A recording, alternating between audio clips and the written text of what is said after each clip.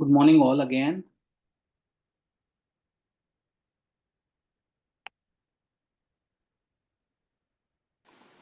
Hey, hi.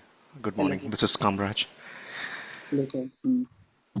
Uh, so, Kamlat sir, Santosh sir, do you have the links for submitting the evaluation? I hope you're referring to the Google form Yes. that was shared. Yeah, Yes, I Google have that Form. handy. Yeah. Okay. Santosh ji, you also have access to it. Let me check it. Give me one second. Okay. Okay, I do have it. So how does it work? I mean, every time Right. I'll get I will see this form looks like will it I'll open every explain. new form every time? I'll Yes, you will have to fill it every time. I'll just explain. So Okay. we will admit teams, you know, as per their time slot, starting from 10 o'clock. Each team will have a maximum of 15 minutes. We'll have a maximum of 15 minutes to interact with the team. They will have a hard stop at 5 minutes, where after which they'll stop presenting their idea. Post that, the next 7 to 8 minutes, you can interact with the team, ask them questions, give them actionable advice, and do all that. At 13 minutes, we'll have a hard stop for all teams presenting between 10 o'clock to 12 o'clock, post which you'll have 2 minutes to fill in the evaluation form. For every new team, you'll need to fill a unique evaluation submission. Okay. Thanks. Make sense? Yeah. Sure. Okay, so we are at 10 o'clock. Let's start. You are ready, Heelys? Yes, sir. Right. So, Just one more thing. In the evaluation sheet, you will need to write their team number, AIWOS 10154. okay. Okay. Yeah. Okay. Over to you, Heelys. You have 5 minutes to present your idea. Thank you. Sir, can you give me permission to share my screen? It's there. Let me share. Or else I can speak it. No, I'll give you the permission. Okay. The permission is already there. But, okay. Yeah, okay. It's okay. Yeah, right? Yeah, yeah, Okay. yeah, got it.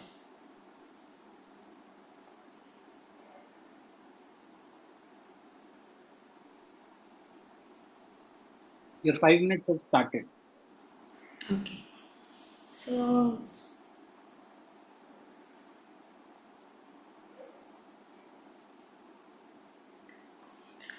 good morning all. Myself Josna Mary Thomas. I'm come from Amal Jyoti College of Engineering, Kottayam, Kerala. So I'm basically studying MCA. I'm coming to my product. Imagine a tiny thing which can be a enemy in our mouth. It can be harsh, it can be sometimes painful, and also it very difficult for us to eat, drink, and also to talk to our friends. It's an enemy which is called as a mouth ulcer. The mouth ulcer is causing so I'm sharing my PPT. Since that the mouth ulcer, we also known as it's a canker sauce. It's a small thing which inside which occur in our mouth.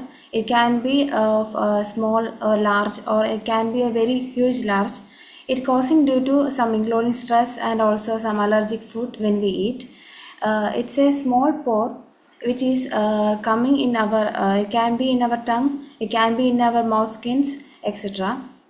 It is a white or yellow center red border. It can heal the all thing comes to 1 to 2 weeks extra.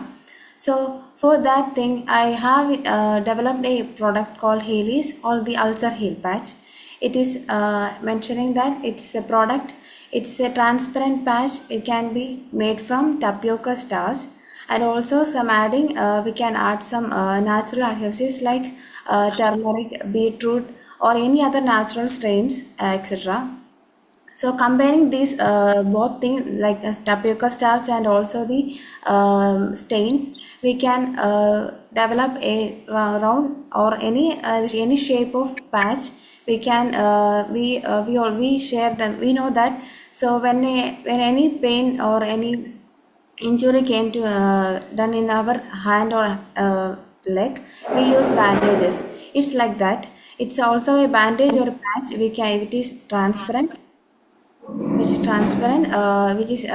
we have to paste it in our over the ulcer, so it can be helpful to heal the pain and also it also give a comfort.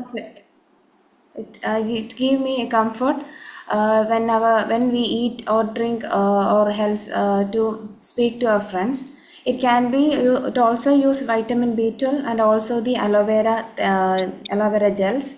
It is a flexible film, and also the main thing is it is automatically dissolved after 20 to 30 minutes into our eggs, automatically dissolved into our stomach.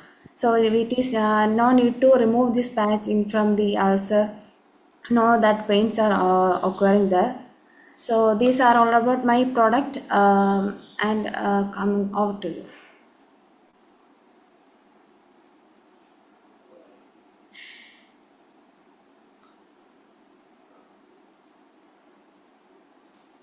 Hello. Yeah, hi. Hi.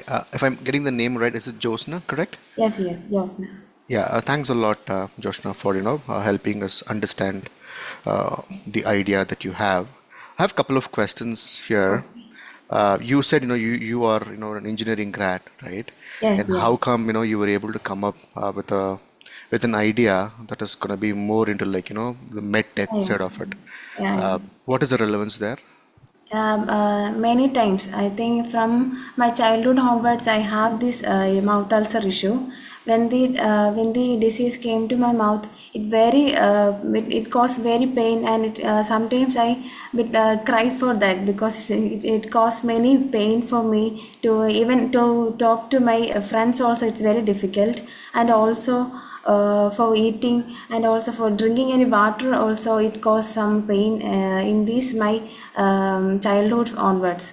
So that's why I came to this idea. Okay, yeah, that's good. It's more about what you've learned and that you're trying to make this as a product. I get that. And have you done any market research and have you understood what does a market size looks like? Because there are already a lot of options available out in the market, right? Yeah. You go to a maybe a medical shop and you get a over-the-counter medicines. That in fact fixes the problem, right? I think it's not even more than 100 rupees if we get that number right. If that's the case, how do you think your product or your medication will add value to the consumer? Yeah, when I reached about the market things, I had many. There are many products like this, but they all uses the chemical things, chemical compounds or chemical substances are used for their product. For my product, it's a unique thing that it uses a natural things like tapioca starch and also the aloe vera things and also turmeric, beetroot, etc. We are using only none of any chemical substances are used. So for using the natural things, we have researched about that. So it causes many. It does not causes any allergic to people. So it can be very useful to market when it came to the people or the medical doctors or patients or the medical sciences.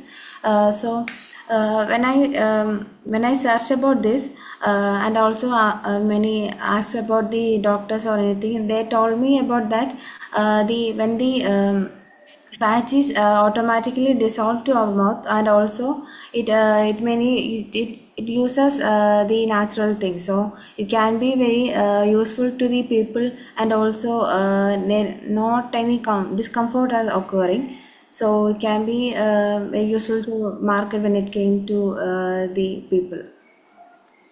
Yep. Thank you. Okay, Joshua, thanks for your presentation. This is Okay. Santosh. I have a couple of questions. One is it like since you're using all these natural ingredients, what would be Yeah. the shelf life?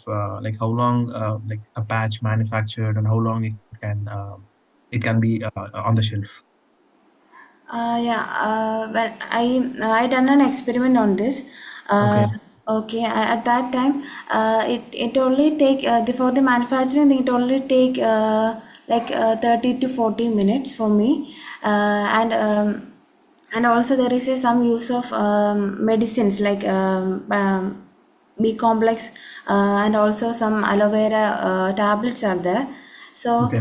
when I compare with it, it only takes about the 30 to 40 minutes, and also it takes for some time for the manufacturing process, like for the getting the natural, like, flexible feeling from the tapioca.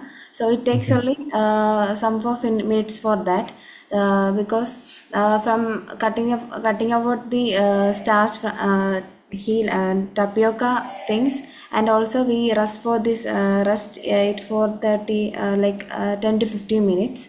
So when after the manufacturing, after I'm doing this experiment, I got the patch, and I take it, and it 15 to 30 minutes I paste over in my mouth.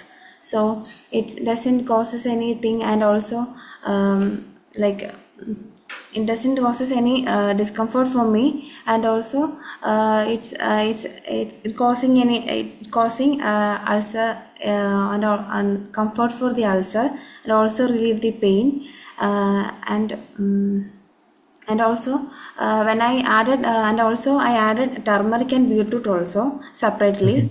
Okay. Okay. When I added the turmeric to the patch, it is very useful, because it takes more minutes to paste in our mouth when I use the turmeric.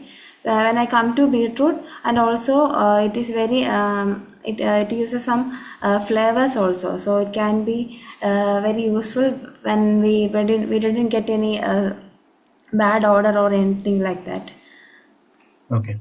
So I get it. My question is like, once you manufacture, how long you can store it? Like, do we need to store it in a refrigerator, or can we store it outside? I Yeah, get yeah, the manufacturing. we How can. long? How many days it will stay? It will be there without going Yeah, bad. yeah. There is no need for putting in refrigerators. It's a Okay. natural thing, so that it can be stored in our shelves like that for only for not for 1 to it can be 1 month, 1 month. So after that, it can be loses its natural things. So only Okay. up to 1 to 2 months only we can store this in the shelf. Not use of any refrigerators or like that. Okay. So okay, it can be stored for like 1 month. Okay. Yeah, yeah, yeah. So I mean, how does the like is can this product be mass manufactured, or it is like it can be done only via hand? Like, can we use machineries to do all this extraction? Only for cutting out the shape. Only for that only we are using the machines. Or Okay. otherwise we can use our own hands. Okay. Yeah. What would be the approximate cost of this product per piece? It can be sometimes the ulcer can be of many sizes, like Okay. a small thing, and it can for the children's it can be a small tiny thing. So for that we uses a small thing, like something called short, a small thing, medium and large is there. For Okay. small we can use the packet. For first time we are using. We are costing this like for 50 rupees for one pack, like that. In one pack it can be 5 to 10 patches are there. Coming to the large things, it can be the increasing of cost is there, like that. Yeah. Yeah. Okay. Yeah, team. Couple of suggestions here. Since this is going to be a a medical product, right, which is going to be more of a consumables. Uh, I did not see any slides around doing a clinical trial. I think based on your idea, that is going to be very much essential. Maybe I would encourage the team, come up with a plan as how you're planning to get your product certified. How are you planning to address all the clinical trials as well, since it's a consumable, right?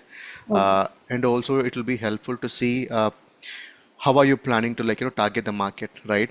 Is it the targeted market only maybe like your current state alone, or is it only India, or is it globally? Maybe along with that, if you could also do maybe a product research document and also an MRD, which is like market research document, will be helpful for your upcoming days on this particular idea. Okay. Yeah, got it. Thank you. Okay, thank you, sir. Hey Lizzie, this is Dr. Shikhar. So I have a question for you. Have you done some customer discovery? Where are your customers? In which geography? Yeah, can you tell us more about that? My customers include the medical, the doctors, not doctors, the mainly the pharmacists. They are using the. I am introducing my product to them. So after, so they are using the things and also selling to the people. The like the childrens or any other people, any all class, any in all age people can use this. So we are introducing to the pharmacists or the medical stores are there. So for that we are introducing it. So customers can be beyond this, medical stores and pharmacy. Yeah. So look up customer discovery, and we would request you to look up where are your, as per your markets, your customers would be. So they are located in which geography, which markets you are targeting, online platforms also you're targeting or not. Those are the things you need to have, like sir just said, to have a market research document that will really help you to strengthen your going forward. Okay, okay. Yeah, okay, ma'am. Thank you. Good luck. Thank you. Okay, thank you, ma'am. Perfect. Thank you. Thank you for joining. Okay, thank you, sir. Thank you. Connected. Mentors, you'll have a couple of minutes to fill in the evaluation for AIWS 10154. Uh, Miss Neelam, Miss Shikha, I think you missed the first few minutes. So we'll share the recording with you so you can also look at it if you want to go through what you missed before evaluating. And one more question I have. You said like for example, if we say market opportunity, like we need to give numbers, is it? Like Yes, what numbers out exactly? of 10. Yes, Numbers as in 1 to 10 or 1 to 10. 1 to 10? Okay, thanks. Okay, we'll just wait for a minute and then Shreya is here. She will start presenting her idea. Elise, you can actually exit the meeting now. Yeah, okay, thank you, sir. Okay. Shreya, you might want to check if you're able to share your screen and check your video if you're coming on video. Check all those things. We'll start in another minute. Yeah, sure. Am I audible clearly? You are audible. Thank you. Thank you. Just start in a minute. One more question I have. We haven't discussed anything about financials. So what do we do there? The ratings Correct. for financials. Correct. So what is the best that we can fill? Basis their presentation, their video, or what they presented is what will evaluate them for.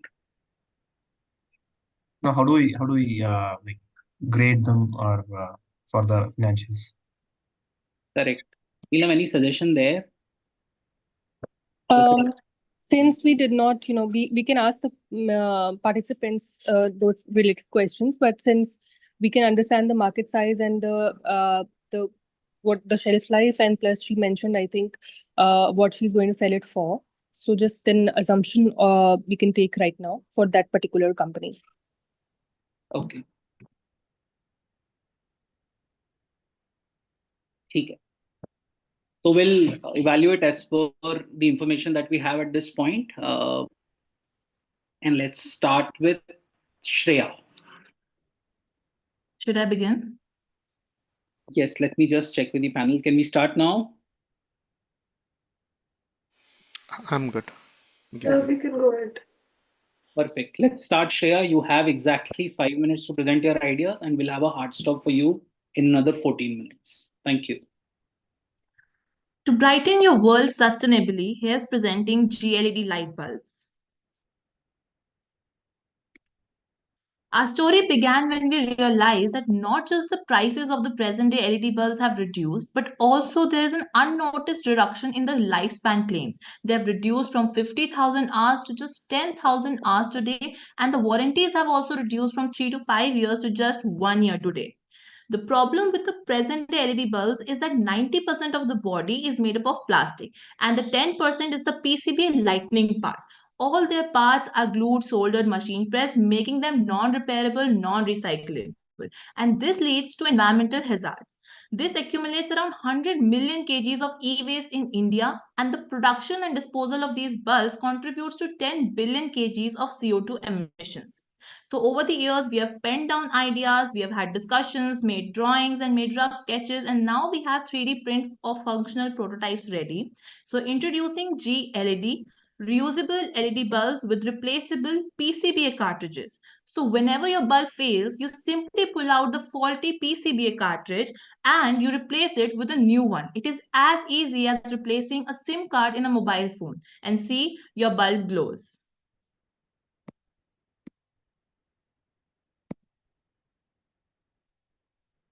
Our product is a luminaire. The entire bulb's body can last for a lifetime, and the replaceable cartridges reduce the replacement cost by 75%.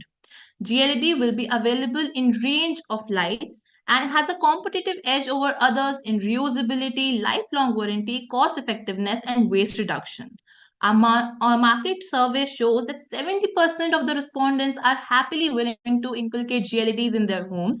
And the survey's inference from exhibition shows that all consumers, sellers, and investors are equally happy as it is affordable, eco-friendly, and same profit on lesser investment.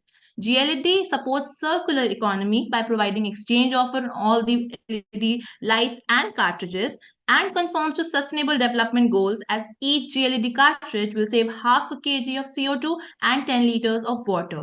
The market size as per the data available is globally 73 billion USD, out of which Indian light bulb market is 3.2 billion USD. Even if we target 1% market with GLED, there is 32 million USD market. The cost will be at a competitive price as of the present day LED bulbs. 40 rupees for the component cost and the rest 60 rupees will include all the e-commerce sales cost and the targeted gross profit. We target a break even in 12 months with closing at 4 lakh bulbs production by the end of 1 year completion. In the roadmap, in the first phase, we have already signed for incubation at IPEC TBI. In the next phase, we'll be focusing on production and certifications. In phase 3, there will be a focus on online sales through e-commerce platforms and government tenders. And in phase 4, we'll focus on scalability of our product. It has a scope of opportunity as it has adaptable by MSMEs, help government scale up their sustainable penetration of LED bulbs among the marginalized sections. We've already got an Indian patent granted on the method of reusability of LED bulbs. We have got prototype funding by IIT Madras, because of which we were able to make the 3D print functional prototypes. We have got various international and national achievements and rewards and have been recognized by UNESCO twice. Along with me, I have my father, Naveen Chopra, as the co-founder, and we have advisors Renu Narang, CEO of NVVN, and Nidhi Kumar Narang, Director Finance of UPPCL. GLED is not just a product, but a concept towards responsible consumerization. Let's say no to single-use LED bulbs. I use GLED. Will you? Thank you.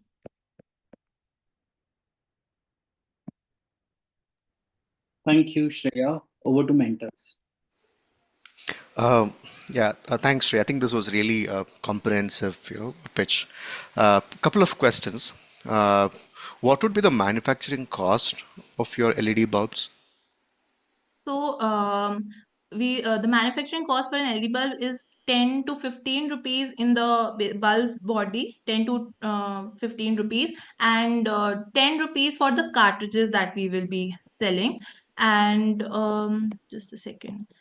And this is how I've done the breakdown of the components of the body. So I have included 10 rupees for material cost of the body, 10 for the cartridges material cost, and 10 in the production and assembly, and 10 in warranty and sample. This concludes to 40 rupees for the bulb.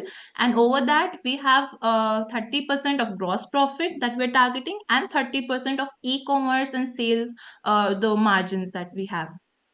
Okay, are you planning to manufacturing yourself, or you want to do a kind of a white labeling with Right any now, other? right. Right now, we are outsourcing from the third party, but we want the fund so that we can do it in-house manufacturing of our products. Okay. Have you, done any exercise around the kind of certifications that you'd require? Uh, Yeah, actually, we have got the patent, and now that we were suggested by our advisors that we should go for incubation first, and then begin with the procedure of also getting a global patent, and and also getting the procedure of getting funds to make the final product. Only then we'll be able to go for the certification processes of our testing and certification of our product. Right now, okay. it's a 3D print model. Okay. And how many such prototypes that you have today? uh with me in hand, there's just one prototype that I have made in different shapes. I'm not having it right now with me, but like the square lights, the concealed lights, and a mini sample of a tube light also I have made of the prototype. So that is just to show that in all these shapes and sizes and all these formats, the GLED can be incorporated. We initially began with the idea of GLED with just the LED bulb. Yeah, thank you. This is helpful. And Shreya, with respect to the pricing, how how much does how are we like in an advantageous position when compared to the other normal LED bulbs? Okay, so I am pricing my GLEDs at the same price of the present LED bulbs. The Okay. only difference it's making is the reusability. So the next time you buy a new bulb, you don't need to spend, like, for example, 100 rupees again on the bulb, but your new cartridge that you're buying is at 25 rupees. So it saves up your cost by 75%. And yeah. And how many time it can be reused? Reuse. I mean, can we reuse it? Yeah, Can we reuse it so infinitely? we are not increasing the warranty of our bulbs. We are saying that we are giving the same quality product, same warranty as the present LED bulbs, but the body can sustain for as long as the plastic is good, because plastic has a life of up to 20, more than 20 years. So Okay. as long as it is good and as long as you wish to reuse it, it's sustainable. While the cartridges, once they fail, as the normal LED bulbs, how they eventually fail, you can simply just buy a new cartridge. And we're also giving a circular we are promoting circular economy by giving an exchange offer on whatever the LED bulbs you have right now, whatever the lights you have, and the cartridges that you will give, we'll give a 10 rupees credit to you. And this giving the credit on the cartridges that you're giving back to us will also promote our sales of the GLED. And have you done any sort of testing, like to understand what is the life? Like you basically said, like it lasts for 10,000 hours, right? Have you done any sort of testing to prove that the cartridges last for 10,000 hours or something like that? um the testing has been done. I would have been able to give more.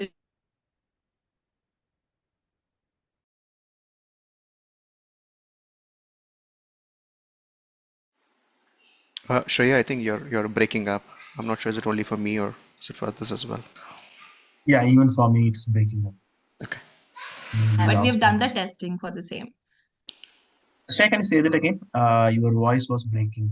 We are not able to hear. Yeah, I'm saying the testing has been done, and we've also ensured that we have air vents in our GLED's body so that it provides a cooling effect. It can last longer than a normal LED bulb because it does not have an air vent. That's the differentiator we have. And for more insights, I would wish that I had my father with me. He's looking after the technical work, the thing. So maybe if you need more insights into that. So. That's fine.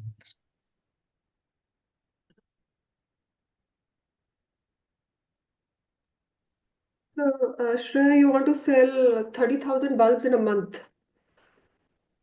Is that Sorry. right? You want to sell 30,000 bulbs in a month. Yeah, I target to initially begin with like 10,000, like bi-monthly I've made a table. So bi-monthly 10,000 bulbs, but we target to take it to almost 4 lakh bulbs being produced by the end of 1 year.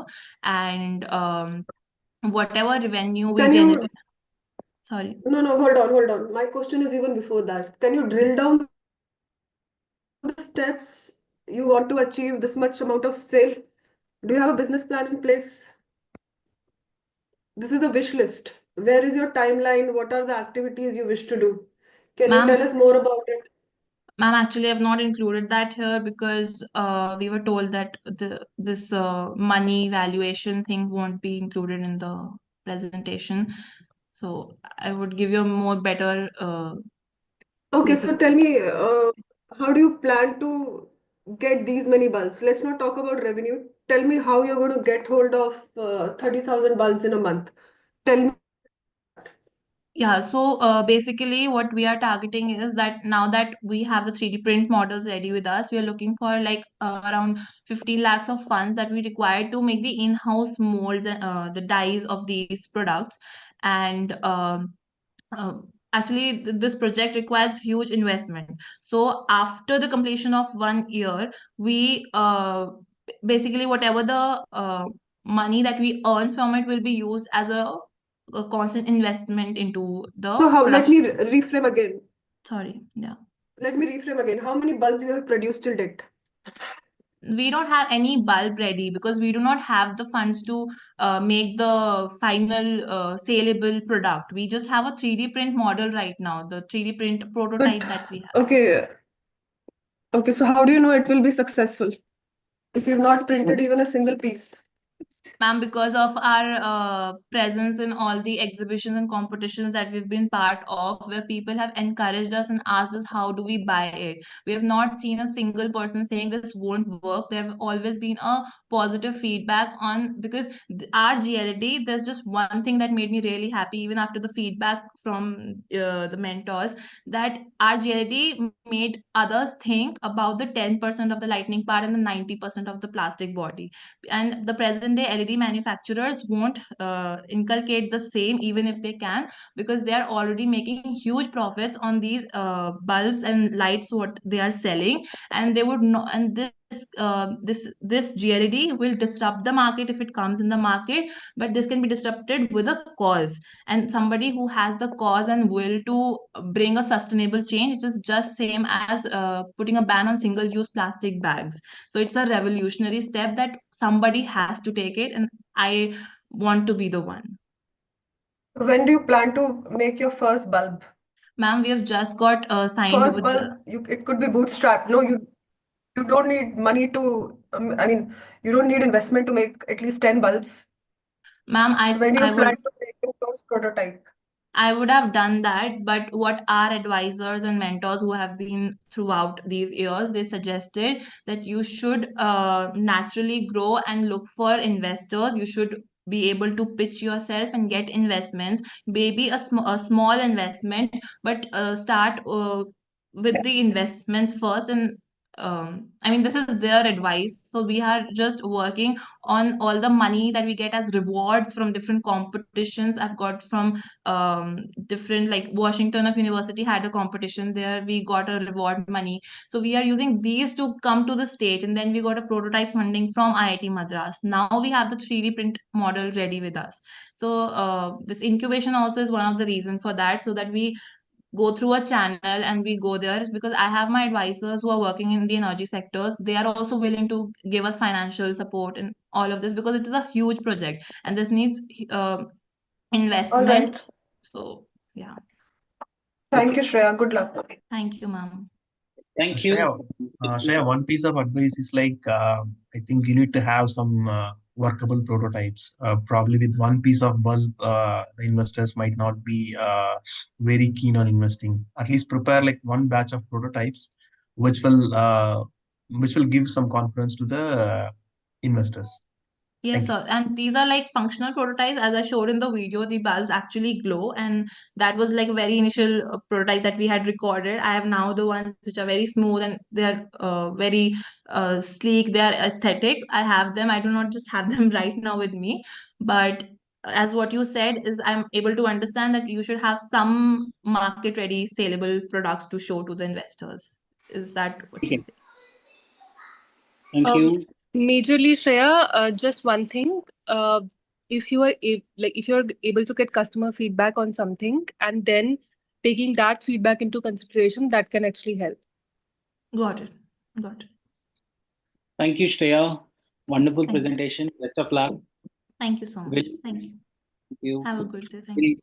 today. We'll give you 30 seconds, the panelist, if you can fill in the evaluation sheet. And then we have Shrivera who will present. Shrivera, just, you can check if you're able to share your screen, come on video if you want to. and see if you're all set. Another 30 seconds, we will give you 5 minutes to present your idea, and Okay, another sir. 8 minutes maximum for any Q&A. Oh, okay, sir. Fine. Vaibhav, I have a doubt. Sure, go ahead. So, the scoring sheet, we said we'll give marks out of 10, Yes. but the thing is, the candidate is here, so I don't want to talk anything specific. But the thing is, the market is there, but if the candidate has not done anything, is not fully prepared, so what score you expect us to give? Market Right. opportunity is there, yes, but the candidate, yes, Right. So we yes. will, again, I don't have a concrete answer to that, and I don't think anyone would. So, to the best of our ability, what we think in terms of the market opportunity, plus a mix of how they have been able to, utilize that. So, it can be a mix of both. So, we'll leave it. There will be some discretion, of course, and we'll have to be okay with it. And Shreya just said they don't have to talk about finance today. Also, So just to, how do we right. score there? No, Because so the they will answer is not be, right. So, they'll how not be talking about valuation. So they'll not be talking about their valuation and what funds they seek. However, you can ask them questions around, what do their finances look like? because they've filled it in the sheet, their financial projections or something, not investments, but okay. Sure. Also, just to remind, I think this meeting is also live telecasted over a YouTube channel. So just wanted to update that. Okay, all right. Okay. Okay. Thank you. Shrivera, over to you. You have 5 minutes exactly to present and another 7 minutes for Q&A. Over to Okay, you. sir. Yeah, thank you. So good morning all. I'm Shrivira from Approx Tech Private Limited. We work on medtech diagnostic devices, and we are based from Coimbatore, Tamil Nadu. So our product here, we are here to present a product, Pacdoc Cardiotrophy, a diagnostic device for heart attack. So coming to the problem statement, so 1 in 4 deaths in India due to cardiovascular diseases, and the rate has been increasing in the recent times as per the recent survey. So cardiac vascular diseases are turning into a silent epidemic also, and these heart attacks and cardiac ailments are the major causes of the increased death in the recent days, irrespective of the age group or whatever the health background they may be, without a rapid and adequate treatment in an emergency situation. And the symptoms of the heart attack are not noticed at the right time for to be effectively treated at the early stage to save human life. So the problem statement will be the absence of a device to diagnose heart disease at an early stage. The use case of our product will be the people with diabetes condition, since they are at a high risk of getting silent heart attacks, people with high cholesterol, people with genetic disorders, and other people, common people having symptoms of common heart attack symptoms, pain in the left side of the body, chest pain, shortness of breath, and abnormal swelling of legs, and so on.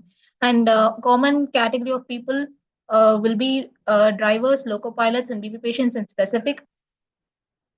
The existing current alternatives in the market or imaging technologies, that is X-ray, CT scan, ECG, echocardiogram, and blood test samples to test the risk of heart attack and to diagnose the heart patients. So the indirect competitors in our market is MyTest Open and iKit and on-site rapid test kit. That is a qualitative analysis that is that shows positive and negative results. So the proposed solution of this is to offer a diagnostic method that detects the major biomarkers of heart disease. So this will be our product's design.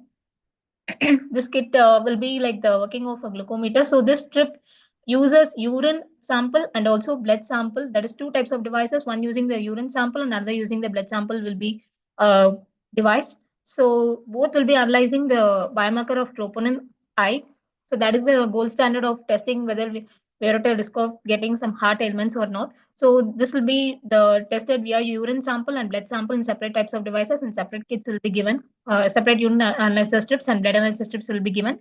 So once the sample is inserted in the device, the presence of troponin I will be detected, and also the relevant levels will be shown. That is, it will be entirely giving a quantitative analysis via normal, medium, and high risk of parameters. So it's entirely a portable device, and it's the ease of use for the customers also. And it's totally an IoT device. The results will be transferred to the integrated app along with this kit. The novelty of our product is, as I said, it's an entirely portable and monitoring assistive device with urine and blood analyzer strips. It allows initiation of timely and appropriate treatment, and it's ease of use for the older age people and also bed rest patients. And analysis of results can be done by the users. So the market size with relevant to the diabetes market is, as per the survey, this is the global and Indian market population. So as per the TAM SAMSOM analysis, we target 1% of the Indian population of the diabetes patients.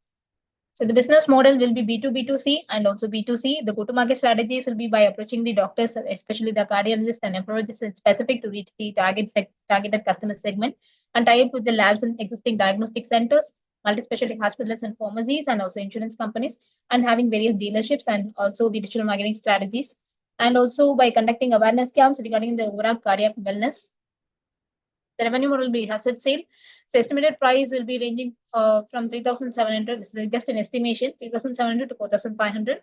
So we also plan for paramedical collaboration by offering life-saving tablets along with this kit, that is blood thinner tablets, which are being given by the doctors at the time of sudden heart attack. So tie up with the insurance companies and one extension or the other revenue model strategies. So this is our team. I am the project leader. So I'm the founder of this company, and I have a biomedical engineering background with relevant research experience and business experience. And this is Deepika, our co-founder. This is our other team members and advisors. Dr. M. Sridharan is a PhD scholar, and he is an expert in biotechnology and immunology and the bioinformatic aspects. And he is our senior researcher who's conducting our test in in-house R&D. And this is Mr. Rohit, sir, our business advisor. He's an investment professional at Lightrock. Dr. Jagajin is our scientific advisor. So this is our current development status. We are on the TRL level 4 technology development. So our prototype development is being done currently. This is our fundas, basically a bootstrap, and we have received so far government grants of rupees 6 lakhs. This is a fundask of 1 crore. These are recognitions got for our product as of now. Yes, sir. Thank you. Thank you for the presentation. Yes. Thank you. I'm done, sir. Over to the mentors. Hey, hi, Shrivari. This is Kamraj. Hi, sir. Yeah, great. I think you kind of captured all the required information in your slide. Yes. Couple of questions. What made you to come up with this, idea or a product? Yes, sir. There are two incidents. One is from my personal incident, since I'm also a heart patient, basically. So I have undergone two bypass surgeries, and my father also, the last year he got a sudden heart attack. Like that heart attack couldn't be predicted even before. Like he didn't go for checkup and all. So at the last time of his the heart blockage, we suddenly he treated him and saved him. So, and also another incident is before 2 years, I guess Karnataka actor Mr. Puneet Kumar sir died due to sudden heart attack. He is a fitness freak, and also that was the basic instinct that why even a fitness freak and health conscious person gets sudden heart attack and dies, and without a treatment done.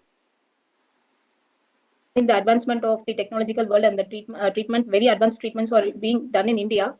Even the famous actor, he couldn't save his life at the last minute, since he has got sudden heart attack. Actually, nothing like a sudden heart attack. So I worked on that, how a heart attack starts and what and all are happening behind that, and so I came with the project. So it was started before 2 years. That was the thing. Do you have, you did mention, right, you are in TRL level 4. Yes, Do you sir. have a prototype? We are working on that. So 50% of that is done. Sensor part is almost done. So we are working on the sensor part now. Okay, and have you done any trials? I know you are working on the prototype, Yes, sir. but based on the logic that you mentioned, right? Have you done any testing, to be able to prove like how foolproof is your methodology of addressing or like Yes, sir. Mhm. Based on the research studies of the testing the troponin I, we have done the in-house R&D for testing the presence of troponin I, sir. So various that for testing the presence of the troponin, also we have mentioned that we will be giving a quantity analysis. So for giving the quantity analysis, we have done the in-house R&D regarding the setting the immunoassay and all to set the threshold levels and the accuracy levels. So that is being done almost. That's almost done for the in-house R&D has been Okay, done for the troponin presence. Okay, I think you did show about your your team members, right? Do you have any cardiologist as part of your advisor? As part of now, these are the members as of now. We have two doctors on not on board, sir, but we also have the back end team. Uh, one doctor is based on Coimbatore. Actually, he's Dr. Karthik Kannabaran. He's a cardiologist.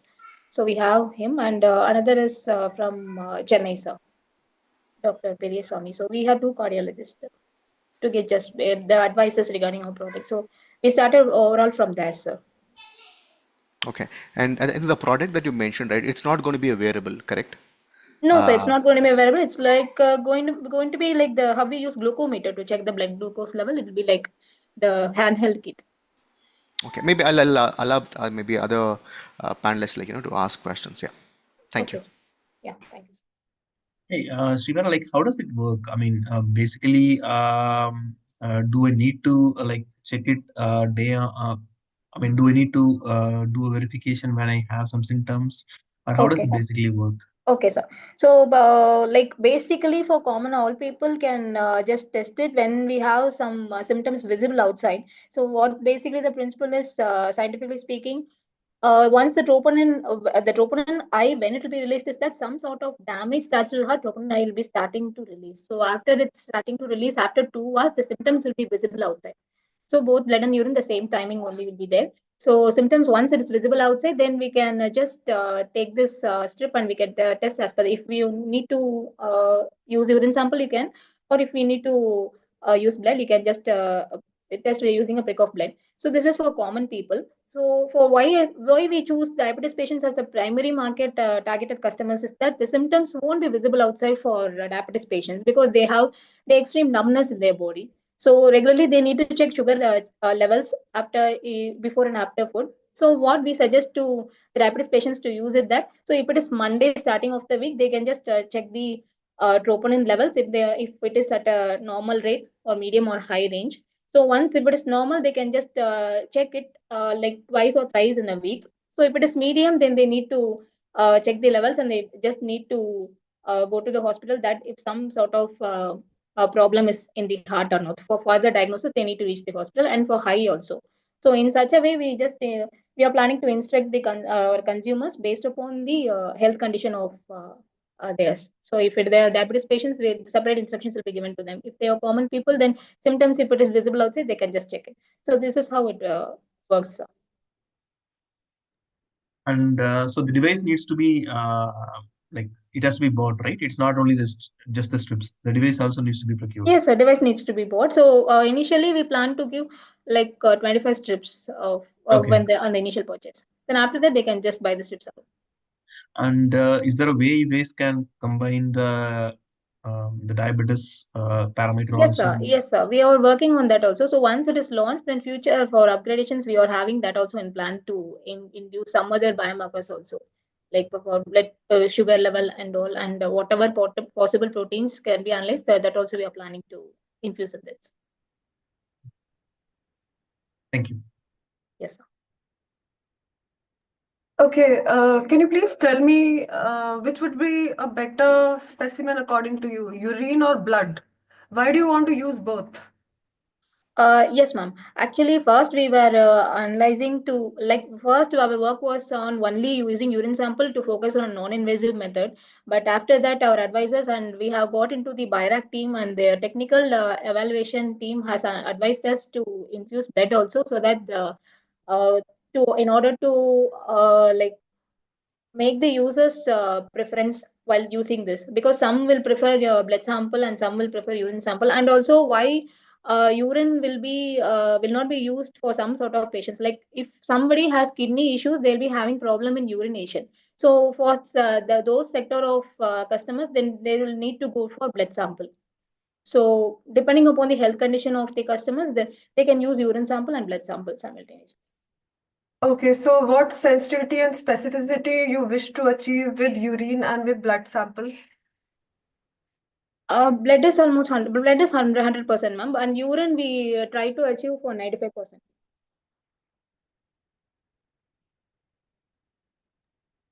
That's all. Thank you. Yes, ma'am.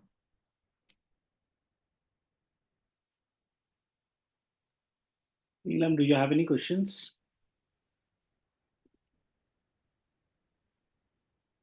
No questions, but I think that the solution is great. And since it is at a prototype stage, you can experiment and take feedbacks and do a lot of surveys of heart patients and cardiological doctors and go to, hospitals and check with them, understand the patient even better, so that you can create, the prototype even better. And when the first product, is created, it takes into consideration all the Yes. feedback and the right kind of science and methodology. Yes, ma'am. Sure. Sure. Thank you for your suggestions, ma'am. Thank you.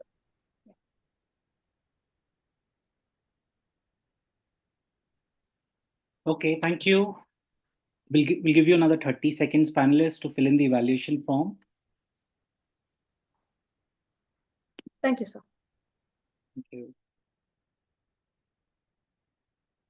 So, Vaishnavi, you had said that there is another member, Kresilin Emina. Is she also a part of your team? I don't see her. I don't see her in the waiting list.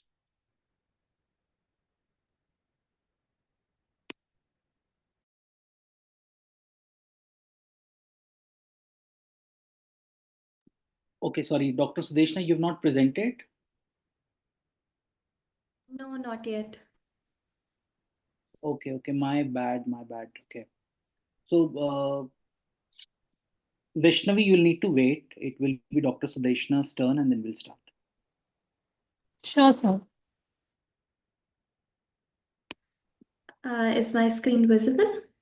Yes, your screen is visible. Over to you. You have 5 minutes to present, followed by 7 minutes of Q&A. Thank you. Good morning, everyone. My name is Dr. Sudeshna Ingle. I'm the founder CEO of Thyroid Innovations. Our vision is to build India's only AI-based thyroid screening and management platform. Imagine waking up daily exhausted, struggling through tasks, noticing weight gain, mood swings, and focus issues, all without a clear cause. For millions with undiagnosed hypothyroidism, this is daily life as symptoms silently worsen. 1 in 10 adults suffer from hypothyroidism, yet 1 in 2 patients are unaware of their thyroid conditions. Also, various reports suggest that as good as 30% of Indians might be suffering from either of the thyroid diseases. Also, these diseases are more prevalent in females as compared to males. Lack of awareness compounded by non-specific symptoms and limited resources inhibits the screening for thyroid diseases in general population, which leads to late diagnosis. Indian Thyroid Society states that India could be thyroid capital of the world and highlights the need for universal thyroid screening. Coming to thyroid nodules, the cases are on rise. However, a very small percentage of those are cancerous. The gold standard to determine the malignancy is to undergo invasive procedures like FNA biopsy, which leads to unnecessary fear and distress. Our first solution is amalgamation of thermography and AI for automated and early detection of thyroid diseases. Thermography is a proven technique that captures heat emitted by body and translates into high-resolution thermal images. It basically detects localized areas of temperature changes which are associated with tissue dysfunction and inflammation. The USP is that it's completely non-invasive, no-touch, economical way of detecting thyroid diseases at an early stage. These are a few studies that have been carried out which prove that thermography can be a viable screening tool, and the results have been quite promising. This is the thermal camera that we've been using to capture the thermal images of the neck. Our second solution is amalgamation of ultrasonography and AI for automated differentiation between benign and malignant thyroid nodules so that not every patient with thyroid nodule has to undergo invasive procedure. This is the basic workflow that we follow. First step is image acquisition. Then these images are cleaned, pre-processed, and augmented, and our AI model is trained with them. As a result, a thermal image is classified as hypo, hyper, or normal, and ultrasound image is classified as benign, malignant. As of now, we have captured around 3,000 thermal images and achieved 97% accuracy and 92% sensitivity. And we have procured around 3,000 ultrasound images and achieved 95% accuracy. These metrics are projected to improve further when we work with larger data sets. With the prototype, we aim to develop innovative IR quantum sensor designed to capture infrared images. We aim to design and optimize a flexible infrared detector using quantum dots, specifically fabricate quantum dot infrared photo detector that can operate at room temperature. This is the final product that we envision, which is a self-testing booth or kiosk that can be installed at hospitals or primary healthcare centers. It will provide low-cost screening and will also help increase awareness. AIWOS is our digital ecosystem empowering patients with tools for proactive thyroid health management.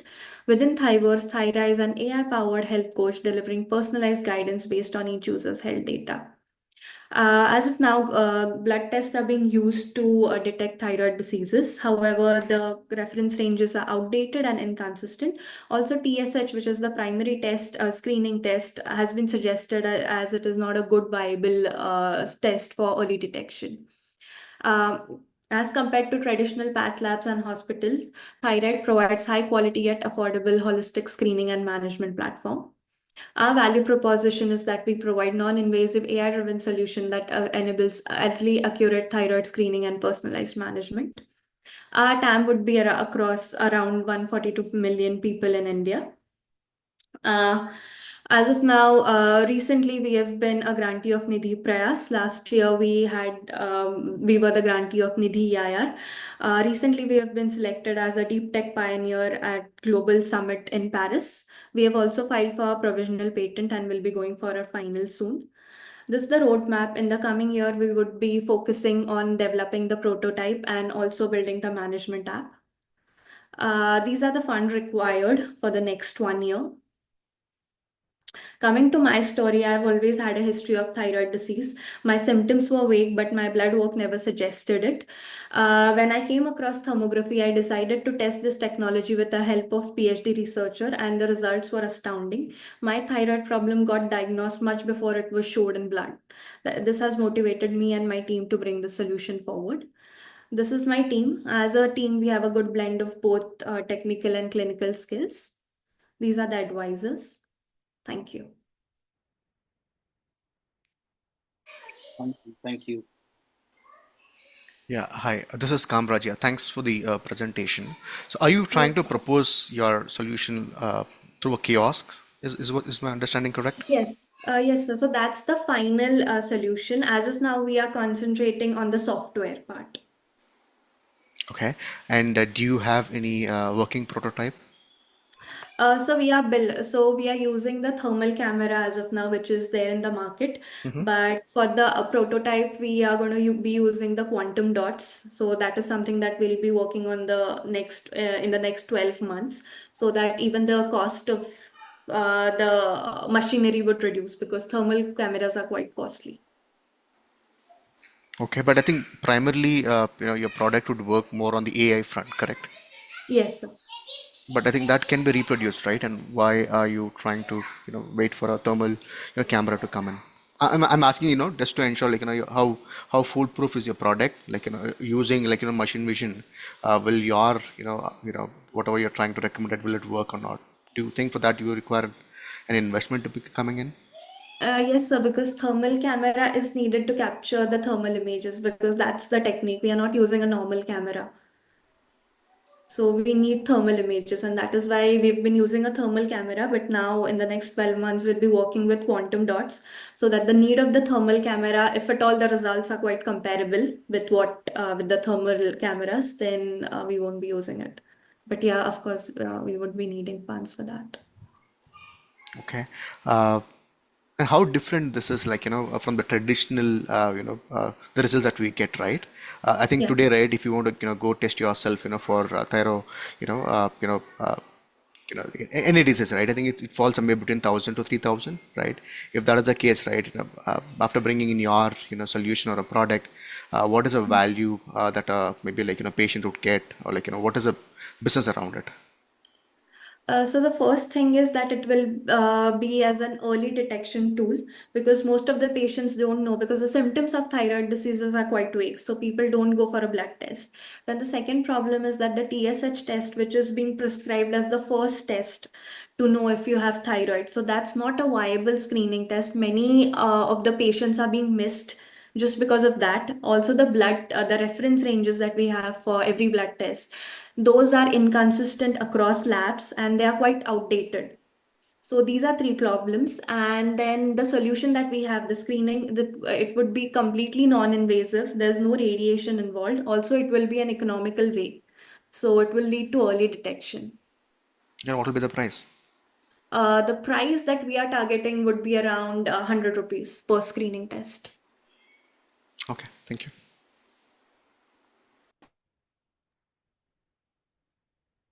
Since the thermal cameras are very expensive, how do you think you can afford it for 100 rupees? The break even will be too long, right? How much does a thermal camera cost? So the one that if we have the one with that we are using, that's extremely expensive because that has a lot of features like Wi-Fi and all of that. But the one that with the minimal features that we would be requiring and all of that and the resolution would be around 2.5 lakhs. So the kiosk using that thermal camera module would be around, we are targeting around 4 to 5 lakhs. That will be Mhm. for the hospital, not for the patient. Right. And yeah. So if this quantum dots thing work for us, the price will come, I mean, 25 to 30% down for the kiosk. Right. Like, but with 100%, like 100 rupees, like you'll be like, the break even will be like too long, right? Will the hospitals be, interested with that so long break even? So the break even, because this is a screening device, so anyone above age of 18 can go and just click a picture. So you don't have to be a thyroid patient. So if the hospitals, which is like 200, 300 bedded, it can be done within a year, the break even. Yeah, right. On top of it, you'll have all those software costs and other costs, right? Have you like baked in all those costs in this price? Yes, sir. Yes, sir. Yes. Okay, Along and with the software part and the hardware, that would be around 4 to 5 lakhs. okay, so you'll be supplying them with both the hardware and also the software, Yes, sir. and End it'll to be like end. a one-time investment for the hospitals. Yes, sir. And just the annual maintenance charges. Yeah. Okay. Thank you. Sudeshna, this is a very crowded marketplace. Tell me, why should I go for your test? As a patient, because I have conducted a survey of around 150 to 200 patients, and people didn't like 60 to 70% of them have agreed that they couldn't come to a conclusion that they have a thyroid problem because they were not aware of the symptoms. So if we have something like this placed in a hospital, and if we do the right marketing, people will come test that non-invasively, and it will be a good early detection tool at an economical price.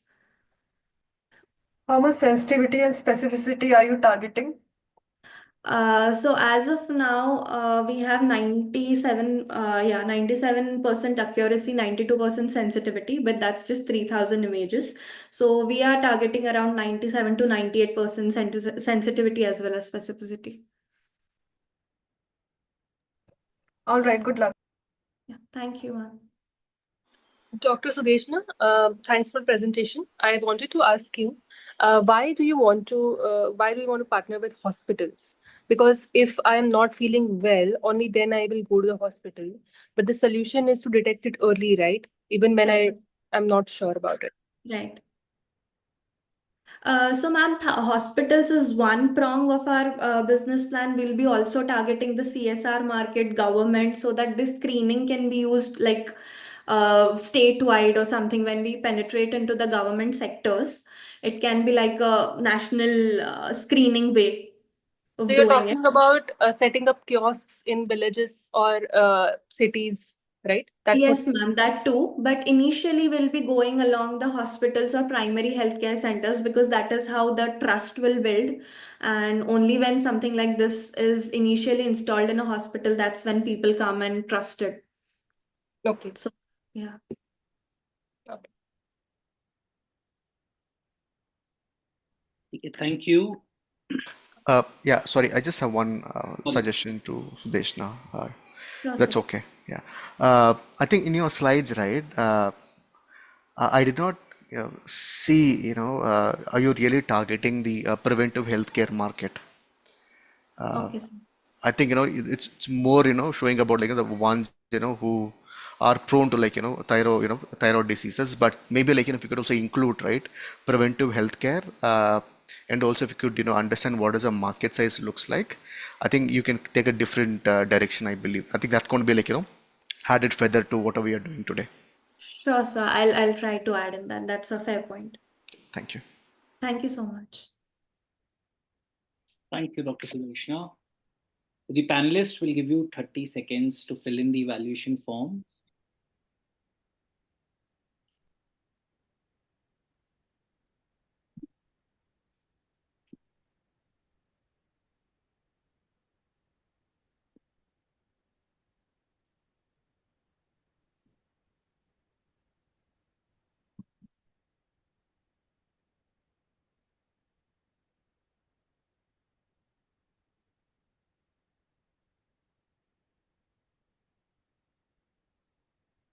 You can exit the meeting, Dr. Sudarshana. Vaishnavi, I've added your team members. Just see if your camera, audio, everything is working. Yes, sir. Okay. Yeah, Santosh, I have a sorry. I think I'm not sure who is driving this. This is for the panelists. In case if you feel like I'm taking more of your time, please, feel free to let me know so that I can take my questions at the end.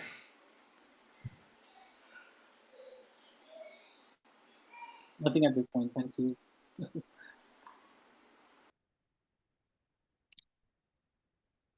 Chalo. So, panelists, are we good to start? Yes. Okay, perfect. Thank you. Over to team 10396. Do you have a presentation that you want to show?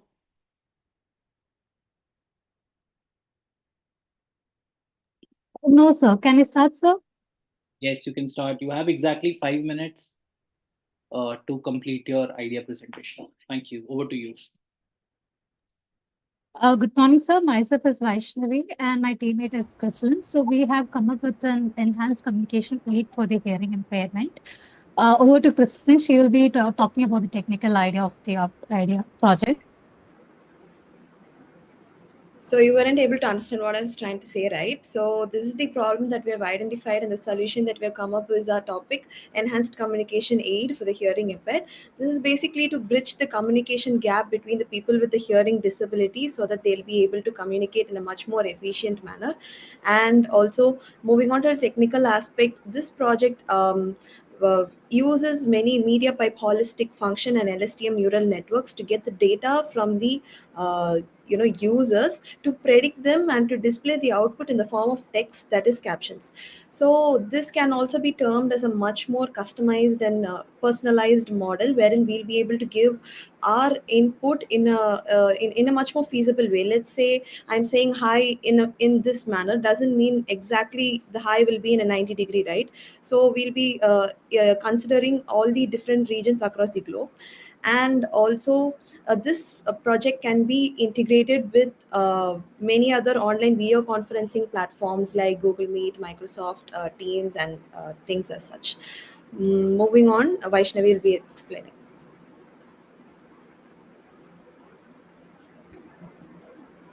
So there are many global players who is very prominent in this field. They actually translate a language into sign language, whereas we are trying to focus on translating the language instantly into a text. In India alone, there are 63 million individuals who are suffering from hearing impairment, and these global players haven't entered this market because of the pricing scheme. On an average, they are charging around 1,250 to 3,500 US dollars. And when we see into the other surveys, it is said that only 20 to 30% of the hearing impaired are in the labor force, and 56% of them are able to hire. They are able to assess an interrupter during an interview process, and the ratio of the number of people who are this hearing disabled and the interrupter is significantly less in India. So we are trying to build up a model where we will be able to focus on educational sectors, private space, and public spaces. So at the same time, we are focusing not only to build the communication gap, but also to provide opportunities in terms of education and employment, also the social integration by providing inclusive society. And we already have we are in a developmental stage, and we already have a prototype ready with us. Right now we are actually seeking assistance in executing the idea through support, through technical support like database management and other legal and regulatory compliance. So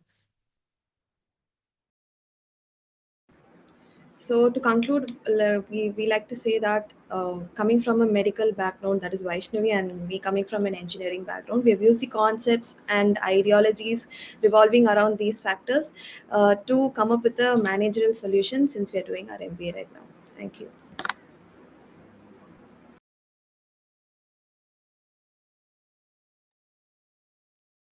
So, I mean, is this device kind of like a device, or what exactly your solution is? Just Yes, like sir. a It's more of a prototype and an API. It's not a device yet. So okay. it's like an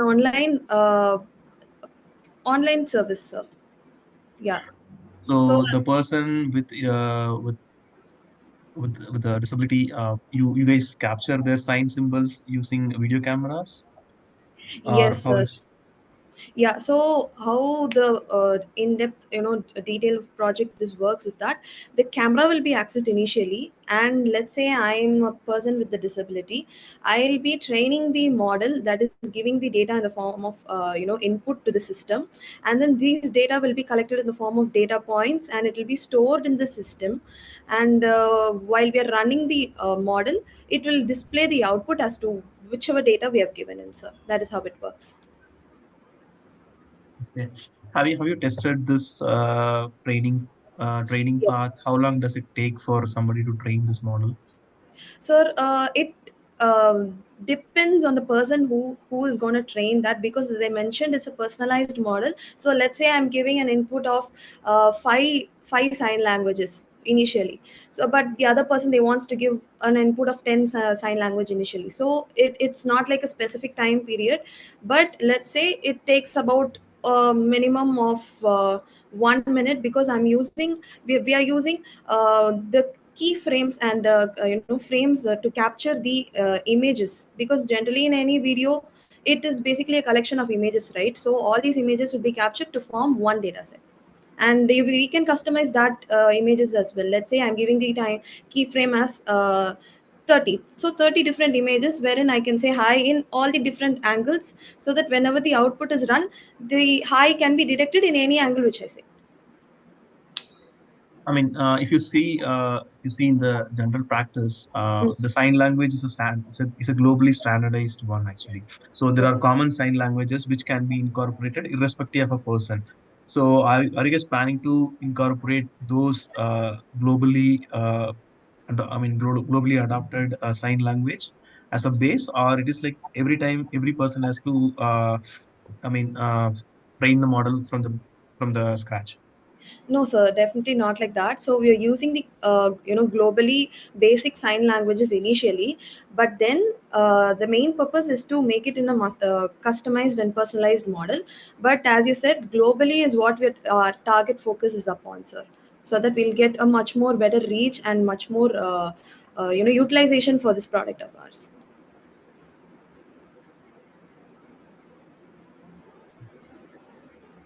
And what would be the pricing model? Is it like an API or something which can be connected to Zoom and Skype, or what is it you guys are planning? Yes, sir. I also mentioned that this can be integrated with, Google Meet and Microsoft Teams. So let's say I'm integrating with one of those platforms, and even now in Zoom, you can see there are a lot of icons that is participants chat, and we can have the blur background and things as such. So this can be included as in one of the options, wherein if you enable that option, we'll be able to display whatever sign language I'm saying in the form of text that is readable captions immediately. And the pricing model, Vaishnavi will talk about it. so at first we are keeping in the base of subscription model, sir. That's what we are trying to do, or maybe a freemium model where the users can use it for 60 seconds free, and then they could go for the premium model. Thank you. So, what is the plan to reach your target customers, people with special abilities or disabilities?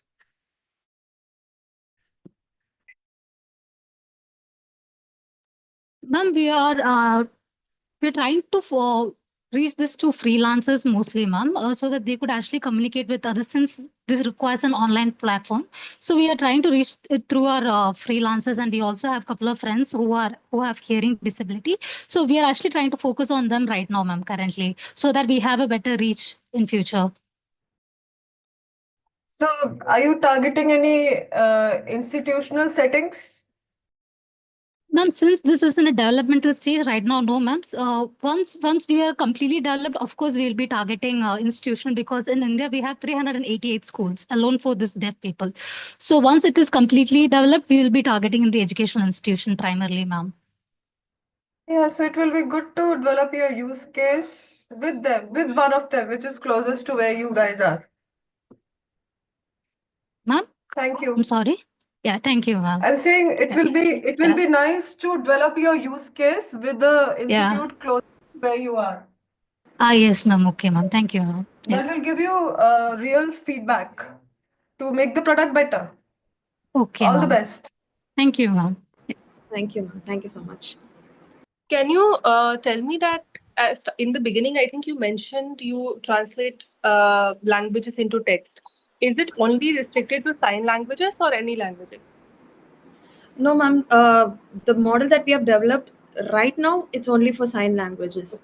As I told you, the input will be captured in the form of video. So whatever input that is, if it's saying hi, means it will record as hi and it will be display the output. And it will translate it into English. Yes, English, or rather, we are in the developmental stage of incorporating more languages as well, ma'am. But now it's English. Because if you want to go global, Hmm. even in global markets, there are languages other than English that are widely used. And I think that will also be a good market to be captured.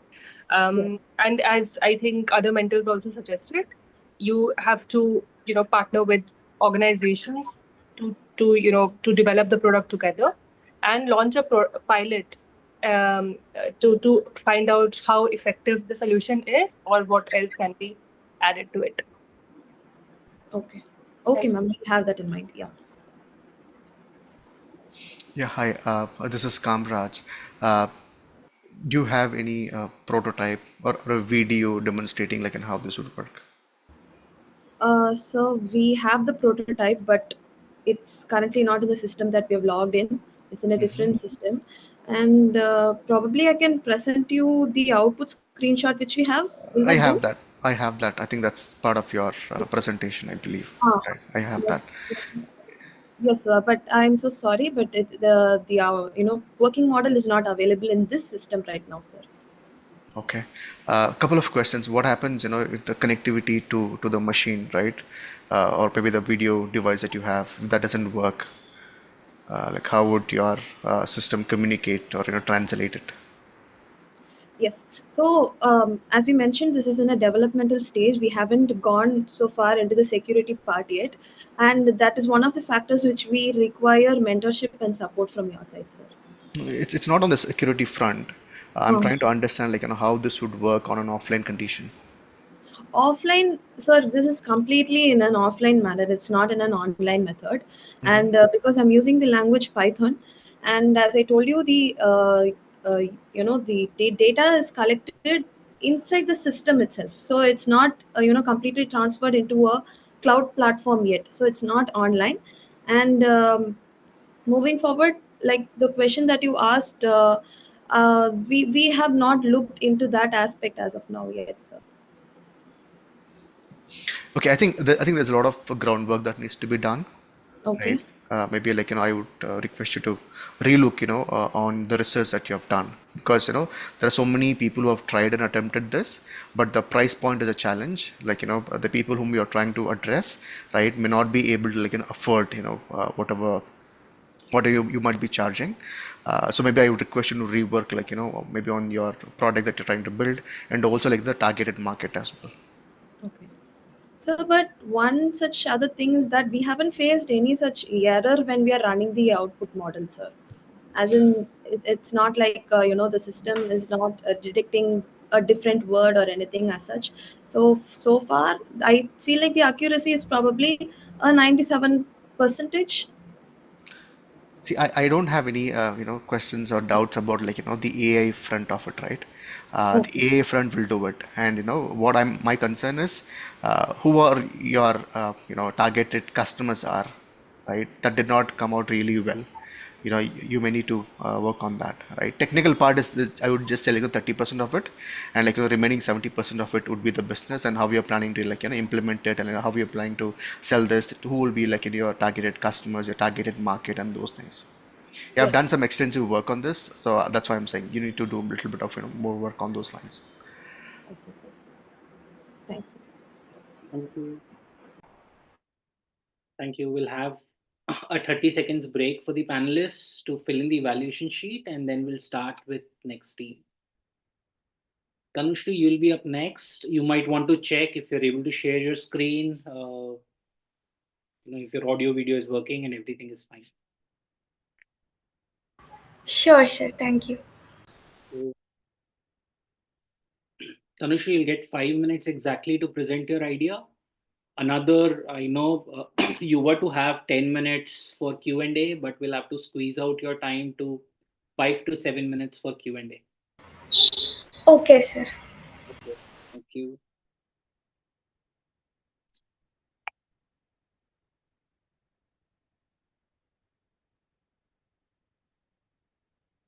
Okay, we're good to start. Tanushri, over to you. You can start your presentation. Your 5 minutes start now. You're on mute. If you want to unmute yourself. Yes, sir.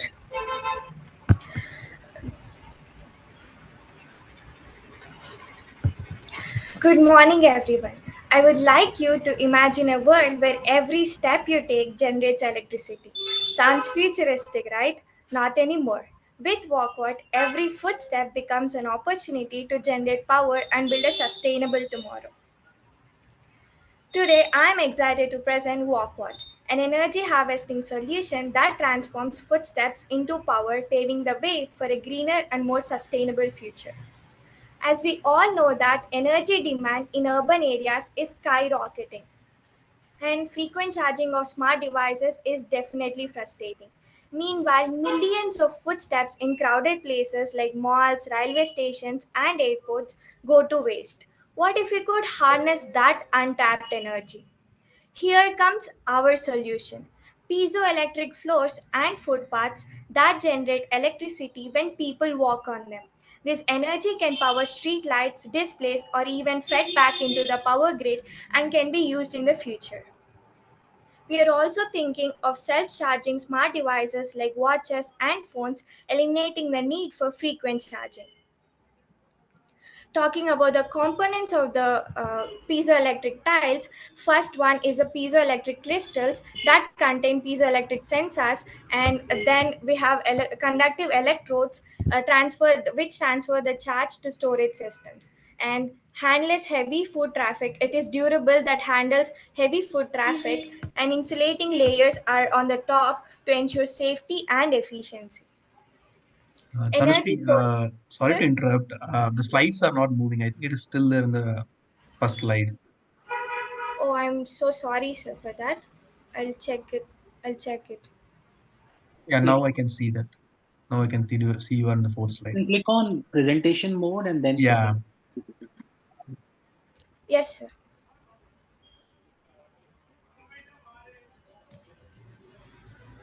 Is it visible now, sir?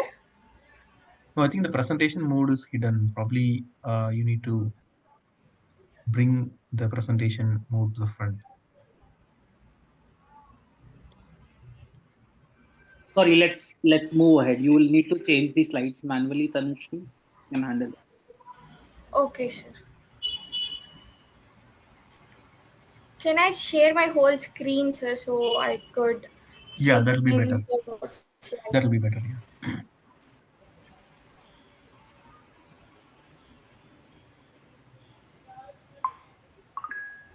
I do this all the time, Tanushree.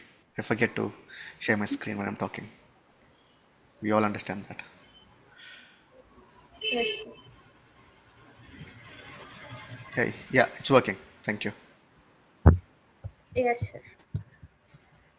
Talking about how walkward works, when a person steps on a walkward tile, the force of their step exerts mechanical pressure on the tile. This force is typically around 30 to 50 newtons, which is equivalent to a regular walking step.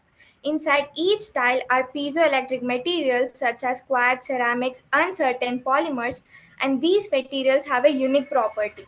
When subjected to mechanical stress, they generate an electric charge.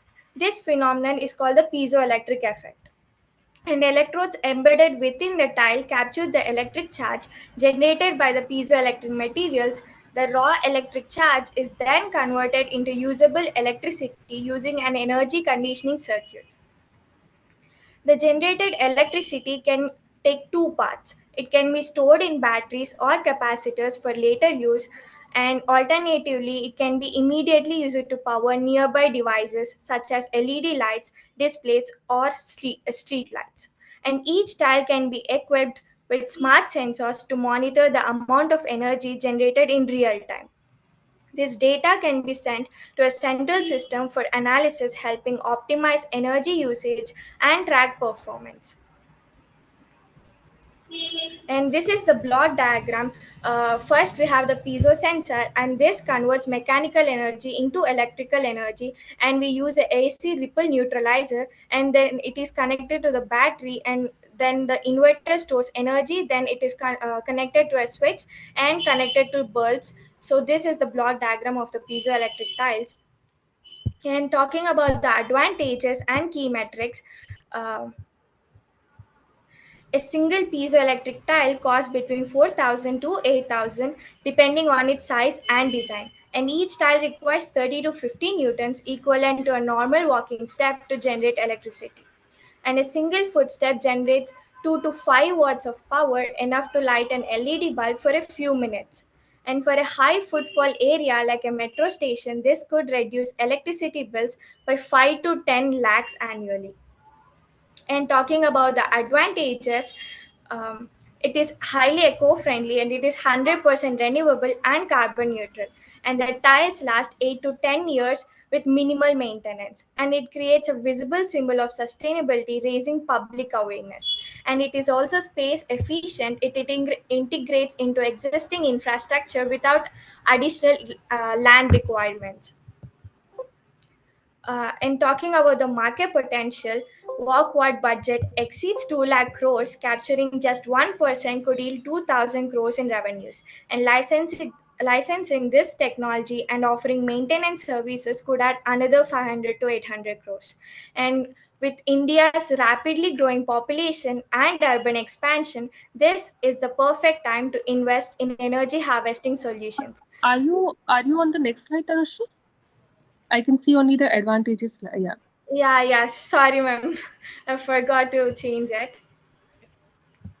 Yeah. With India's rapidly growing population and urban expansion, this is the perfect time to invest in energy harvesting solution. Since Walkward is still in its ideation and 50% of the prototype is done, I am seeking investment, collaboration, and support to transform this innovative concept into sustainable and market-ready solution.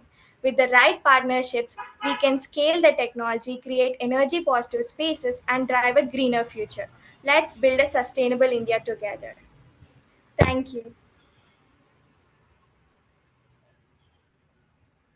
Thank you. Over to panelists.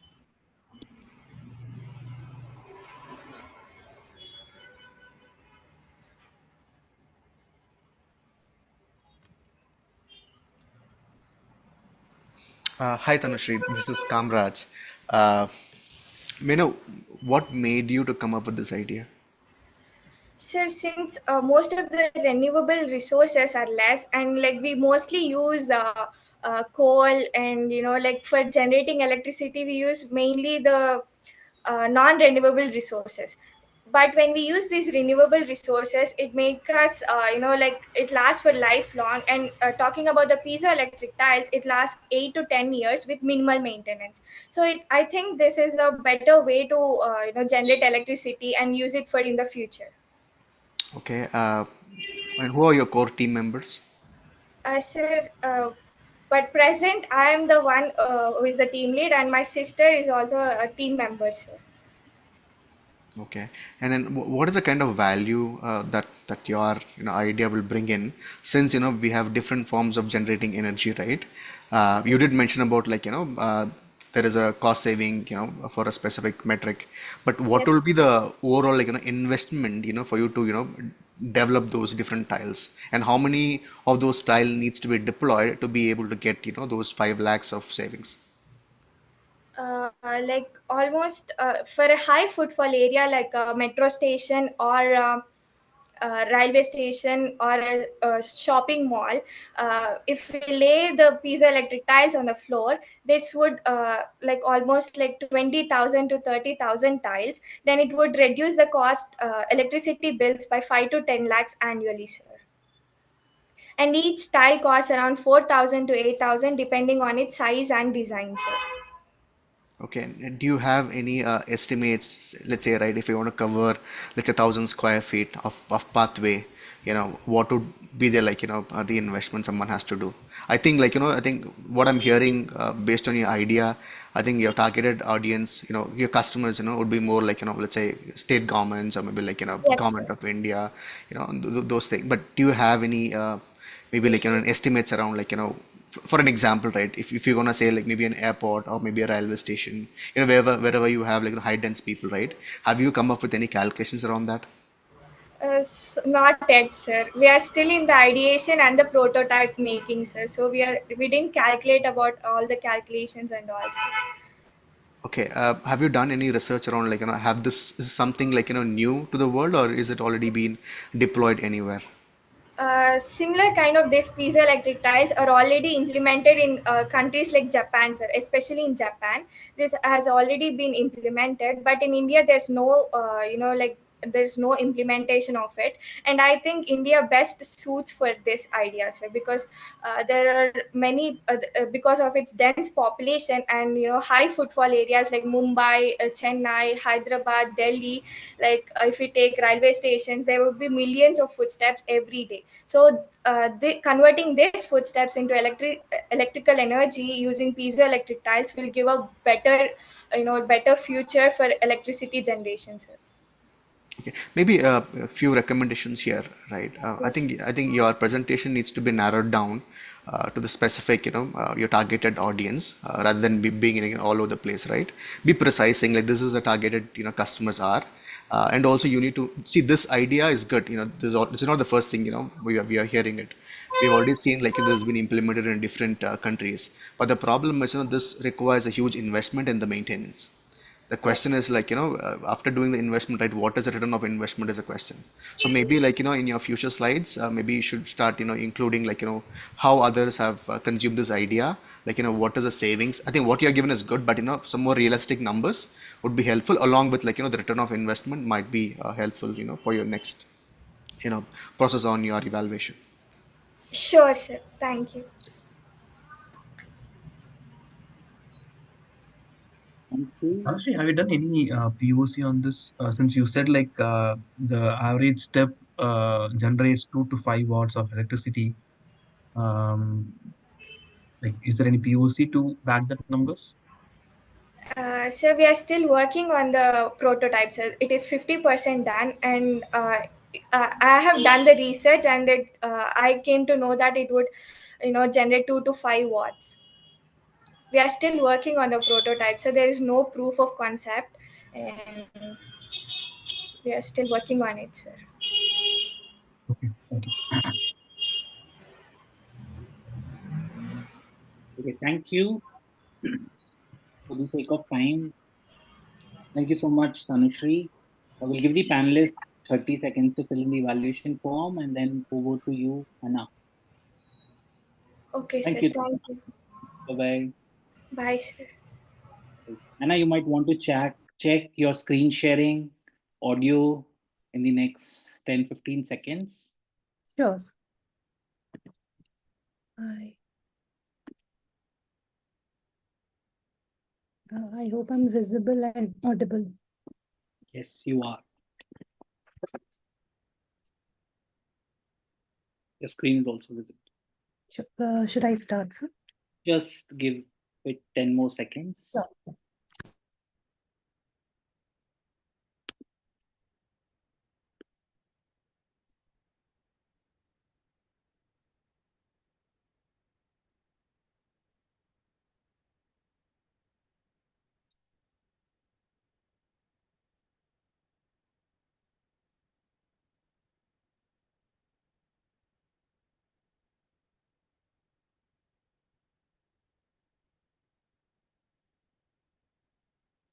Okay, now we are good to start. Over to you. You have 5 minutes to present your idea, another 7 to 8 minutes for the Q&A. Sure. Good morning, everyone. So my idea for the startathon is Harmony Scan.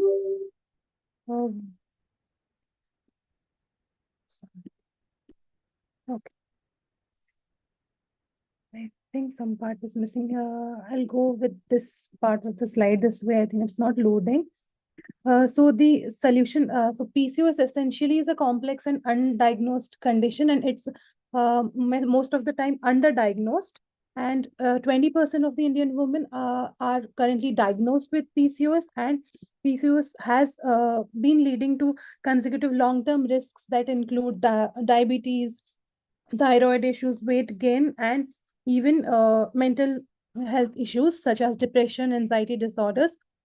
And along with that, the existing methods of diagnosing PCOS include blood-based tests and ultrasonography, which most of the times, in fact, maximum times are only able to diagnose if you have completely got multiple cysts in your ovary. Even if there have been symptoms happening, they do not capture the symptoms. There is nothing to read the symptoms essentially.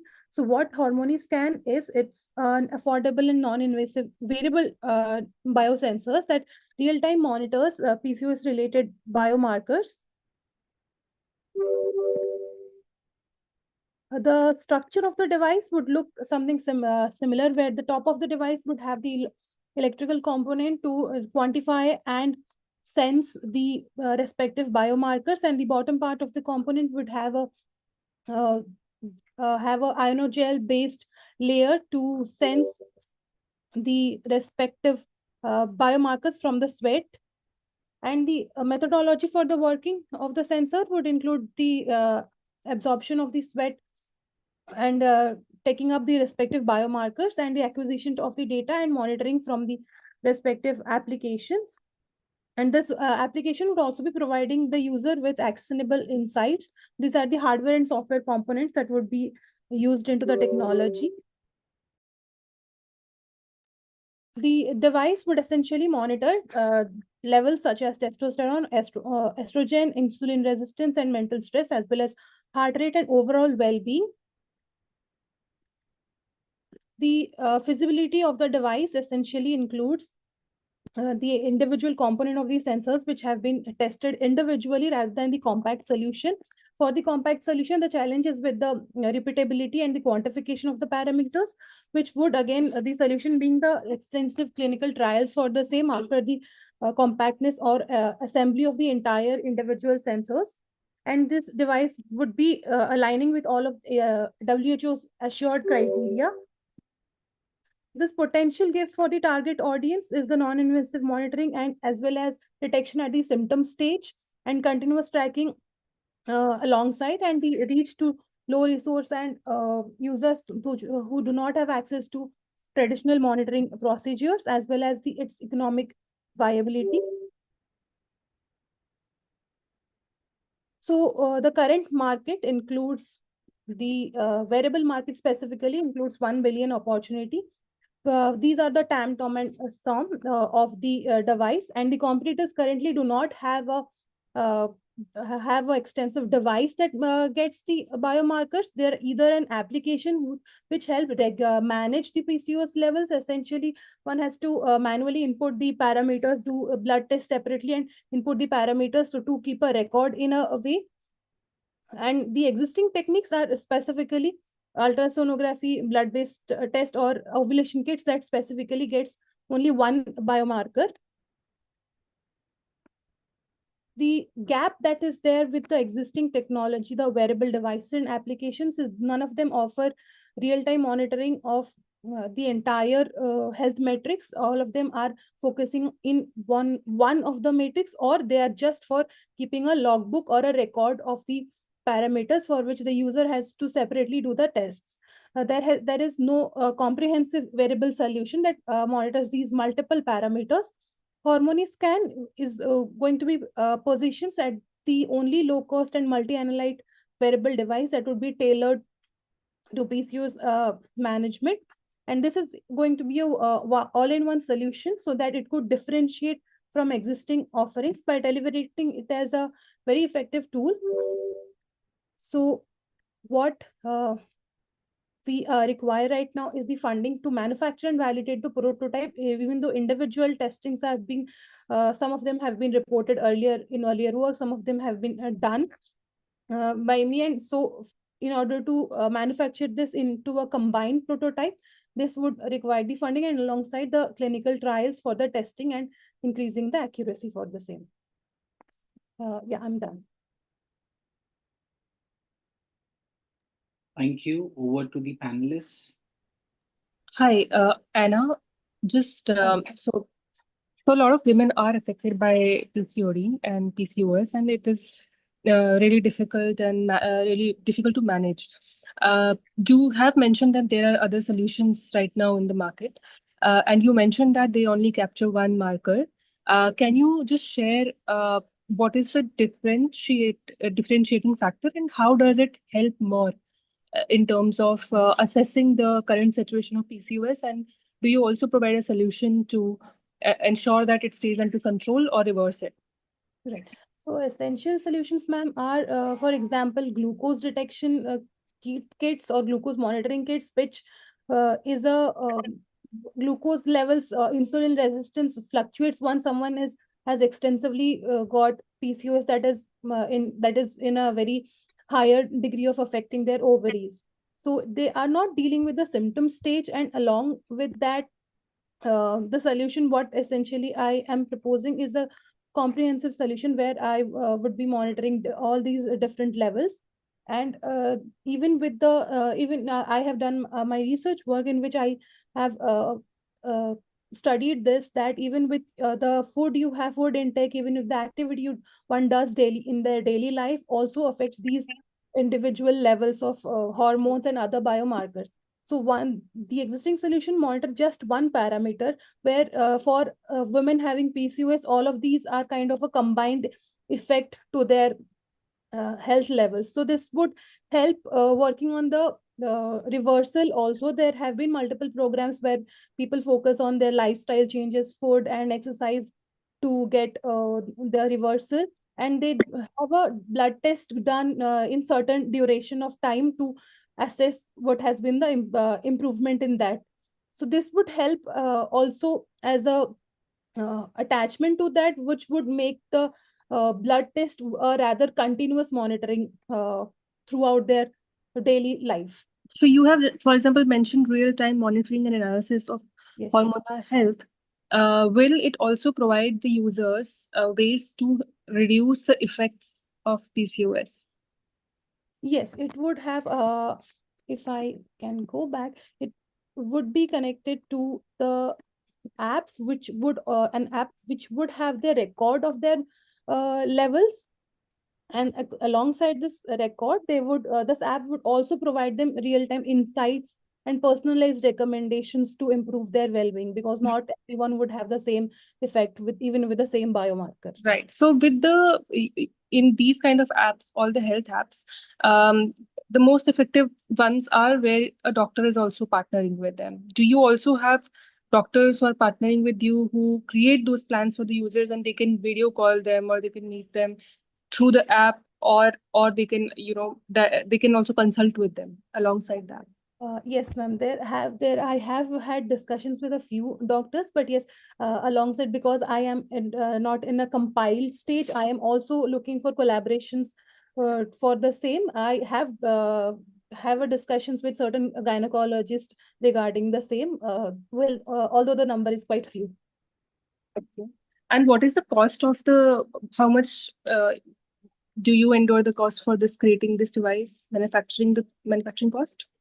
Yes, ma'am, if the device I have imagined it in two different ways. I have done the calculation in two different methods. As you can see, the device, it has a black, it has no display essentially. It can have variations. It can have a display that would give someone the parameters on the patch itself and without the display. So in both the cases, with the display, it would range somewhere around 2000, and without the display part is the expensive. In total, it would come down to 1000. So basically the device will be for 1000?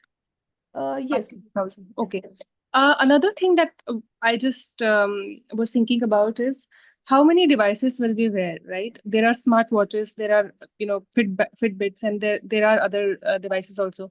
Do you feel that there can be a plugin in a smartwatch for this particular solution, and you can partner with those hardware companies, and then the user can track their heart rates, other things also along with PCOS? Have you ever thought about that? Yes, ma'am. I did do my research on that. What existing smartwatches offer is an infrared-based sensor. Even with the glucose detection, there have been certain research done on infrared-based glucose sensing. In that, we see those biomolecules, specifically when I come down to glucose or testosterone or estrogen, these biomolecules at time have the infrared absorption values are similar to some other values. So that these technologies have a setback that they do not accurately give us the quantification, for which there is a extra layer, which is an ionogel based layer that would be absorbing the sweat sample. So alongside the skin parameters, some for your body temperature, heart rate, there needs to be an external sweat sample Okay. areas that could get the parameters accurately. So this would increase the accuracy. To address your point that combining with the existing hardware would be a challenge, because they do not have the device set up to have the extra layer. But yeah, it is a possible factor. But that is what I am offering here, is this external. My main focus is this biomarker detection, and other parameters like ECG and body temperature. Those are additional for me. Okay, so they will also be included in this device, you're saying? Okay, okay, sure. And what would be the cost of selling this product? What is your selling point? Yes, ma'am. The selling point right now, I am aiming to at least 2,500 for the initial ones without the display, and with the display, I am aiming to change the same, modify the same, and the application would be a free application, and there would be a premium option in the application. Okay, so 1000 manufacturing and selling 2500 initially. Initially. Thank you.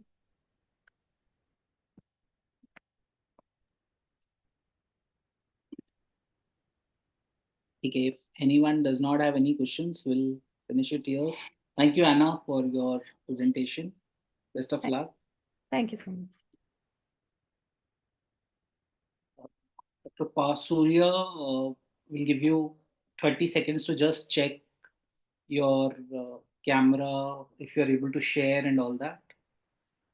And 30 seconds to the panelists to fill in the evaluation form.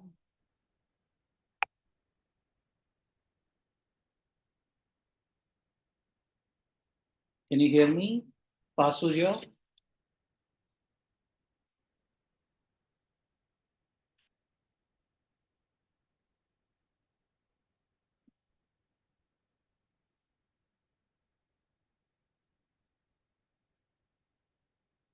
I am unable to hear you.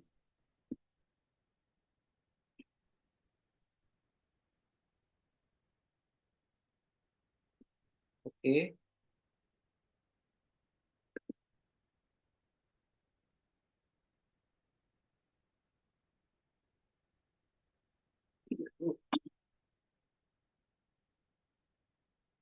Just give it 2 more minutes.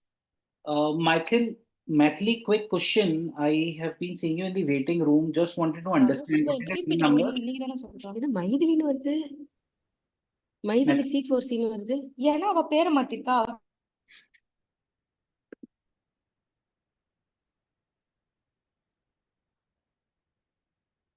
Okay, if Dr. Pasuria, we are unable to hear you.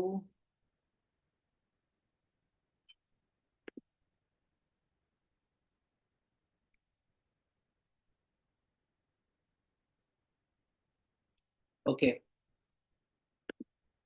Do we want to admit Vidya and evaluate her? I believe her, you will not have her details. Now, you will have it in the sheet, but you would not have gone through it. So again, I'll put that question to the panel. Neelam, Kamraj, Shikha, Santosh, we have another 10 minutes. Do you want to look at one more idea? Yeah, sure. Yeah, fine.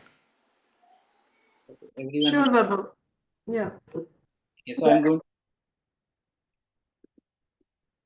Okay, any idea that you've not been able to evaluate, please reach out to me. I'll share a recording of that idea. Basis that you can evaluate the ideas. I think we have missed evaluating some ideas, so I can help with that as well. Yeah, Vaibhav, I think the last one, right? I think my connection got dropped. I had to reconnect. It was not there, like, during the full pitch. If I need to score that particular idea alone.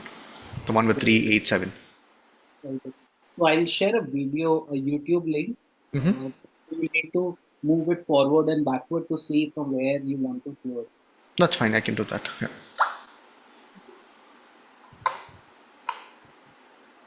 You can email me, or you can send me the on WhatsApp. I can take a look at that. Thank you. Okay, so Surya, I'll actually have to put you in waiting room.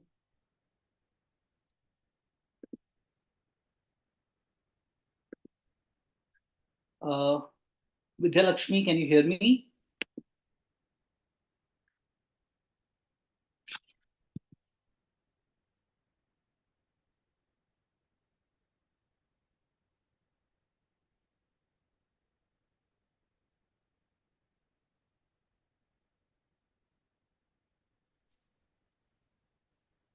Vidya Lakshmi, can you hear me?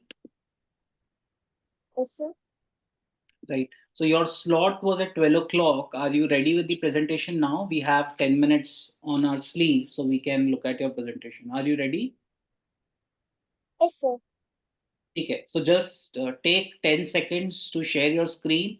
You want to come on camera, if you want to check your audio, anything, you have 10 seconds to check that. Again, panelists, this is team AIWS 10305.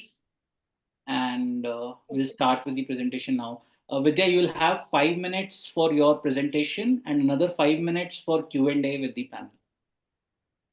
Okay, sir. Okay. Am I audible clearly, sir?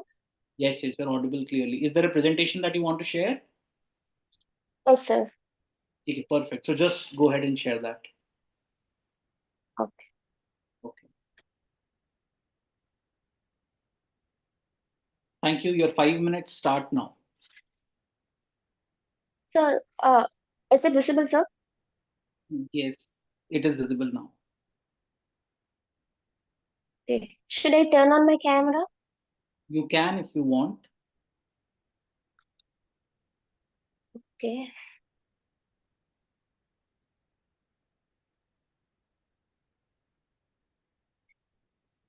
Okay, you can click on present. Your 5 minutes have already started. Okay, sir. Good afternoon to the panel members. I am Vidya Lakshmi. I am currently pursuing a second year in BSc Food Science and Nutrition in Amartya Vishwavidyapitham Mettimadai. Today, I will be pitching my idea. So, I would like to address the problem first. So, we are using plastic and paper cups every day. Do you think paper cups are much better than plastic cups? Well, it won't pose any harmful effect to us, to the environment. If you think so, let me tell you something.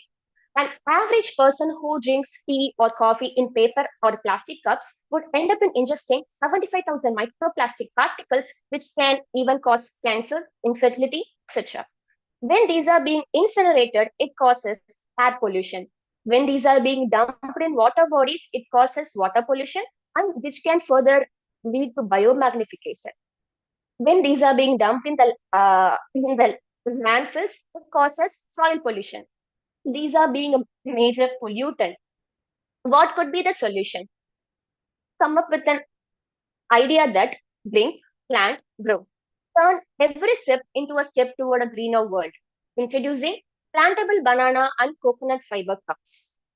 These cups are biodegradable and it is made of organic gums and colors, which can be a better alternative to synthetic colors and gums. These are disposable, affordable. It can also be used as a waste management technique because, for example, for every ton of banana produced, 4 tons of biomass waste is also being produced, in which the major would be of pseudostem, which I will be using it as a base for my product. It also helps for the livelihood of the farmers. So I have divided the preparation into 3 phases. So the first phase consists of processing of banana fiber cups. First, the primary processing of banana pseudostem is done, and it will be grinded to take the pulp, which will be mixed with the starch, compressed into a cup, which will be heated at 40 to 50 degrees Celsius in an oven. Cup twister is used, and the sprayer is also used to spray the organic gum. Simultaneously, the second phase occurs, that is the processing of coconut fiber cup. It will be the coconut fiber will be sun-dried, compressed into cups. Seeds will be distributed in each cup, and a cup twister is used such that it will be on the top of the banana fiber cup. The third phase consists of the combining preparation of banana and coconut fiber cups. Pressure is used to combine these both cups. Sprayer is used, which has the organic gum mixed with organic color, which will be easy for the labeling process.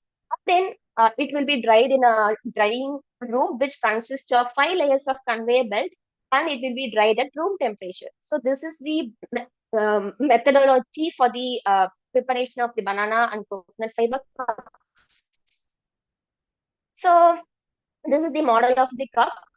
Inner layer consists of banana fiber, and the second layer consists of organic gum. The third layer consists of the coconut fiber.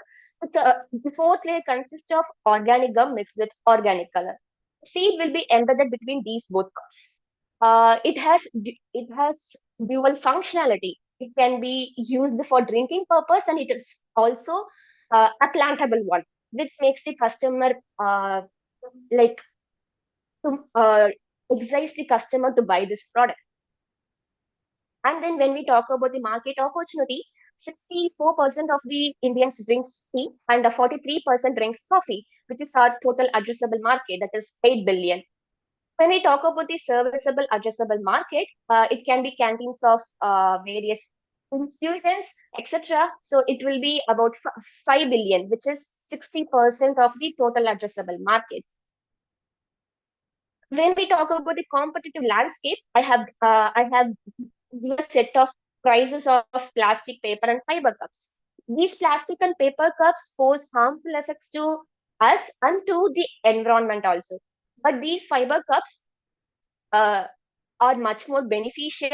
It is beneficial even before, during, and after its usage. It doesn't have any energy intensive processes like those paper and plastic cups have. And these are marketing use like social media marketing. We can give limited time offers and some awareness through some influencers. So these are some SWOT Last, analysis I have done.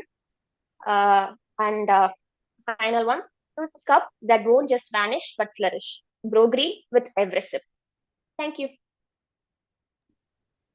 you can just go back to the previous slide and keep it there.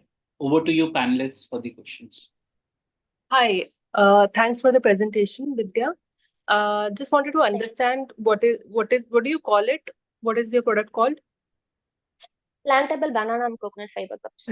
You have it's a long name. Have you decided for a brand name? Like I shortened it to Coco Nana cups. Coco Nana cups. Okay. So, do you have plans for scaling it? Because eco-friendly cups or solutions like these, they are not able to scale that much for mass production. Okay. So I have it's still in ideation stage, ma'am.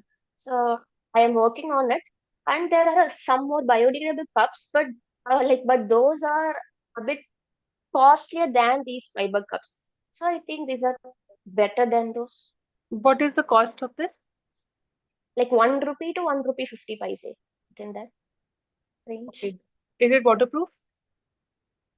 Uh, Ma'am, Just- it is a disposable cup, so it's not necessary to be a waterproof thing. Like, does And it the also, do you ensure that the liquid doesn't leak from the cup? yes, ma'am. It's because we have 3 to 4 layers to protect it. So I ensure that it won't leak out. Have you made it yet? Any prototype? No, ma'am, it in process. Okay. Thank you, Vidya. Thank you. Uh, Vidya, have you worked on what would be the manufacturing cost of a cup? Okay, sir. So it would cost like for a small scale level, it will cost between 15 lakhs because we need to do some analysis and then for some basic machineries and then for the prototype development also. So around 15 lakhs it would take for the raw material procurement and so on. No, no, that's fine, but I'm just asking, have you worked upon a calculation, let's say, right, to make one single cup, or maybe like 1,000 cups, right? What will be the cost to the cup? Okay, sir. So to make a single cup, you're asking, sir? Yeah, I just want to Can understand you, what the math behind it. I Yeah. don't understand it. Okay, sir. So around 10,000 to 20,000 maybe for I think for machineries and those things. If we calculate, if you want to make a prototype for a single cup, it would take around 10 to 20,000. Okay. Thank you. Thanks. So, I mean, typically banana is not durable for hot beverages, right? So the reason is like the flavor of banana will be transferred to the hot beverages. Have you did any sort of testing to see if this cup can be used for like hot beverages without um without changing the flavor of the beverages? So if we talk about changing the flavors, we are like normally we are using the banana fiber uh, plates. So these are available and it's basically pseudo stick and we are heating it also. So there won't be that much leaching out of this banana flavor. But if we want to like more, we can make a single layer of the gum itself inside or a polylactic acid layer inside it. So it won't like the flavor won't leach out. Okay. Vidya, can you please tell me how will you ensure supply of raw material, supply of this coconut or banana fiber to make the cups? Okay, ma'am. For the banana fiber, we can like procure from the plantations from from local farmers. And when it comes to coconut fiber, it can also be from some industries which like where they use most of the coconut. Like it is waste. Alright. So we can procure from some industries or from the local farmers. And in Kerala and Okay. Tamil Nadu, there are yes, ma'am. Okay. Can you comment on the end life of the product? What happens once these cups are used? What happens after that? Have you thought on that? Ma'am, like there are similar seed pencils, like plantable pencils. So after it's used, when we throw or plant it, it will degrade and the plant will grow once after it gets the suitable conditions. So like that, these fiber cups, like once they are thrown out or it is being planted, it will degrade and the seed will like mature into a plant. So is it how early or fast does it decompose?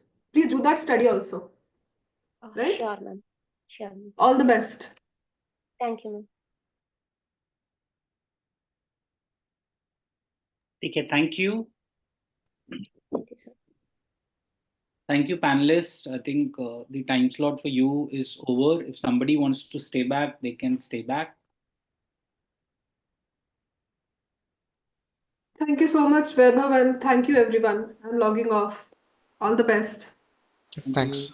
Thanks, everyone.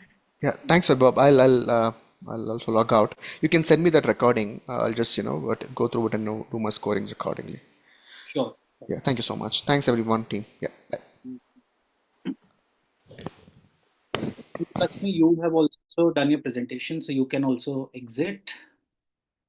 Right, team 21273, you will be the one presenting.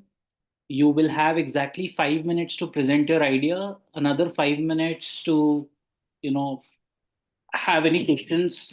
So the panelists might ask you some questions, so you'll have 5 minutes for that. We'll have a hard stop in 10 minutes, so your time will actually stop at 12:15 sharp. Santosh, are you staying back for this panel as well?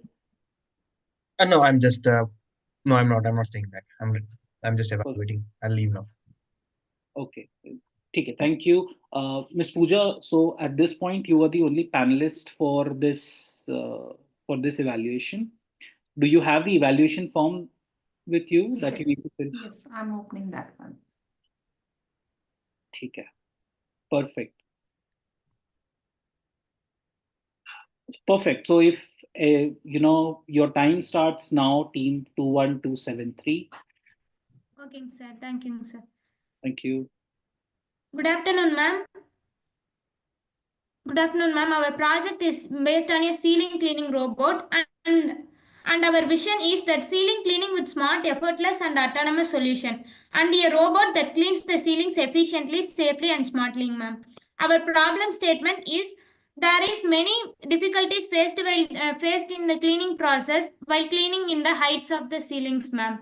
And we are facing with neck pain and health issues, and there are the use of trolleys and ladders to reach the heights, and it is a time consuming process to clean the heights, ma'am. And there is a lack of specialized equipments and mechanisms to clean the ceilings, ma'am.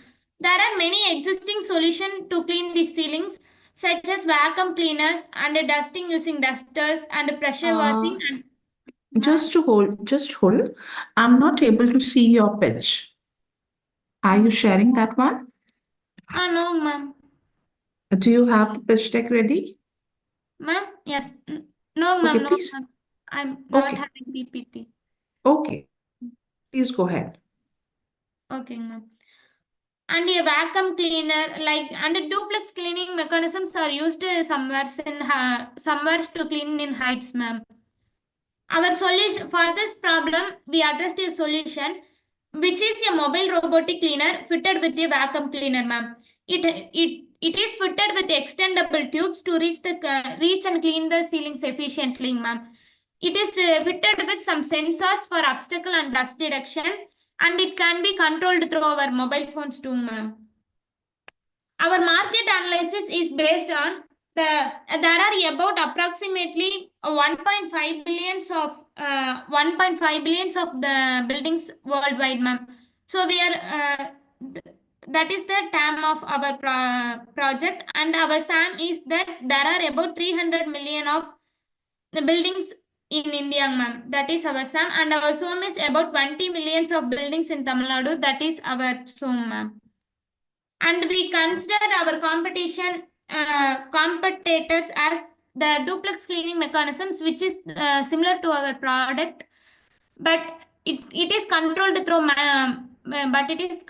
manpower, ma'am. But in our project, it can be controlled through mobile phones.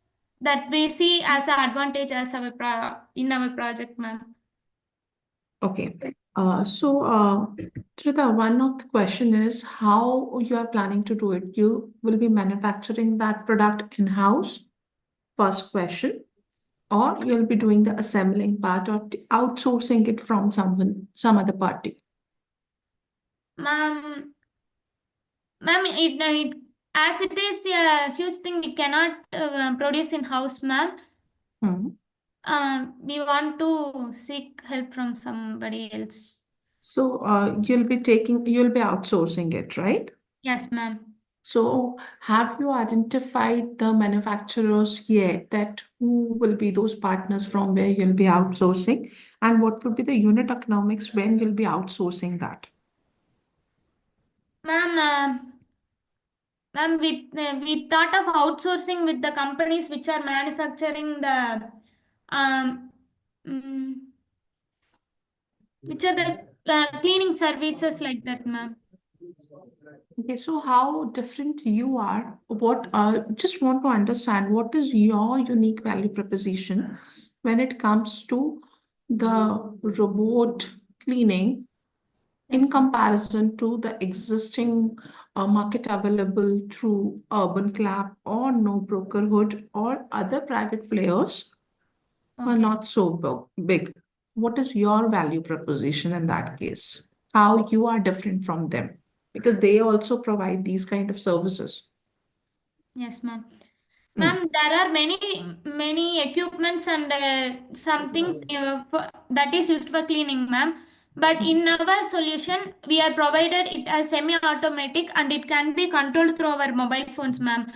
We are, as today there are many in houses we are for cleaning, ma'am. I'm sorry, ma'am. Ma'am, No, you are saying it is a ceiling cleaner, yes, right? ma'am. And Yes. if it is controlled from let's assume I'm your customer. Yes, ma'am. So how you will be doing it? You will be providing that robot to me on a rental basis, or I need to purchase that from you? What would be your model? Yes, ma'am. Ma'am, we thought of manufacturing it in a low price, ma'am, so that it can it can be in selling, ma'am. Okay, you have mentioned while applying that you'll be making money by selling your product worldwide, right? Yes, ma'am. And you have identified a cost of that single product cost would be approximate around 10,000 rupees. Okay, ma'am. So how you came to this conclusion that it will be 10,000 rupees? Ma'am, it You is not. have, hmm? Yes, ma'am. Yes, Yeah, ma'am. tell me. Ma'am, no, ma'am. You continue, ma'am. Okay. So, there are a few suggestions. What you can do is, if you are planning to do with that, this robot will be providing services to a customer and provide a ease to the customer that with their phone itself they would be able to like run the services. Yes, But ma'am. for that, I need to purchase that product, right? Yes, ma'am. Okay. So for that purchase as well, first identify how many users are there who want that services. Because now the time is different. Yes, ma'am. Irrespective of if I need to purchase one product or the services availed, or manual services can be availed now. So Yes. look for the I would say the detailed competitive analysis needs to be done. Yes, ma'am.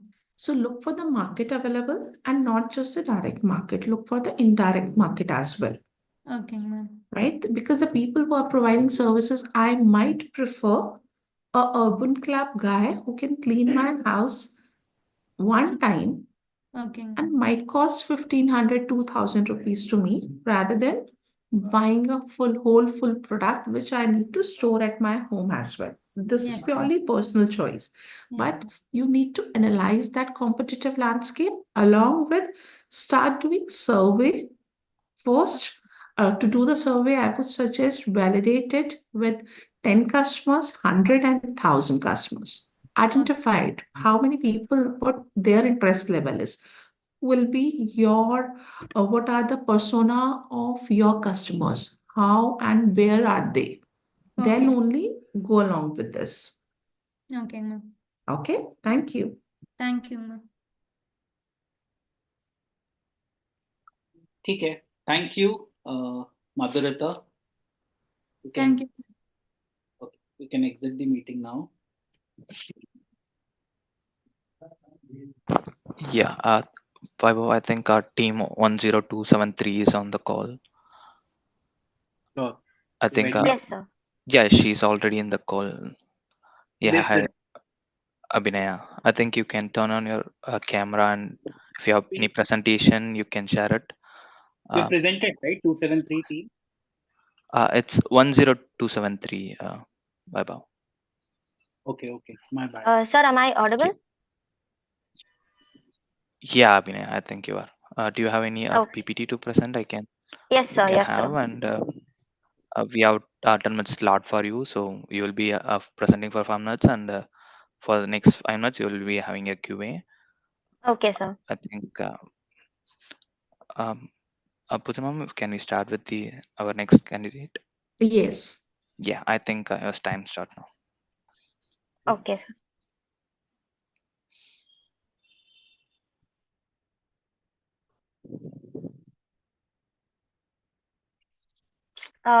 Ma'am, is it visible? Yes, it's visible. You can make it on, yeah, full screen. Perfect. Okay, ma'am. Ma'am, a very warm welcome from my side. So my product is SIY. SIY is a technology that is going to combine both artisans as well as modern technology. Actually, this is going to change the synonym of fashion. So ma'am, actually, when we buy some online dresses, these are the major flaws we are going to face. So, firstly, we are not customizing the option. So, something like if you buy a sari, you will feel like the border is not getting suited. Just because you like the color, you will buy sometimes. And the next time is size misfits, delivery delays. And when we get bulk orders in terms of government or private projects, we are not into specific body measurements. We mostly build them in the same size. Just and the most important thing, our local tailors and fashion designers are not getting the market access just because of the ready-made dresses available in the market. So this platform is going to give the solution for these problems. Mostly for customization and upload image, you will be aspiring or admiring some dresses from the films. So we'll make that image to be uploaded in our app so that you can this will be converted into a AR VR fitting model. So on the first step, you will be giving your body measurements, and that will be a ready-made AR VR fitting model. So after you customize your dress using your AI bot or uploading an image, that will be fitted into the model. So you can see how you look in that dress. And bulk order customization, we will reduce the bulk order into smaller orders.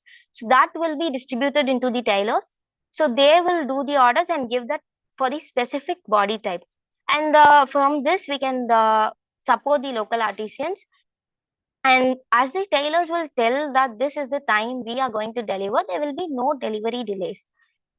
And this is going to be a platform where we are going to combine both the traditional tailoring with the modern technology, with the use of technologies like AR, VR, AI bots, and a lot of things. So the value added by the stakeholders, our main stakeholders will be tailors, designers. Artisans are the ones who are handloom weavers and textile industries. The major thing will be tailors, designers, and artisans will do the work the customers need, and that trend market access will be analyzed by us, and that access will be provided to the textile industries to create a large production and create the market trend. As customers and logistic partners are the key backbone for this project, and this is a survey that we conducted on customers as well as tailors, ma'am. So from the tailors, we got, irrespective of the gender, age, height, weight, size, and etc. These 4 points like height, upper body, lower body, and additionally female neck measurements. These are the initial body measurements that we have to give as a customer. We have to give to the app so that our model will be made. And this is a survey that is done on the customers. About 80% of the people are not satisfied with their works from the online, and 60% are interested about the new technologies like AI bot and AR VR fitting, and 90% is not like want their personalized measurements. And this is based on the tailors and customers that are in and around me. I conducted the survey for my college student. As I'm a college student, I just asked my friends and neighbors about this. And target audience will be individual customers who are fashion concerned, and also influencers and the normal individual who are living in India, and corporate and private sectors to reduce the middleman commission or to avoid the middleman commission. At the same time, to provide body specific dresses, and local artisans and designers are the key for this platform. And customer acquisition plan will be advertisement, social media campaigns, partnerships, and referral programs. The idea we are having the in the top is to have a fashion contest, as everyone in India can be involved in this fashion contest. Like there will be a model. We can put our fashion ideas in that model and provide a dress. If that is got selected from the fashion designers, top fashion designers in India, they are given a reward or something. And Abhinaya, unique your selling points. last 30 According, seconds for the presentation. okay, Yeah. this is the unique selling points. And this is the main thing. First, we have to sign up and give our body measurements. And that will be, and after that, we have to customize our dresses or upload image. That will be fitting in AR VR. Tailor selection, we have to track the order and delivery and feedback. So this is the business model Canva, and CAGR value is expected to be 25 to 30% over 33 to 5 years. So this is the major growth phases: product development to global expansion. Indochino and Stitch Fix is the major companies that is the competitor for this. SIY is going to benchmark by using AR VR technology and by integration of local tailors. Future goals, the last slide. So firstly, the Thailand, USA, and Canada is the places where the groom and as well as bride dresses are getting a bigger market. So by integrating with our tailors and fashion designers, that is going to have a big deal. And the production facilities, we are planning to keep, like in future, we are planning to keep a plant where the government schemes are available, where Tamil Nadu State Development Corporation that teaches the people tailoring. So we can skill them and you can recruit them in this plant. And also housewives can be or will be the major people in this platform. By enhancing the AR VR technology and sustainability goals, by reducing the amount of dresses that is not wear by the people, so we can be sustainable and keep it simple. Yeah. And thank you, ma'am. Yeah, thank you, Abhinaya, for the presentation. I think we can start the Q&A.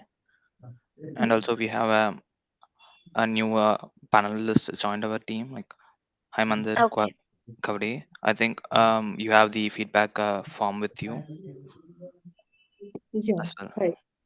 Yeah. Hi, Abhiya. Yeah, thanks, Abhidnya. And Hi, ma'am. yeah, sure, I have that. I will read on this. Yeah, thank you. Abhinaya, Yes, ma'am.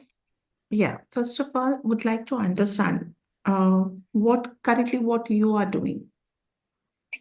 Ma'am, as the online tailoring, like it is a No. platform where What's your professional degree? What oh, bachelor ma'am, course you are I'm in? doing undergraduate second year, ma'am. Subjects?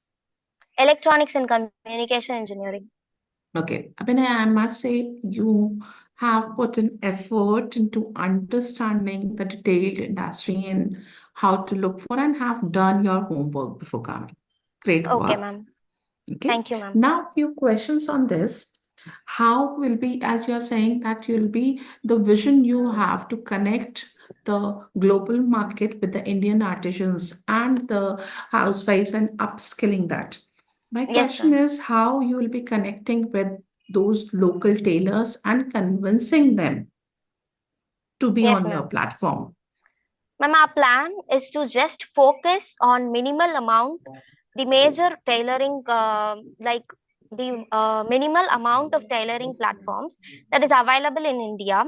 So after the people are getting interest, as a lot of people are interested in personalization, as I asked my friends. So by introducing them into this platform, I think they will attract the other platforms, or they will market about this platform, and this will be and then we can attract the local artisans as well as the fashion designers. Yes, so what will be the percentage? Have you thought of how you'll be onboarding, what benefit they'll have apart from receiving multiple orders? What other benefits? What would be the percentage criteria? How you'll be onboarding them and providing customers to them? Ma'am, as if the we will have a feedback loop, ma'am. The customers will be selecting the tailors. So if the tailors are given a 5-star rating or something, our system will provide marketing for them as well as the fashion designers. If we market them, so it is their chance to make their company or shop bigger and bigger. So So what apart from is getting customers, we are marketing them. so will there be any onboarding cost for those tailors, or it will be they'll be just joining it free of cost? How you'll make money out of those, or what is your business model? You'll be making money only from the customer's order, or No, there would ma'am, be to get the onboarding cost as premium, well? like for government and government projects, we are getting government projects like school uniforms and patrol uniforms like that. So for to get that government projects, you can get more amount of money from government projects. So to get that, you have to pay a premium amount, like a premium account for a tailor. Apart from getting orders from customer, and it was also important that at the starting rate, if it if we give it as a free account, it will also advertise them to join in this platform. Right. So, there is one counter question on Okay, ma'am. when you mentioned there was the government projects you will be Yes, taking. ma'am. Yes, ma'am. So that would be purely tender based, right? Yes, ma'am. And you need to get the account of that. Give Yes, the ma'am. account of that. You need to give the, if it is the government accounts by the mean of government projects, you're talking about the grant money or the through tendering. Through tendering, ma'am. Like we have to get that government projects, and we will reduce that into smaller products. And when we give that, so we can also get beneficial by getting the money. We can increase the revenue from that, ma'am. Perfect. Perfect. Okay. So primarily you're focusing on college uniforms, school uniforms through government projects, right? Yes, ma'am. And also patrol uniforms and railway station Okay. officials. And what's your team size? Who all are in your team apart from you? Ma'am, it's about 6 to 7%. And what's their roles and responsibilities distributed? Uh, Ma'am, should I have to mention the name or? No. Just the responsibilities. Okay, ma'am. One member is for app development, another member is for web development, another member is working on AR VR, another one is having a lot is involved in surveys and all marketing issues and like that.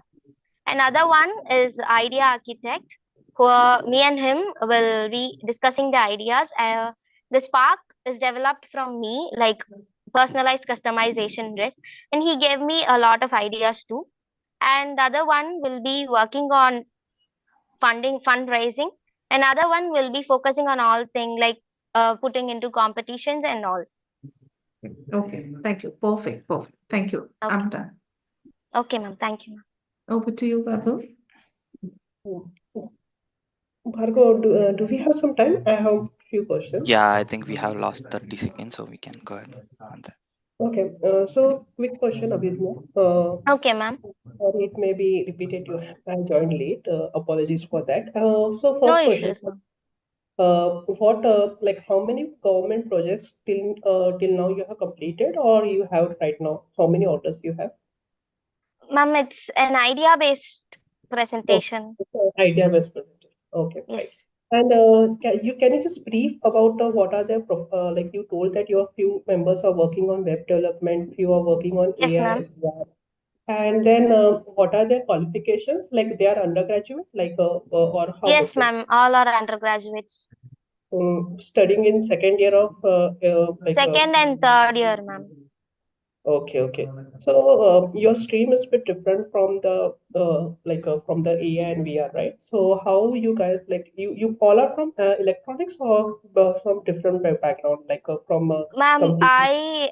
I started the journey in electronics and in communication engineering, but after Hmm. that I thought like startup is getting more. I got a lot of interest, irrespective of the field or stream. I love to bring up startups more. I do have some ideas, and I focus on this majorly. So Okay. So your development team is skilled in like a AR or AI or VR yes, something like. ma'am. Okay. Okay. Fine. Okay. Thank you. Thank you, ma'am. Yeah, thank you, Abhinay. I think you can drop off. Thank you, sir. Panelists, I think Thank you you. can give the review in their form respectively. Meanwhile, I request the next team, 10688 team, to like come on videos and start presenting your PPT. So once panels are ready, we can start your presentation. Yeah, sure. Am I audible?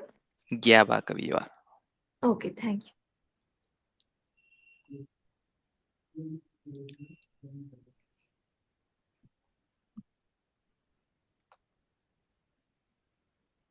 Bhargavi, I think you will be having the next 5 minutes to pitch in your ideas, and followed by 5 minutes for the Q&A.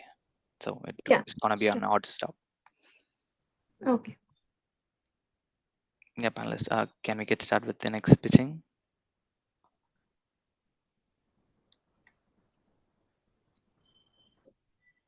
I wanted to ask if my screen is visible. Yes. Okay. Panelists, can we get started with the next presentation? Yeah, I'm good. Yeah, I think we are good to go, Bhargavi. Okay. So, hi everyone. I'm Bhargavi, a final year student from IIT Mandi, and I love to travel.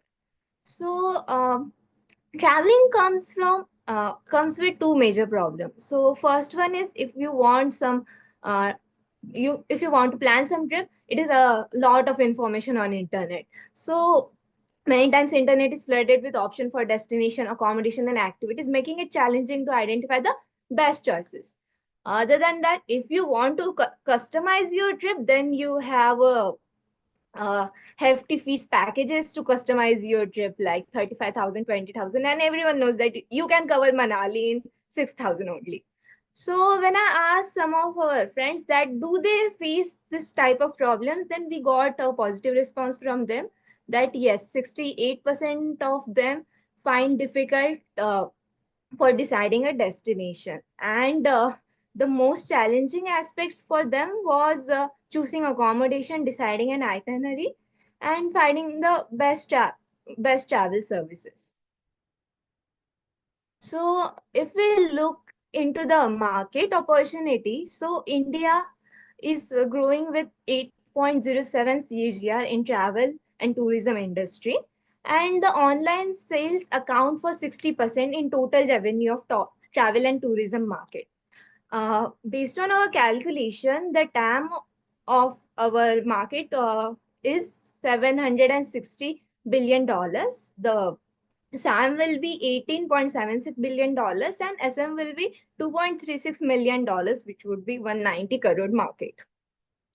And one more insight was user in the package holiday market. The package holiday market number of users was 118 million. So what is our solution? It is an AI platform that plans personalized affordable trips with ease.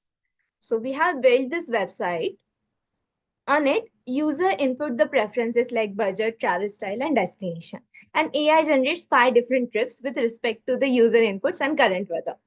So if you want the detailed itinerary, you can click here and you will get the detailed itinerary for the selected trips. User can also do bookings of travels and stay via this platform.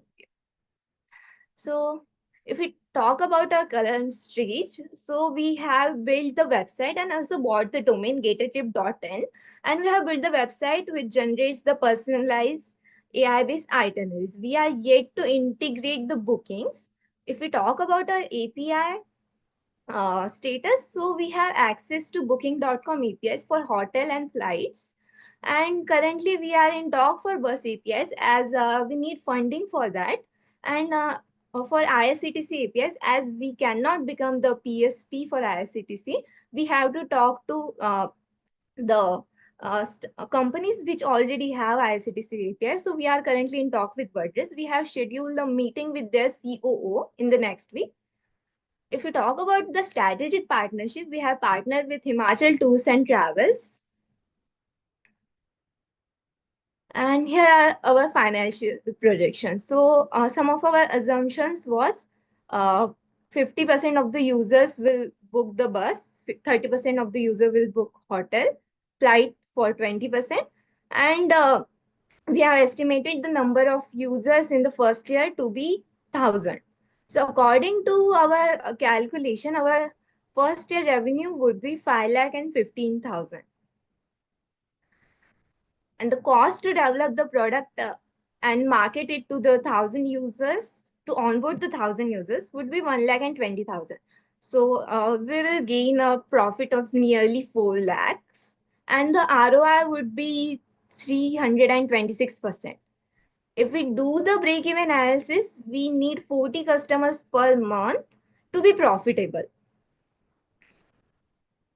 And this is a competitor analysis. We have made the deep sea canvas. So here we can see we have advantage for affordability, ease of use, AI-powered personalization, integration with local partners over some of our competitors like Make My Trip, which mainly focus on booking, and the Tarzan Way, which mainly focus on AI-generated itinerary. Yeah, Bhargavi, you are in last 30 minutes. Sorry, 30 seconds. Okay, so that's all from my side. My team involves me and Satyam Patil, who is looking at the technical developments. Thank you. Yeah, thank you, Bhargavi. I think we can start the QA. Sure. Bhargavi, can we go back to your unit economic sheet? Yeah, sure. This one? Yes. Yes. You are mentioning that you'll be receiving through bus booking. There would be 500 customers. Yeah. Okay. So how you are reaching out, your assumption must be backed with some calculation. Yeah. So for an average trip, maximum users prefer to travel by bus if there is a short trip. For long trips, it would be either train or flight. But we are prioritizing train over flight because our first target users will be students and some young professionals, which who don't have a lot of money to spend on flights. So they would prefer either train or bus to travel. So we have taken a maximum portion for the bus booking. Okay. And this 1,000 rupees would be the bus booking charges. Yeah, average bus booking charges. Average bus booking charges. And what would be your commission in that? So bus booking have a lot less commission compared to flight and hotel bookings. So according to our talk with some base API providers, the average commission rate is 5%. It will go maximum up to 7 to 8%.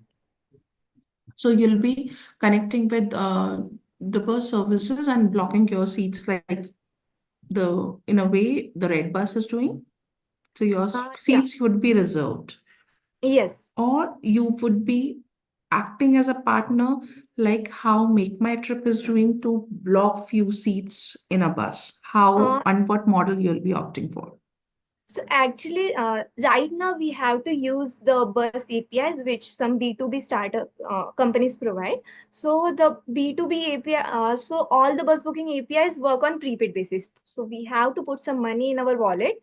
And if users book through our portal, then the portion of the money will be deducted from our wallet, and the 5% we will get as a commission. So this will be our model. Okay, my one last question.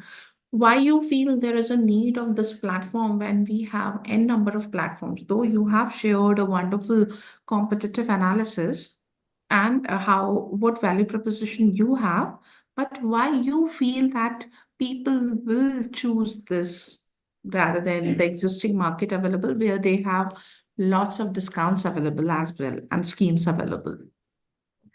So they do have discounts and schemes, but when it comes to planning a trip from scratch, there is no one platform which cover like all of the condition, like starting from where do you want to go? Do you want an adventurous trip, or is the weather uh, going well with your destination? So people face this many problems while deciding on an itinerary, and they do not have one platform which can take care of the booking and itinerary and all of their problems about the travel. So you'll be onboarding all the players into one way.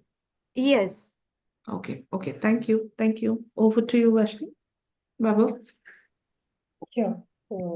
Hey, Bhargavi, Mandar here. Hello. Yeah, hi. So, few questions. Like, you have this platform.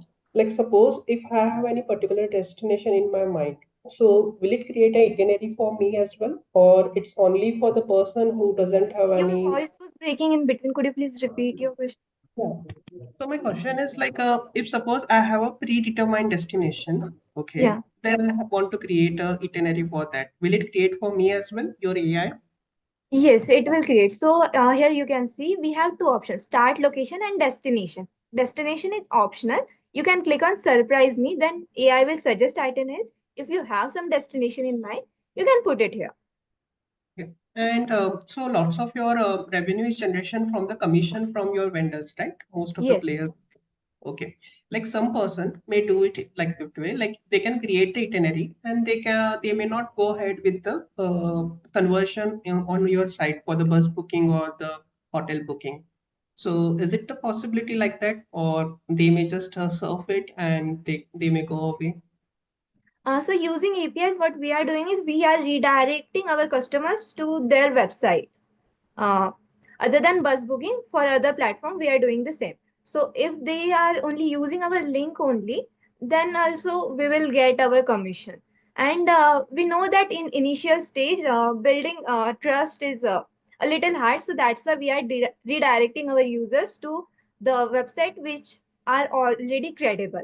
And we would also charge some subscription fees for users, and it will be very less as uh, for Indians, making the habit to subscribe, pay subscription fees is really hard. Like we don't even pay 45, 60 rupees. So that's why it is like 50 rupees per month. And it would also generate a revenue of 2 lakh if we have a thousand customers. And if we take average month of subscription as 4 months. Okay, last question, Bhargavi. Like you was telling about the bus API. Okay, so I like in India, most of the state bus system is not organized. Like if you go in Maharashtra, Gujarat, or some states, you may get online options of booking the bus. But if you go to few states towards the northern side, you may have very less options of like a booking a bus to a particular direct destinations. Only for the popular destinations, this bus service are available online. So how means if I want to travel to some place which is remote, then this will be taken care because So yeah, go ahead. You So, may have very limited options, right? Means to for bus bookings, isn't it? sorry, what was your last sentence? You may have very limited options for bus booking, right? Yeah, Like for suppose from Delhi to Manali or something in Goa, you may have yeah. that option. But for some remote places or some remote destinations, like if suppose like for Rajasthan you go, so I want to go to Jaipur to Udaipur or Jodhpur to Udaipur, something like that. I may not find a bus online like that if you check. Yeah.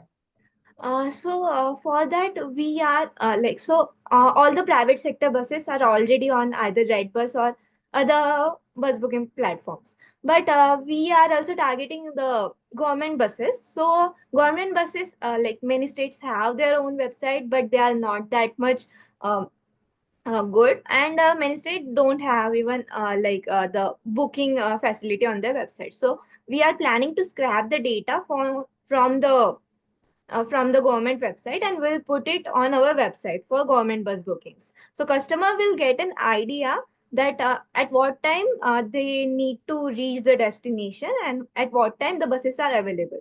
So if the at initial stage, if the government bus booking is not available online, then we can give them the data that this is the procedure, and we are also trying to onboard the government bus booking procedure for remote areas. Okay, I'm good, Bhargavi. Okay, Okay. thanks. Thank you, ma'am. Yeah, thank you, Bhargavi. All the best. I think your team can drop off now. Okay, thank you so much. Yeah. Can I ask a follow-up question? Yes. I wanted to ask about the feedback. It will get to you soon. Sure. Yeah. Thank you. Team Can 10392, I think you will be next. You can start presenting your PPT. Hello everyone present here. My name is Saika Hamid and I'm a UI UX designer, a recent graduate and a tech and business enthusiast. I'm also an educator and an author and I'm excited to present my concept network. The platform will be designed to help professionals across industries like tech, healthcare, design and education build strong, meaningful connection. So let me share my screen to present my idea in a more enhanced way.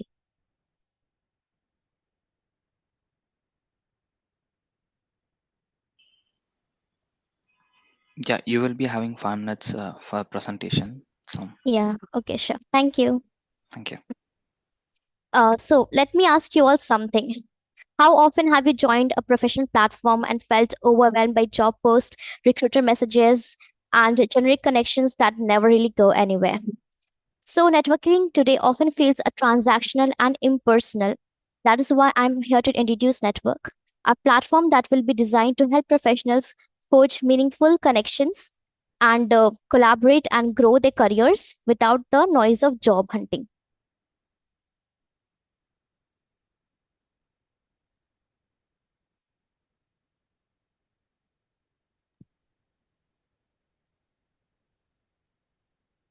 So, in today's world, networking is essential for career growth, yet, many professionals struggle to connect with the right people. Platforms like LinkedIn are excellent for job hunting, but don't prioritize creating lasting professional relationships. Network is different, it's a platform dedicated exclusively to networking, not job searching. So our target audience is professionals aged to 35 to 45 who are mid-careers and seeking to expand the networks, find mentors, or transition into new industries. These individuals often have the experience but lack the right connections. Network provides them with a platform to connect with peers, mentors, and industry leaders, unlocking new opportunities for career growth. What sets us apart is a holistic approach to networking, and we don't just connect people, we empower them. And the platform will feature an intuitive onboarding process, enabling users to create detailed profiles and begin connecting with like minded individuals. Advanced algorithms will suggest relevant connections tailored to their goals and interests. In addition to connecting people, Network will offer certain tools like an ETS friendly resume generator to help users showcase their expertise. Second one is a career roadmap tool to uh, guide users through actionable steps in their career progression. And lastly, is the access to exclusive networking events where professionals can meet in person, foster deeper relationships, and collaboration opportunities. While the platform is not developed yet, these features are central to my vision of creating a meaningful, results driven networking experience. So, the network business model will be a freemium. Free users can create profiles, connect with others, and access basic features. Premium subscribers will unlock advanced tools like the resume generator, personalized career roadmaps, exclusive webinars, analytics, and access to networking events in the cities. This subscription based model ensures that network remains accessible while supporting continuous development and scaling. Uh, Also, I have calculated the potential revenue for network, and that is based on our target audience of professionals aged 35 to 45. And here's an estimate. By acquiring 10,000 premium users in the first year at $10 per month, we project annual revenue of $1.2 million with an anticipated 10% growth in premium users each year. This revenue could grow to $2 million annually by year three. These figures are projections derived from the market size and the growing demand for professional networking tools. So, I would like to end my pitch by saying that network is poised to redefine professionals networking. While the platform is still in its planning stage, the vision is clear: empower professionals, build meaningful connections, and drive career growth. If you share this vision, I invite you to join me in shaping the future of networking. Thank you for your time.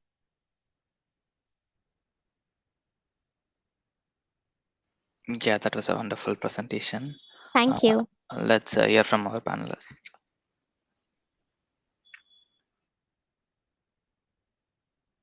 Ms. Pooja will just join in 2 minutes. Mr. Mandar can Okay. continue. So I can take it. Yeah. So hi, Saika. Hello, hi. Okay. So how much time it will take from you for you? Like I think currently you're working alone on this on Network IO. Yes, I'm working. I'm just me. I do not have a team right now, but I think once I start working on the app development, which I'm thinking to do with the help of a no code tool, it is known as Bubble Okay. .io. Like because I don't know how to code, but I'm a designer, so I can design the app. And once I'm done designing the app, I'm thinking to hire people who will be expertise in the customer support, so that once my app is done, I can have a backend team solving the problems or the issues which the customers are facing, and so that I can work simultaneously on the progress of the app. Okay. Yes. So you estimate deadline, like are you going to create a website as well as an application, right? And Yes. in that you are going to you're going to you create some features as well, like automatic Mm-hmm. resume generator as well Yes, as yes. something like that. So any Mm-hmm. timeline and any cost estimation for you have like analyzed, like what will be that timeline and what will be cost to Mm. require the cost and Yes. till you start revenue generation. Okay, the cost will be based on three factors. First is personal branding and the branding of the company. Personal branding, because I think when people know the person, they can build more trust on the company. For example, if you'll see like Instagram, Facebook, that is known by Mark Zuckerberg. Like he has been an exceptional person, like in all the skills, and then that's why people know him. That is why they know his company. So at the same time, also want to build my personal branding. And first, I'm like almost done with my personal branding, or most of the people know me in the market.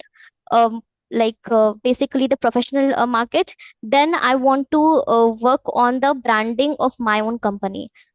Like Okay. yes, I want to So take. in that, like, from now, from your idea to go live, like you need some team, right? You are a front-end developer or you are a designer, right? But you Yes, need I'm a a designer. strong team in development of and Mm-hmm. coding and for your AI as well, right? So who Yes, will yes. for them you have to pay, right now. So I'm asking about the Mm-hmm. cost for them. Like, have you estimated like what number of people you need and what will be your like per month cost, like if you hire them on a contractual basis or on a monthly basis or whatever, that have you estimated like Okay. till you go live, right? Because it's an Yes, idea. yes. Yeah. So the team that I'm thinking to build is first the no code tool or developer, and just a person to help me with all the several. So I think overall cost can be up to like 5 lakh if I see that. Because I think the app will take something around 1 year to develop, because I don't want to prepare anything in the rush and then launch, and then there'll be a lot of problems. I don't want to do that. I want to continue developing, testing, and then when the final product is ready and it's perfect, then only I want to launch it. Okay. So Yes. last question. The things, the additional features which currently you're saying it's not available in LinkedIn or Naukri, right? Yes, yes. But it will be easier. Don't you think it will be easier for them to integrate those features just because currently now Gen AI and it's getting developed much. Okay, so they can collaborate or they can get it very easily because they have the team, and so they may be the first mover in this case, or they have the Yeah. high chance.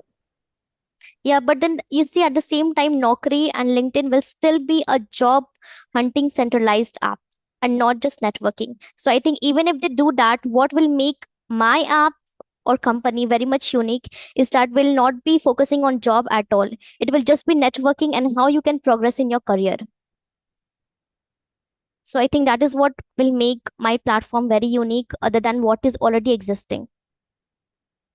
Okay, fine. Yes.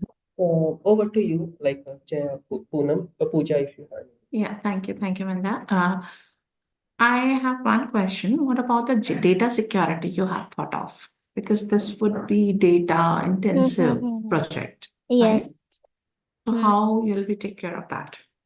Actually, I'm thinking to connect with a person who is already developing or already worked on a project or like this, so that I can get in depth in knowledge about how to manage all this stuff. Because even though I want to make it, but I think I do not have the entire knowledge or depth in knowledge of the product development or the data security. So I would like to have a mentorship that could a person could guide me how to do things and how to evaluate them.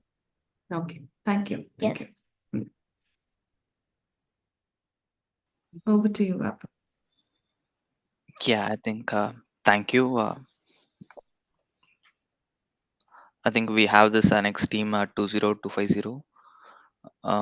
Jenny, you can start sharing your PPT, and once our panelists ready, you can start pitching. Okay, so am I visible? Yes, you are. I'm just going to show my PPT. Let me know if it works. Is this okay? Yes. I Okay. think your PPT is not at, visible to me. It's not? Yeah, at least to me. Can somebody please let me know if it works? Because I'll carry on if it is not visible. It's not visible. Team 392, you finished your Yeah. presentation. Okay. Thank you. You can Yeah. exit. Okay. Thank you so much. Just a second. Then your screen is not visible if you're sharing a PPT. Okay, just a second. I'm going to share it again.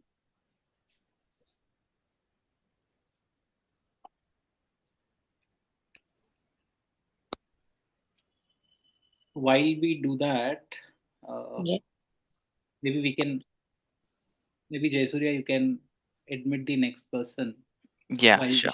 Her screen sharing. Okay, I think the system is not supporting me to present. So will that be fine if I carry on without the PPT? Why don't you join it with a different? Now we can see your screen. Oh, you can see my screen. Great. Okay, that's amazing. I was a bit Just a worried. Yes, we can see your. Perfect. Visible now? Yes. Okay, right. So hi everyone, my name is Jenny. I'm a second year psychology student. So third space is my idea, which stems from the idea of psychology and sociology. So this idea was basically proposed by Homi J. Baba when he was talking about sociology and how interaction among people affects and has impact on the growth of our country or any community. So this I aim to create a community or a community based app which helps us connect various generations with each other. So the key problem that I observed, especially after I interned at a play school, was the lack of the connections apart from social media because of the digitalization that happened once everything came in, especially COVID. So the main community we see that is affected is the youngsters and young adults whose ideas are constantly stimulated and influenced by the same old news, media, and topics that they talk amongst each other. And old and experienced adult is uh, all their ideas and experiences are stagnated to themselves since they have nobody else to speak to. So the solution that I aim to offer is a mobile app with profiles set up so that adults or a generation can set up a meeting at their home and offer this place of communication and storytelling for another generation to join. This is something similar to Airbnb, but it's a 1 hour session so that people can come home and spend time with each other. So the market opportunity that I saw was not many apps focus on creating a social community. If recently there was an app that came up which had a similar ideology but for partying, but I aim to create a sitting, communicative, and storytelling based area. So another app that we can speak about is Meetup, but it was a premium membership based app. So similarly, we can develop the idea if I have the right mentorship or enough feedback to shape this product, and we can aim for similar uh, feedback. So since I have no much experience in how business presentations or even app building works like, I tried a small AI simulation. So if I can set this up, I would show you, but since I'm short on time, I'll be moving on to the next one. So what is the competitive advantage that I have is no app in the market actually emphasizing on connecting generations and creating a psychological safety. This is an advantage that I have because I've been watching people from a psychological perspective and we are going in a slightly bad path. So the real requirements we can actually see the real requirements in a few generations as it's just starting out now. And we can actually leverage on the digitalization that is happening now to bring all the nuclearized communities together since we have small families and small group of friends living in people who come in to study from outside, all of them are in a small groups and we can use the same digital network which has separated us to be together and leverage the situation. So financials and ask, I'm not very sure about it. This is exactly why I'm looking for a mentor and I'm looking for team members too. This is an idea which came out when we were having dinner on the table, and I'm looking for someone to help me to make this entire thing. And I'm willing to learn and offer much more to this society. So this was my presentation, and I'm willing to answer and listen to something.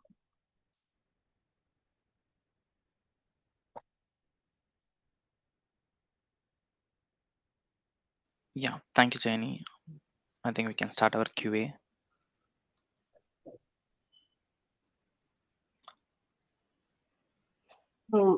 Hi, Jaini.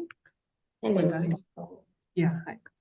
So I just want to understand first, like you're told that you want to create, your target will be youth, okay? And the person who is going to conduct the sessions will be some of a elder generation, okay? And it will be storytelling kind of sessions, right? Yes. Okay. So what exactly I want to understand, the elder generations want to give it to the youth or target, like what they are looking and what they are the values or what wisdom they want to give to the youth. So the basic idea. Okay, can I give you a small example as my answer? Yeah, please. Okay, so this is a pattern that I observed. This might be my example, personal example, but this is a very common pattern that we notice among in geriatric psychology too. So a grandma, that a very close grandma, her only aim and want in life is to somebody to visit her. So the last time I visited her, her constant words were, "Please come and at least show your face to me. I do not want you to bring me anything. Just be with me." So even the sense and the feeling of intimacy among relations is something that generations can pass on. And we as a society, my generation itself, this is something that we are lacking on.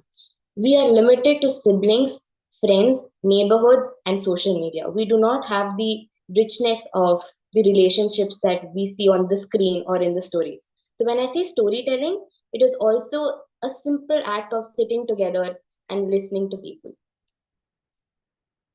Okay. And how you are going to onboard the elder generation? Will it be you are going to onboard or how it will be? Okay, so my idea, I understand that there'll be a lot that we can work on and it can be polished, but my idea was every single person here has a mobile phone, or at least a family member does. So onboarding, yes, it happens personally, or it'll be very easy to set up a profile. It's pretty much like setting up an Ola or a Uber profile. Okay. And is any plan for like how you will get earn from this? Like, will it be a like a subscription based model from the target end, or how it will be? Yes, the first set of idea that I had was subscription based, like you mentioned.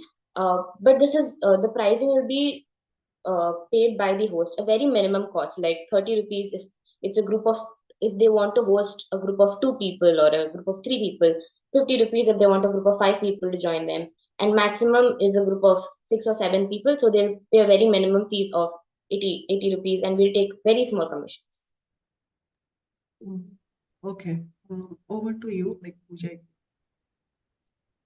Thank you. Gianni, I have a few questions. As you mentioned that you explained very well the example, right, where you shared the need of grandparents so that their grandsons, granddaughters visit them. So just wondering, the identification of the right customer in your idea. Is it the Okay, young yes. generation? Or Actually, this is sorry, yes, sorry, go on. okay. Second thing, in young generation too, would like to understand more in detail who will be the target audience, the age group, the demographics. Okay, so the example I gave was for an older person because that is the most recent example I have. Uh, my target audience will be anyone and every single person who requires human connection. So that will include working professionals who want a weekend where they do not want to go out, or it can involve parents whose children have gone out to study in another state. So, and I'm aiming to bring together students who are here from outside. For example, I live in Bangalore. I have students from Northeast India. Many of them, they miss home so much. And they can be hosted by other people who are of the same ethnicity, or they are of the same culture. Or we can have parents hosting more play dates for other children. So my basic idea is to bring together people who want to be with people but do not have the accessibility or any way to connect with them. Yeah. Gianni, one suggestion there would be, this is a wonderful thought and wonderful idea to bring in. But as a psychology student, you would definitely understand when it comes to discussing the core problem what a human need, they'll go to family. They do. Or the psychologist. Mm-hmm. Right? And when it comes to the discussion, so there are multiple social media platforms available. So one suggestion is the idea is great. You need to work on, as you mentioned, there are multiple target audience. You mentioned the youth, the Northeast college students as well. And the one of the customer you very well placed is the young kids whose parents want them to send to those classes, attend those things, so that that gelling can be maintained, right? True. So you need to work on these areas, and I'm sure you'll be able to. And with that, a wonderful business model can be created. That's a suggestion. To work on your competitive analysis, competitive landscape. Do study the multiple players existing into this, either on the senior citizen wellness programs, providing solutions on that, or providing, fulfilling the space of the nuclear family thing, how they are connecting people with them. Okay, thank you. Thank you so much. Appreciate it. Have a good day. Yeah, thank you, Jenny. You can Thank all the best. Next, we have our team 10275. Ritika, you can come on video and you can share your PPT. We can start in next 15 seconds. And you will be having the next 5 minutes for your presentation, followed by 5 minutes for the Q&A. Can you allow the other device of mine for the presentation? Yeah, whom should I admit I didn't see anyone with Ritika this. Agarwal. It's by the name of Ritika Agarwal. Okay.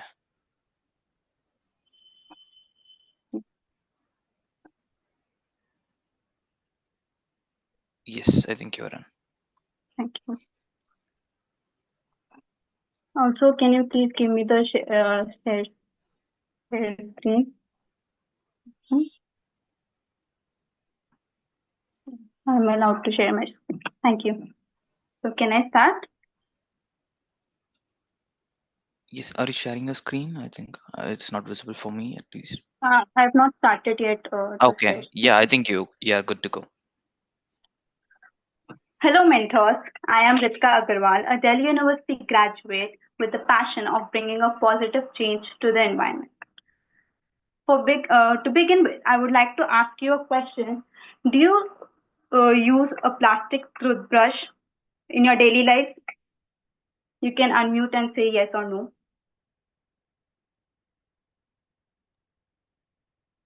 Yes, sometimes. Yeah. And do you still use this plastic comb? Yeah, kind of plastic foam. Yeah, we use. Exactly. To cater to this problem only, despite having these eco-friendly options available in the market, we still go for these options that are harmful to our environment. Catering to this problem only, I bring my startup idea, Paryavaran Express.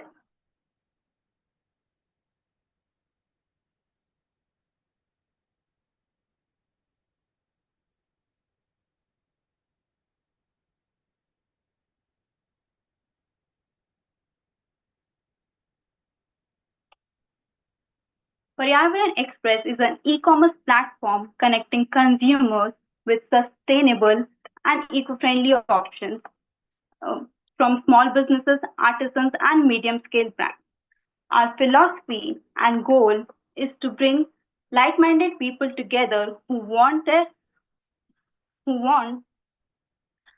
want to have a positive impact on the environment for a greener tomorrow.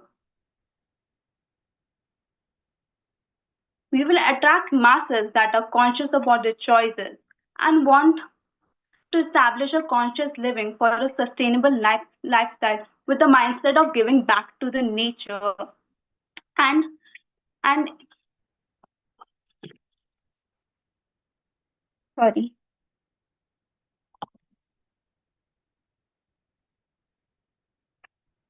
and build a empathetic belief in taking small and steady steps for a large impact because earth is the greatest gift that keeps giving back. We took a short survey to understand the uh, market needs. Our larger audience lies between the age group of 18 to 60 years. From the data, we can understand that all age group look for eco-friendly and sustainable options in the market. They also buy them regularly and occasionally.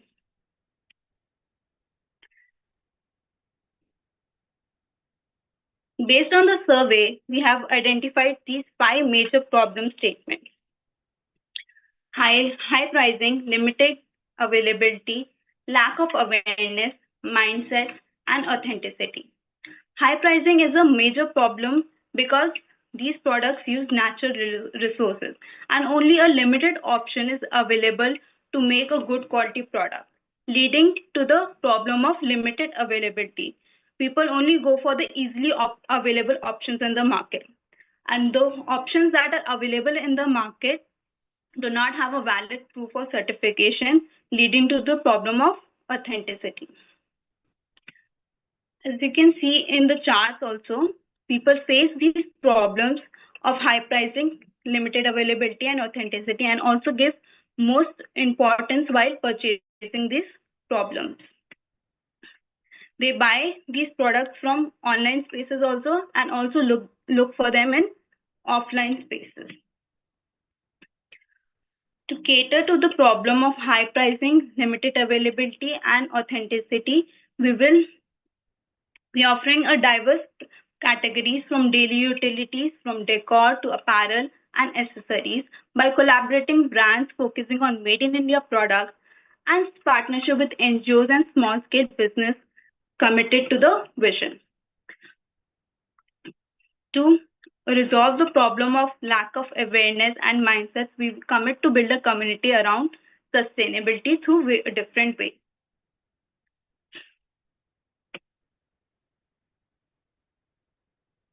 Ritika, you have last 30 seconds for your presentation. We will be committed to a zero-waste future through sustainable biodegradable packaging, recycling and upcycle programs, and bring in sustainable manufacturers and suppliers. These are a few examples of small businesses that will be featured on our platform. The product will range from personal care and hygiene, accessories and apparel, and home cleaning solutions. And we will also partnership with NGOs that support local artisans for a better living.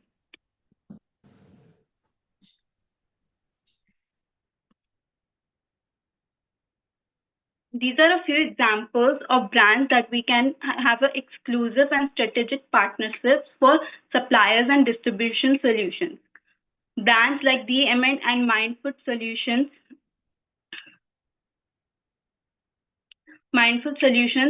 provide sustainable packaging, and ShipRocket provides shipping solutions. Strategic partnership with e-procurement and SaaS solution will help us digitize our platform for supply chain management and plan-to-pay processes. We will commit to a community building through thematic awareness campaigns, educational workshops for all generations, and cleaning and plantation drives.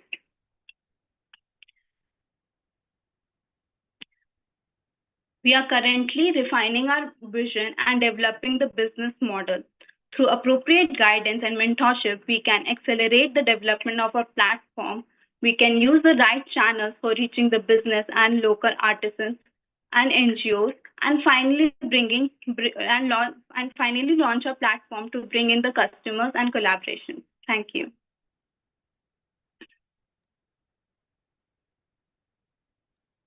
Thank you, Ritika. Ritika, one question. This is Pooja Pandey from Lucknow Incubation Center.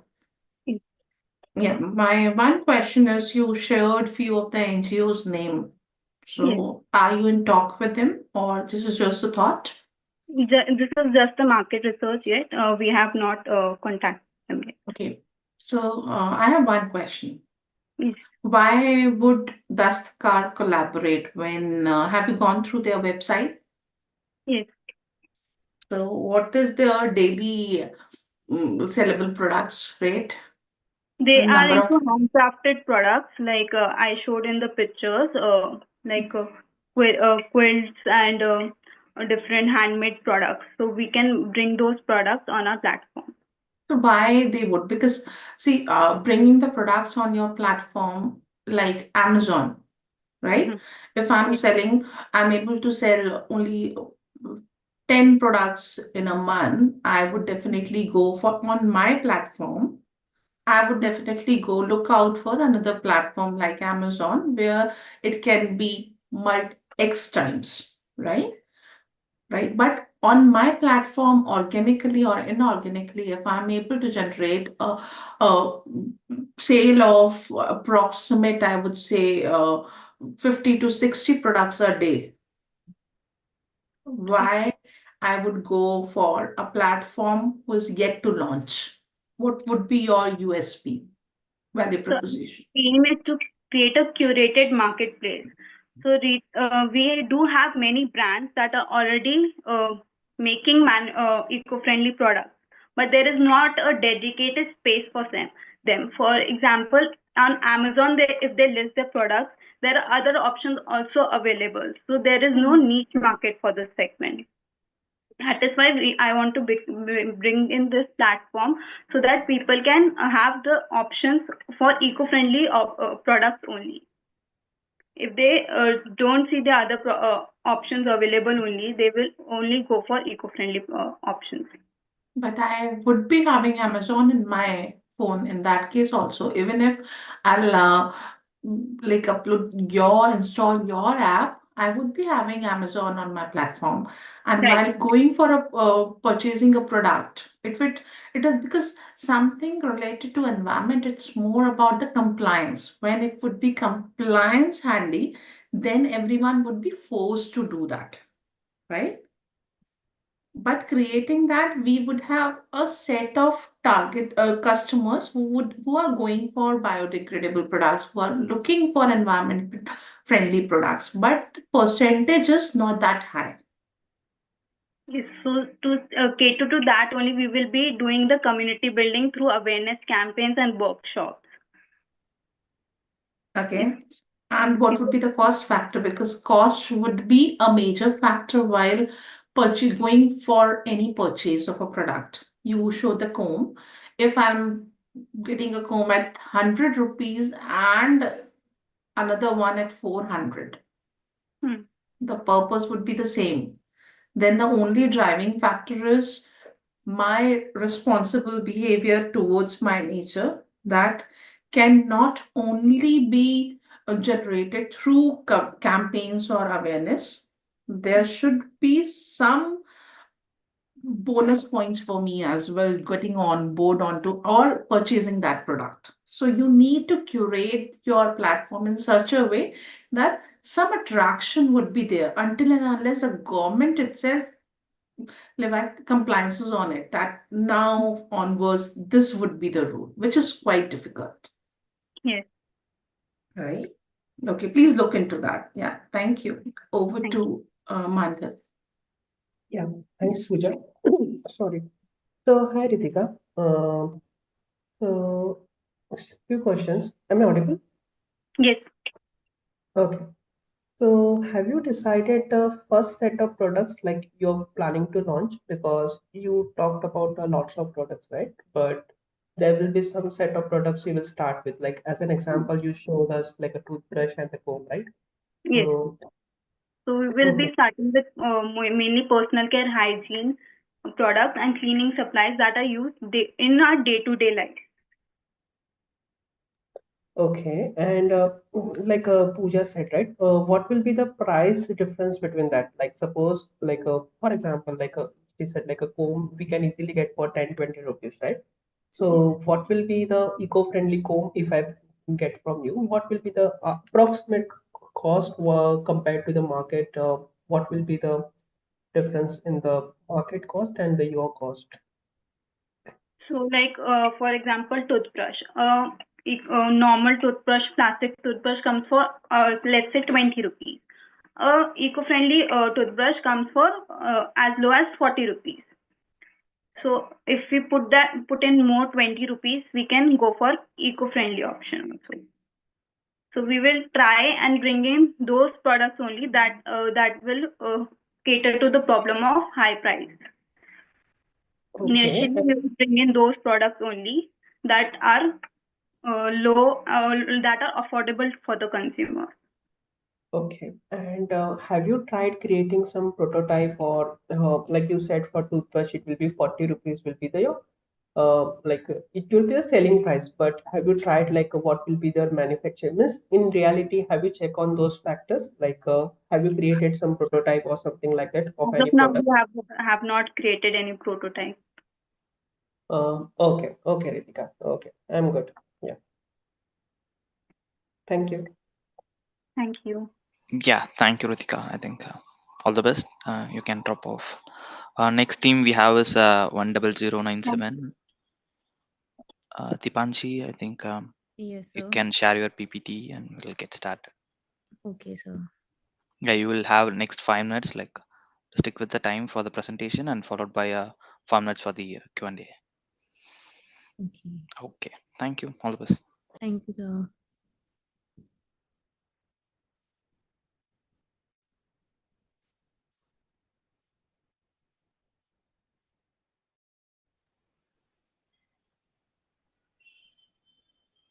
Can you just give me 1 minute?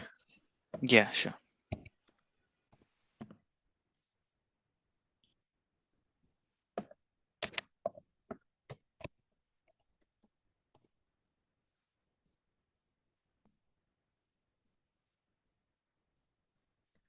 Excuse me, sir.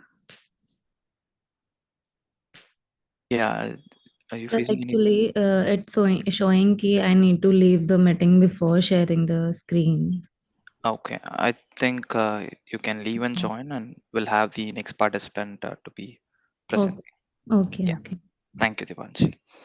Next we have is the team 10951. Simran, can you hear me?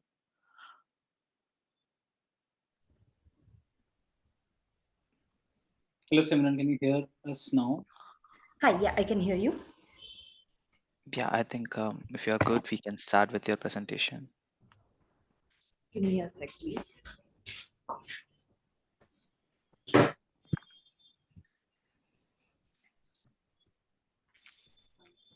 I'm going to present my screen.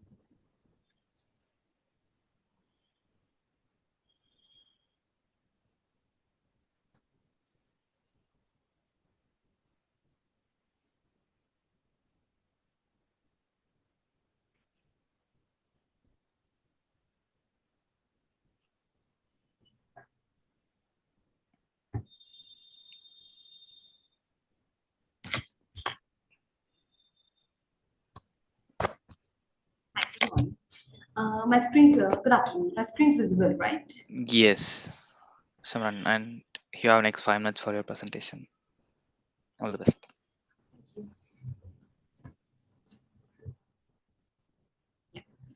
So, hi, my name is Simran Singh. I am a biotech engineer and I'm a Masters of Management graduate from Odense Business School, one of the leading business schools in France. So, when I was in France, I sort of fell in love with their fashion, like with the boots they were wearing, with the coats they were wearing, with the way they were carrying themselves out, right? But then this was something which would never work out for me. And I realized that's because everything which I was falling in love with was the leather or was the leather outfits, right? And it was something which I really wanted to carry out for myself because for me it portrayed confidence, but it was something which I was never able to do it only because every time I thought of leather since childhood, I associated with cruelty. I associated with the harm it's doing to the environment. I associated it with all the negative feels.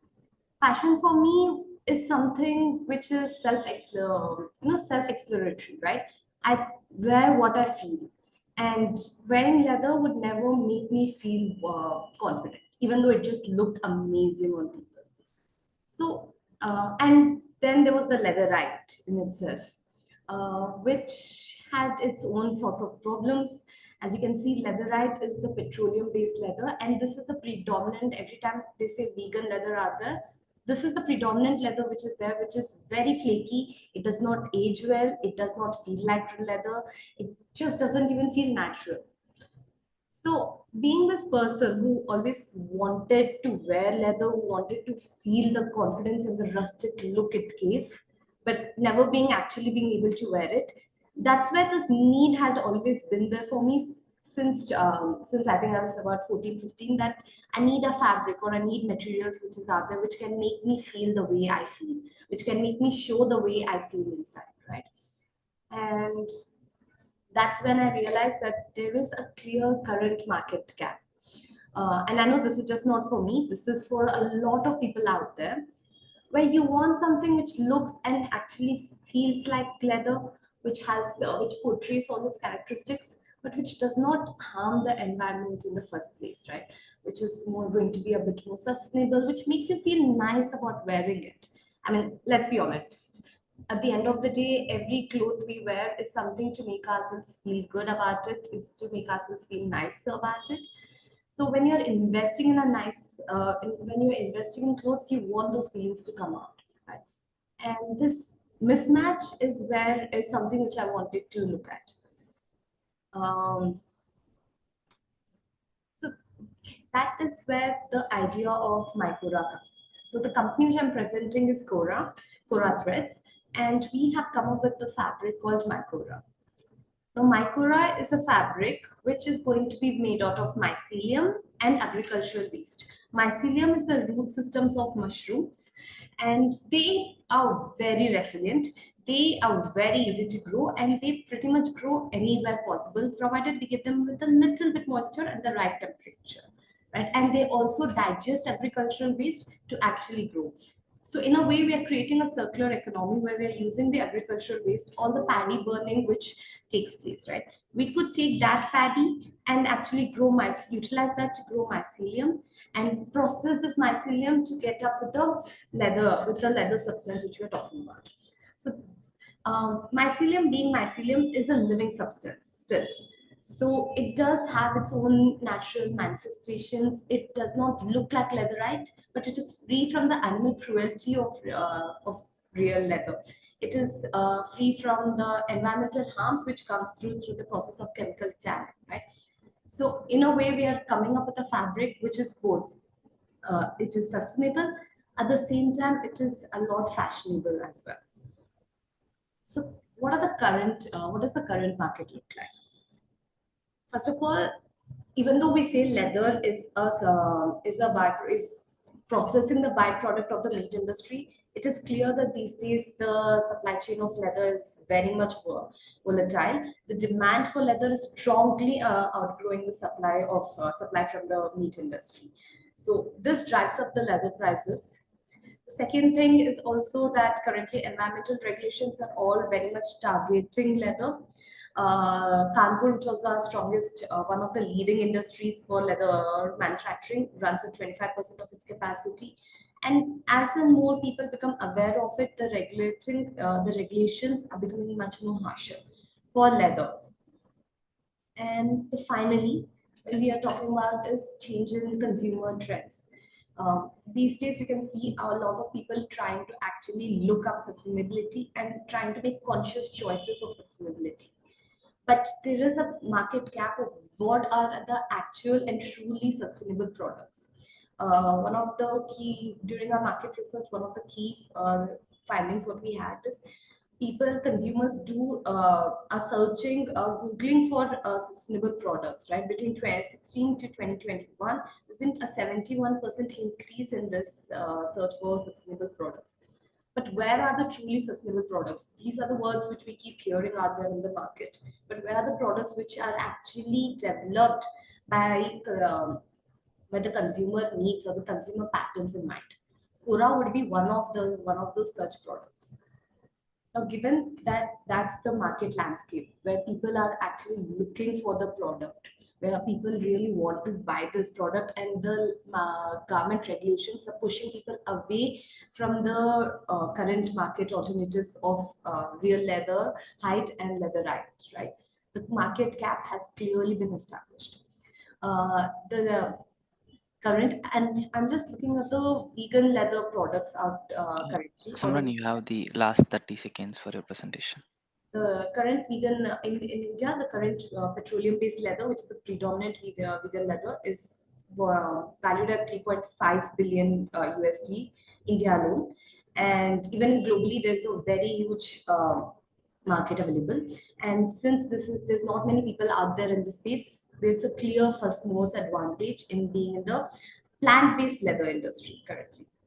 And currently, we are mainly looking for incubation support and mentorship, as this is something very new, and not many people are doing it out there. So, you can help us with them to understand the market better and to help us develop the product. That are going to be our first people.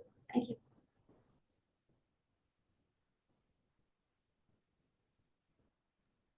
Hi, Simran. Thank you. This is Pooja Pandey. Hi, Pooja. Simran, I have a few questions.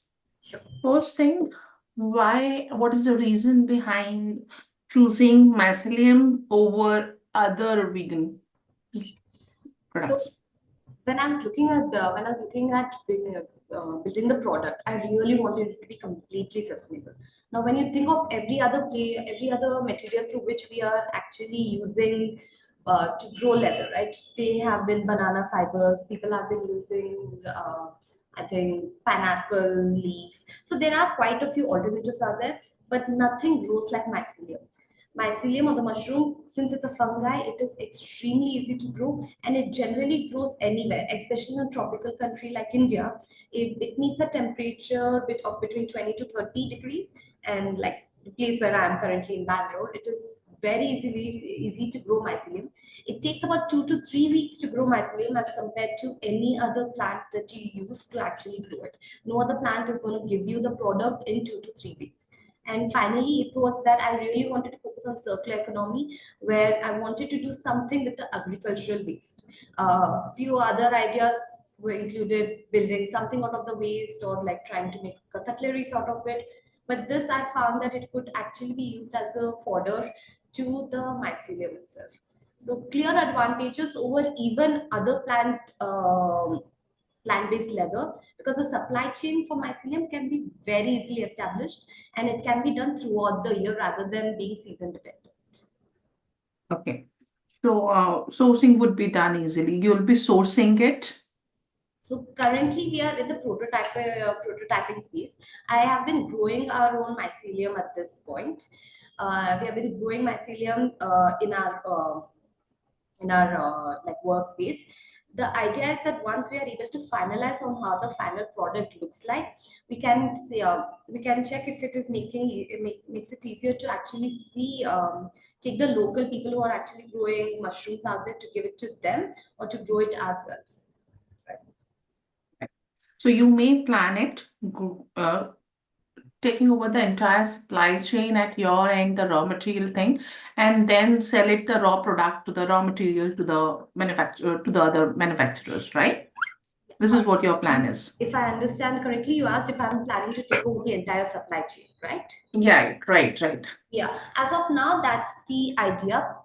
Mainly because the mycelium, growing of mycelium is very easy, but it needs to be grown in a very particular way. Okay.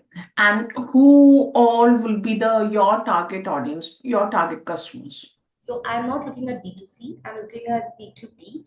I do not, so of course the fashion industry is one of them, but anyone who's actually using leather goods out there, who are producing leather goods, right? They are going to be my first customers. My first is to go, the strategy here is, the first one is to go to the apparel industry, and target them and see how the leather is going to be functioning for them. Simultaneously also develop a thicker leather for the furniture industry, or for the boots industry, or the bags industry, right? The first one would be the apparel industry. Okay. What would be the tentative price when we come to the price perspective with respect to the other existing your competitors in the market? So currently currently the competitors like plant-based leather or premium leather has been placed at around 4,000 rupees or 5,000 rupees. So that's the market. Sorry, that's the upper ceiling I've been looking at. But I haven't been able to I cannot answer your question regarding what's the pricing point that I'm looking at, mainly because again, I'm still prototyping it. But I'm gonna assume that it's going to be, my production cost is going to be lesser than either the premium leather or even the other plant-based market leather, for two reasons. My supply chain, my raw products are going to be a lot cheaper to source. If you're making it out of pineapple waste, you've got to wait for the entire year for the pineapple to grow and then harvest only its pineapple leaves, right? I do not have that issue. Anything what I am growing, I'm growing it I'm going to take over it myself, or I'm either going to source this. So mycelium by far is going to be one of the cheapest raw materials for me. So considering the fact that my raw material in itself is going to be very cheap, I'm certain that I'll be able to compete with the market. And the final part of leather is the tanning of it, which the tanning process is going to, I wouldn't say it's the same, but every leather producing outlet out there has got to tan it. Right? So that way, I do have an advantage of getting my costs down compared to the market currently. Okay, perfect. Simon, just one suggestion. Please do have one competitive landscape slide in your presentation, which is missing, and the product roadmap. Okay, perfect. Okay, rest I can see, yes, you do have the deep understanding in that. The one question which can ask later on is the technical expertise into developing that leather out of it. Okay. Rest. Okay, from Actually, my end. Yeah, tell me. just to answer that, currently, like I said, I do have a biotech engineering, and I did spend about like a year in research, and that's where this came up from, right? And my idea currently is to, of course, my own knowledge to actually be able to do it, but also to hire other researchers who have the experience in tanning industry. So while I might not be an expert, I do have an oversight to see whether things are progressing in the order or not. So that biotech engineering and exposure really helped me to take this forward. Perfect. Perfect. Yeah. Thank you. Thank you. Over to Manda. Yeah, hi Simran. So very nice presentations, and you have covered most of the things. And so just one question I have for you. What will be the trend you predict on the forecasting for the Cora leather in future, and what will be the market forecast you may have for this? Audio was a bit off. If I can repeat, he's asking what's going to be the trend for market trend Yeah, for Cora, right? yeah, trend and as well as the forecasting for the Cora leather. Yeah. Forecast for what's the sales going to be like for Yeah, Cora? correct. Yeah. Sure. So the strategy currently is to not to go after the real leather hide market, at least for now, but to actually go out for the vegan leather market, which is predominantly by the leatherite industry, right? I have an understanding of how I'll be able to grow and produce the product currently at a very fast pace. But I do not have the answer to how much am I going to be able to do it in the first year, right? And that's primarily because I'm not yet out there selling the product, which I'm pretty sure if I had the product roadmap is where it would have helped. I'm aiming at having it in down the lane in about 3 to 4 months to actually have the product out there and take it forward in the market. We are currently in the process of registering Cora itself, so the regulations are in a process. But in terms of the forecast, that's something what I plan to be achieving in just 3 to 4 months to see how is the product going to go. Uh, Again, right, it's just because my product is still in the finalizing and prototyping stage that I'm not able to clearly predict what the forecast is going to be like. Okay, yeah, fine, no issue. Thank you. But like I had mentioned in the slide itself, that the market is clearly there. There's a current gap which is clearly there, and the market is clearly there. So it's about how we are able to tap into this market. Okay, I'm good. Yeah, thanks. Simran. Yeah, thank you, Simran. All the best for the year. I think you can drop off. Next team we have is 21170. Meha, I think you can start your presentation, and you'll be having the next 5 minutes for your presentation. Okay, sir, I'm sharing my screen. I think it's not at visible. Oh, sir, right now I share. Yes, you are good to go.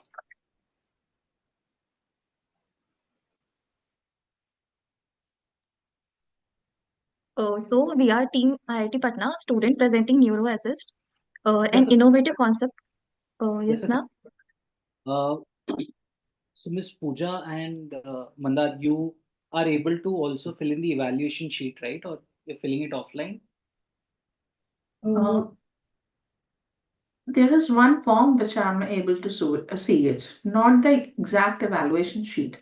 If you can share that on the WhatsApp, that would be great. Currently, I'm doing it offline. Okay.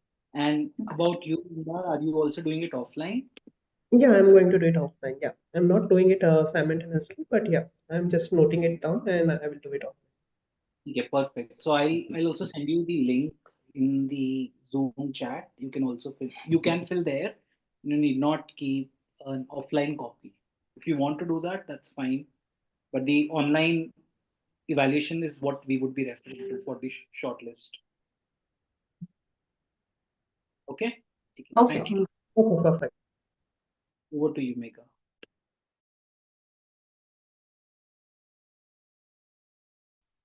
Okay, so hello, sir and ma'am. We are team of IIT Patna student presenting NeuroAssist, an innovative concept combining EEG technology and AI. It enhances creativity, focus, and relaxation while integrating with smart home devices for a seamless mental well-being solution.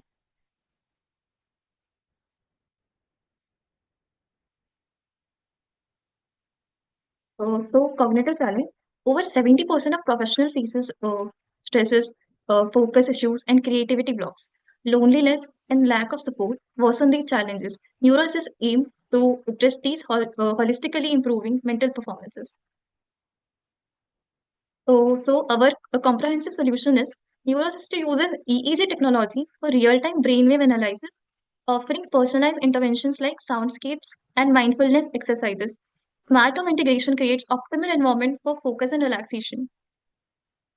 So our growing market of EEG variable devices is set to grow from rupees 470 crores in 2023 to rupees 823 crores by 2031, while the overall variable market will exceed rupees 8,400 crores by 2024.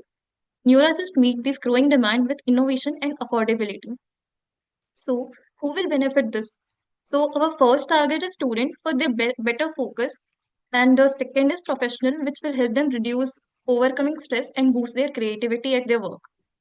So, and our third target is creators who break their mental blocks and have a peak performance. So, why NeuroAssist?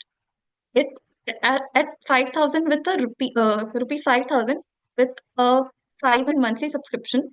NeuroAssist is an affordable and holistic solution with 65% of user willing to spend rupees 12,000 to 25,000 on a similar tools which is available.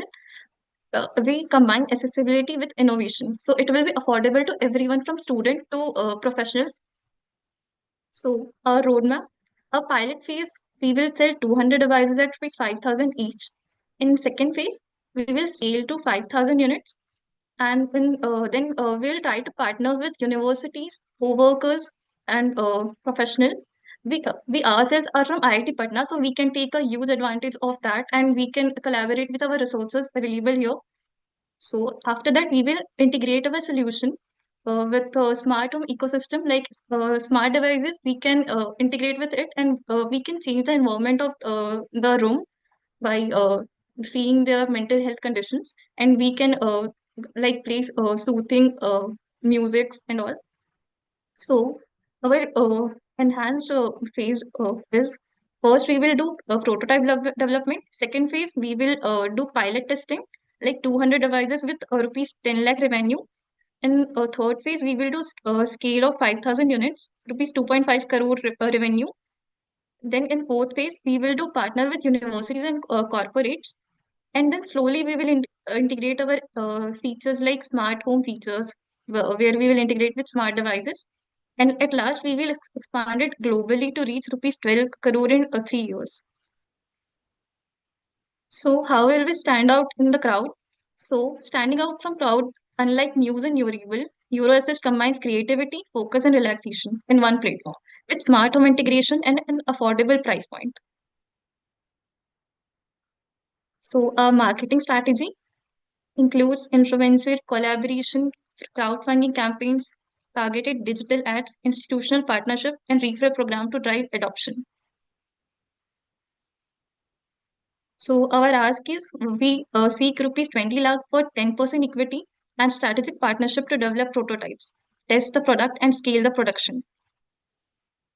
So meet our team. I am Megha Sau. I am an expert in AIML and Dolly Singh. She is an EEG research lead. She is from Engineering Physics Department at IIT Patna. So she specializes in EEG technology for accurate monitoring. And our third lead is Sakshi Sinha. She experts in market strategist. She has organized many events in IIT Patna as well as so she is well trained. So thank you. This was my pitch.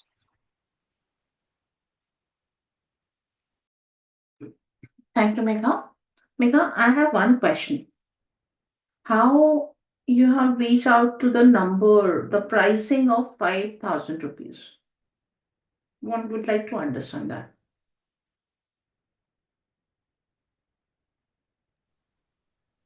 Okay, ma'am.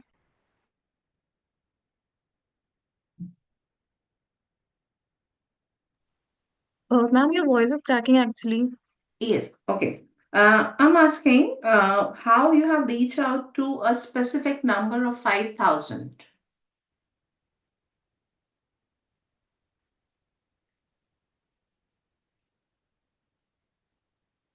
Am I audible? Hello. Yes, ma'am. Yes, Yes. ma'am, you're right. Megha, my question is how you have reached out to a specific number, that is 5,000. Then 5,000 is a balancing price. It considered component excessive, like initial cost, like easy devices are available in market now only, but we will integrate it with AI. So this integration we will cost 5,000 only by using the existing component in the market, which cost really from 1,000 to 2,000. So after AI integration, we have finalized the product price estimation is 5,000, and after enhancing our product, we can change it to 5 to 6,000 and 7,000. But with increasing functionalities, we can change the cost. But right now, with like, for first phase, we have developed 5,000 only. For initial Okay. phase, we will have limited features right now, but with the increasing features, we will integrate more and more. So So right you'll now, be 5,000. outsourcing this head device from Yes, ma'am. outside, right? Yes, ma'am. Firstly, I will inspect 200 people only, and after their feedback, we will improve our product day by day. First, it will be only a piloting phase. Okay. So who all are the current manufacturers? Can you name two or three who are Yes, ma'am. manufacturing these kind of products? Yes. Yes, ma'am. First is Muse, but it has a limitation that it only provides for meditation purposes. Like if someone is having mental disorder, then they will not be able to do so. So for mental disorders or some stress kind of situations, we have a AI assistance in our product. So the AI will personalize the product, and the next is Neural. They only focus No, on you are talking about the existing products into the market, right? yes, ma'am. My First one is question Muse. is, no, no, my question, so you would not be purchasing product from Muse, right? Yes, ma'am. We are not purchasing from Muse. Right. We So are my question is, I need name of two manufacturers from that because you have concluded one cost analysis that you would be selling it to 5,000 to 6,000 rupees. So yes, ma'am. who are the current manufacturers into the market from whom you would be buying in bulk? This will be easy manufacturers who have not integrated AI. Uh, Mhm. Yeah. So my question is that have you visited them? Have you interacted with them and identified the current existing cost? no, ma'am. We have not interacted with them, but we have researched about them closely and found out that these much price will be affordable. Okay. Like who Okay. from Muse manufacturers, Emotive or Neural manufacturers, they have their in their website only their cost and estimation. Right. So from there, we have researched about the cost of it. Okay. So just wanted to understand the pricing for a Muse final product. It is around 20,000 to 25,000, but it has more enhanced, like it is built product. Okay. And how your product would be differentiated from the Muse product? So in our product, we have AI-driven personalization where AI will in, integrate each member who is using it, and then Mhm. it will personalize and tell what is the exact cause of their mental health, like what is their block which has happened there. How it will be doing it. You got my question. When the AI Yes, is ma'am. it is enabled AI, how it would be doing it through the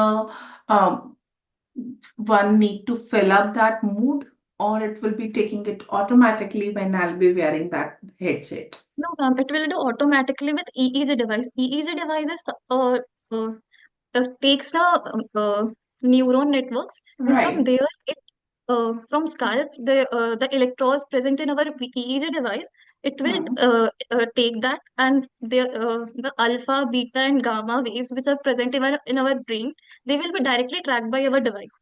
So Right. So after what all that, certification you would be requiring in that? from certifications of officials. Right. You would be requiring some certifications, right? Yes, ma'am. So for that, we have consulted our ITP Health Center, where we have professional doctors. So we have consulted them that is it effective. So they are, and it certificates with CE marking of Europe as well for NFCC certification of US to ensure compliance with health, safety, and electromagnetic standards. Okay. And when you are planning to start with developing this prototype? Now, for AI, we have already started, and for wearable devices, we will slowly integrate it to wearable device. Our AI model is almost ready. Okay. Okay. It's ready. And when you are planning to do for the alpha testing for your AI model? I mean, 3 to 4 months after our small prototype is ready. Okay. Okay. Thank you. Thank you. Okay. Over to you, Manda. Yeah, thanks, Pooja. So hi Megha. So just want to understand, like, will it be a headband or it will be like a what kind of size and dimensions of your the headband, or will it be some kind of a device? It will be a headband, so it will connect with our neurals of our brain. So it will be in our head, and it will take signals from our brain only. We don't have to do anything. We have to wear it only, and the device will automatically check in the conditions of our brain. It is not. Okay. It will take AI to help us. Okay. So you're planning to integrate the AI, right? Personal assistant with the headband, right? And it Yes, will ma'am. be like a interactive. Okay. Yes, ma'am. And so the question is like currently Muse, like you mentioned about the Muse. So I think they are currently on the subscription based model, right? Around $10 per month or something like that, right? Or how they are doing it, or they are selling a products. They are from our idea. It is different that they are using. They are not using AI, but we will be using AI to enhance our product. Okay. And so won't be like it won't be like easier for Muse to integrate the AI with their headbands? Like, means is it what are the challenges in terms of the hardwares and the softwares? Like, because your band will be very light in, but you have to measure, you have to balance the dynamics as well as the dimensions as well as the weights, right? And so how it will be like, how you are going to plan on those things? So, ma'am, can you please repeat the question? I'm saying that you have to the product like I think this headband you have to wear it, right? Like it will be Yes, kind of a ma'am. sleep band, or it will be a you have to wear it for some longer duration, right? So Yes, ma'am. yeah, so you have to when you have to integrate the AI with your headband, right? So you have to balance on the dimension of the product as well as you have to integrate some kind of hardware in it, right? Yes, ma'am. So how it will be connected? Like it will be connected through some cloud, or how you're going to plan like a AI integration with the product? I'm asking on that.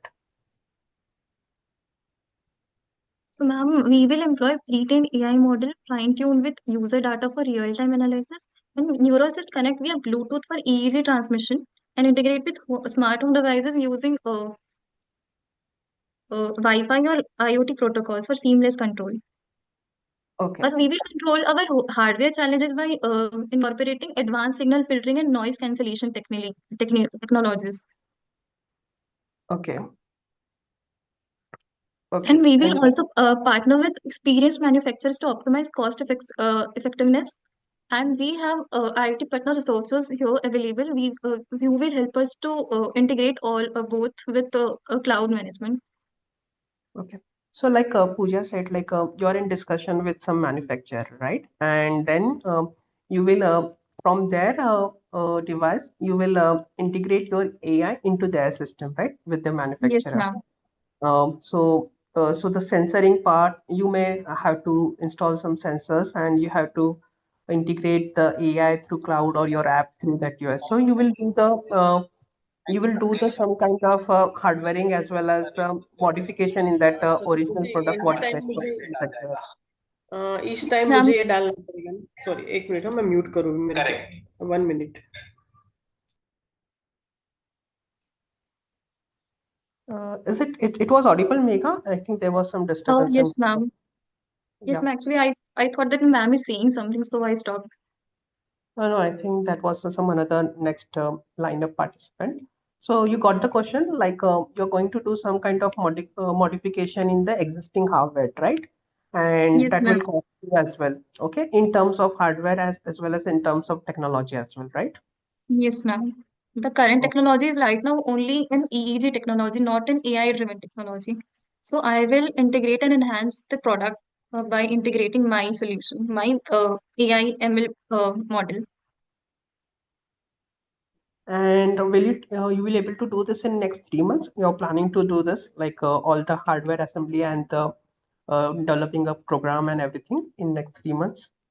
Yes, ma'am. I can do with my team and my research team as well in IIT Patna.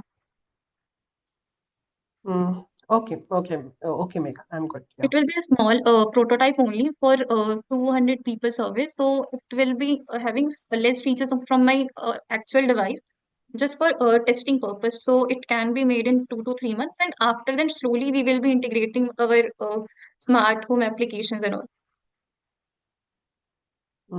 Okay, got it. Yeah. Okay, I'm good. Yeah. Thank you.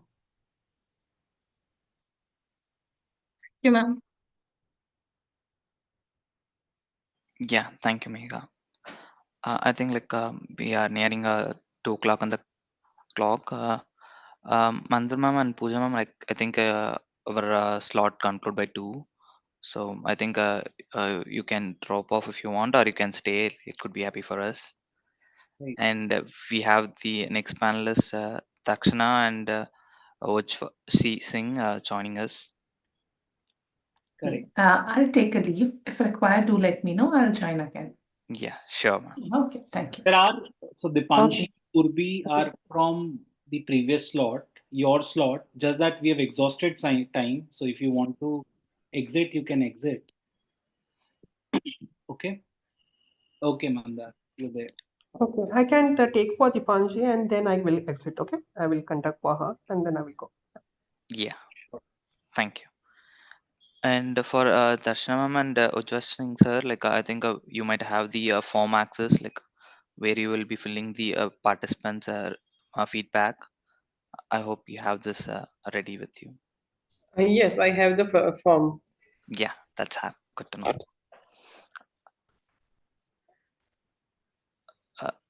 Deepak, you can start your presentation. You will be having like hot 5 minutes, so we are running behind the schedule, so make it crisp Okay, and sharp. yes, Thank sir. you.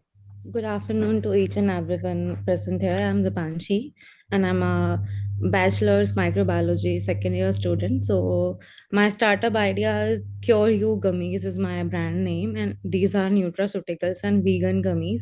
As you all know, nowadays people are more moving towards vegan and natural food. So in today's scenario, we can say that everywhere there are few companies selling vegan gummies at the and the thing they are using in that the ingredients are all synthetic, and the ingredients I am using are all vegan, and they are from mushrooms, microbes, bacteria, and fruits and all. So this is the introduction about this. These are the biopigment which we are using, like from beetroot, black carrot, spinach, and a fungus named as Monascus purpureus, which imparts red color. So that can be used as a coloring agent, a biopigment. And we have natural sweetener erythritol, which is a byproduct of Lantana edodes mushroom. And for flavor, we can use fruits like mango, and which will be the seasonal fruit present. And for supplement, we will be using a mushroom powder, which is high in protein and vitamin B complexes, which is antioxidant also, and which helps in lower your cholesterol level. And for other supplements like chia seed oil, moringa powder, and pea protein form powder, vitamin, mineral, and for omega 3 fatty acids and all. And then there is all are aware that we need to use preservatives. So preservatives are all synthetic. So we are using biopreservatives like bacteriocins, niacin and lactocin for preservative. And for gelling agent, every multinational company is using gelatin as a gelling agent. So we are using xanthan gum and locust bean gum as a blend ratio. This is all the usage consideration and key benefit. It will reduce the setting time, and it is used in jellies and for a smooth texture. And carrageen is extracted from red algae, which will also give it a smooth texture, like chewable texture. And it is sustainable. Our product is sustainable, focusing on renewable plant and microbe based ingredient. It is eco-friendly, and packaging will be recyclable, like edible sheets, so rice sheets and bamboo sheets. And there's a company, small business also, Crestco, which is using wheat straw waste for packaging material. And all the startup is actually based on bio E3 policy, which states that using natural ingredients for your own use, for your own benefit. And why our product, it is designed for health support, and it is perfect for chemotherapy and radiotherapy patients. All we are aware about the cancer patients, they are like their immune system don't work that much which is required. So these gummies will boost their immune system and will give them all the nutrients and minerals that they required for their daily needs. And this is rich in nutrients, essential nutrients, and it will be suitable for your daily wellness, like one gummy for a day. And it is all safe and natural because it is all plant based and vegan. Thank you. This was all my startup idea. Yeah, thank you. I think we can start with the QA. Yes, sir.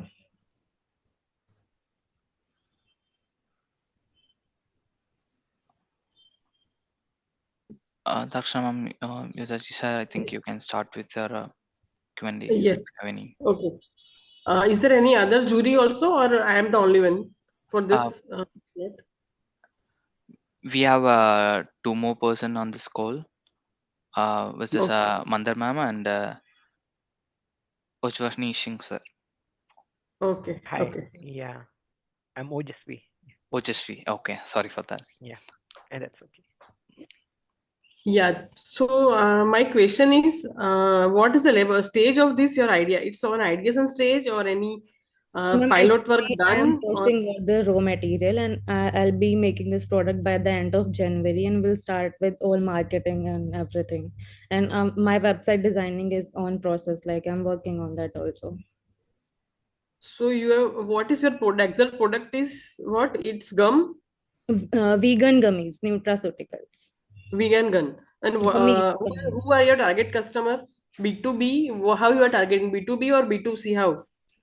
Ma'am, actually, it's for all age group, and for more for the chemotherapy and radiotherapy peoples, like who are taking chemotherapy and radiotherapy, because their immune system is genuinely very weak and they can't digest food properly, and उनकी जो nutrient essentiality होती है वो भी पूरी नहीं हो पाती है. That's why. Mean, and it's all natural sweetener is like its glycemic index is 0, which is no calorific, like it will cause no harm to you. So is this a medical, you can say medication treatment, or just anybody can consume it? Ma'am, it's like supplement, anybody can consume it, but in a consideration, like for say some people are allergic to chia seed, like some are allergic to pea protein powder. So there will be with different people, and we will mention that it is allergic to, if someone is allergic to pea protein, then you can't take it. Okay. So it Yeah. will be taken under the advisory of the medical practitioner or just by anyone from the open counter? Ma'am, just by anyone. Just by anyone. Okay. Just But because you it's are all just keeping naturally a derived. warning. You are just keeping a warning on the packaging, right? That's it. Yeah, ma'am. And how is the cost per Ma'am, piece? cost is basically, it depends on three scales, like marketing. and sourcing and all, like selling purpose, nowadays you can see there are few companies who are selling, so their price is something 1200 for 30 gummies, but ours will be 800 to 900 for 30 gummies. Okay. Yeah. So this will be your B2C plan or B2B? Ma'am, I'm not aware about B2B and like B2B, you have no idea. Okay, got it.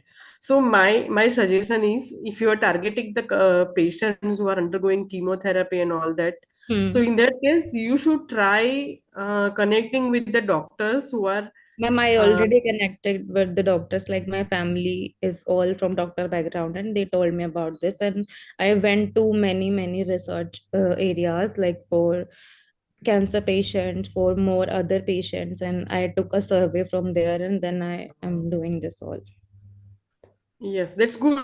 But for the growth purpose, business growth purpose, you should connect with more and more doctors so the doctor can recommend their patients, Yeah, ma'am. right? Yes, ma'am. Okay. Thank you. Okay. Yeah. Hi, Dipanshi. Mandar here. Yes, sir. Yeah. So I just want to understand the source of this and from where you will procure it, number one. Okay. Okay, sir. And number two is you're going to sell it, right? So do you have considered like some license or some certifications you need Sir, for? FDA certification and FSS AI approved. Okay. Yes. So that's only, right? Other because it is some clinical product, so you don't need any more certifications or like as Yeah, ma'am. sir, because it's not a drug. So Hmm. we are not like requiring for the drug license. It's only a food supplement. So FSS AI approved and FDA approval is needed only for this. And for raw material, like I'm a microbiology student. So in lab, I'm already working on fungus and all. So we can extract the things which we are needed, and from for chia seed and oil and pea protein isolate, we can get these all from India Mart in a bulk. Okay. So you're going to create this in lab, right? You're saying on Yes, production as well. yes, sir. Okay, good. Okay, I'm okay. Yeah. Ojasvi, if you have anything. Yeah, after hearing, I feel the whole presentation was about the idea. I mean, more I could say about the idea, uh, but I also wanted to see it, the what other panelists asked, from where it is going to start and where is it going to end. You said you are designing a website where you will be selling these gums, right? Yes, sir. Mm, that's fine. Uh, why not use existing platforms to sell this? So we will be using like Amazon, Flipkart, like in a collaboration with them. But our individual website is also will also be there. So you have your own website as well as you will be selling on it on In other. collaboration with different platforms. Okay, that's fine. Yes, sir. And then starting off, you will be starting from the lab, and you're saying about scaling it up to what is the target audience? Up to what scale are you planning? Sir, I can't understand what you are trying to ask. I mean, what is your consumer? I mean, how many consumers are you targeting? Sir, it's for all age group. Like it's for like from 5 year to 60, 80 years old people. Like it's totally Okay. safe for everyone. Okay. Yes. Sure. And okay, As much fine. right. As much as we I'm fine want with. to hear more about it, I think we have a lot of ideas waiting, so we'll have to stop it here. Hope that's okay. Yeah, sure. Yeah, sure. Okay. Thank you. Thank you so much for your presentation. Thank you, Dipanshi. I think Thank next we have team 10028. Parfi, One, I right. think you can start with your presentation. So Um, a gentle reminder to the presenters and the jury, like we have this odds time of 10 minutes per candidate. So 5 minutes will be for the presentation, followed by our 5 minutes Q&A. So I just want to like honor that time. Thank you. Also, request all the panelists to please fill in the evaluation form once the team completes their presentation. Okay, thank you. Over to team. just 1 minute, Jay. I'm just going to drop off now. I just Sure. texted on chat, so can you just respond? It's regarding the evaluation sheet. Okay. Sure. Yeah. Okay. Yeah. Thank you. Yeah. Thank Shall you. I The start? 5 minutes. Yes, yes. The 5 minutes of the presentation start now, Purvi. Thank you. Okay. Is my screen visible? Yes. Okay. Hi everyone, my name is Purbi and I'm one of the founders of DeepSolve. I started my career while working in Samsung and then I joined Flipkart, which is one of the India's largest e-commerce platforms. And I've always loved building products. At Flipkart, I also got an opportunity to connect with sellers and brands at the ground level and understand what problems do they face. So that is how my journey start. Like this is the idea behind Deep Solve, why I resonate with the problem statement, which I'm going to talk about. But before even starting about Deep Solve, I would like to talk about the shopping experience these days. So most of us are scrolling reels, and the most of the product discovery happens on Instagram. And whenever you are in doubt, you are always wanting to see that how the brand is doing. You go to the Instagram, check out the followers, what people are commenting, and what are the reviews on Instagram. So, uh, as a customer, I also my product discovery also happens on Instagram. Whenever I'm in doubt, I check out the Instagram. I connect with them. If they respond to me, I feel valued, and it builds trust. The company is directly able to connect with their audiences. So this is the idea behind DeepSolve. So at DeepSolve, we are reimagining the social media marketing workflows using generative AI. So DeepSolve is a platform which is helping D2C brands, basically e-commerce brands, run their social media pages autonomously. So our platform is providing automation to help brands create content, like not only just strategies, but also content, generating like 10x more content consistently and engaging with their community on Instagram without a need for a very large team or extensive Instagram expertise, so that they can manage most of the social media activities in-house.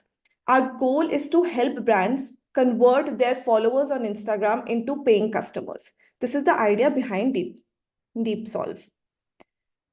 Before I actually present in the pitch deck, I would like to show a demo of what we have currently built. Okay, so this is a sari page on Instagram. This is my demo page. It's not like this is just for testing purpose. So I have, let's say, commented here price, please. And this is visible, right, guys? I have commented price, please, on their page. Okay. So this is the product discovery. Let's say this was one of the ads which I got on Instagram, and I just wanted to know the link and the price about this product. This is the dashboard that we are providing to the clients.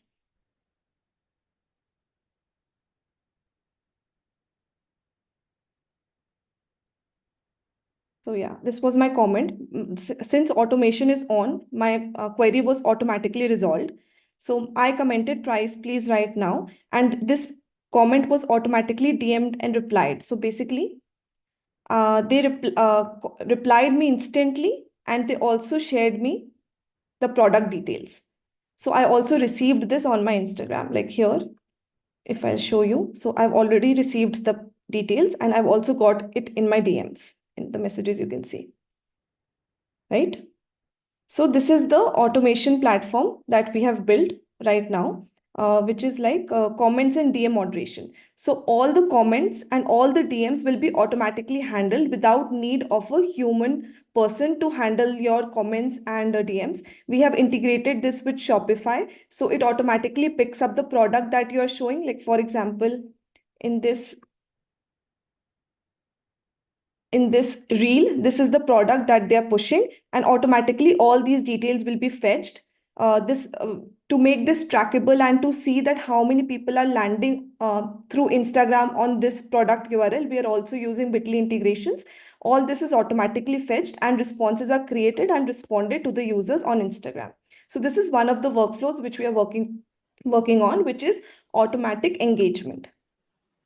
Now, second thing that we're working on is streamlining the content creation. Like, Farvi, you have lost 30 seconds, so you can first on your pitching. okay. So the second thing that we're working on is the content creation, how we can leverage the generative AI power to create content automatically. Like, for example, if I have the catalog nowadays with generative AI, you can convert images into videos, you can convert simple product images into model images, you can generate high quality images and videos, like because so much is advancing in generative AI field. So we are creating pipelines to create content automatically on Instagram. So this is the AI pipeline that we're using. This is one more demo which I wanted to show. This reel is automatically generated actually. First fancy dinner, you can't. So I just put a script and all this was automatically generated just through an image. And this was my demo which I already showed you. The target market that we are focusing on is majorly US, but we have started with India. So we have done design partnerships with few clients. One is Hair Originals. They have around 100K followers on Instagram. One is Shararat. They have around 10K followers. Both of them are Shark Tank. Shark. They both of them were featured on Shark Tank. And we are doing hair. If you comment on Hair Originals any post, you will receive comment and DMs automatically. And we are already live with Hair Originals. For Shararat, the last 45 days of content is created by us. So you can check out their page as well. And this is the competitive landscape which I've provided, that who are my competitors. So you must have heard of Hootsuite, which is one of the biggest social media management platform. But Hootsuite is a traditional platform which helps only to manage the social media for a brand. What we are providing is adding the automation. So we don't want you to perform actions on the dashboard. We want to build a view only platform where everything is automatically happening, and you can just go and check out the metrics and analytics, that how your page is performing, who commented, what is the followers count, how it is increasing, which product people are really interested on social media. And this is the revenue model. So I'll just explain this one.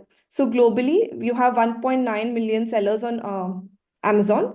And let's say if I target only 1% of them, so let's say 19K, and if I take the average order value as $500 per month, then for annual recurring revenue for this 1% of the market will be 114 million. So this is only Amazon data, global Amazon data.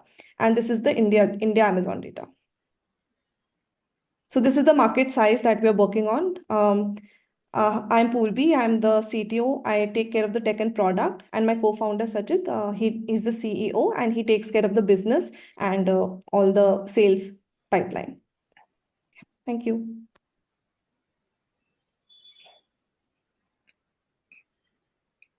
Any questions? Like, was it clear? Yeah, thank you for the presentation. So we'll start with the QA. You are targeting basically US and India and Amazon client only, right? Is that so? No. Just for data purpose, I showed the data for the Amazon. I'm targeting all the D2C brands who have, followers count, who are doing a good amount of revenue and who are growing on Instagram. So all the growing brands on Instagram is my target audience. Only Instagram brands. Instagram, Facebook, and we are also extending to TikTok for US, because in US, TikTok is also a big market. So we have already launched Instagram and Facebook in India, and the next pipeline that we are building is for TikTok. Okay, what's your current revenue now in that case? So for last 3 months, we were doing design partnerships with Hair Originals and Shararat. So it was for free. But this month we are starting the revenue. So it's like we are starting with $100 $100 per month? per month. Yeah. Per month.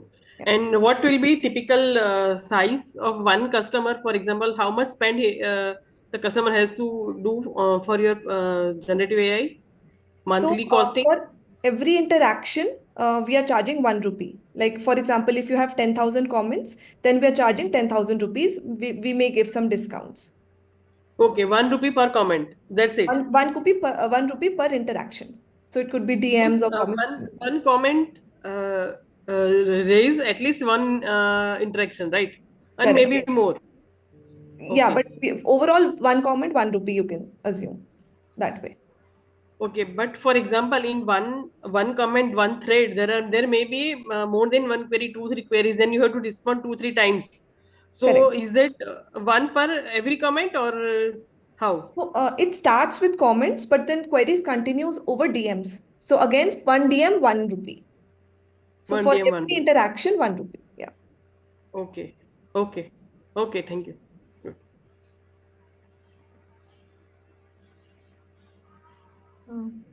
Any other questions? Yeah, Mm, so we so you showed a market analysis, right? So are you saying not many of them have because we already get so many spaces where it's automated, the DM and messaging. So are you saying you are what's unique about your solution here? Because Okay. yeah. So what we are doing is we are not a customer support company. Okay. Our focus is to stitch the social media journey of a brand end to end. Okay. So for example, right now, because the market entry was easier with DMs and comments automation, so we have started with that. But the end goal is to push their products. Like for example, let's say there's one organic content which is working really good on Instagram. So automatically that organic should be converted to an ad so that you can get more reach. Like you don't need to create a separate ads pipeline. You already have a validation from an organic content that this is performing good. You are getting engagement on it. So you should convert it into an inorganic content. So our goal is to optimize the social media journey end to end. We are not only working on automation of DMs and comments, but this was because this was already ready pipeline. So I showed a demo on that. But we have also started, developing automatic content. Like for example, from as I mentioned, like from a product image, I'm able to create a trending reel. Like I know the trending music, I know this is the pattern. I now with that model photo, I can also uh, let's say there's a hook step which is trending on Instagram. Only using the photo, I can now create a video for that, like in that music and in that like the entire video segment. So I don't need to shoot separately. So we want to push the product on Instagram. We want to do product. We want users to land to the product page. We are focusing on conversions and lead generation. We are not a customer support company. Like whenever there's a customer support query, we are not resolving that. We are pushing that to their customer support pipeline. Okay. So the current customers you have, do you have any stats on what is the growth Yeah. based So on this at this time? for my client Hair Originals, for the last like 1.5, 2 months, we have processed around 22,000 comments for them, and DMs also, you can say, on a per day basis we have processed around 200 DMs per day. Okay. Did it were you So able to when we also measure started, the yeah, there's business one insight which I would like to kind of show. business? Yeah. I Go would ahead. like, just a second. So is my screen visible? So this is one of the notifications that Instagram has started sending to the brands. Try replying to the comments as soon as you can. This can engage your audience and improve your reach. So this is an auto pop-up from Instagram itself. So Instagram is also pushing automations.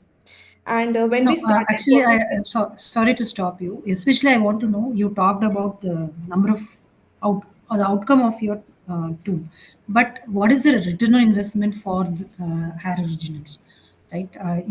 Were they also able to see a business, yeah, so through this we additional business through this? Is that something you are able to measure? Yeah, so we are working on the conversion pipelines, but we are already measuring the click pipelines. So the CTR was around 5 to 6%. Now it is around 12%. But we are stitching with the CVR pipeline. Right now we have not stitched that. So we are working towards measuring the conversion also. But we have measured the product landing conversion, like how many people are actually clicking the products. That has definitely increased. Got it. And when it comes to automation of the comments, how do we ensure is there a checkpoint on no uh, wrong comment is posted or something? So how does that happen? How does that validation happen? We have built AI agents in the background. So we have a lot of steps. Like, for example, one of the steps is factual consistency. So if a comment is generated, if it is not factually consistent, we will not automate it. We will try to, we have 2 retries. If still it is factually inconsistent, we do not automate that comment. We show it in the dashboard, and maybe the person can manually review and either give a feedback. We have a feedback pipeline also. So they can give a feedback and the model will learn. And last question, you were saying like you have more features coming up, right? So what is the timeline that you're looking for release of It is those? already work in progress. So I think in the next 15 days we should be able to launch first feature, which is the like we are building a platform for social media managers where they can gather their ideas. They can generate same type of content from their competitors. Like, for example, I have 3 competitors. I put it in my pipeline. My pipeline will automatically fetch the competitors data, what they're posting on daily basis. When you click, there's a video analysis pipeline which analyzes the entire video, and it recreates similar thing from for your brand. And then you can just send, because that is not that much refined right now, so you can send that version to your video editor or any sort of graphic editor. They can just refine it, and you can post it on the Instagram. So I'm not saying that we can 100% automate it, but we are trying to automate it 70% to 80%, the content creation pipeline. Yeah. Got it. Great. Yeah, I'm good. Urvi, thank you. Thank you for your time. Okay, thank you so much. Thank you. Bye. Bye. Yeah, Right. thank you. Panelists, Next, yes, right. We are a bit behind schedule, so we will have to improvise a bit. We'll give them 5 minutes to present, but just maybe 2-3 minutes to ask questions, because we are behind schedule. Hope that's okay. Thank you. Right. yeah. So, and that in mind, like we can have like our next participant, like from team 10616, Raksha Devi.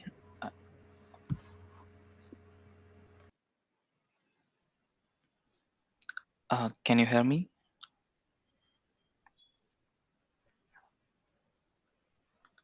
Yeah, if not, we'll go with the next team member. We have like 20429, Fatima, if you're ready.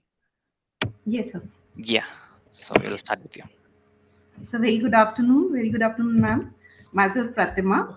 I worked as a director teacher at BYJU'S, and sir, with all my experience in education sector, I've come across one critical problem which I would like to work on, and that is like, in spite of all the efforts which our government is putting in the education sector, still I see most of the students are not able to get access to the proper education, especially the village kids. Why reason?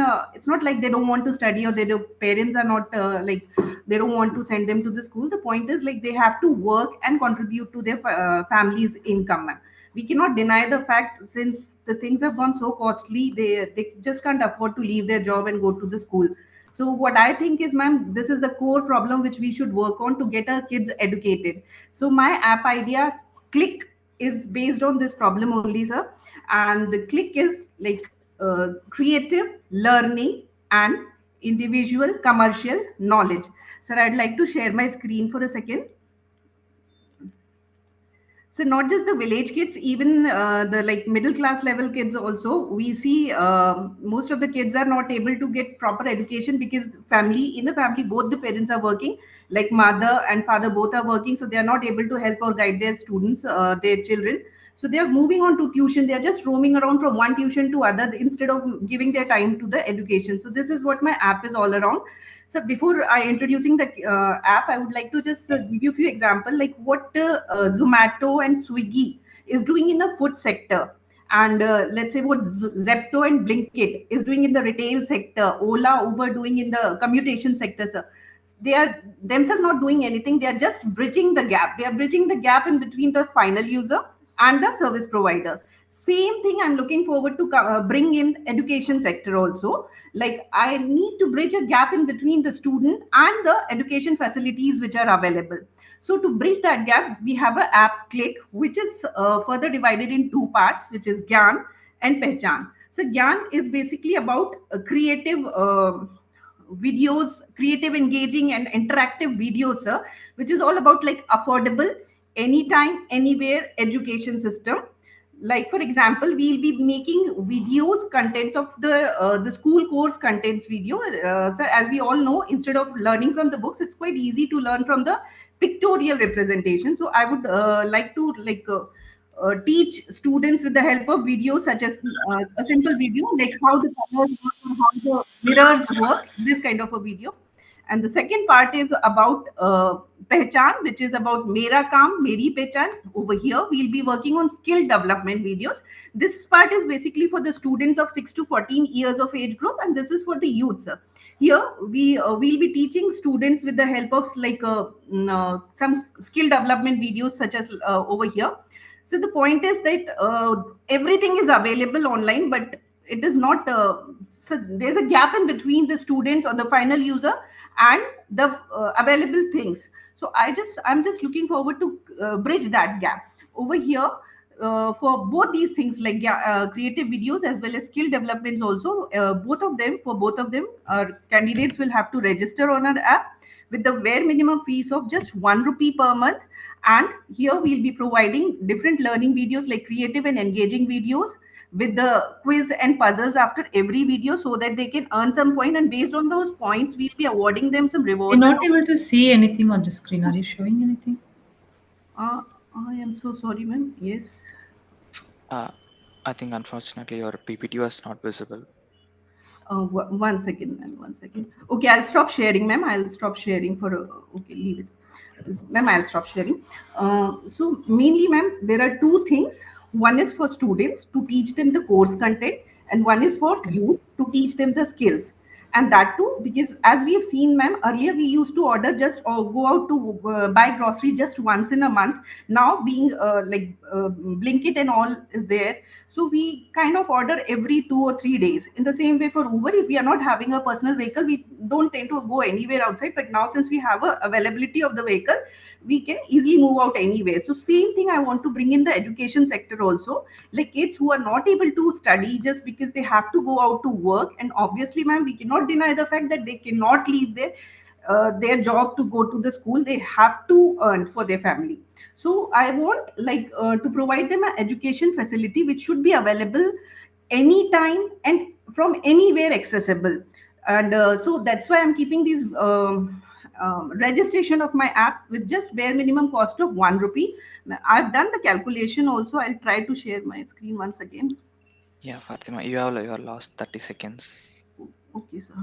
I hope this time it's not working, sir. I've did the calculation also, in which I've shown like with the cost of 1 rupee per month also. I've done some research work in the government websites and like Hindustan Times website. There are approximately 1.3 crores of government schools in our country.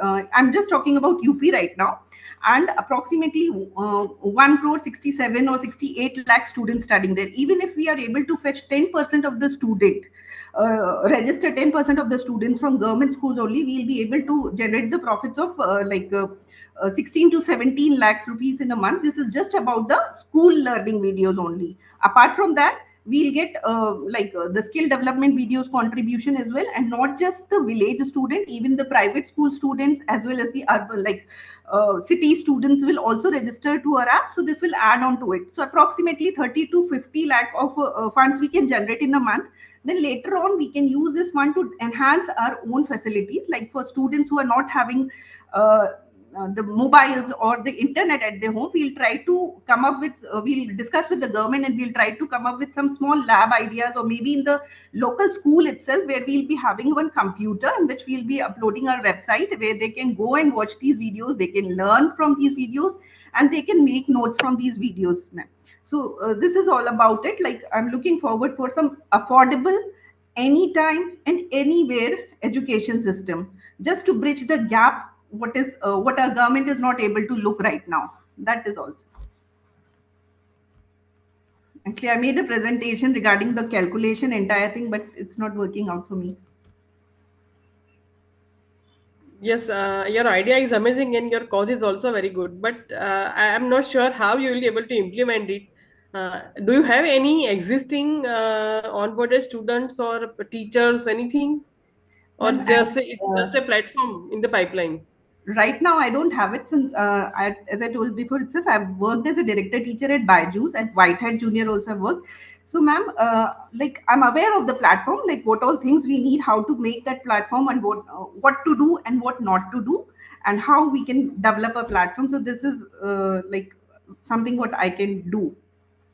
So platform is yet to develop, right? Yes, ma'am. Right now I don't have anything.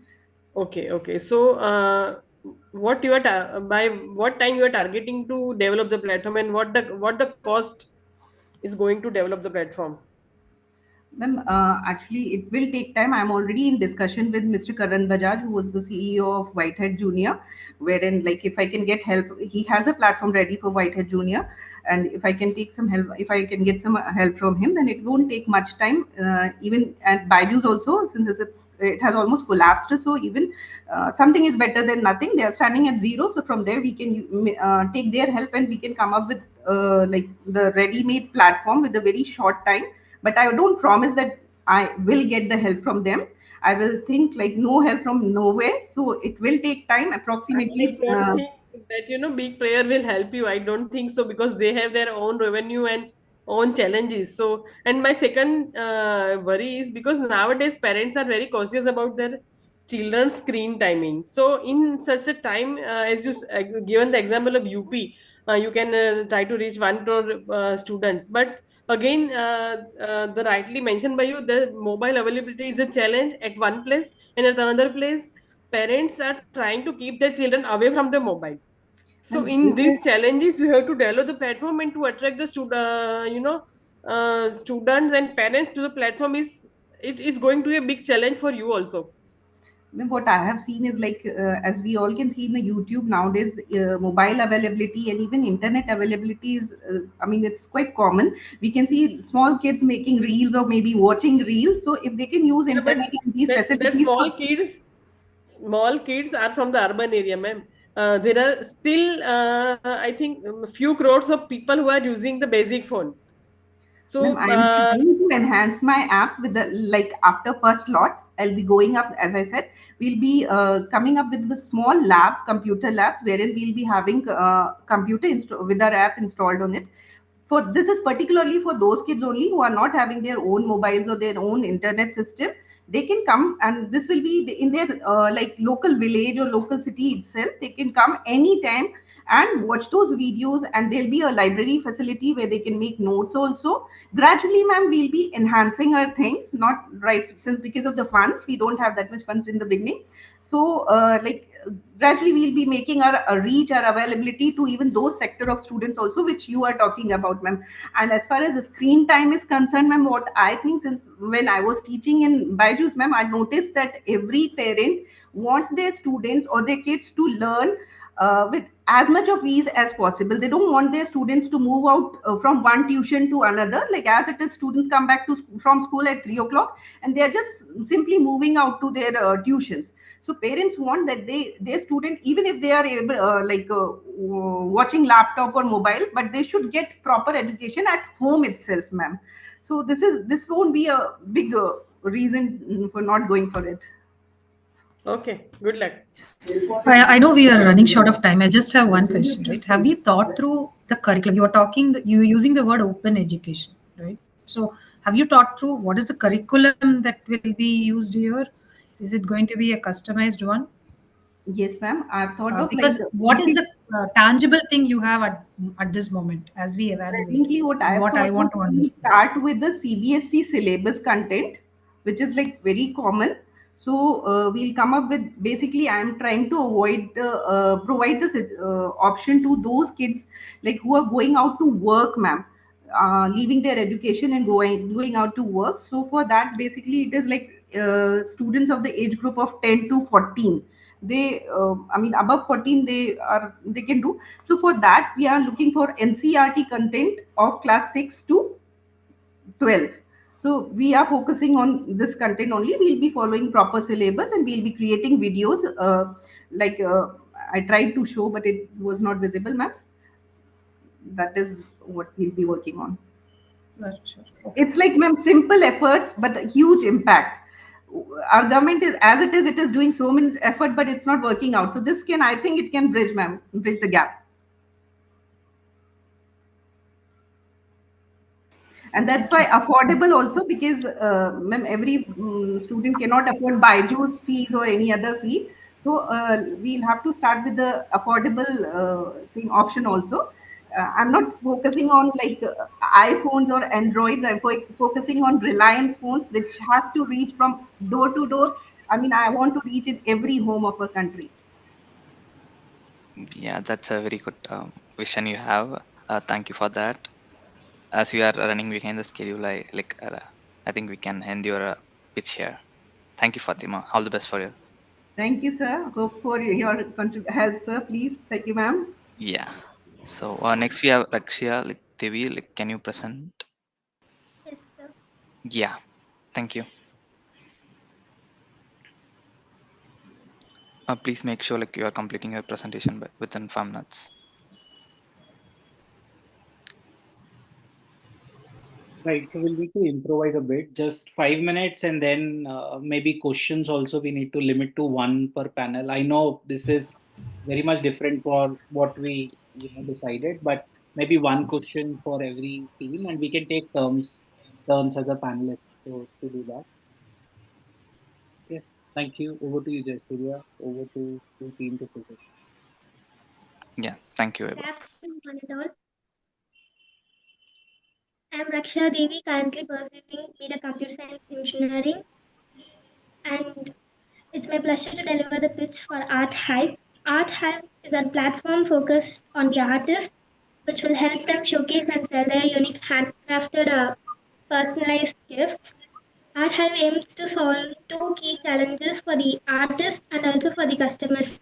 Like artists. Presentation is not visible, ma'am, here. Yeah. PPT is not visible. Do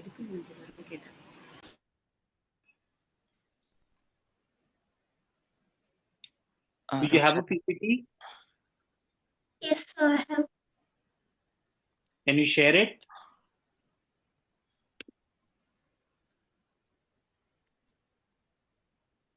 There is an option to share at the bottom. Yes. I just open the PPT. You just click on the PPT. Yes, you have 3.5 minutes now. Please rush through the PPT. Yeah, Art Hive aims to solve the challenges faced by the artists and the customers. Actually, all the artists will be facing challenges of by lack of exposure. They cannot lack of exposure and communication gaps and also delivery hurdles. The small scale artists cannot have a recognized platform for selling their creations, and also they may find difficulty in communicating or reaching people from state to state. Also, they lack proper communication, which may also lead to cancellation of their orders. And when it comes for the small scale artists in delivering the product, they often cannot know how the order has been delivered. They cannot know about the whether the order has been delivered safely or within the time unless they get the acknowledgement from them. So Art Hive will bridge the gap and also will enable the customers to get access for the customized gift with their aligned with their personal preferences. So it will be providing a solution for the hassle-free delivery, and it will provide a skill development and also makes the artist to reach all the customers all over the country from state to state. The market opportunity for Art Hive will be focusing on the artisanal products like pulling art, hoop art, and so the market opportunity for these personalized gifts will be about to add over of to 540 million by 2029. In India, there's a report that says that in India, about 66% of the total population uh, of the youngsters substantially support the personalized gifting, which will demographic is increasingly contributing to the expansion of the personalized gift markets. So Art High will be targeted with the women artists all over the India who lack their means to showcase their work efficiently, and it will be focusing on the urbanized areas of the top states which contribute to the 60% of the gift market sales like Maharashtra, Karnataka, and Tamil Nadu.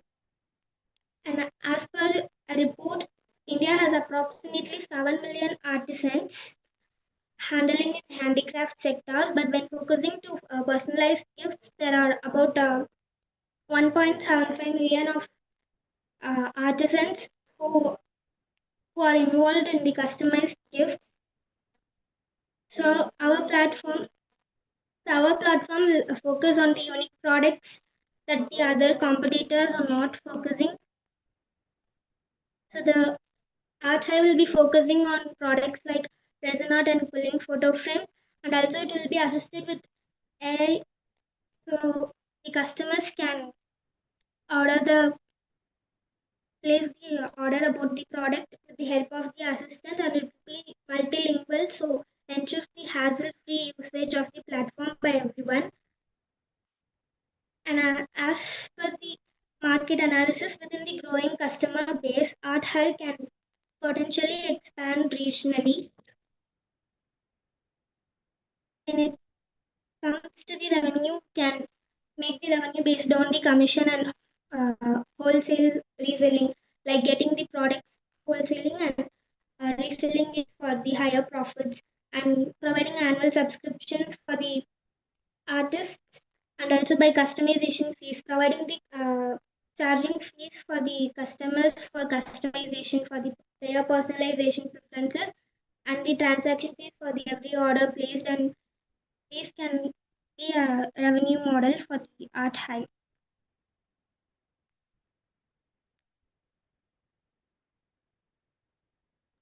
And when it comes to the point, how the artists will be attracted, we can get them through digital marketing by promoting Art Hive on social medias, or sharing success stories, and through the Google Ads by providing the search engine shortcuts, and also having partnership with local art communities or art schools. We can welcome the artists, and by also referral programs, we can get the artists to join to the Art Hive, and we can make profit. So that's all. Thank you. Any questions anyone has? Any panelist?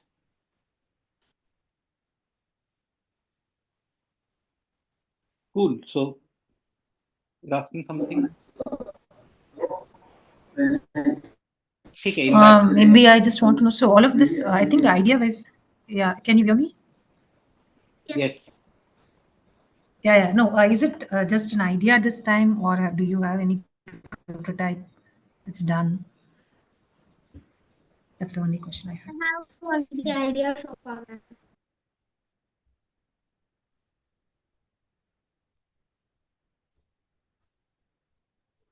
Okay, Raksha. Thank you. Thank you so much for your time.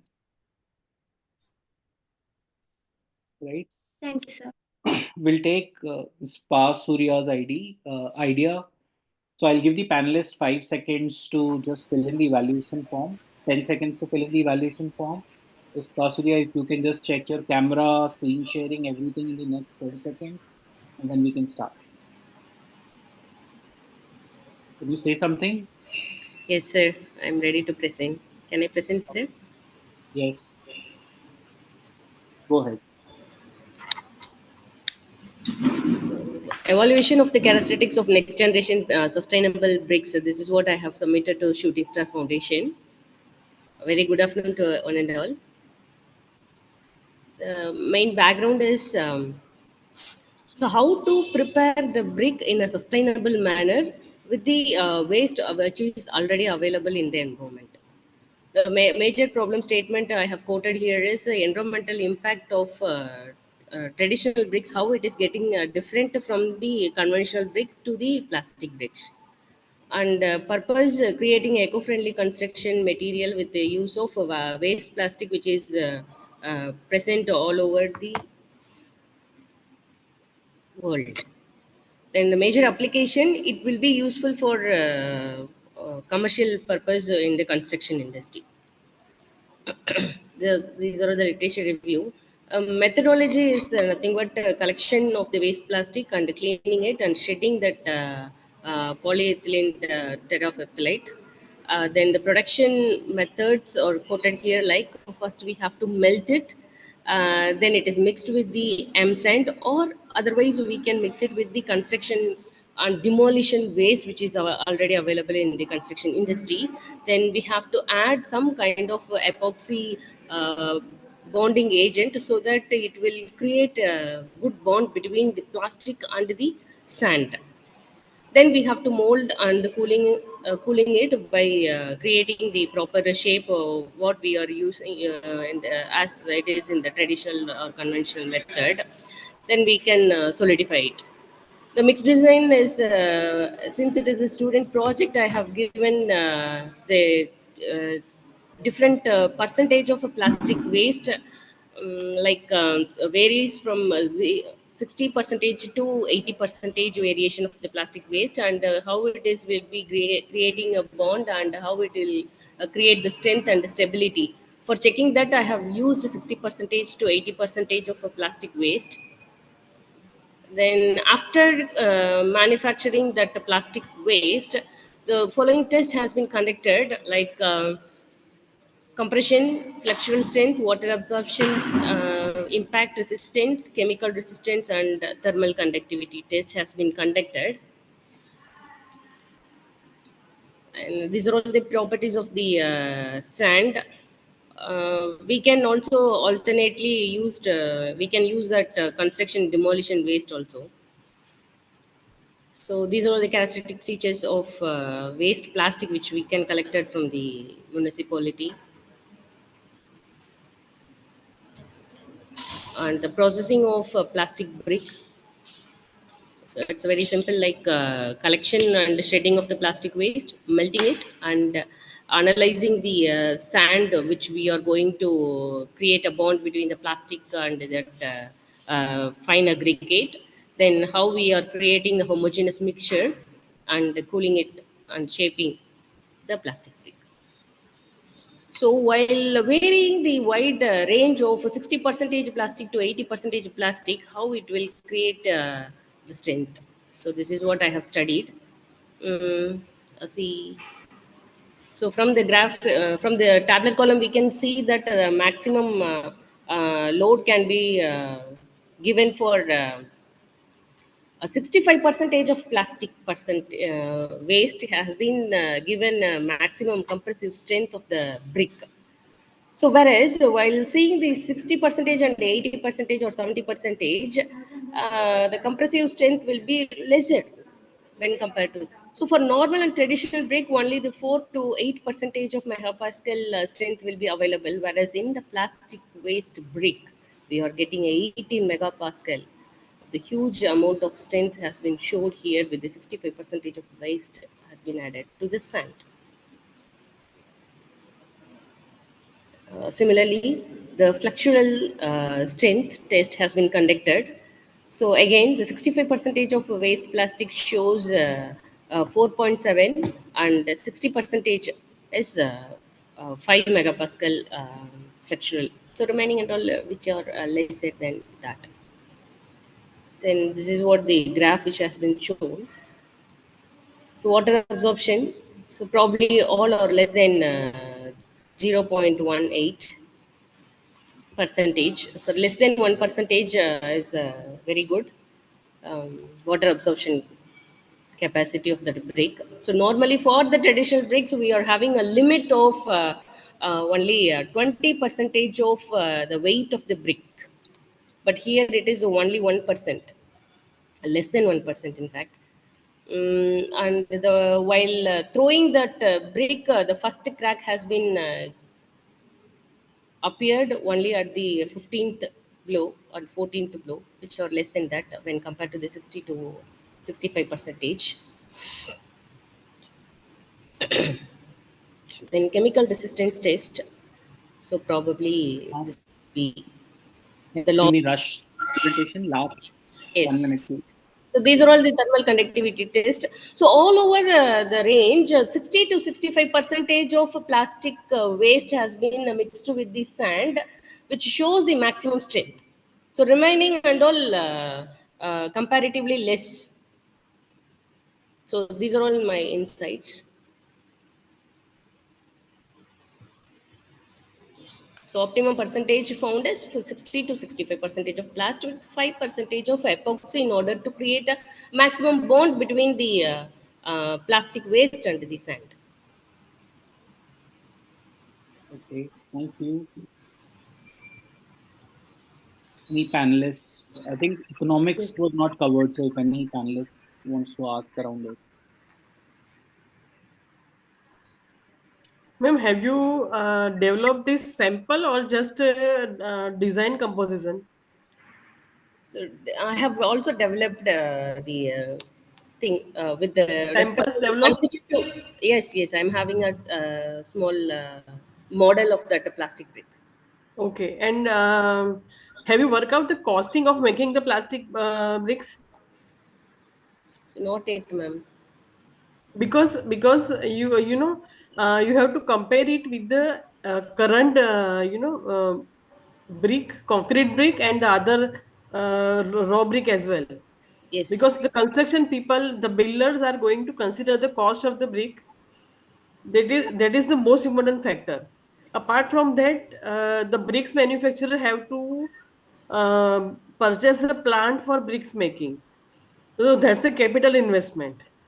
Yes, And it as far as I know, and probably my the initial yes, investment may be increased, but obviously while doing the same procedure, it will reduces the plastic waste in and around in city, and we can also use a maximum amount of construction waste using demolition waste by creating such kind of a plastic brick. So we can yes, use not only for the roads, in various purpose we can use in the construction industry, which will also having a maximum water absorption capacity, no? So that's why we can act as a, it can also have more durability and stability. So this also can be used as a key walls, sheer key walls. yes, that's true. But as far as I know, my understanding is that to melt the plastic, Mm.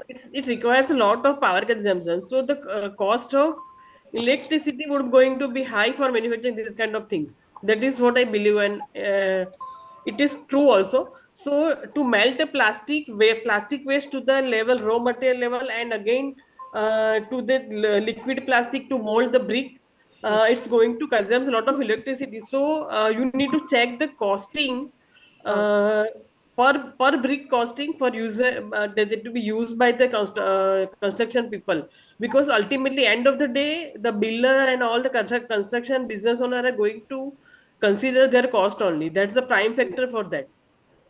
And second challenge Probably is, what is the heat resistance of the, because it's a plastic, so what the impact is going to be the thermal heat and capacity. fire. Yes, yes, yes. Can you view my PPT, ma'am? Yes.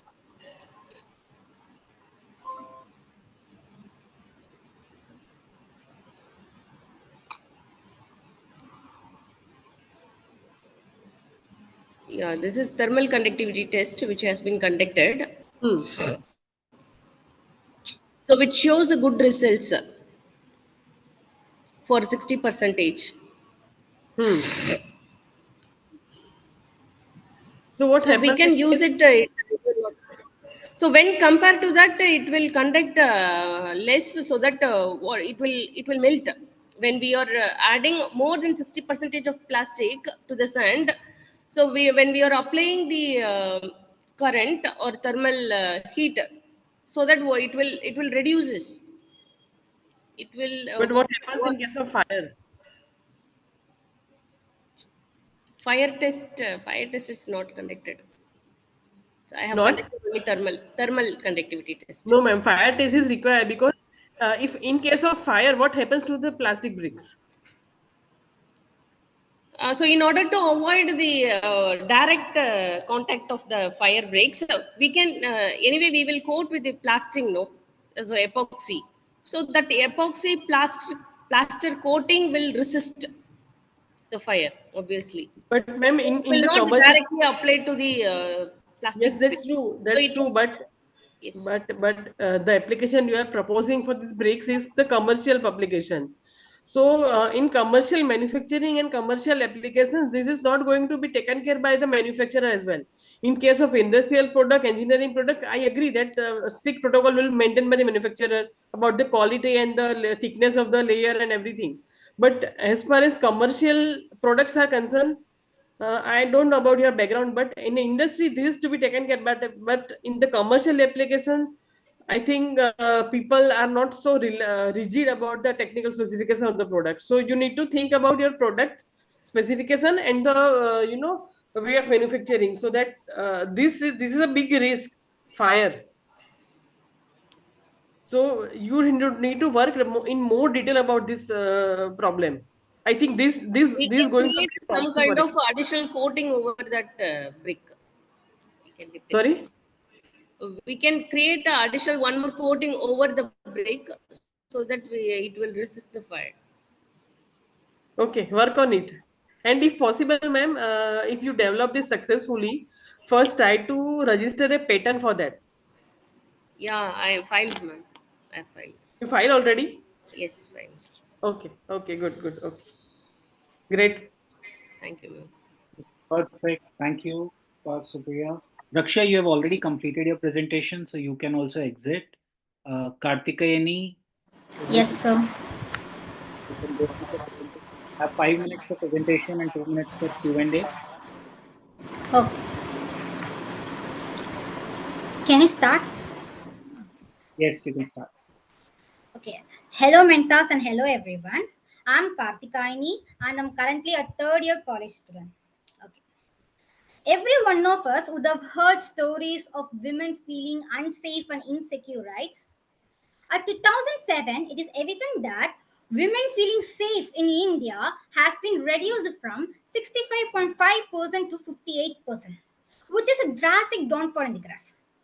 Not only that, at 2014, the NDTV conducted a survey and released that almost 70% of the women in India are feeling unsafe, and within the only 40% of them have reported about it.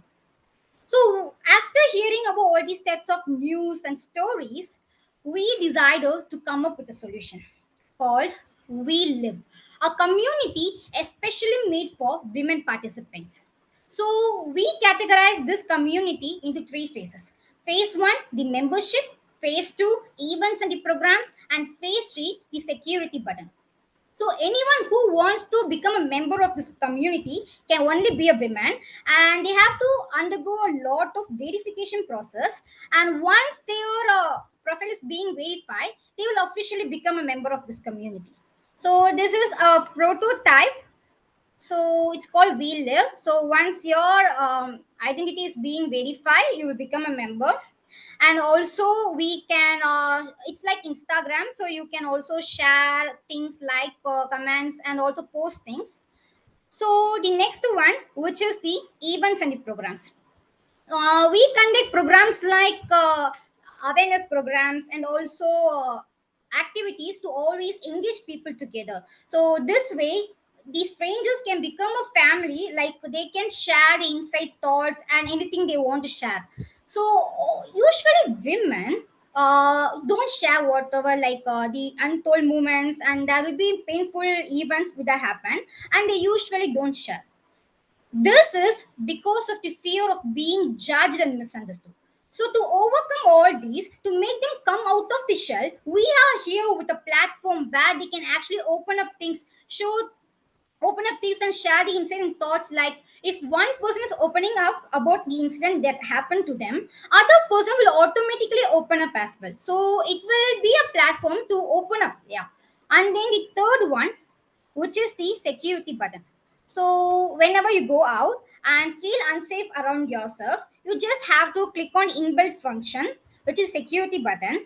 And once you click on it, a signal will be sent to the nearest community member who are nearest to the location of the victim. So this way, they will get the signal, and they all can gather together to make that person feel safe and secure.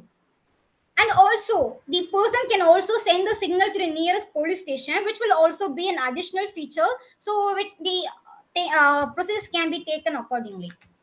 So this is the prototype, and this is the security button. So if you click on this, so a person can easily get to a location and make the person feel safe.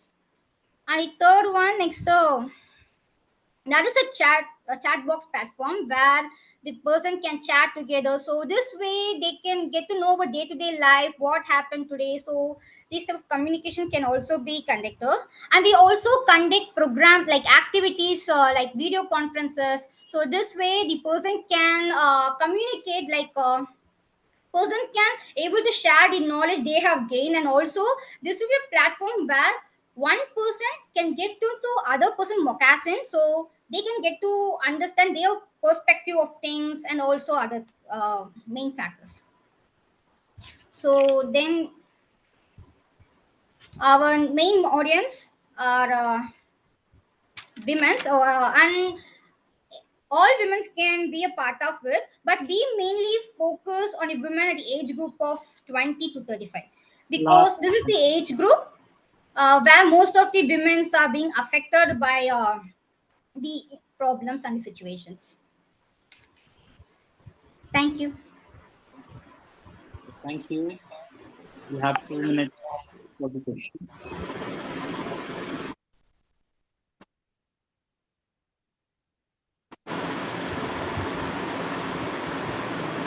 Ma'am, I can't hear, ma'am. You mentioned Yes. that it's a women's only platform, right? Yes, ma'am. So how will you make sure that only women's get registered on the platform and no men are there?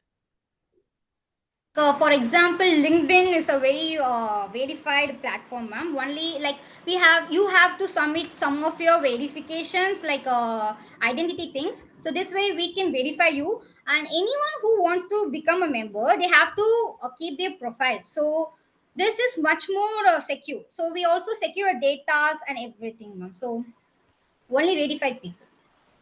No, but there is a chance that the people, even on the Facebook and other platform, also male are registering on the name of female.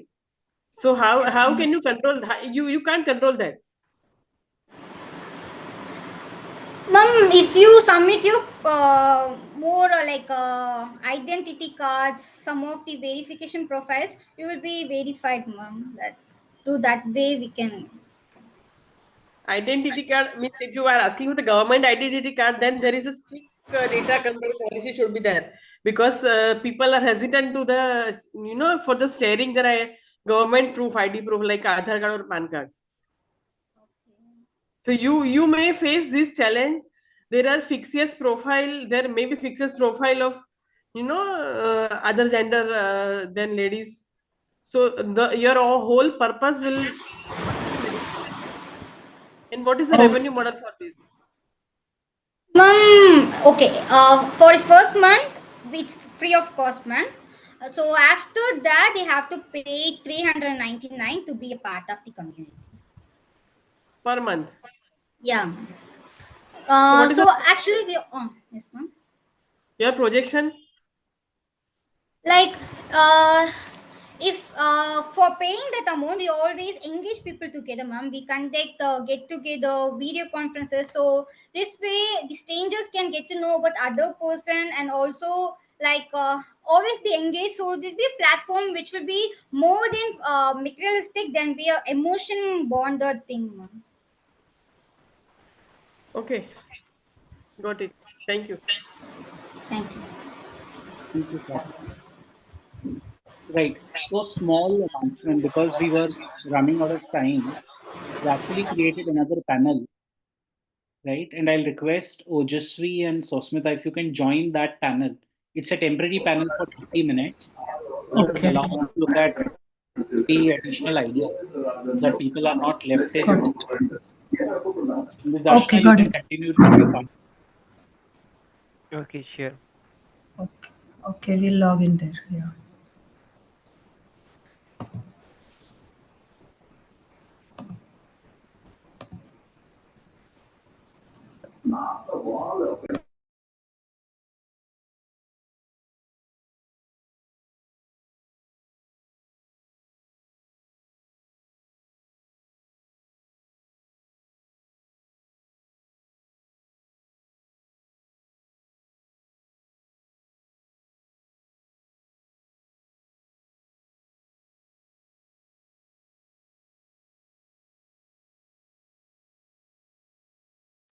Sorry, I was on mute. So, Ms. Darshana, please take 5 seconds to fill in the evaluation for the previous team. We'll start with you, Ashwini. Why don't you check whether your camera, presentation, and everything is working fine?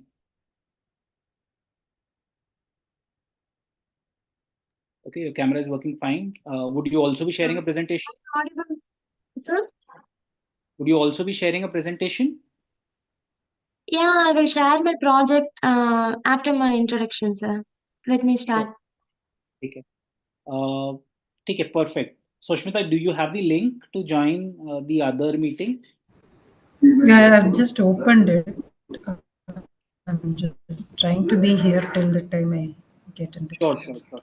Okay, go ahead, Ashwini. Your 5 minutes start now. You'll have 5 minutes for the presentation, followed by 3 to 4 minutes for Q&A. The time starts now. Okay, let me start now. Good afternoon, everyone present here. I'm Ashwini Ravichandran, a passionate and hardworking BTech student in Computer Science Engineering from Puducherry, India. I'm deeply enthusiastic about artificial intelligence and machine learning. I'm always eager to learn and apply new concepts in these fields. For my project, starting a new business has been a dream for many people. In this developing economy and business fields, a good profit leads to the growth of any part of the economy. A profitable business definitely needs a lot of pre-works should be done before starting it.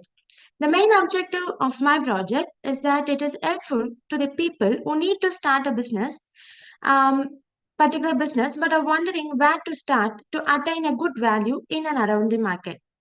So my idea is to create a platform. I named it as Entry Locate. I have started developing it using React, but yet to be completed. If you don't mind, let me share my website, which is under developing stage, ma'am. Can I? Yes, yes. Yeah.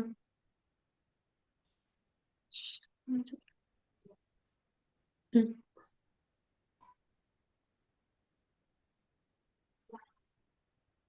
Okay.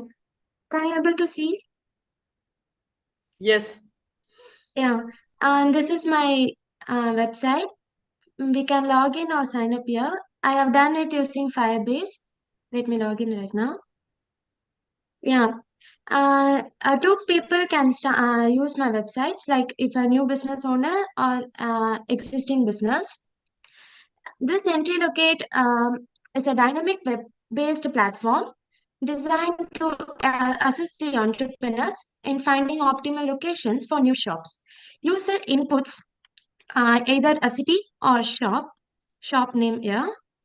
On the basis of their platform provides the recommendations on data analysis. Using advanced competition and market trends to offer strategic location suggestions.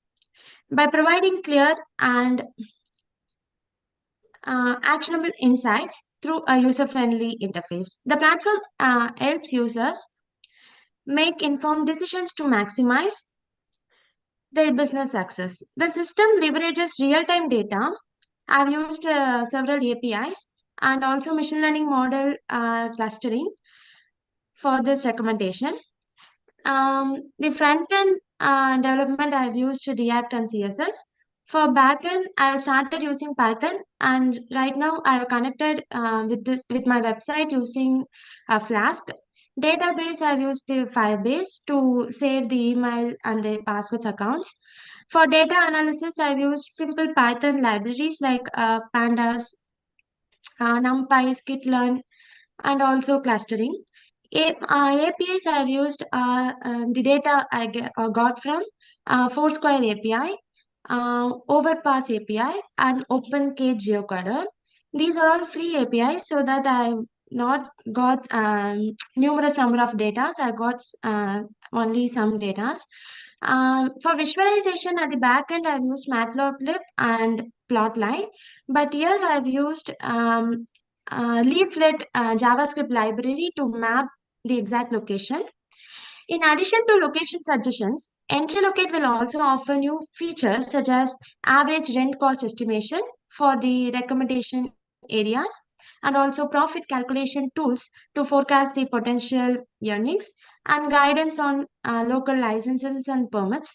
The platform will also include options for funding assistance and worker integration systems, connecting entrepreneurs with the job seekers and helping those in need of staff.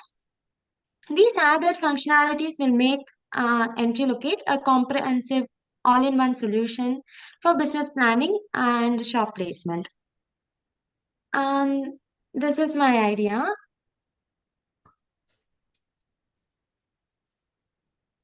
Ma'am? Thank you. Idea is very good because many people are nowadays wanted to start the business, but which data it is going to be analyzed? That's again a question.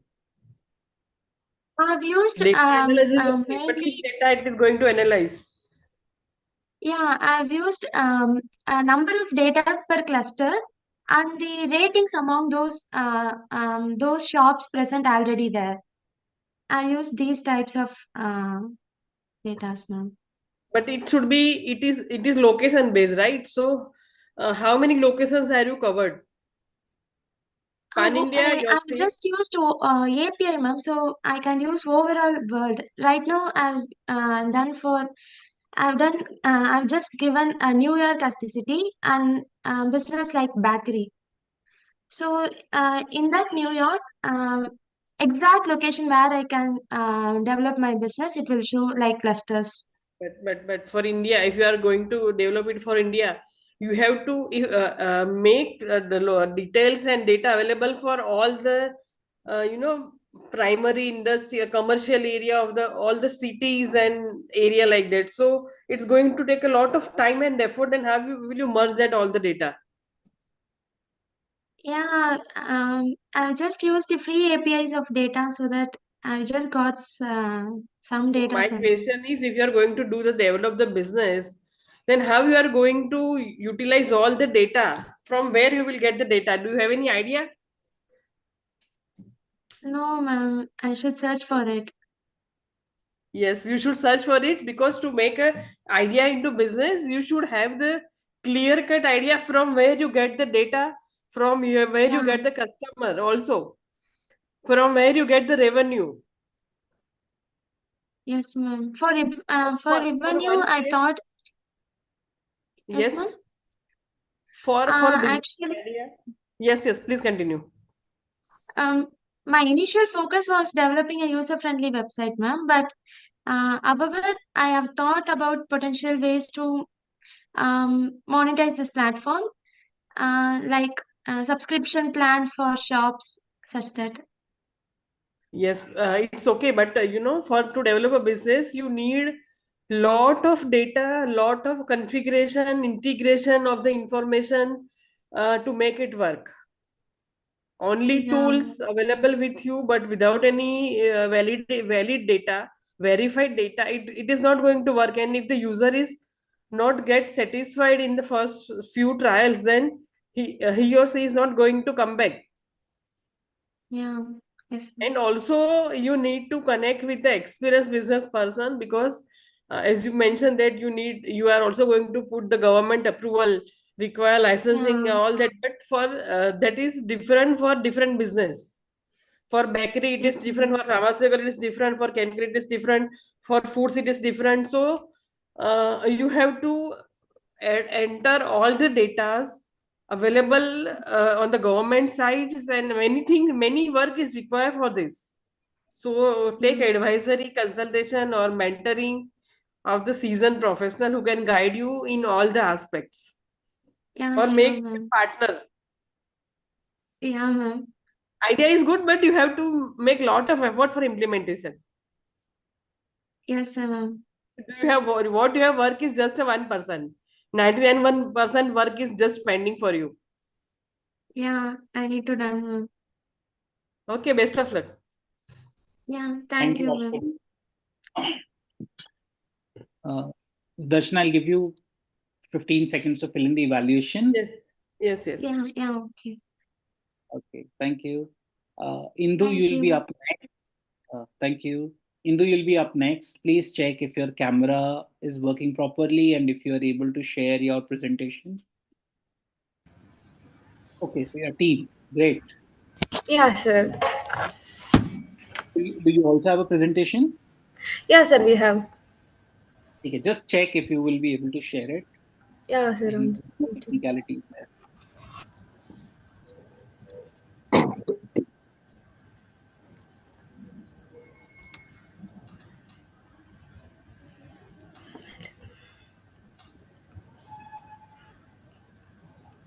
Yes, we're going to see your screen. You'll have 5 minutes to present your idea, another 4 minutes for Q&A. Okay, so Okay, your sir. 5 minutes now. Thank you. Okay, sir. We are from Harvard Enterprises. We are from family background of agriculture. We faced a lots of wastages after the post harvesting. On regarding this, we invented a new product, so save the tomatoes for longer period, so built a new product for that. Till now there is no storage unit for tomatoes to store their goods, so in our idea only selling the product, not only selling the product, we can build a warehouse for the tomato according the tons. This is our product prototype. This is our prototype. And yeah, I'm here to present my business model Canva. So our ultimate aim is to focus on the tomato wastage after post harvest period, so that we have developed a storage and a preserving unit according to the customer needs. So as we have done our field work, we have gone up through multiple ways of developing it according to the customer, and by this farmers can be more profitable, that they are they are not getting any profit, that farmers are in need of preserving unit. They don't have any preserving unit for selling their tomatoes as their needs. So this is our invention, that we have created a preservation unit, and we are planning for sponsors to develop this as a product. And our customers is mainly focused on farmers, retailers, and food industries. Yes, I am here to present target customers. Our target customers is farmer to retailers. Our product is customizable according to their cultivating of tons. Next, our TAM is 10% of wastage globally. And our SAM is 10% of wastage in India. And our SOM is 40% of wastage in Tamil Nadu. Next, our product unique selling proposition is, when collect with other products, we have built our product with 100% of assured freshness, and we built a product for increased lifespan of tomatoes. And by comparing other refrigerators like cooling units, there will be existing nutrients only for 2 days, or else three maximum. The nutrients will be last only for 3 days. By using our product, we can save the nutrients longer period, and by using our products is low power. Next, our competitor is refrigerator and cooling trucks. Next, this is our cost estimation based on our product, and we have done a product up to 22 kgs, and that cost around is 4,700. Our product is customizable according to their tons of cultivating. Next. So in the business analysis, let's focus on return on investment. We have assumed that around for manufacturing 100 units, for manufacturing of 100 units of our product, like based on our prototype of 22 kgs of capacities, we have planned for to invest our initial cost as around 2 lakh, and we'll get the revenue as per the market trend, 2 lakh and 40,000 around, and the net profit is around 37,000. So by the end of the first year, as we have started our company, 22 percentage of ROI is assured, sir. And we are in the stage of eighth we are in the eighth stage according to the technologies used in manufacturing readiness level. So we have gone through multiple field works and R&D works for for getting the idea and what are all the technologies using. So we are here to make our prototype into a product, and for that we are looking forward for investors and sponsors to make our prototype into a product and manufacturing it vastly. This is our survey report. This is taken a reason for a post-harvest losses of tomatoes. So this is the research and result of the survey. Next, our future enhancement is we have built a product to next level, that is water sprinkler system and antimicrobial spray techniques, and building warehouse and supplying goods to needs. Thank you. Thank you.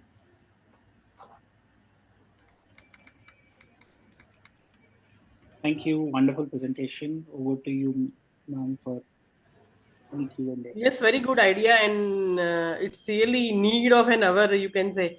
But my question is, what's your product actually? It's a rack system along with the cooling system. Yes, ma'am. Yes, ma'am. Rack and also cooling. Rack and cooling. Yeah. So how is it different than refrigerator? Yeah, ma'am. This is completely different from refrigerator, ma'am.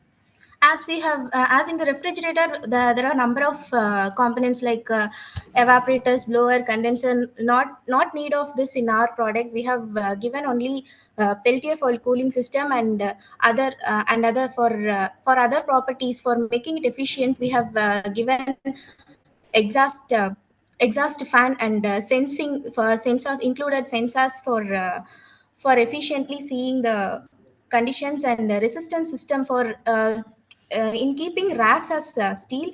We don't know that where tomatoes are getting spoiled. So for that we have given a resistance value, so that a threshold is given for that. When the tomatoes are being getting rotting, that time juice from the tomato is coming out, and in the steel the juice is be spreading. So in that resistance value may vary, and by that we can able to predict that by that we can able to predict the where Wastage the is tomatoes are getting wasted, and we could prevent other further spoilage, ma'am. We fixed a peltier, ma'am, for the cooling. Yes, ma'am. So anyone having a normal warehouse can buy your system and store the tomato, right? Yeah, Yeah, You ma'am. have normal house as well, right? Yes, Yeah. ma'am. So what is It the is. power consumption? Ma'am, it is based on the amount of tomatoes they are giving, ma'am. For example, uh, for uh, for having in normal refrigerator, it's around 22 watt per unit, ma'am. So for in our product, we are having 15 watt only, ma'am, as we are only having the sensors and peltier module for that. So no need of blower and all that, ma'am. So power Okay. consumption is also much better, ma'am. And how it will going to work on the transportation? Yes, ma'am. Our ultimate aim is, ma'am, farmers are in need of that preservation unit, ma'am. So, farmers are selling their product. For example, let's take 1 kg, they are selling for 5 rupees. And they are selling to agents and then distributors, and then it goes to distributors, retailers, and marketers, and lastly customers, ma'am. So when farmers are selling it for 5 rupees, we are getting for it as for 30 rupees. So our aim is to cut all the intermediate persons, distributors and retailers, so that farmers who are in need of preservating unit can give their tomatoes, and our in our warehouse we will preserve that tomatoes, and as per the farmers need, I'll give we will give it to the farmers, ma'am, so that intermediate persons can be removed. We So also farmers will be retailer in that case, right? ma'am, I'm sorry. Farmers will be retailer. Yes, ma'am. Yes, ma'am. But I don't think how it will be possible, because normally farmers are growing the tomato in village and the consumers are in urban area. Yes, So ma'am. Ma'am, sorry. to work on the feasibility study, my suggestion is work on the feasibility. Your idea is good, your cause is also very good, and noble cause. But how it is going to happen practically, how farmer can be retailer, that's again a challenge. So you develop something as a business model that can be win-win for the farmer, consumer, and you people as well. It is also a product, ma'am. Ma'am, so we have planned for certain zones, ma'am. For example, where tomatoes are cultivated abundantly, our warehouse will be in that place where farmers can preserve it in the warehouse, and for example, let's take D-Mart and big distributors, ma'am. In that, all the for example, in our district, all the tomatoes are in a warehouse, and in that warehouse all the tomatoes are distributed and going for other places. So we are fixing that warehouse in a right place, so we'll ensure the feasibility, ma'am. Okay, good. It is also affordable for online and offline, ma'am, the product. So that's our market strategy, ma'am. Okay. Thank you. you. Best of Thank luck. you. Thank you. Best of luck. Thank you. We have 15 seconds to fill in the evaluation. Meanwhile, Miss Sai Manogana, just check if your video and your presentation is working fine. Okay. Would you also have a presentation to make? Yes, sir. Okay, just try sharing if everything is working fine. Okay, sir.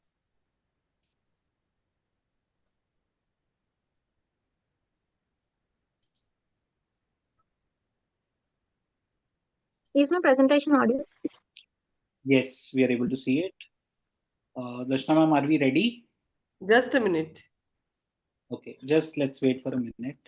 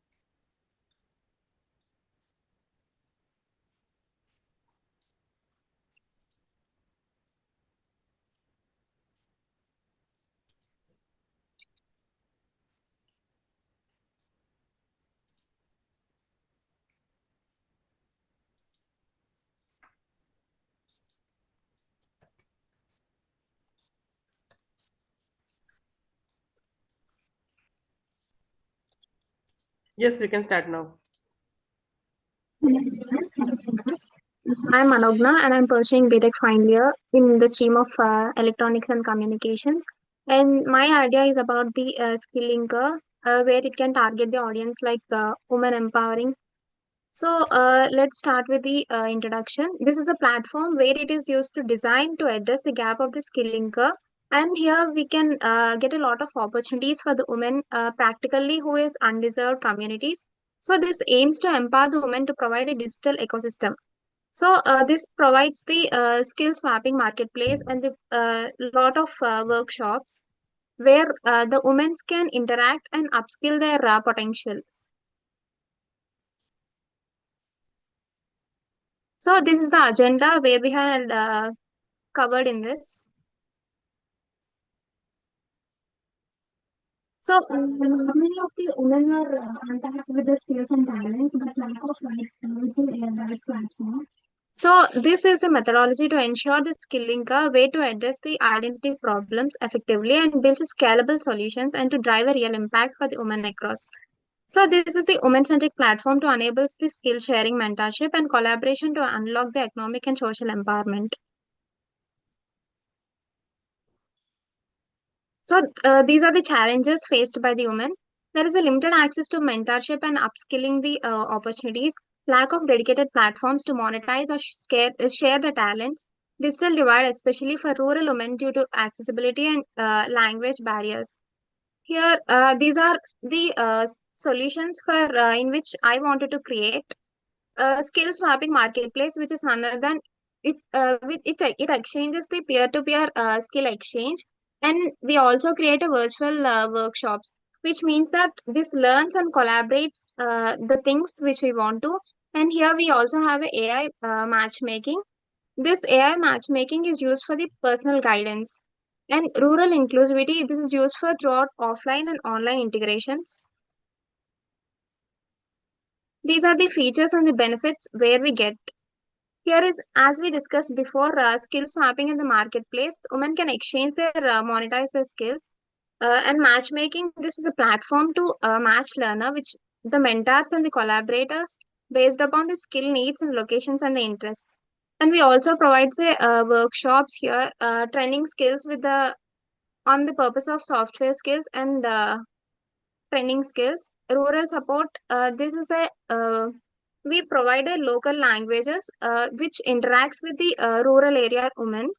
And these are the benefits we have: financial independent and access to affordable mentorship and upskilling, a strong support system for the women. Nowadays, there are very few market opportunities for the women who can themselves come forward and participate in each and every skill and to keep their upskilling potential. So, freemium model, it is based upon the skill swapping. If for example, if we take two persons, one is creating a baking and one is used for exchanging of the products and the skills. For example, Ananya is baking and let me take as my example.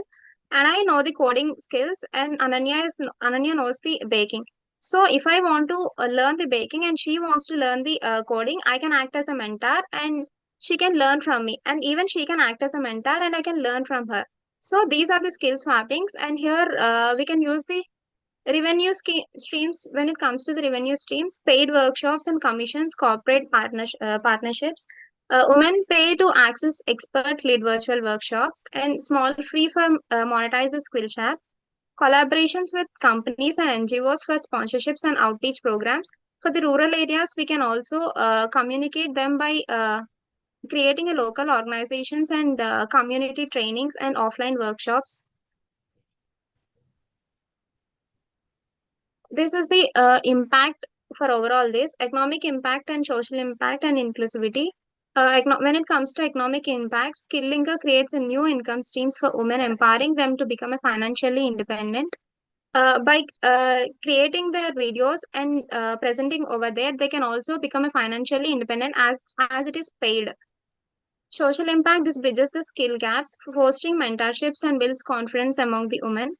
This focuses on rural outreach and vernacular support ensures, and here we can use the local interactive languages which they understand. Scalability here, Skillinker can expand to other countries facing similar challenges and potential for collaboration with the government initiatives like Digital India and the Skill India. So Skillinker is more than a platform. It is a moment to empower women to learn, store, and thrive. We invite you to join us to transformative journey, to invest in Skillinker, collaborate, and help to unlock their untapped potential. Thank you, ma'am.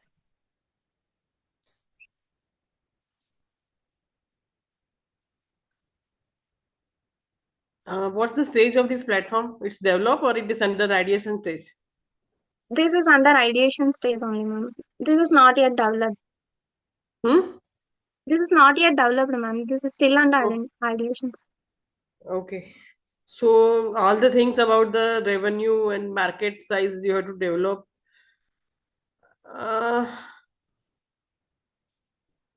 You need what is your location? Where are you located? Come again, ma'am. Your location in which city and state? Andhra Pradesh, Visakhapatnam, ma'am. Visakhapatnam, okay. I think a best option is to collaborate with the government initiative. Your focus is very good and vision is also very good. But I think through the rural woman, you can start it with by connecting with the local government and sarpanch and gram panchayat. This is the best way to start with your city and your area, and then next stage you can expand it with the other state. But it's a long way to go for you. A good platform, but it require a lot of effort, and because already there are some platforms available. Even government Niti Aayog is also there. But the thing is creating awareness among the women that such platforms are available so that they can utilize it. So Yes, ma'am. creating an awareness, it requires a lot of effort and marketing and promotion. It looks for cost also. So you need to start with the government tie-ups. It will be better idea to tie with the governments. To start with the local Okay. language. Good luck. Thank you. Thank you. Okay, thank you. Rashna will give you half a minute to fill in the evaluation form. Priyashri, what is your team number?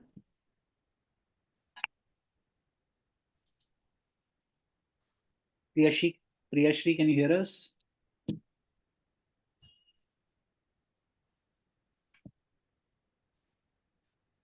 Okay.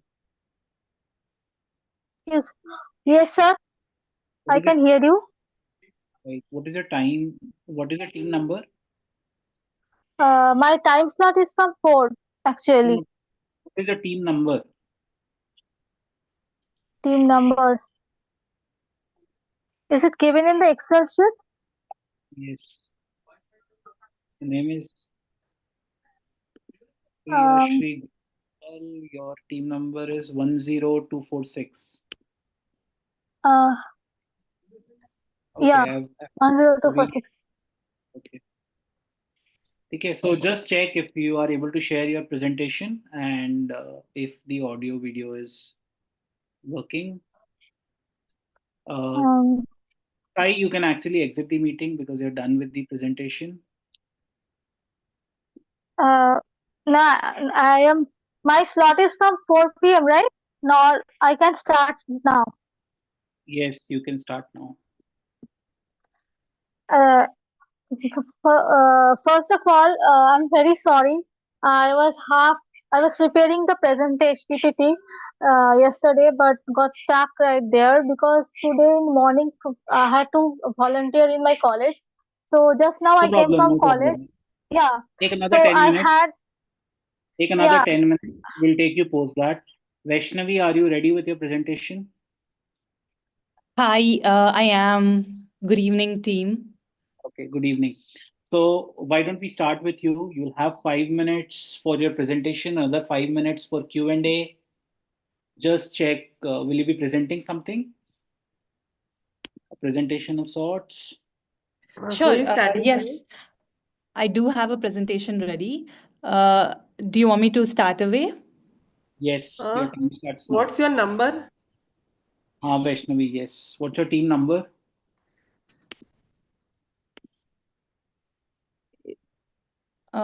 Please give me a moment. It is 10160.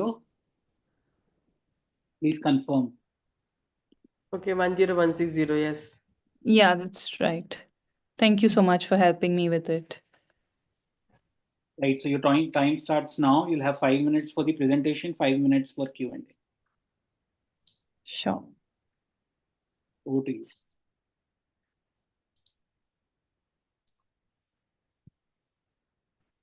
Yes. So I'm I'm building Signal currently. A little bit background about me. I have 10 years experience in the healthcare industry. And that's when we found the market problem of medical device procurement and supply procurement for healthcare facilities. So Signal Biomedical is an enterprise procurement solution for hospitals, clinics, diagnostics, where they can create a business account and procure everything they need to do patient treatments, patient procedures, and diagnosis for a given healthcare facility. So a hospital or a clinic makes a B2B account, orders their weekly, monthly medical consumables and disposables needed for patient care. So we are trying to organize the, this is not working, one second.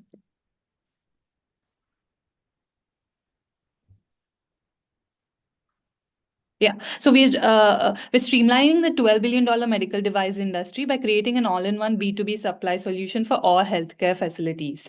The problems that hospitals face is high procurement costs, unreliable supplies, highly fragmented and unorganized sector. A hospital or healthcare facilities need to depend on 150 local distributors to run their facility. We are organizing that entire distribution capability by being a one-stop tech-based platform to be the backbone on which all healthcare facilities can run on.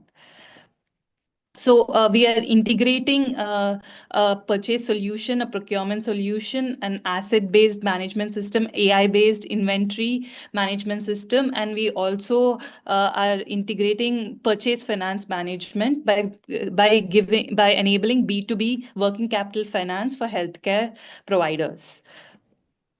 So we're tapping a market of $12 billion. Our obtainable, our SOM is $3 billion, which is the 2.5 lakh healthcare facilities in India. Why we think the timing is right, because a lot of the Indian hospital market has seen a lot of interest internationally with $200 billion investment or a market value capability in the next 5 years. So PE investment has risen, enabling hospitals to digitize their operations, and hence we think we would be the key player in digitizing their procurement operations. So this is about the competition analysis, and we have found PMF which is the product to market fit, by being a local provider in one state and then only moving on to other states. So our focus is to be established in one territory and be the profitable distribution center in one city, and then expand to various cities in India. So our moat is marketplace network effects and AI-based procurement operations analytics, as well as because of use of technology in supply chain, use of technology in our platform, it leads to a lot of supply chain efficiencies, helping us with low prices for all our customers. So why hospitals choose us as opposed to the current processes? Instead of depending on 50 different vendors, they can depend on one organized tech platform, place their procurement orders, track their invoices, track their purchases, track their finances, and take cost optimization decisions. So we make a cut in every sale that we do of weekly recurring consumables and disposables and devices. It is a very high margin business, due to which competition from a lot of local distributors has been quite a challenge, but we have been able to succeed over them because of our tech integration. See, we have almost 4 to 5 different revenue streams: sales and service of medical equipment, sales of recurring consumables and disposables, logistics margin, B2B financing margins, and complete end-to-end hospital and healthcare facility setup. So we're currently clocking around 6 lakhs monthly recurring revenue, and we're profitable. We do about This is data until June, but right now we're doing around 200 orders a month, and these are some of our main clients. Currently, we're 36 hospitals and clinics in tier 2 cities are relying completely on us, and we're growing at a rate of 24% month on month. And each customer starts from order value of 2,000 and goes to a minimum order value of 50,000 over a 3-month B2B sales cycle. Right. So our GTM is that we make a dental procurement platform which is built and later on built for all other specialities, add AI-based inventory systems, and expand to various other areas. So we are currently raising a seed round of 1.5 million to onboard 400 different healthcare facilities on our platform. We aim to become a 2,000 crore company in 5 years with a ROCE of 30% by acquiring 1.2 lakh healthcare providers in India. So we're a team of 20 and lead with 2 major sales team members leading the sales team, feet on ground in various tier 2 cities and in Hyderabad. Thank you. I'm happy to take questions now. Yes. Your platform is not only integration. You are going to provide the product as well, right? Not only the Yes. platform. Yes, that's right. So you will be a mediator, distributor, like Correct. for the A supplies. distributor with a tech platform. Yes, with the platform as well. So platform will be yours and supply will be from your side as well. Yes, that's right. So in that case, your product will be how much will be the cost of your product, lesser or higher? So it starts from 200 rupees to even 20 lakhs. In terms of percentage, how your product is going to cost them, lower or higher than the other existing suppliers? Okay, yeah. So regarding existing players, we are priced 10% lower than their current 10% distributors. lower. Yeah. And what about your platform cost? We don't have any platform cost. It's on every sale that we do, we take a margin of 10% too. 10% margin on sales. Yeah. So you will, it's a pick and place kind of solution? Yes, currently we're procuring from manufacturers, stockists, super stockists. We pick it up from there and deliver at various So hospitals. for hospital, it will be a pick and place. Just you can install your platform and start working on it. Yes, so they can make a B2B account, log into it. They can place their purchases for that week. They can place a request that this is the order for that week, and we get it delivered in a day. So is there any inventory management solution as well? So automatic inventory maintenance, anything is there? Yes, for hospitals, we want to give them access to an inventory management system going forward. It's not built yet, but it is on our Okay. product roadmap. Okay. And what is your current revenue We are doing 48 lakhs. per month? No, this was last 3 quarters, but monthly recurring revenue 6 lakhs. So you started this in 2024, right? 2023 was when we started operations, December. But yeah, you can say January 2024 till now. Yes. Okay. So are you making profit? Yes, we're profitable. How much EBITDA? Percentage, we're making 2 lakhs profit per month. 2 lakhs profit per month. Yeah. Almost 30% gross. Yes. Okay, got it. Good luck. Thank you. Any other questions from the team?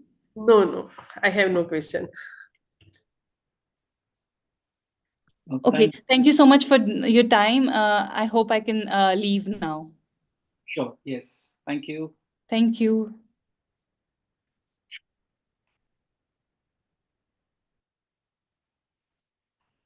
So Ms. Darshana, you'll have,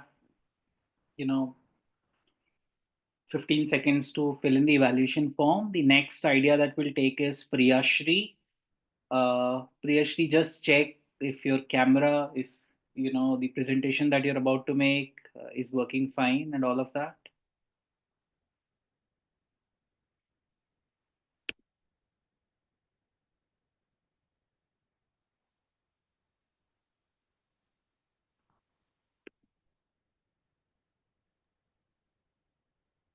Okay. Would you also be making a presentation, Priyashri? Yes, I have, but like the features is not showing that to the share options. The share options is showing that the feature is not available in the Zoom in my phone with the presentations. Wait, eh, Okay. So, 1 second. okay, why don't you take 5 minutes? We will just take you Yeah, over. yeah, yeah, yeah, yeah, Okay. Okay. yeah, So we have two more people here. yeah, yeah, yeah. Harni, are you ready with the presentation? Hi, sir. Priyashri, why don't you look at how can you share it from the laptop, because otherwise we'll not be able to grasp half of it.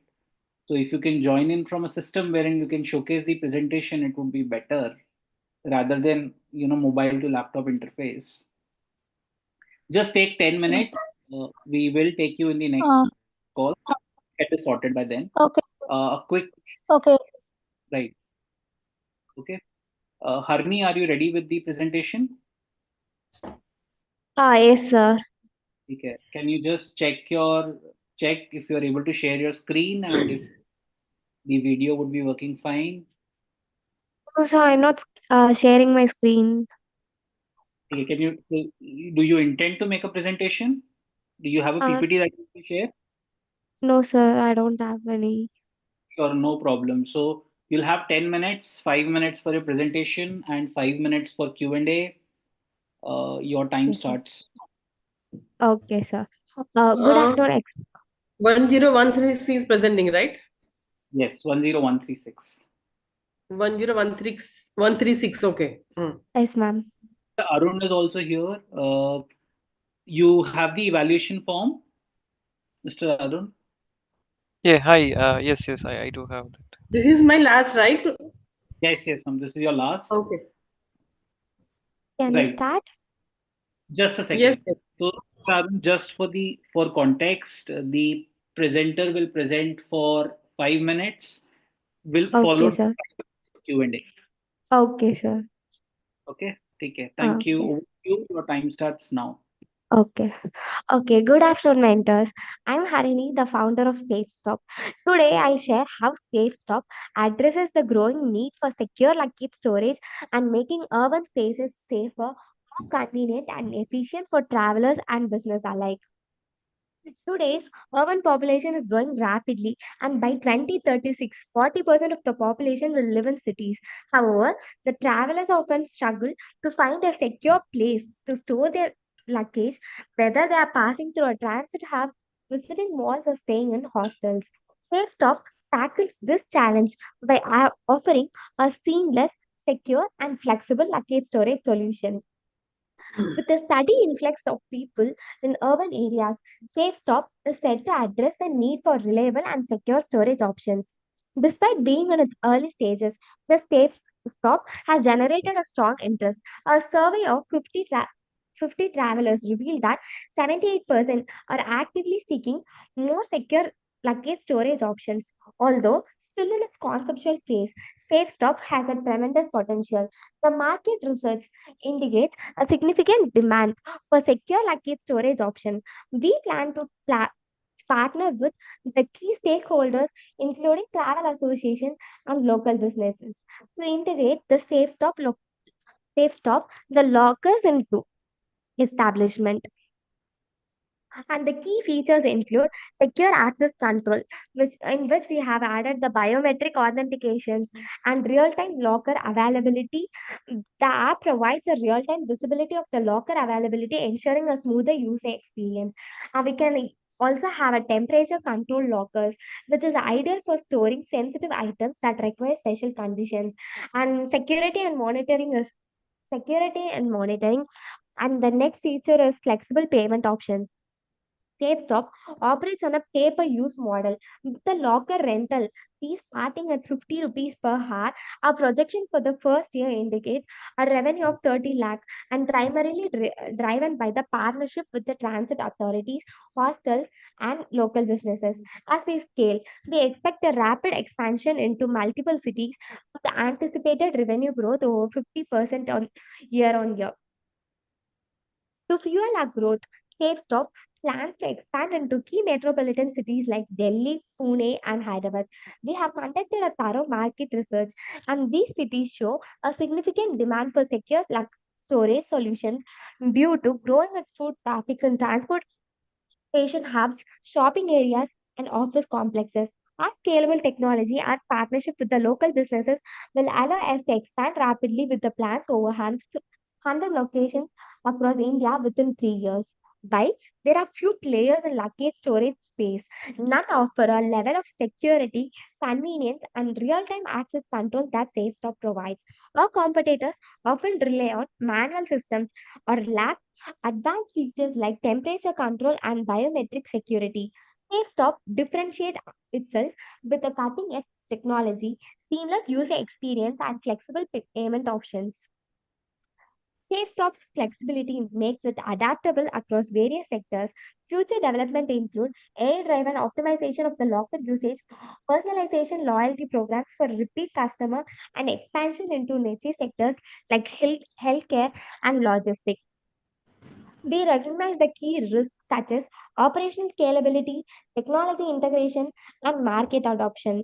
To mitigate these, we are working closely with technology partners to ensure the smooth integration of biometric and security systems.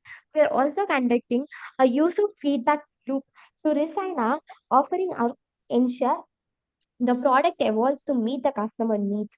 In conclusion, the SafeStop smart lockers present a scalable, secure solution to urban storage challenges. I invite you to join in the bring bring this innovative solution to life. With your support, we can transform the urban space into safer, more convenient environment, benefiting travelers and business alike. So I'm done with the presentation. Okay, thank you. Yes, sir. Questions for her.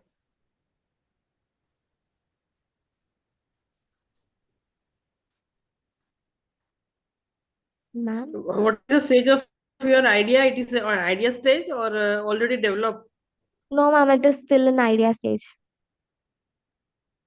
Idea stage. There is no work done on this, right? No, ma'am, we have just done the research. That's it, ma'am. Okay, okay, okay. So you are going to give on rental basis, right? Yes, ma'am.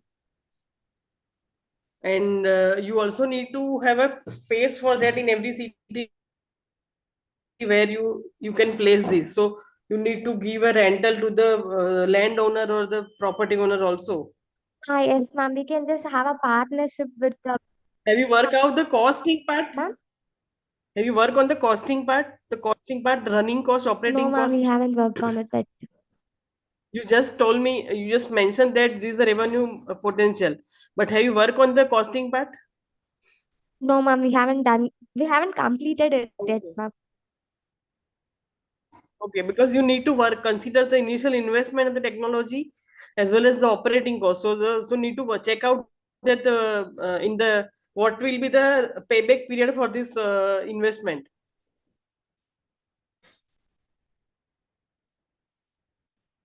Okay, best of luck. Okay, thank you. So we'll start with the next idea. So I have Mr. Arun, Mr. Abhitosh also for the next panel. Ms. Darshana, you can actually slot this over. If you want to continue, you can continue. Otherwise, No, I have some other meetings, so I am just finishing this and I will go. Sure, ma'am. Perfect. So, Okay, Mr. thank you. Abhitosh, Mr. Arun, thank you for joining in. Thank you, Ms. Darshana. So you have a Google form that has been shared with you, right? Do you have that handy? Yes, Hi, yes. sorry for network issues. No problem, Harini. Just give us a minute. Right. So every team will have 10 minutes. They will come with a presentation. They will be given 5 minutes for that, and there will be 5 minutes for Q&A that we want to do with the participant.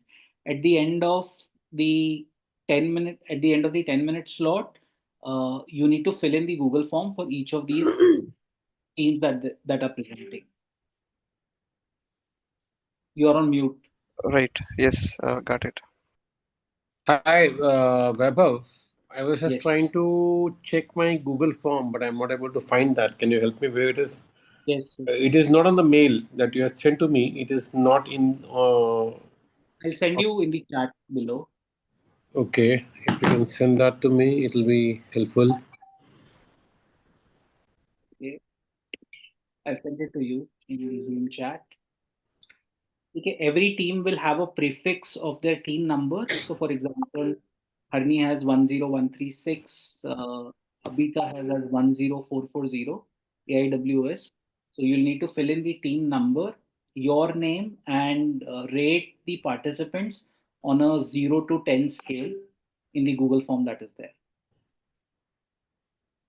So everybody we have to fill a new form, right? Yes, yes. Okay. I don't see a scale here, but okay. I think it's manual. Oh, okay. Got it. Perfect. Thank you. So let's start. Let me just check. So Priyashri, are you ready? Have you joined in from your laptop? Sir, it is creating a lot of problem to connect to the laptop. So can I pitch orally? See, it will not be effective. You saw other pitches. So what I'll recommend is Yeah. go to Vaidehi. She might give you a separate slot. Just message in the group. Okay. Yeah. Okay. Thank you. Abita, are you ready with your presentation? Yes, sir. I'm ready. Okay. Can you check if you're able to share your screen and everything? Yes, sir. Sir, I have created a video of me giving a voiceover, and before that, I will let me explain my problem. Can I do like that? Sure, you can do it that way. Okay, sir. Okay, so you'll have 10 minutes, 5 minutes for the presentation, 5 minutes for Q&A. Your time starts now. Okay, sir. Thank you. Good afternoon, everyone. I'm Abita, and my teammates are Tanishta and Nitya. My idea is NutriScan, where NutriScan means nutrition plus scanning. In today's world, nutrition is a foundation of well-being and health. Managing nutrition is no small feat. Busy schedules and abundance of food choices and limited understanding of nutritional needs makes it overwhelming. And limited understanding of nutritional needs make it overwhelming. Many people believe they are eating a balanced diet only to find out years later that they have been lacking nutrients like key nutrients like micronutrients and macronutrients. This silent struggle can lead to fragile, weakened immunity or even chronic illness. Existing apps may track only calories or offer general tips, but they are rarely provide actionable personalized insight. So here comes NutriScan. So here I'm going to present my video with my voiceover. I'm sharing it now.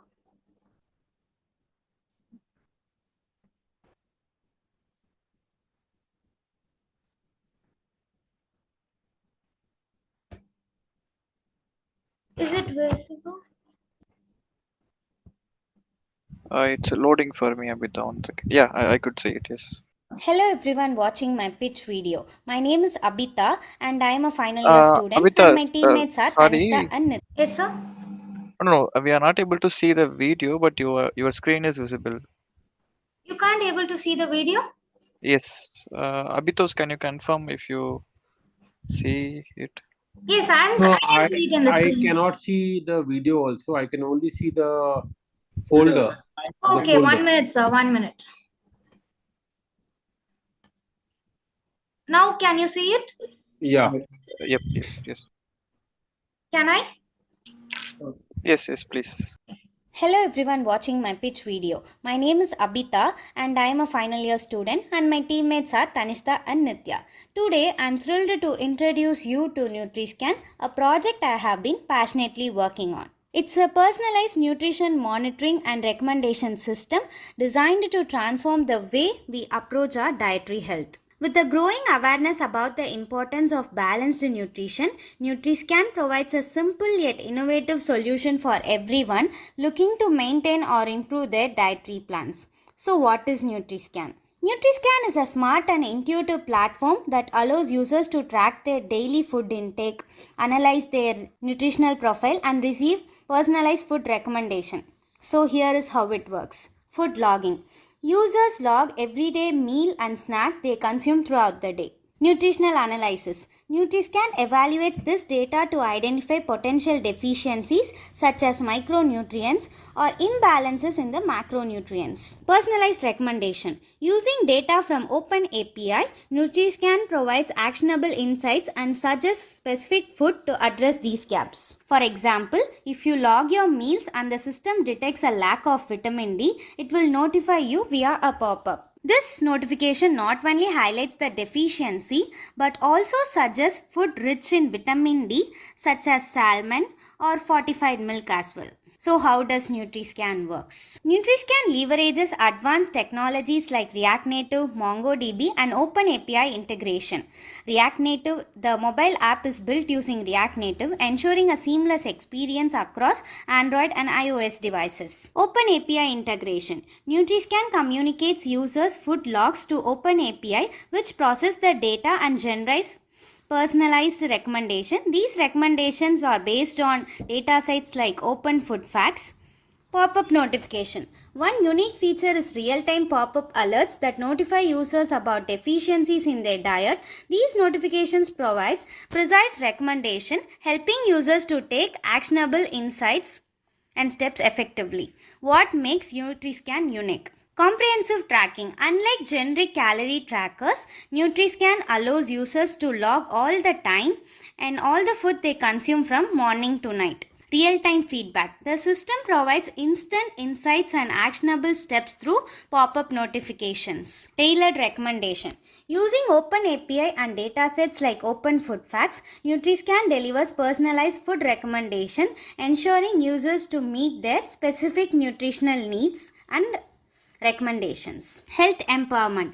By identifying deficiencies and suggesting solutions, NutriScan empowers users to take control of their health and the well-being. Imagine the impact. A college student struggling with fatigue can learn that they lack iron, and NutriScan suggests foods like spinach or lentils to address this issue. It's simple, effective and a life-changing solution. NutriScan is designed especially for health enthusiastic people actively looking to improve their dietary habits. Individuals with specific dietary needs, those managing conditions like diabetes or nutritional deficiencies, can also use NutriScan. Anyone interested in maintaining a balanced diet effortlessly. By tailoring recommendations to individual needs, NutriScan ensures relevance and usability for a wide audience. Whether you are a fitness buff or someone trying to eat healthier, NutriScan is your ideal companion. NutriScan is more than just an app. It's a step towards healthier living. I invite you to join me in taking NutriScan to the next level, whether as an investor or a partner or a collaborator.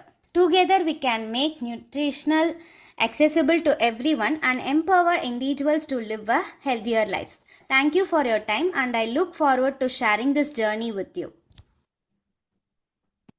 Yes, sir, I'm done with my presentation. Yes, Abhita, it's good.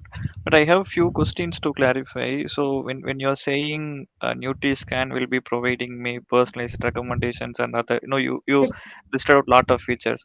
yes, But sir. first question is how do you identify a person is in need of this nutrient or this Yes, sir. vitamin?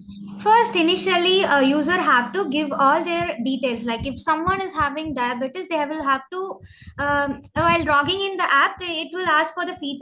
It will ask what are the things they are lacking. Like for example, if they are a diabetic patient, they have to mention that. and daily they will have to update the food they are intaking. And by using any open AI, here we tried using chat But gpt but also. don't you think it's going to be more manual work, you know? I'm going for an app to, you know, to make my day easier, like what to eat, you know, what level of nutrients I'm taking.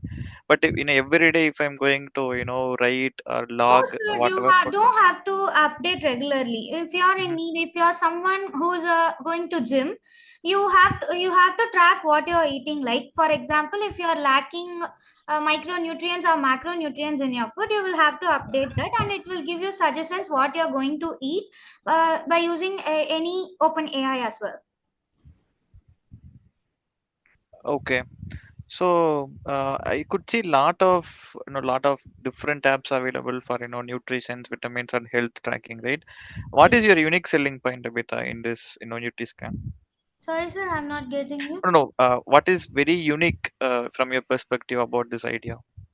Sir, NutriScan stands out for its precision and user-centric design. Unlike generic nutrition app, it combines data from open food facts. It uses advanced algorithms to deliver tailored insights. Also, it provides personalized recommendation. Most of the apps that exist give you energy contents, but this app gives you nutrition contents and also gives you personalized recommendation. This stands out from others. Abhita, Yes, sir. uh, are you using any proprietary algorithm, or you're using the chat GPT APIs which is available for anybody to use Sir, to? there are multiple modules, sir, and algorithm we haven't planned it, and for personalized recommendation, we are using OpenAI. So even for deriving the nutrients and micronutrients, you don't have your own proprietary tools. Yes, You sir, are, we are using anomaly algorithm. yeah, which is and you're using generally the open source available APIs to calculate the nutrients and micronutrients. No, sir. Sorry, I couldn't understand you. Can you please repeat me? So what is the data that you are using, Yes, sir. or you have trained your model on to calculate these micronutrients and nutrients? No, sir. The thing is, if you're eating a packet of chips today, it has more calories, but and you are lacking How in. do you, how have you done the research? Yes, sir. How have you trained your model Yes, that sir. say if I am eating a packet of chips, what all it contains? Yes, sir. What? Yeah. For this data, we are taking the data from an international data set, that is Open Food Facts. If you are going to Hmm. scan the product, that is there is a UPC code, which So, means unique hmm, product code. It has all the ingredients, and with that ingredients, it will show what are lacking, what we are doing. okay. And how much of this has been trained for Indian consumers or Indian food? So as of now, we are trained for packet food items, sir. Only for packet food items. As of now, but we are planning for Indian food items too. How will you train the, because you don't have your own algorithm, you don't have your own proprietary dietitian. Yes, sir, we are looking for it. Just as of now, this is just it is an ideation process. Mhm. Once it is developed, we will look for it. Okay. And second, to take to what Arun was talking about, do I have to, as a user, I have to put it how many packets of what I have eaten, or I can just take a snap of what I'm eating and upload it? Just a snap is enough, sir. You don't have to type manually. Mhm. Okay. Abita, like, how are you planning to sell it to customers? Like, are you planning to sell as a in-app purchase, or you are going to how are you going to monetize it? So most of the existing apps give them energy contents, but this app gives the No, no, contents no, of no, no. nutrition. What I'm asking is, as a business, how we are going to make money? How we are going to get, you know, profit from this app or this Sorry, idea? sir, your voice is not audible. No, am I audible now? Your background has some noise and I can't get Once what again. you're talking clearly. He is asking, Abhita, if I am audible, what he is asking is, how are you going to monetize NutriScan? How are you going to earn revenue? Okay. How I am going to earn revenue? Yeah. What is your plan? First, I'm planning to give this app to people like who are going for gym and for health enthusiasts. and they will have to download the app, and then only they will be able to use it. How will it happen? Yes, sir. They will have to download the app so that they can use it. But right now, you can only calculate the calories in a packed food, No, right? sir. There are multiple modules. First thing, there is a feature that there are two products. For example, there are a packet of Ashirwad atta and Pillsbury atta. By scanning the UPC codes of two attas, you can this app evaluates which is better by comparing the ingredients and the calories as well. It is also a one module we have already implemented in this. No, that is all for packed food, right? What will Yes, sir. happen for, say, if I'm eating normal breakfast will be idli, dosa, or poha, Yes, sir. upma. For that, we are looking for it. Okay. Okay. Okay, sir. So the idea is good, but there are two or three issues which I would want you to work on. Okay, One sir. is that if you are planning to give it to person who are health conscious, Yes, it sir. is important that it has to be holistic, where it is able to calculate and give them whatever they are eating. It should cover that. Otherwise, it remains uh, half baked for them, because then they will not be able to use it for anything which is homemade. Only when they're using a processed food or a packaged food is when they will get to So we know. are planning Now, to if I use get a Indian food as packet well. of, yeah, and if I take a Pillsbury atta, now Yes, sir. Pillsbury, the whole packet could be minimum 1 kilo or whatever, right? Yes, But sir. I will be eating two chapatis or three chapatis. Sir, I gave this example for comparison of two products. That is one of the module. Sure. And the second thing is that because you're using open food sources, right? Yes, sir. Why it can't be copied very easily? Because I was speaking to somebody just the last week, and Sir, they as of using. now, I am taking the data from that. I can create my own data set as well. How long will that take for you to create your own data set? And it does not need to be your own. Only point which I'm trying to make here is that Yes, sir. if you are using open source to do it, there's nothing wrong in that. Okay, But sir. how would you position yourself differently from hundreds of other people who are in the similar space, right? If this is available to you, obviously it is available to others also. Okay, And sir. with open AI coming in, I mean, all of these things are available to everybody in the same space. Yes, sir. So how would you differentiate yourself in the journey is what I would want you to think about. Okay, sir. Yes, adding to a bit those last point, I could see, a lot of nutriscan.app, website.com available on Google a bit. I don't see what you are, what you have presented is, I feel it's not unique. You are saying, I can go and take a snap and upload it, and it will give me suggestions. Okay. But it has to be very unique, because if you just Google it like Nutriscan, you will be having that app, like, you will be having the platform called a Nutriscan.app, and Okay. also you don't have any business model how we are going to monetize it. That's these are the two things, adding to what Abitos have said. So Okay. maybe if you could work on these things, it will be a good idea. Okay, sir. I Thank will you. work on it. Yes. Yes, sir.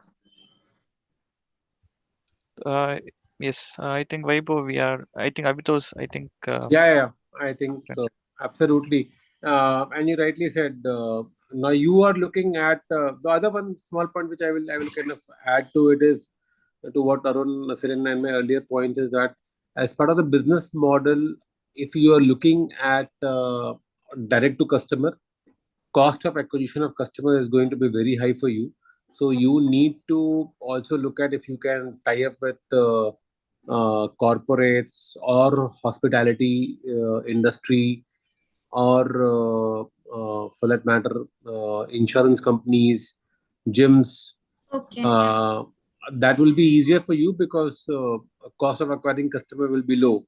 Yes, sir. Given there is a huge number of players are already available in this market, one more brand for you to establish your name and your solution, it will require a lot of capital to be infused. Okay. Yes, sir, I get it. Thank you. All the best. Thank you, sir. Thank you so Thanks, much. Savita. Thank you, everyone. Thank you.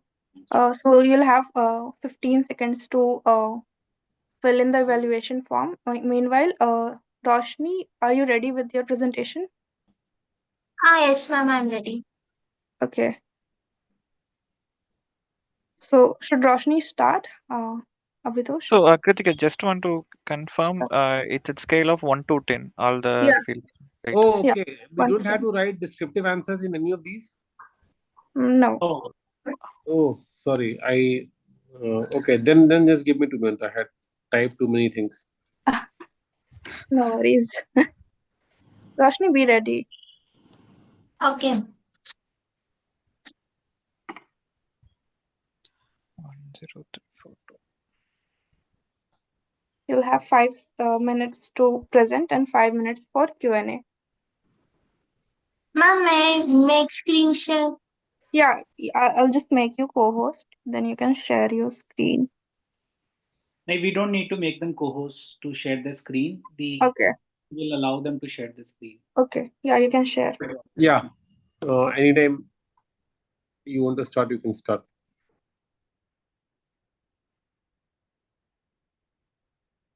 Okay, Roshni, your time starts now. Go ahead and share your screen. Okay, sir.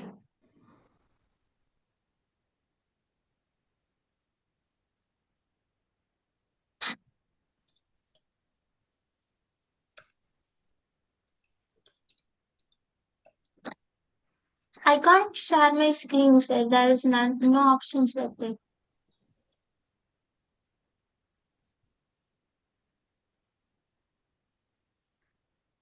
There's a share option at the bottom. Why don't you figure that out? Meanwhile, we'll admit the next team. Do you see a share option at the bottom? Yes, sir, I found. Okay, let's click on that.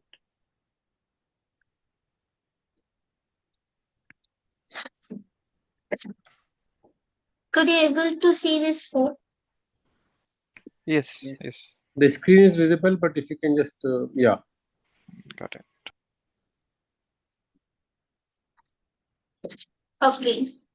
Good evening, everyone. Myself, Roshni Manohar, pursuing BTech Computer Science Engineering second year at Sri Manakala Vinayagar Engineering College, Pondicherry. I am excited to present AgriPredict, a smart solution to help farmers with AI-driven market insights, whether alert supply chain optimization, and all at affordable price. Our goal is to boost farmers' income and reduce risk at real-time data. Indian farmers face massive challenges: unpredictable weather, which wipes out the crops, while fluctuating market prices make selling unpredictable. Most farmers also lack access to timely localized information to improve yields. This gap costs millions annually and leaves farmers vulnerable. Actually, farmers lose approximately rupees 45 crores in India due to unavoidable risk. What we offer is AgriPredict provide farmers with real-time personalization insights to make smarter decisions, whether it's choosing the right crop or preparing for sudden weather changes or understanding market prices. We empower farmers with tools to boost productivity and income, all accessible in their preferred language. Our AI-driven platform integrate weather and market data to provide hyper-localized crop, recommend real-time weather alerts, market price insights, and also provide supply chain. This app is designed to be intuitive and accessible with multilingual supports for rural India. This results in the minimum of 20% of increase in the yield. Actually, there are 150 million farmers in India. This Indian agriculture contributes to India's GDP by 18%. If our AgriPredict is launched, due to the increase of 20% in the yield, or if each and every farmer has this 20% of yield, they'll increase in the GDP contribution. So it also helps in India's economy. Our revenue schemes. We have planned to business partnership with agri businesses, government grants, and only rupees 8% subscription per month. If it is only 8 rupees, they can afford easily, because if we get a profit in a large amount, it doesn't matter to pay 8 rupees to get a profit. Uh, uh, our plan is to not to reach all 150 million people. Our first target is to reach 1 million farmers, because we can't reach every farmer, because some may be poor or some may not be having smartphones or any other. So if we reach 1 million farmers, that's a big even that can give a big profit. You can see that if we offer one rupees 8 per farmer, it 8 rupees 8 per month for per year for one farmer. We can offer the same can be offered for 1 million farmers. So by this way, we can easily get our profit by 5 to 10 rupees per farmer in 1 year. These are our CAC. We are going to. Okay. Our cost estimate per farmer is, if we use we can use these strategies to reach our product to farmers. If we offer these strategies, the farmers our total CAC is 70 to 90 percentage, which gives us 10 percentage profit. So, if we reach 5 to 10 percentage of profit in 3 to 5 years, we can easily we can easily see the growth in next years, because we don't have these types of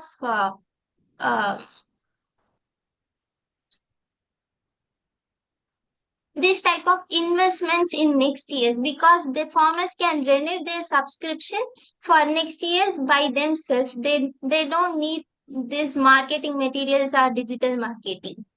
We also have competitors, but these competitors are lack in many aspects. The competitor one do not have AI driven weather for AI-driven market prices and weather. These farmers could not offer 25 to 30,000 for a year to use this apps or to use this technology. And one more competitor do not have weather alerts, and the service cost was very high. So by this way, I can conclude that our product was really good and it may reach high.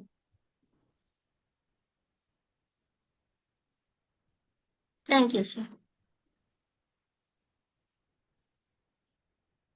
Hey Roshni, I have to say it's a good idea because you are going to help farmers with the help of innovative solutions. This is great. So first, I have to appreciate you for coming up with this idea. I have few Thank you, sir. questions, Roshni, to clarify. Yes, Um, sir. so you told you are planning to sell this app to 1 million farmers, right? Yes, sir. Right. And you also mentioned your subscription per month is 8 rupees. 8 And in rupees. one of the cost acquisition, you have mentioned the cost for digital marketing and other things, right? So here I could see for just helpline and support cost itself, it is 10 to 15 rupees. No, Is sir, it? that is. Hmm. Okay. You continue, sir. I Oh, no, can. are you speaking in terms of month or per year, like 10 to 15 rupees? 10 to 15 rupees per year, sir. All right. Okay. Actually, subscription price for per year is 100 rupees, sir. Okay. Okay. Got it. So if we have these constraints, our investment will be 70 to 90 percentage, and our profit will be 5 to 10 percentage. There is a flaw in that, Roshni. I think the idea is very good. There is a need. Definitely, there is a need in this. I know a couple of companies who are working in this space, and the only thing which I could not understand that by with 70 to 90% customer acquisition cost, you are Yes. showing a profit of 5 to 10%. What about the operational cost? What about the cost of the product? You are talking about a AI based model, so you will need a virtual machine to be run. You are talking about real time weather forecast. That means you will have to have satellites that you are relying upon. So, or you will have to partner with companies like Satshore and others, right? So, what about Yes. those costs? And so that's one. Second thing is that what is the business or the operational model? I would love to understand. What have you done on the? You have defined the problem statement absolutely very well, but how are you solving the issues of real-time weather forecast? What kind of a AI model you are running to give a pricing indication, right? And so all of those things, if you can touch upon, and plus the question on the profitability, the only cost that you have is not the customer acquisition cost. There has to be a very big operations cost, which I think has been missed out. Yeah, sir, I didn't think about that. Actually, I have to do. Yeah, so maybe your competitors are charging whatever they are charging because they also have a operations cost, and they understand that it is costly to run a virtual machine real time, and real time take feed from satellites or pay to those organizations on a subscription basis. So maybe you would want to revisit the whole business model once and the pricing and the revenue model.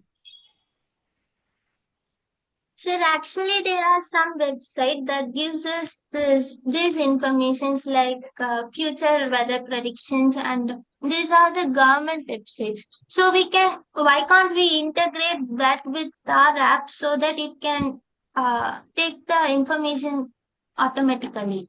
No, you spoke about, see, the government websites gives for a larger location, right? Wherever there is a IMD has a setup ready is where they would generally be more and more accurate. For you to be able to look at the weather data at a block level or even a smaller units level, you need to have access to those websites or those satellites, and that is where companies like Cropin or Satshore, they come in, and they have been working on this. space for quite some time to give a large or a highly accurate output on what the weather is going to be and how can you safeguard and everything, which all of those things you have covered in your pitch. So full marks to you on that.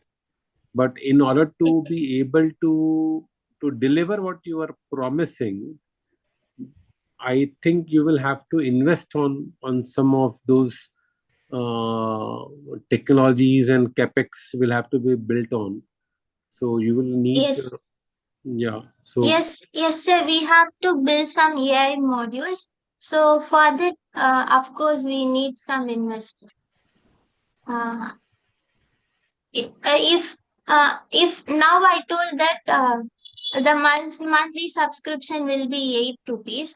If it was if it is between 10 to 15, it will be good so that I can see the profit and I can also build that AI module.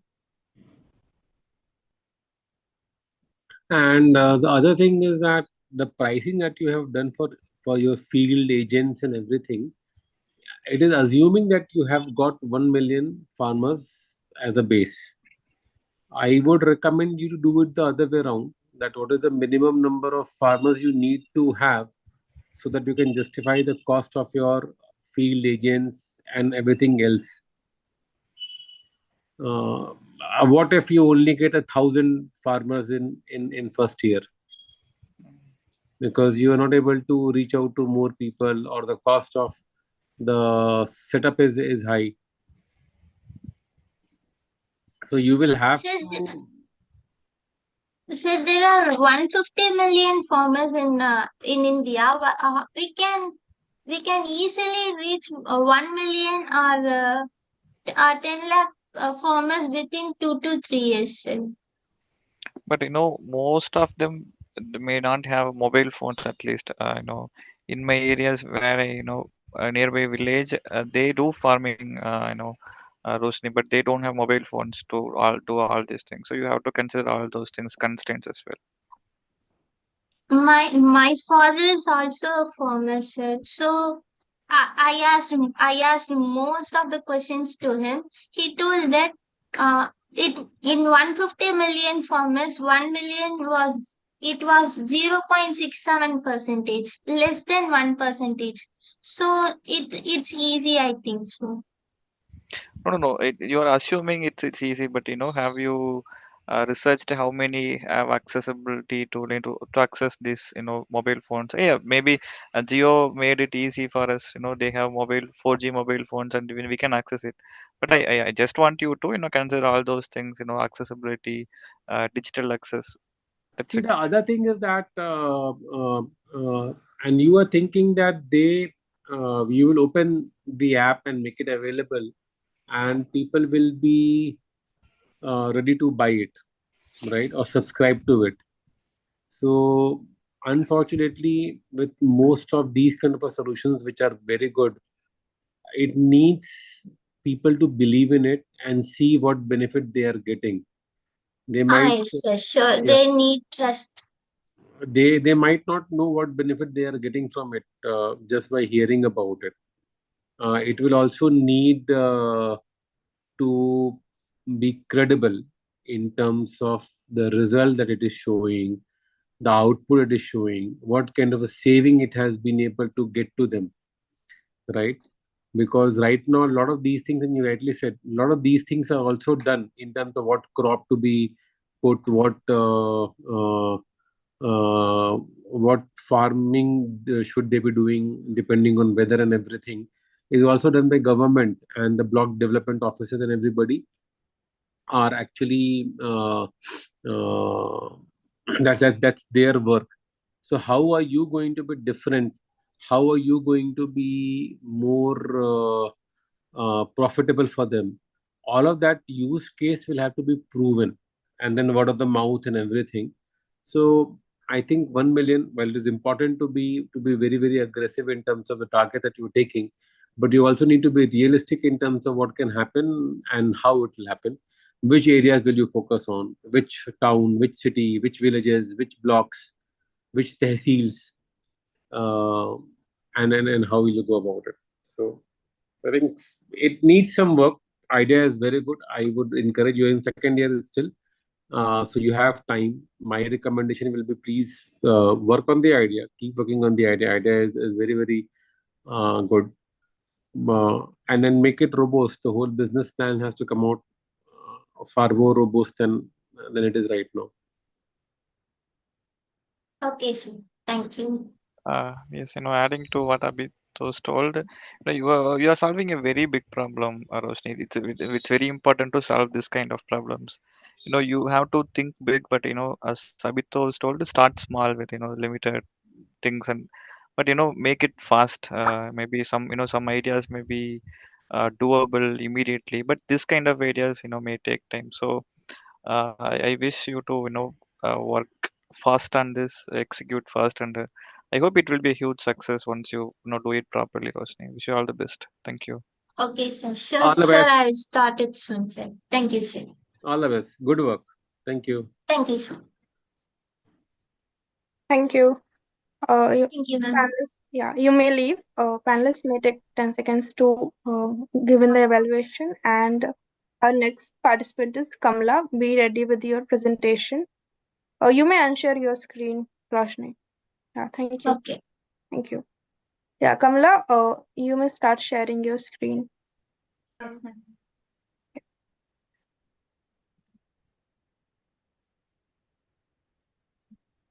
Yeah, your time starts now. Is the screen visible? Yeah, please go ahead. So, good evening, judges. Myself, Kamala Vasanti, founder of Bookspire, and my co-founder, Pratika here. So, for the problem statement, let's consider three scenarios. First, Sam is a customer who wants to buy books at a lower prices.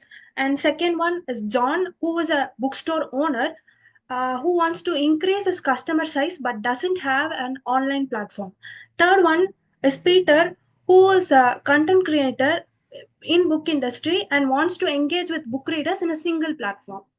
To solve these problems, we came up with the solution of building an app which bridges these gaps. So Sam can buy books at comparatively low prices through our app, and John can sell his books effectively, and also Peter can use this platform to do his podcast and communicate with the fellow readers. So our main focus is on creating a community among readers so they can share their experience among themselves. So for the target market, we are focusing on both B2C and B2B since we are considering both customers and bookstore owners.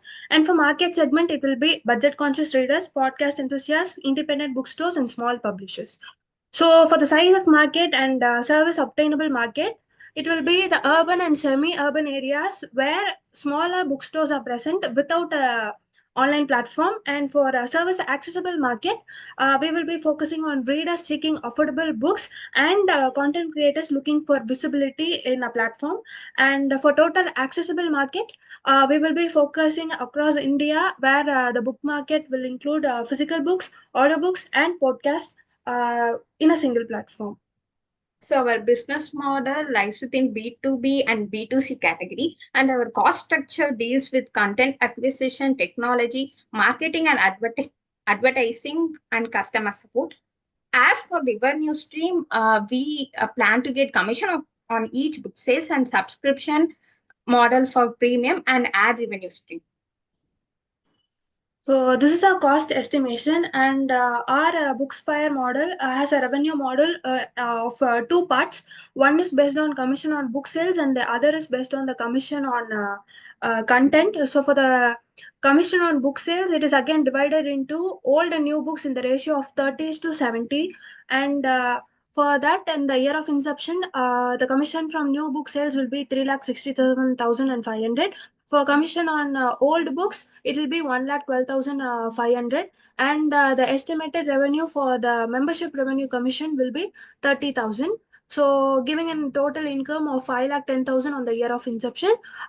In the subsequent year, assuming 50% year-on-year growth, we will have a commission from new book sales as 5,51,250, and for commission from old book sales it will be 1,68,750, and as for membership revenue commission, the estimated revenue will be 45,000, giving a total income of 7,65,000.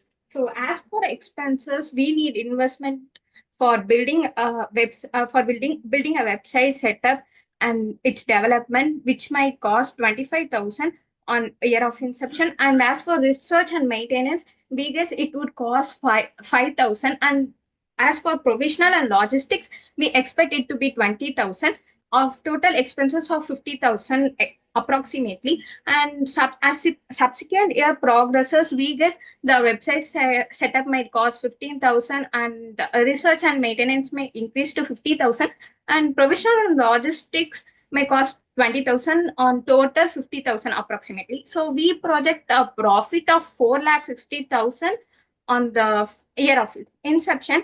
On subsequent year, assuming 50% year-on-year growth, we expect it to be 7 lakhs. So for the market opportunity, we both conducted market research across bookstore owners and customers, and we've got to know that the bookstore owners wants to have a wider customer audience, with because they lack a digital platform. For example, we went to the Moore Market in Chennai, and we found that the bookstores who are lacking an online platform is significantly having a lower customer size, and also the customers wants to buy books at lower prices. Low prices. And many customer doesn't our friends group itself doesn't know place like Moore Market exists, where the books are comparatively low considered to very big shops. So we guess this platform would solve all these issues and be a great good success in the market. So for the product and service, we are currently in the prototype stage, and we would like to show you how our mobile app works. Let us 1 minute. We'll turn on the video to show that. Is that okay, judges? Yes, please. So can you see this? Is it visible? Yeah, it's interesting. You can stop the presentation. That will be. Then you can make this big.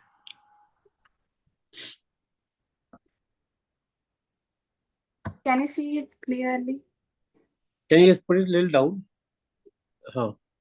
Okay. Hmm. So here you can see upload books. We are planning it to create more user friendly so that shopkeepers can easily access through our app. You can see upload books option here, and you can easily upload your books. The shopkeepers can easily upload their books by giving it its name and upload the photos of the books. And for delivery updates, they can also track their delivery updates and sales percentage based on each sales, and inventory management, like how many stocks of books they have.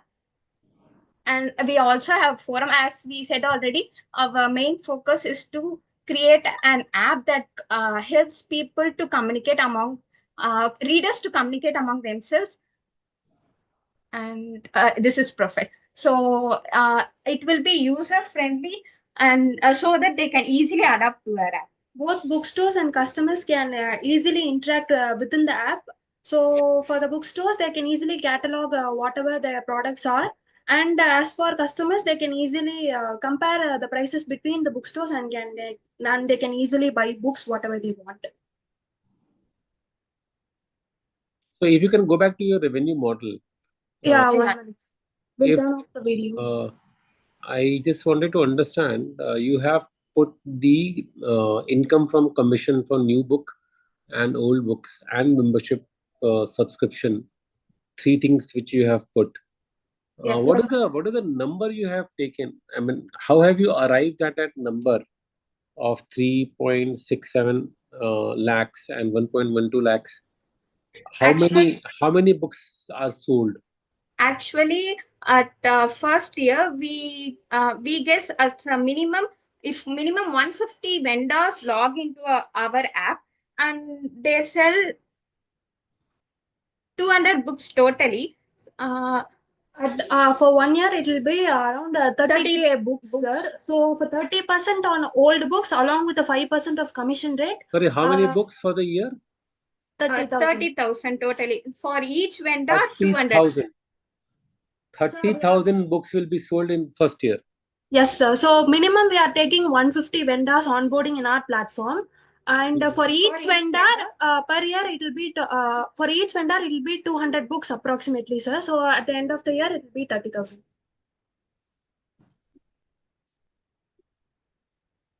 This is the minimum count we are estimating at first year.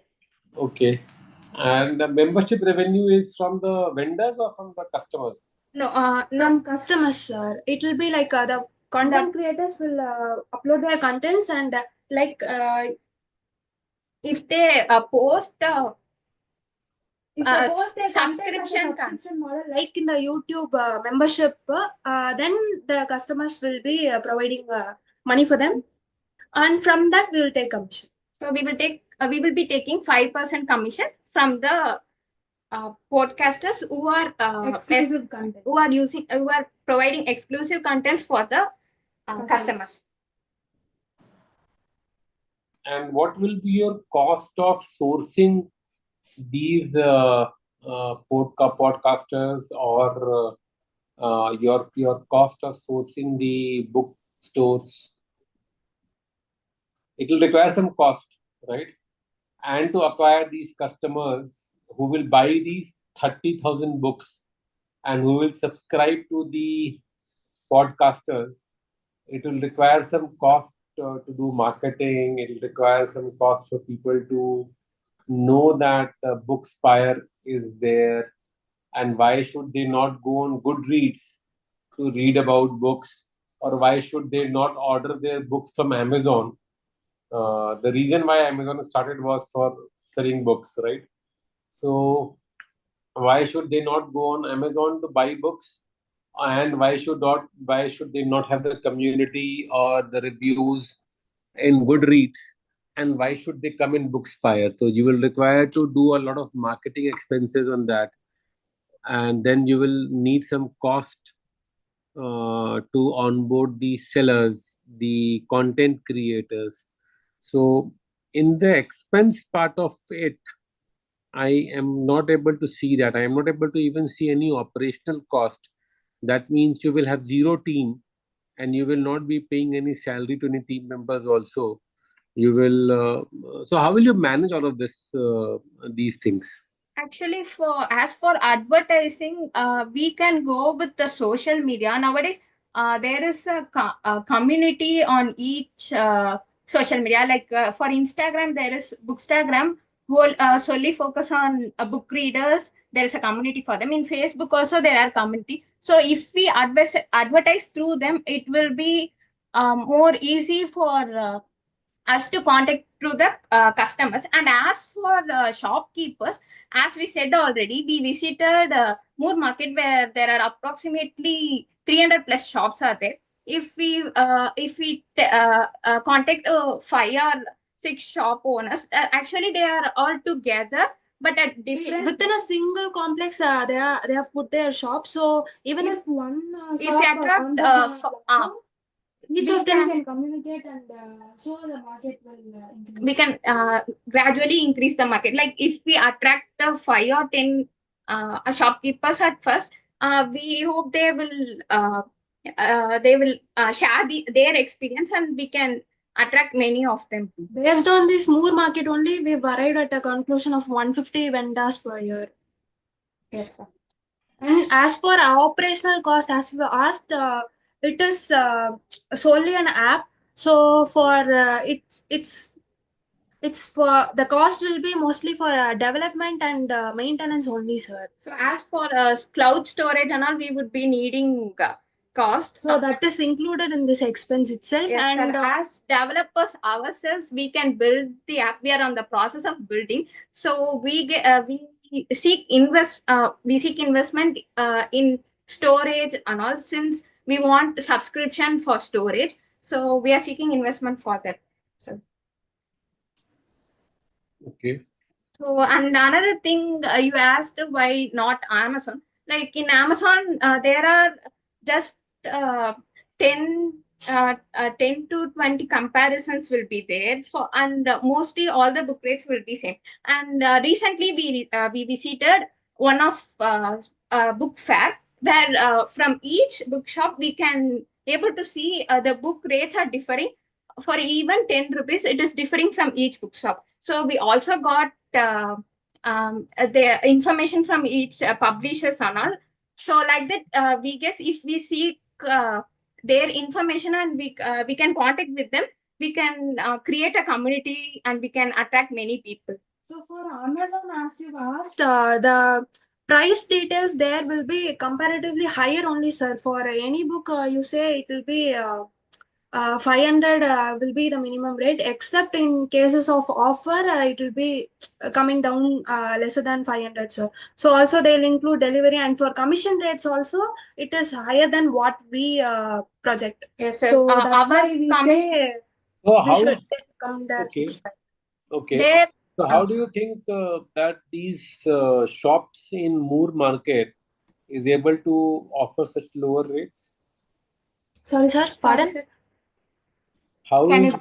how are the shops in the Moor Market able to provide a high discount plus your commission of 30%? As book reader,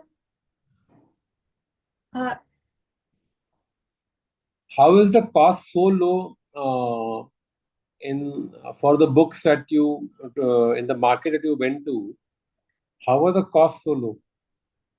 Sir, as we have said, 150 like vendors, we've also calculated for old books, if we consider the minimum cost to be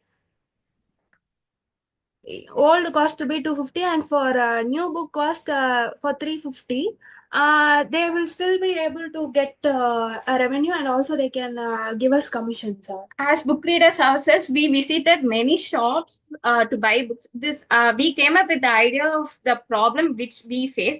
So when I bought a book in Amazon for 400 or 500, the same book I got there at a very low price. So comparatively, at each places there are low, and also based on the publishers, the cost prices are decreasing. So as I said, when I visit the book fair, I get to know for some of the publishers are providing books at low cost, and also the quality are good. So like that, if we collect the information from people, we guess this will be safe.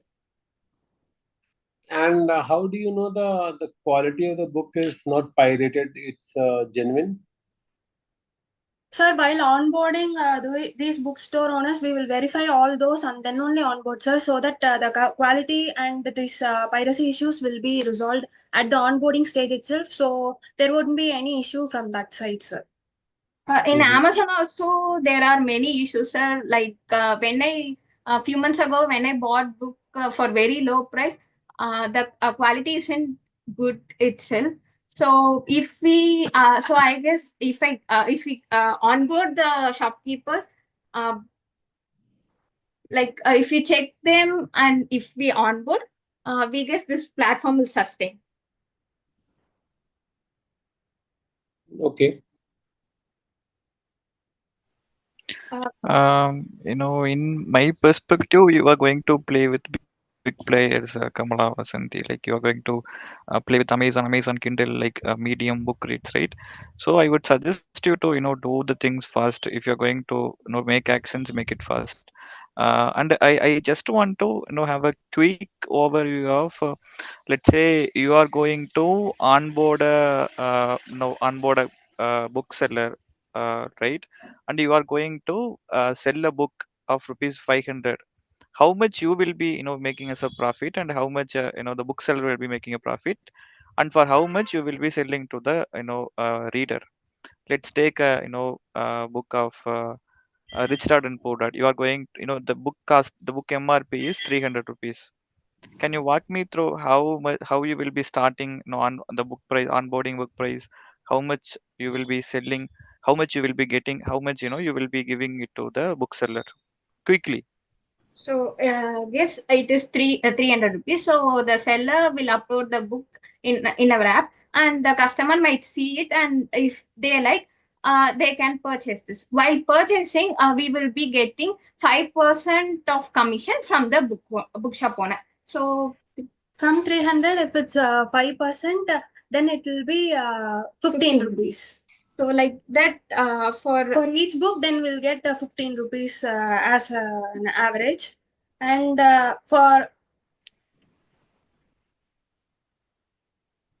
yes, that's it, I guess. Okay, so the MRP is 300.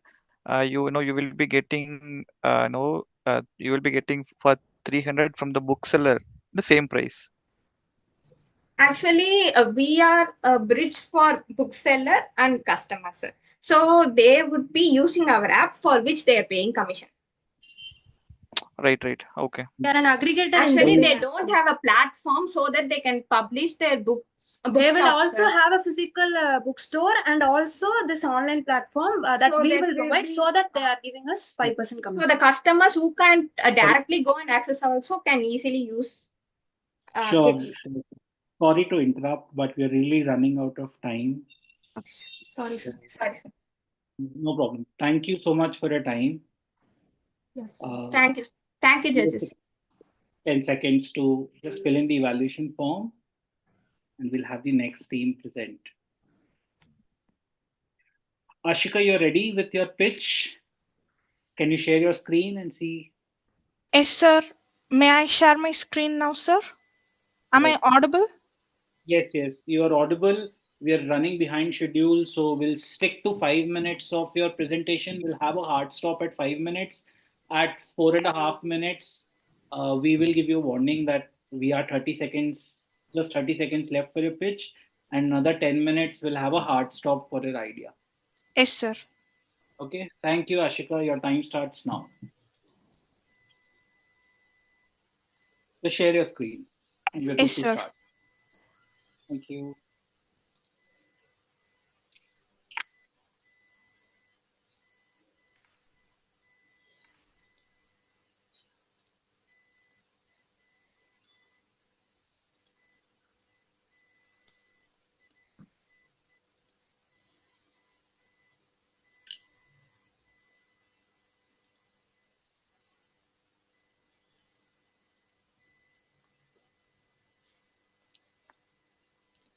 Sir, is my screen visible, sir? Yes. Can I start, sir? Yes, your time is already running. Yes, sir. Good evening, all. I'm Ashika N, and I'm currently pursuing my bachelor's degree in Artificial Intelligence and Data Science at Avanashlingam Institute. I have conceptualized Curiosity, an innovative educational app designed to make learning more engaging, distraction free, and effective for students and institutions alike. Learning should be full of understanding. There should be no room for the word mugging up. Today, I'm here to share how curiosity can transform the way we learn and grow together. Education is evolving, but the tools students use have not caught up. That's where curiosity steps in. Students today face a lot of distractions, lack of clarity in their concepts, and the most important thing they lack is understanding. Curiosity is a user friendly educational app designed to solve these problems. It combines both understanding and clarity of concepts to the students. But what makes curiosity different? Its groundbreaking features like distraction free mode, scan and solve a math problem, providing a recorded class, and also AI chatbots offering progression tracking bar, and also brainstorming sessions will be there to engage users. Speaking about the marketing opportunity, the e-learning industry is projected to grow at a compound annual growth rate of over 20% percentage by targeting students and institutions. Curiosity has the potential to become a significant in this growing market. Speaking about the revenue strategy, revenue can be earned, but the concept is we should not disturb the learners. So I have worked on this, found a perfect solution.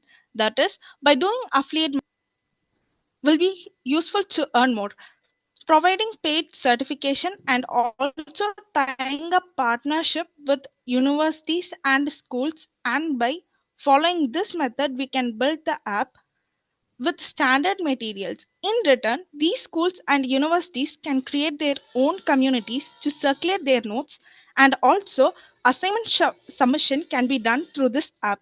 To be short, Curiosity app serves as all-in-one app. We do have a lot of competitors like Udemy, Coursera, Byju's, Extramarks, but by following the above strategies, we can make a huge difference in the market.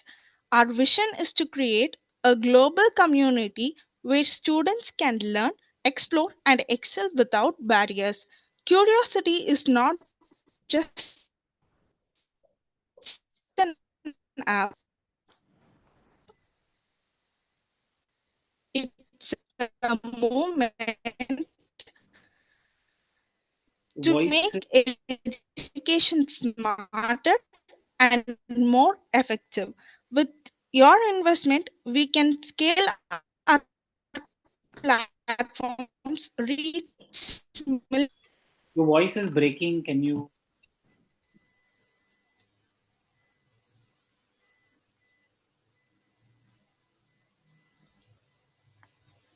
Can you hear me, sir? Yes, better now.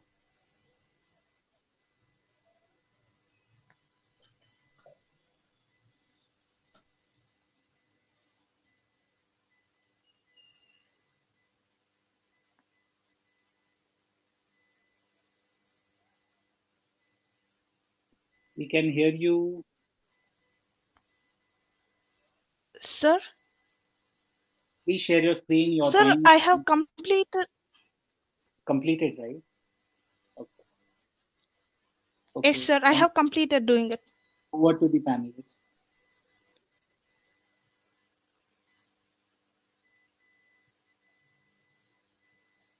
Can you just take to the slide where you have your revenue model, because I think I missed that. I'm Because sorry, sir. I'll just show you. So is it this one? no, you have something on the revenue, because you're talking about how the revenue will come in. The revenue Yes, sir. model that you.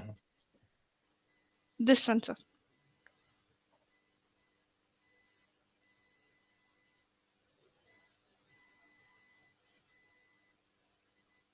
So you haven't thought about how will you earn money?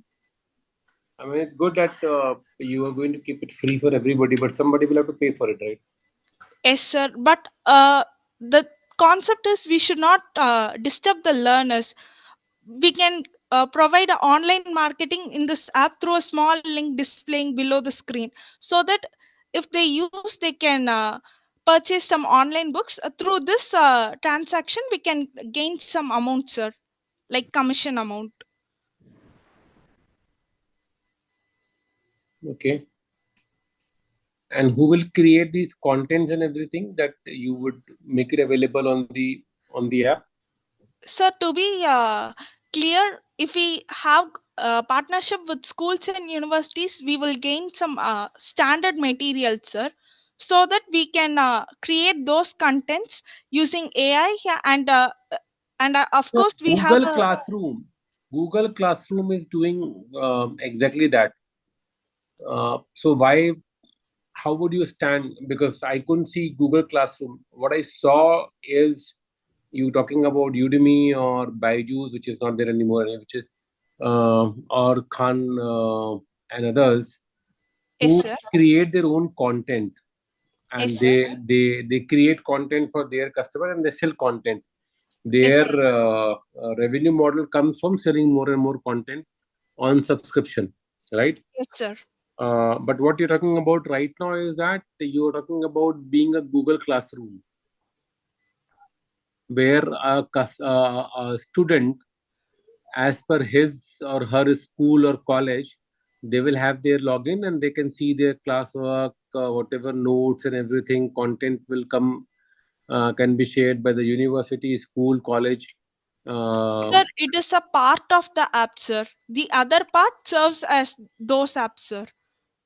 So who will create content? So you are mixing up. So you are creating a mix of Google Classroom plus whatever, right? An edtech platform. Yes, sir. So who will create the content? We should gain some manpower and create those, sir. Okay, and who will pay for it? Like if I gain investor, I could pay, sir. No, you can gain an investor, but there is no revenue model. What will the investor gain by investing into you? Because you are giving it free of cost. No, sir. If we follow these strategies method, if we gain 10,000 users in a year, if 20% users engage with the affiliate links, so there will be 2000 transaction minimum through those affiliate links, sir. So if we cost as a commission amount 500 per transaction, it gives 10 lakhs in a year, sir. Both these are very high. Assumptions are very high. 20% conversion on an affiliate link. Normally, it is not more than 1.5-2%. And the commission amount of 500 rupees. That means the transaction value will be around 5,000, even if I take 10% as a commission. So both of these look to be. See, I think you started off with a good idea, but somewhere I think you got lost between a Google Classroom model and the edtech model. So my recommendation will be that go back, firm up your plan. You also need to see why these edtech platforms are not doing well. Uh, Google Classroom model is also a good idea, because right now there's a monopoly of Google in that space. So if you are able to have certain universities, college educations, institutions who can sign up for your platform, maybe in a small way, it can be a competition to Google Classroom. So that which model you want to work on, I think that. Sir, to be honest, as a NEET aspirant, I have once signed in an extra mark, sir. I have really paid nearly 72,000.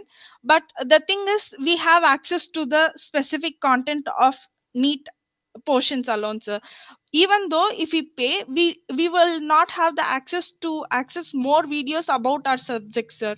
It will ask for another subscription. So it becomes a disadvantage for that app. Not only that app, sir, we have many apps like that. Even if we go to Udemy or Coursera, there are some PDFs which we want a important content, there would be there, but one page will be visible, the other page will be blanked out. If we want to view that, we need a subscription.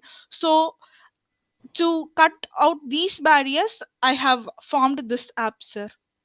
And this made an inspiration for me that a learner should not have any disturbance in their learning process. This is the concept, sir.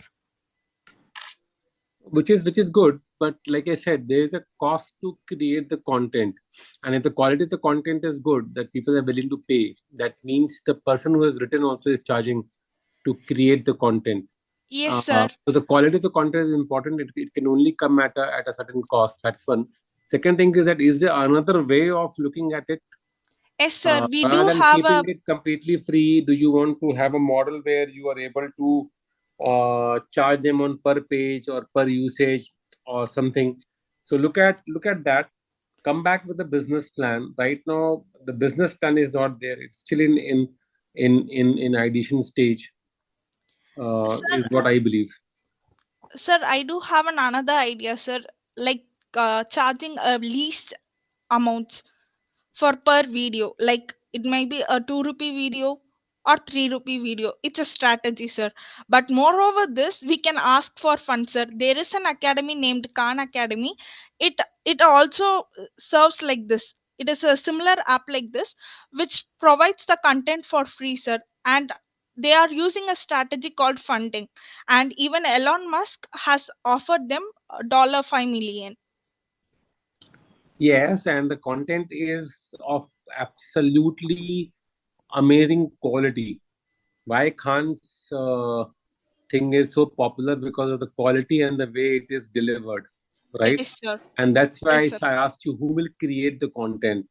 And the individual who owns that platform is the reason why people come there, right? Yes, sir. And it started as a YouTube channel, and now it's become big. So you have to look at the entire evolution of that platform, and not only look at the current state, and then understand why Elon Musk is willing to invest into it. My point is that there are two ideas which I can see. You need to firm up on your idea. You need to have a business plan, and then Yes, sir.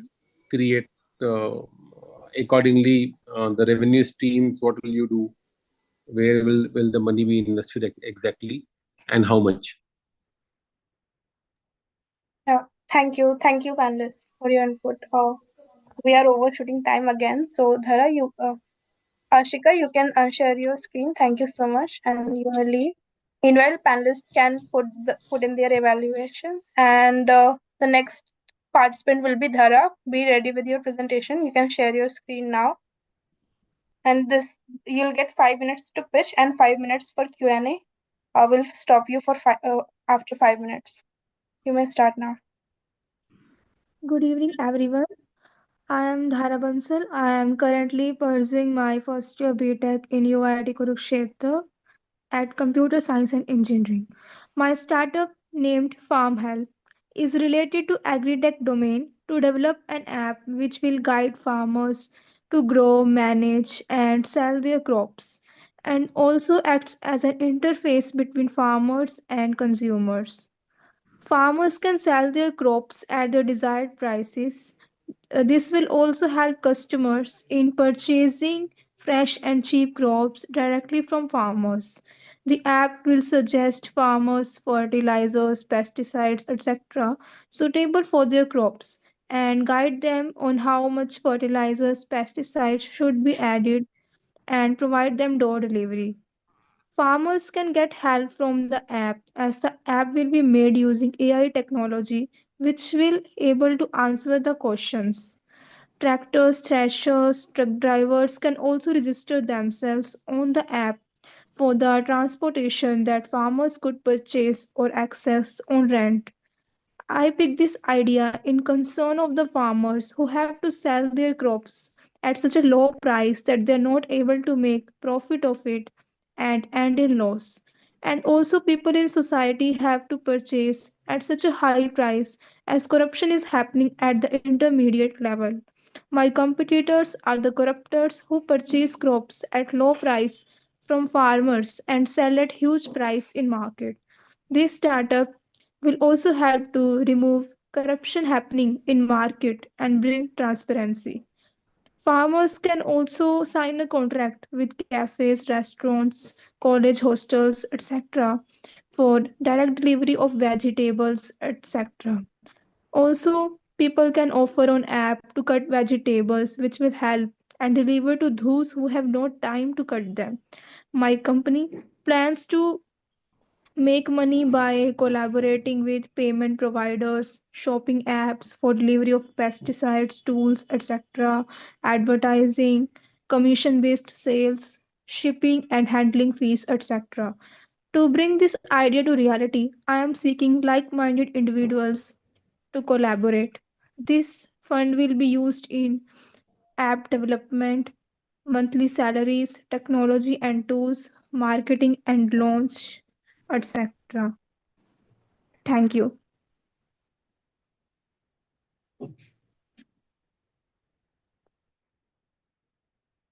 Yeah, hi Dara. Now, when you said, the middlemen are your competitors, I was shocked, and it's really good that you have them as, uh, cool. Yes. So that I have a question. How are you planning to acquire farmers? Because they directly, if they have any plans or things to sell, they will directly go to nearby markets. So it's the easy way to sell their things, Yes, right? sir. But How are they can't sell at the desired prices they want. Sometimes they have to sell at such a low price that the investment they have done in selling in growing their crops is much more than the price they have sell. So this leads to loss to them.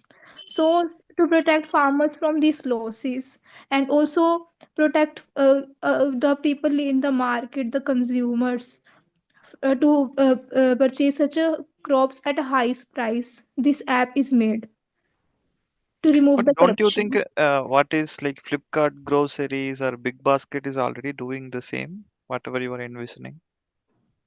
Um, but actually, the main thing is the prices. They are also doing this, but they are sometimes these the crops they sell is not fresh.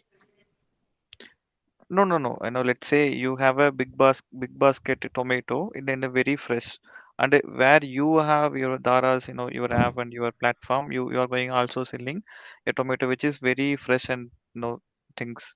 Both are can be accessible by any users. Let's say I'm in Chennai, so I can go to Dara's one. I can go to Big Basket one. In Big Basket, it is only 30 rupees. Let's say I don't know how much they paid for the farmers, but Dara is going to pay, let's say, 25 rupees for a kilo, right? And you are Yes. going to, let's say, you are going to sell it for 30 rupees. So here you will be having 5 rupees as your profit. But if I can get it at the same price or less price, let's say I'm going to get it for 25 rupees in Big Basket. Why I have to choose yours, Tara? As it Yours in is 30 addition to rupees. this, it has also many features for the farmers.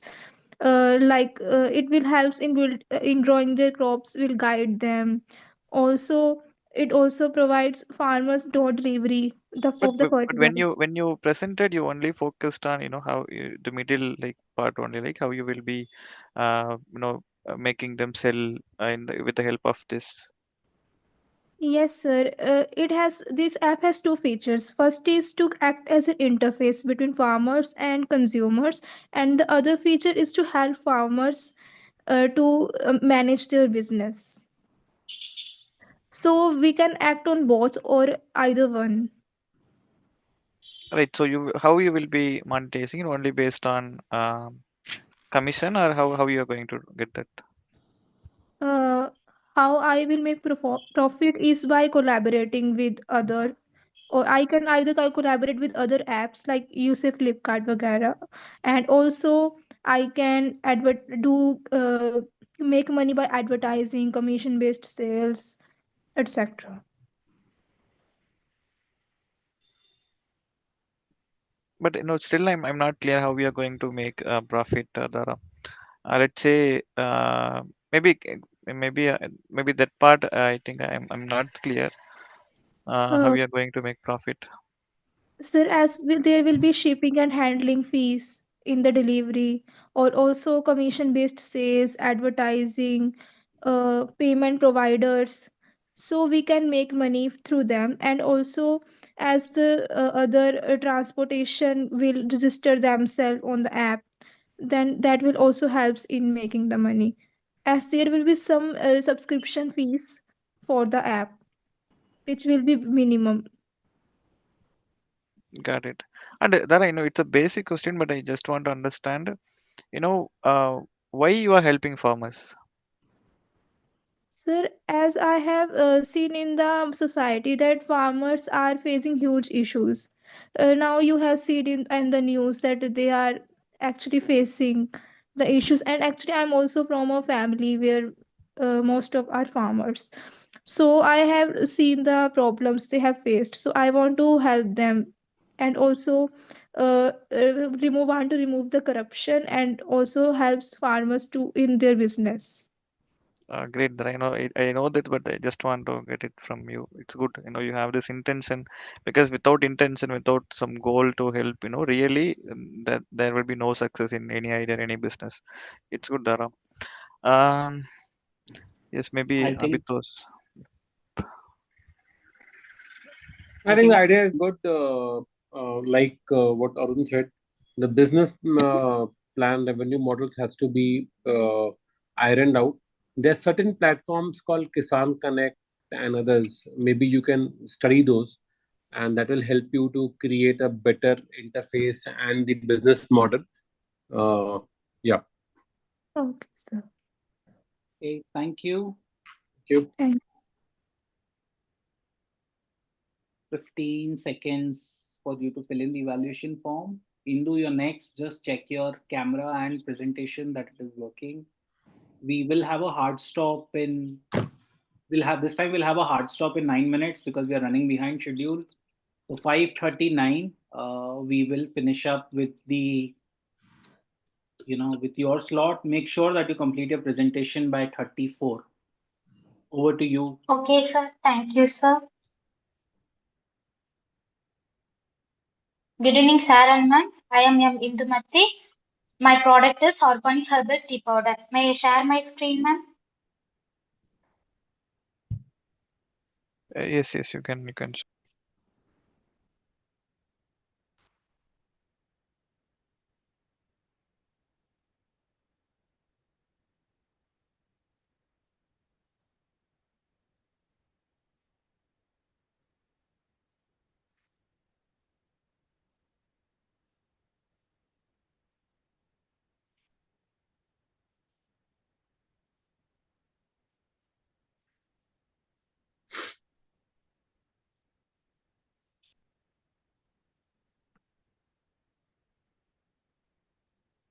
We're able to I see. am M. Indumati.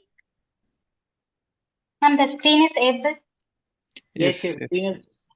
we are able to see the screen and your time is running out. You have 4 minutes to complete your presentation, please. I am M. Indumati. I am pursuing second year BTech Food Technology in the Power Engineering College, Namakkal. My innovation product has registered in Udayam registration.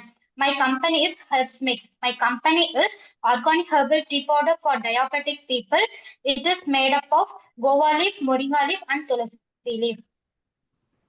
The addressed problem is, according to recent WHO records, the people includes adults or facing diabetic issues.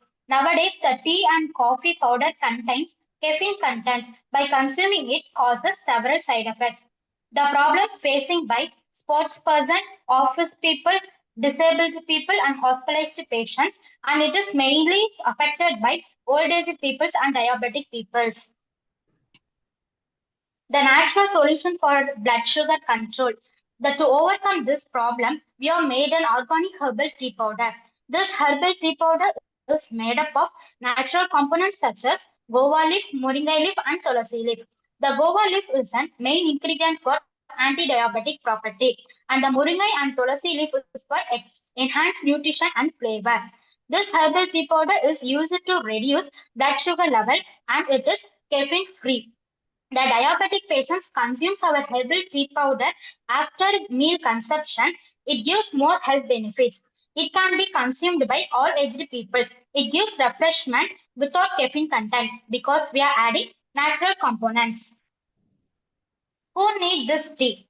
Our targeting customers are diabetic patients and old aged people because they are less in nutrition. And our customers are office workers, disabled people, hospitalized patients, athletes, sports person, diabetic patients, etc.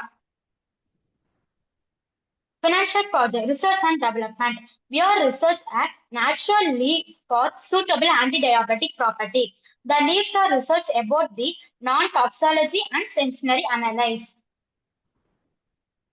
Final project for commercialization. The commercialization of our products are digital marketing, online marketing, selling nearby shops. Final project timeline and budget.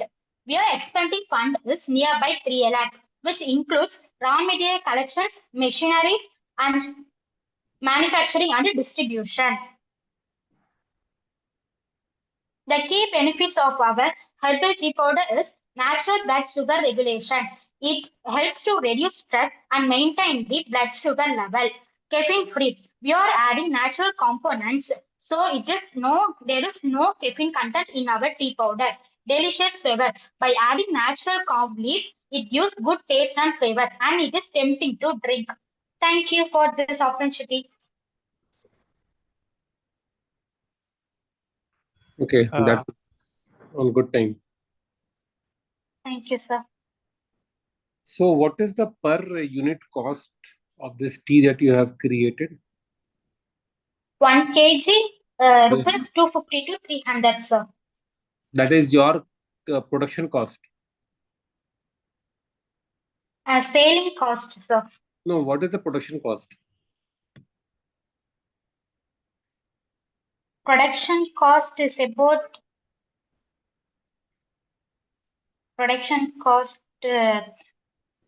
maybe 70,000, sir, whole production. No. Per unit production cost is how much? Per unit production cost is minimum 2,000 to 3,000, sir. Because we are Once again, what Abitos is asking is you are selling 1 kg tea powder for 200 to 250 to 300 rupees, right? So he is asking how much it's for production, like how much it is to get from the farmers or someone. How much you will be getting and how much you will be selling. So are you getting it for 200 or are you producing it for 200 or 250 and you're selling it for 300? 200 per kg, sir. And you are selling it for 300, 250 to 300.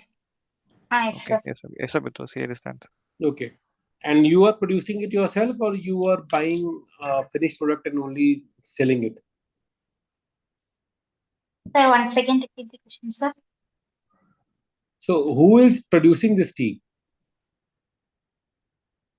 Now we are preparing ourselves, sir. So, you are producing it. Yes, sir. And what is the raw material? Where is the raw material coming from? The 3 leaves that you put in this, where are you getting it from? My nearby areas, and it is mainly in Salem, sir. So, is it like a farm that is yours or you taken on rent, or are you taking it from open? Sir, not understand, sir. So, where are you sourcing the raw material from? Matlab, are you sourcing it from a farmer? You sourcing it from a farm? No. The Goa leaf, and we are planting trees, sir. Mm-hmm. And And how many people have you done the research on that their sugar levels came down after they had this tea? By how much? HbA1c level came down by how much when they consumed this tea for some period, whatever period, the HbA1c came down. the diabetic patients consumed it, and they maintain the sugar level is maintained for their body type, sir. How many By people have consuming you? this, How many people have you done this research on? 30 people, sir. Okay. And it is successful, sir. So Indu, you already registered under Udayam, right? And you are already Yes, sir. doing a business. Then why do you need 3 lakh rupees? To enhance this, now this is in small scale production, sir. To enhance in big size, we are waiting for funds, sir. But you have added this right, like outsourcing charges, RDT to literature study, raw materials, manufacturing. Okay, like how much you are making profit now in the money? How much are you doing it for 1 year or 2 year? No, sir. Now only we are started, sir. Exact days or exact months?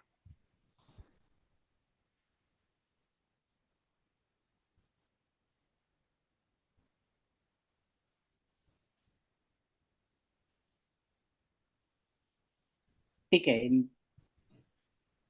Are you able to answer that, Indumati? Minimum. We are going to take and third. Hello, ma'am and sir. Yes. So you understood his question, right?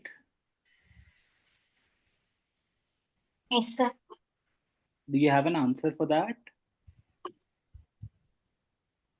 We are say nearly 5 months, sir. 5 months. Okay. How much profit did you make, Indu, in 5 months? In 5 months, nearly 5,000 to 6,000, sir. Got it. Okay, Indu. How many units have you been able to sell in these many months? Sir, How many kgs, how many units have you been able to sell? hereafter, sir, or before, sir. Right now, till date.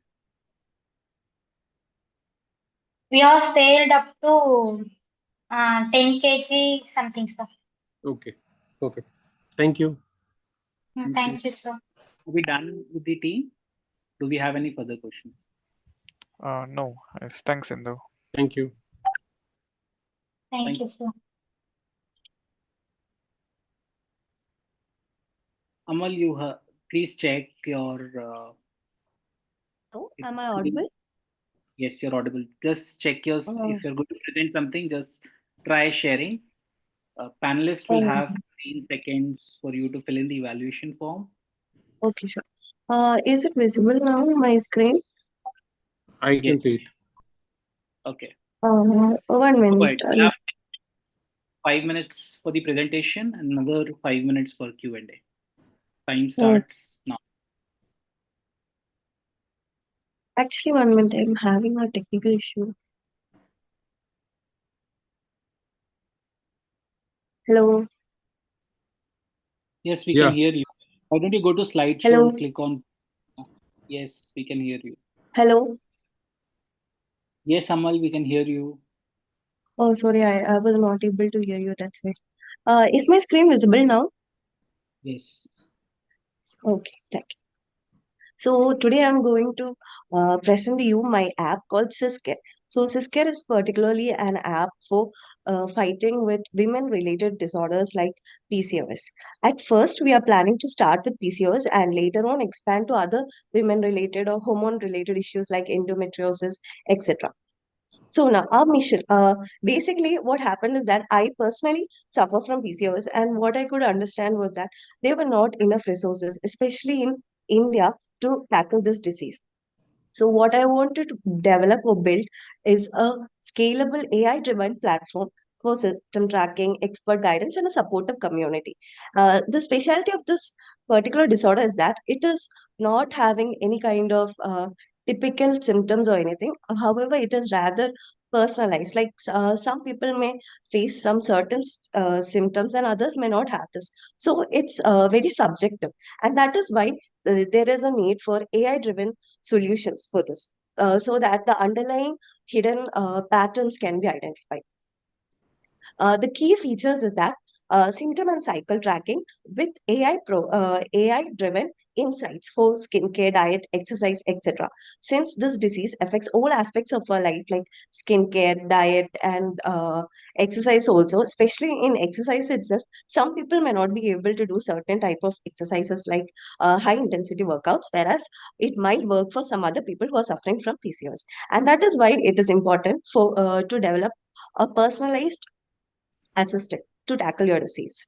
Mental health support, community forums, etc., and AI chatbot also for to answer your doubts regarding this disease.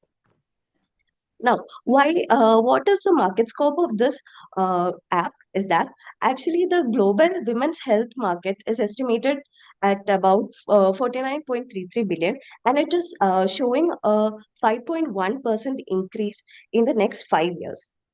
Also, due to our current sedentary lifestyle, our prevalence of PCO is also going to increase in the coming years.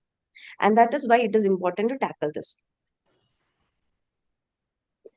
Now, according to the market analysis that I conducted, what is actually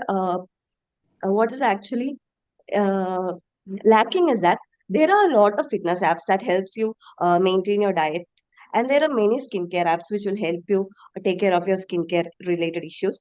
Many women health tracking apps that will help you monitor your cycle, menstrual cycles, etc. But what we're going to bring about is a platform which will integrate all these three platforms together into one single platform, so that based on the based on your disease and the kind of things that work for you, we will be providing you suggestions for holistic development of yourself. In fitness apps, there are many apps like Healthify Me, etc. But these do not possess hormone-related insights or what kind of food may you eat. Like, for example, women with PCOS have dairy intolerance and gluten intolerance, and this may affect their disease drastically. However, when we are going to suggest diets in apps like Healthify Me, etc., these may not be taken into consideration, and that is why my app is significant.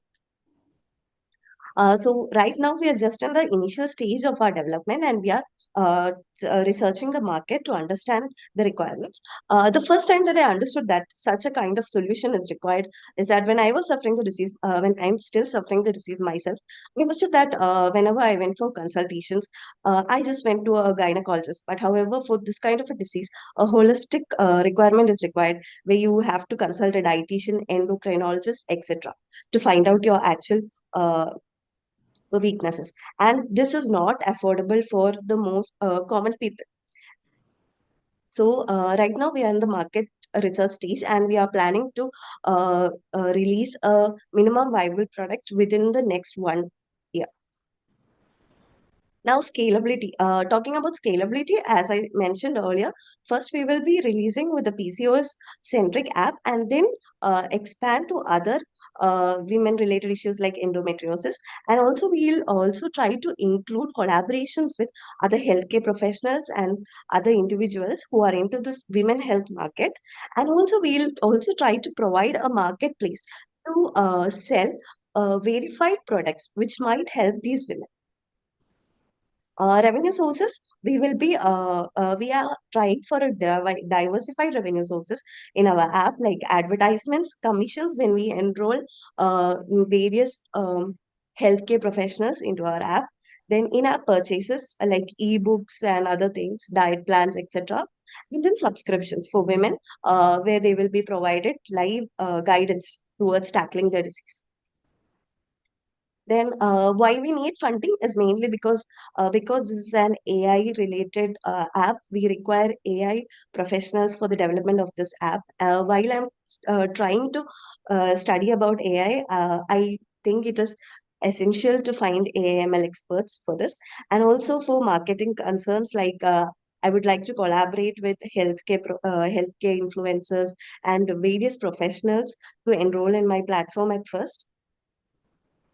X strategies, this our app, if we are not if like we might be able to sell this to other bigger companies if we are not able to sustain in the market, and licensing also by using this AI models. For user acquisition, first we will be spreading other app by word itself. To I my 1 in 10 women suffer from PCOS. So if we develop a good app, we will be able to provide the resources for this women. This women might find it very helpful, and they might be able to advertise the product by themselves. Then for as it is a health related app, we'll be having to comply with certain medical regulations also. And for revenue shortfall, that is why we have tried to diversify our revenue streams. Thank you.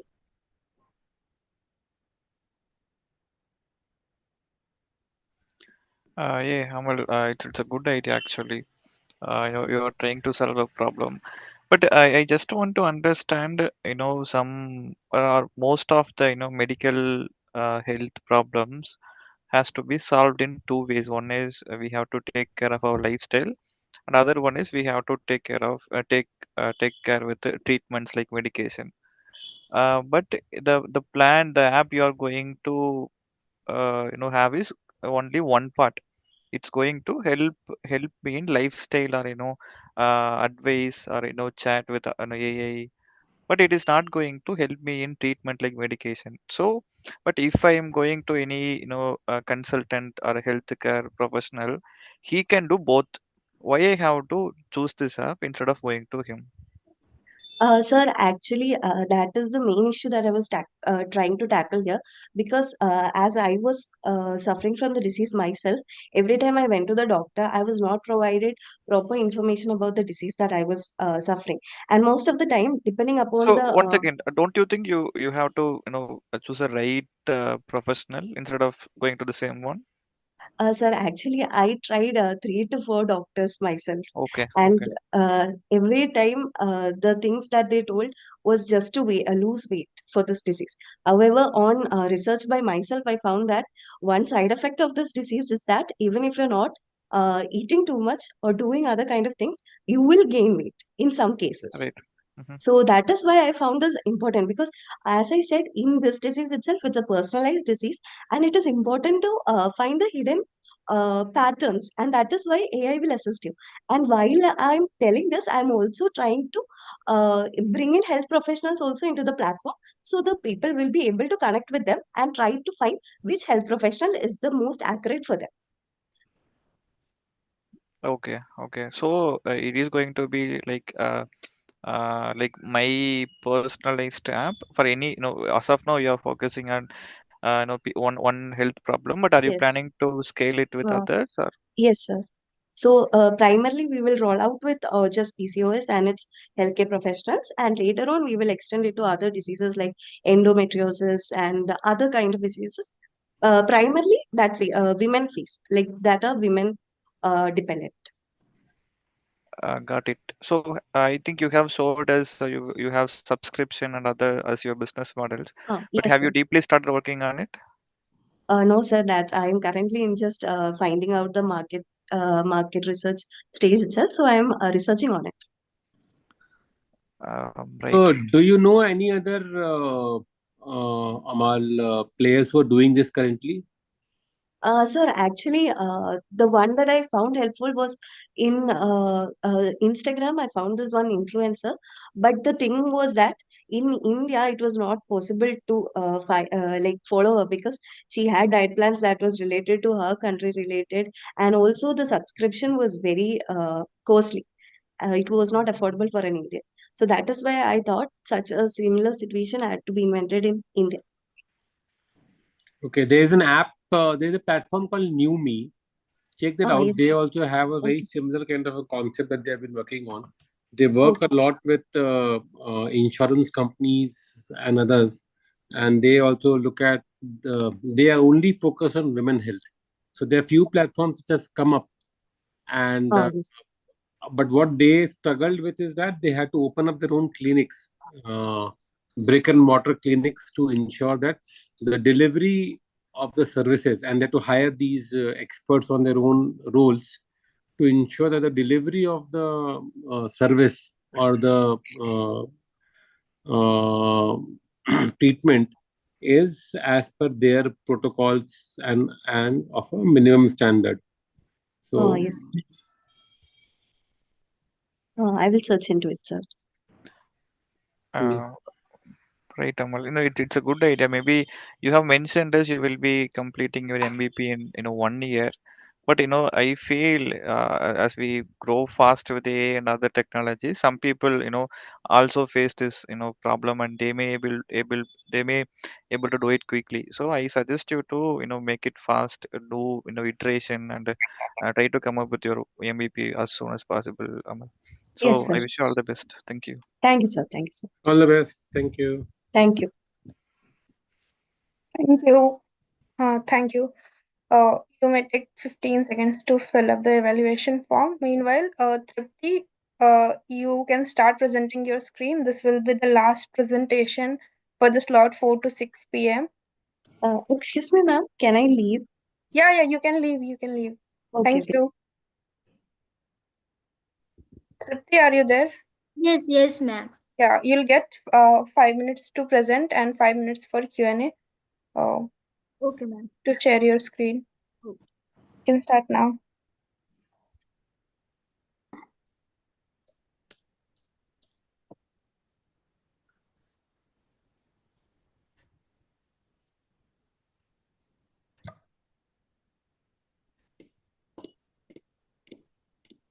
Ma'am, is it visible?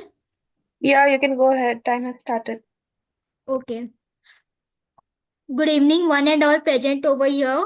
I am Tripti Giri and I am going to present over the topic cold storage system for tomato preservation. So moving to next slide.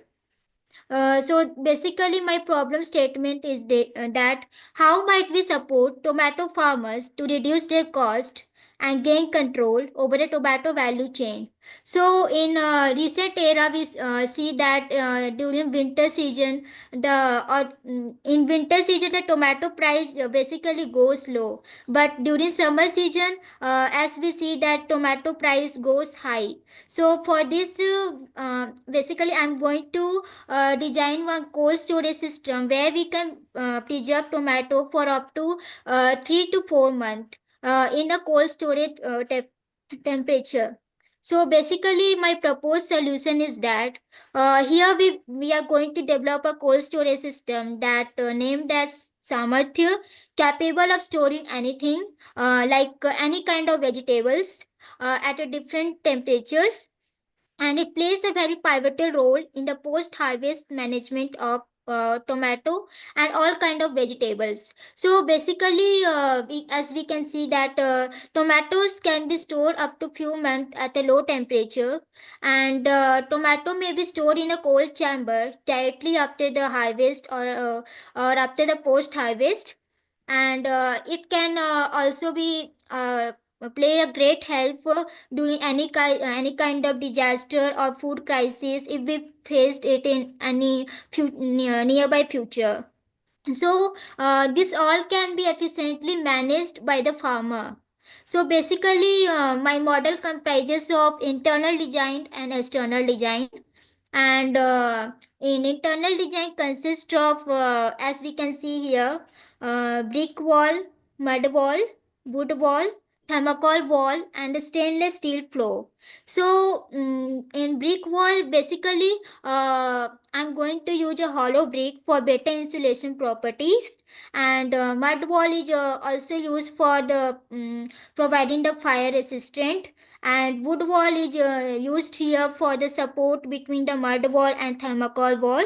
Thermocol wall is also used for the insulation properties, and stainless steel floor is used here because of clean surface, and as we can here see here that in external design that it consists of the solar panel, the roof covered with grass plantation, and the brick wall. So the roof cover with grass plantation I have used here because of the better insulation properties and for aesthetic appealing. And in case and here we have used a solar plant. In case of in here we can also use the grid power plant if in cloudy season or any kind of like power cut, if we will not able to use the solar plant, then we can use this grid power plant. So basically, my here it is technical design. It consists of solar cell, battery, energy meter, relay, and air conditioner. And so basically battery is used for the power storage supply, and energy meter is used here for monitoring that how much of energy consumed by these appliances, and relay is used here if more amount of energy is passed, then it will automatically cut off or cut on, and the air conditioner is used here for cooling temperature. And so basically, I am thoughting of to integrate it with IoT in the nearby future so that farmer can able to manage it efficiently or remote control the whole cold storage system. And basically this is my budget plan. So the budget plan consists of the budget about the bricks, wood, thermocol, stainless steel, solar cell, a battery, air conditioner, and ply and labor cost. So basically, as of now, I have not evaluated this idea. I have only the idea plan, but I require some mentor support, some incubation support to evaluate my idea, and some kind of guidance so that I can evaluate my idea in a better way in coming nearby future. So now there are of course, if there is any kind of idea, then of course there will be some kind of challenges and mitigation too. So my initial investment, so setting up a cold storage system can be little expensive on first installation. Mass mitigation can be, we can seek some government subsidies or some subsidies from the startup incubation, or for some kind of grants from agricultural infrastructure, or we can also collaborate with some local cooperative or investors. So secondly, temperature and humidity control. Maintaining a precise temperature and humidity level is essential for tomato storage. So for this, we can implement a proper insulation and ventilation to reduce the temperature fluctuation. And disease and pest. Cold storage may not prevent the development of tomato disease or infestation by pest. For this, we can conduct a regular inspection to detect and address issues promptly. And if we find that our tomatoes is going becoming rotten, so we can also dry it and make some kind of powder to you and preserve it for our future use, some like we use spices in our vegetables. So like that also we can use the dry tomato powder in curries or while making vegetables. And so fourth point is about training and education. So lack of knowledge and skills in operating cold storage system can lead to inefficient crop loss. So for this, if we will provide proper training and resources to farmers and storage facility staff to ensure proper operation and maintenance. So these all are my challenges, and for those challenges there are mitigation too. So at last, today we give thanks for the food on our tables, the clothes on our backs, and the farmers who make it all possible. Thank you. Have a great day. Hey, Tripti, it's nice. I know you presented and you ended with the farmers. It's really good that you are going to solve a farmer's problem. I always support those ideas, Tripti. And one thing here is you are only focusing on tomato, and it's a good one. But I just want to know, have you done any research on how many farmers are producing tomato in any percentage level? Sir, basically, as I have not done that much of research since I am a fourth year BTech graduate, and basically I have to manage so many things along with study. So I have only this idea, and as of thinking about farmers, as basically my maternal uncle who belongs to a farmer's family. So from that only I have developed this idea that Done, done, done. while going to harvest, while going to field, he faces so many problems. So by seeing Got it. them, I Tripti, once again, your ask is clear. You need mentorship and you need incubation support. Your ask is clear, but yes, I would suggest you to do some research about how much the farmers are making tomatoes, yes, because it's really important to know those things before going to producing an idea, right? And you yes, have the clear idea like how it will be, and you have all the expenses, assumed expenses.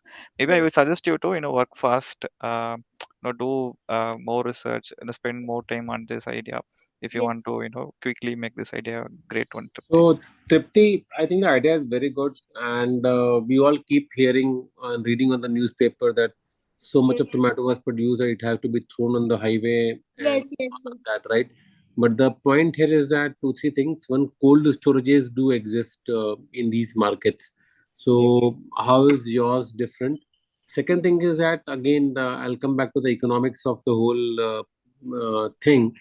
What how many kgs or tons of tomatoes will be stored in Yes. that unit, which will cost around 8.78 lakhs Yes. to construct, and and at what cost will it be sold? Yes. So what will be overall the economics of it, that needs to be So, seen. sir, basically, I wanted to build a small enterprise.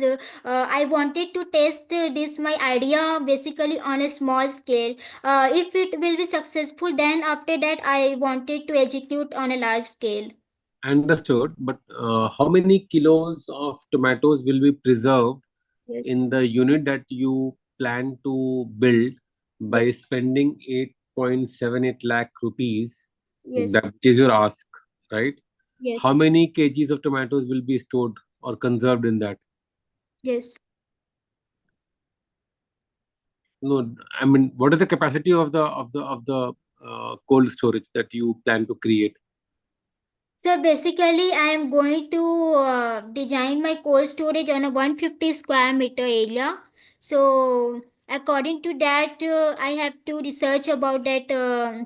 In that small 150 square meter of area, that how many tomatoes are going to store in it. Okay, so please do that. Yes. Compare that with the pricing of tomato per kg. Yes. What is the buying cost? What will be the sales cost? What will be the selling cost of it? And Yes. how can or is there anything else that can be looked at? Maybe something like which is much more costlier, and Yes. if that is a better thing. The idea obviously has a lot of potential. Two Yes. things that you need to look at, in my opinion, apart from whatever Arun suggested. One is to look at the economics part of it, Yes. and the second thing is that um, what you are going to do, how is it different from a traditional cold storage, Yes. right? Yes. So why would a farmer not go to a larger, already established cold storage, and they will go to you? Yes. Or why is the current cold storage not able to solve this problem? Yes. And we look at that. Yeah, I Okay, think sir. it's a good work. Yes. You need to slightly add more to it. Okay, sir. Thank you. Thank you, Tripti. You drop off, and you can take panelists can take 15 seconds to give in their evaluation. And thank you, Avitosh and Arun, for joining. If you want to stay, you can stay back or you may leave. And I'd like to welcome Suchita, Nitin, and Prabhat for the next slot. Uh, Ma'am, So can I? thank, yeah, you can leave. You can leave. yeah. Okay, ma'am. So thank you so much. I'll drop off. Thank you so much for making a part of this. Thank you. Really exciting. Thank you so much. Bye bye. All the You. best. Yeah, thanks, team. Thanks, Abitos. Thanks. Thanks. Thank you. You. Yes. Yeah. So. Yes. Yeah. So just to give the context, participants will have 10 minutes, 5 minutes for their pitch and 5 minutes for Q&A. So the first participant from this slot will be Shivangya Yes, Rakuni. I'm there. Yeah, you may start sharing your screen. Your time starts now. There are more people on. Can we ask them like Vaibhavi is there? Yes, ma'am. I think she'll go after. So, Oh, actually, my slot is from 6 to 8. So right. So what we're doing is we are admitting people one by one, basis the queue that Ritika has. Does that make sense? It's just that there are two people here simultaneously. Yes. Right. So we have admitted one more person, just in case if somebody's presentation does not come up on time, so that we don't lose time.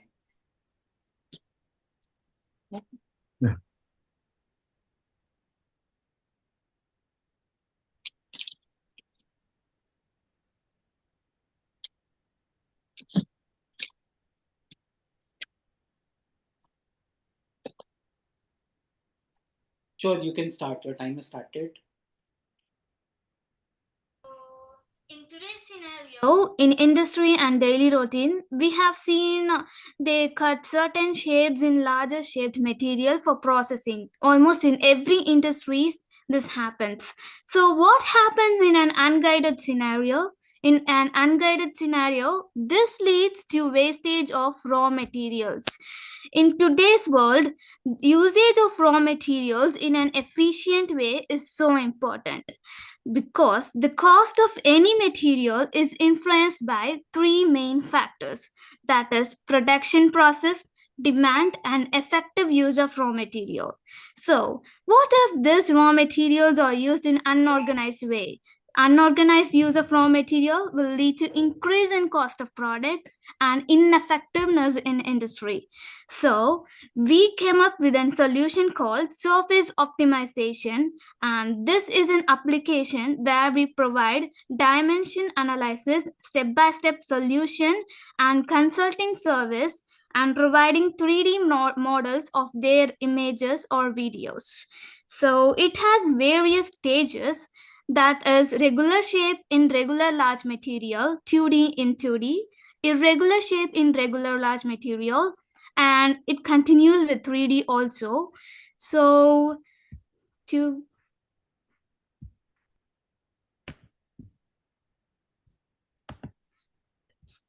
yeah, so surface management, in other words, this is an application for dimension analysis, and surface management in the context of raw materials gives strategic organization, monitoring and control of raw material surfaces during various stages of production and processing. The unique quality that this application is going to have is that it is useful for every field and every industry. It is not limited to one industry. And raw material here means metal sheets like iron sheets, steel sheets, wooden sheets, and this management ensures optimal utilization, quality control and efficiency. Here problem statement is the, excuse me.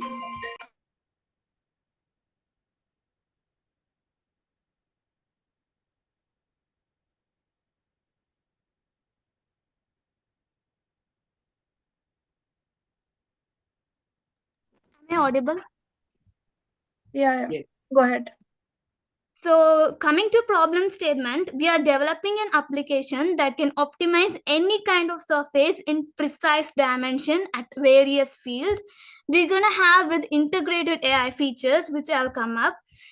And coming to abstract, in industry and daily routine, we have cut certain shapes in larger shape material, as I already said.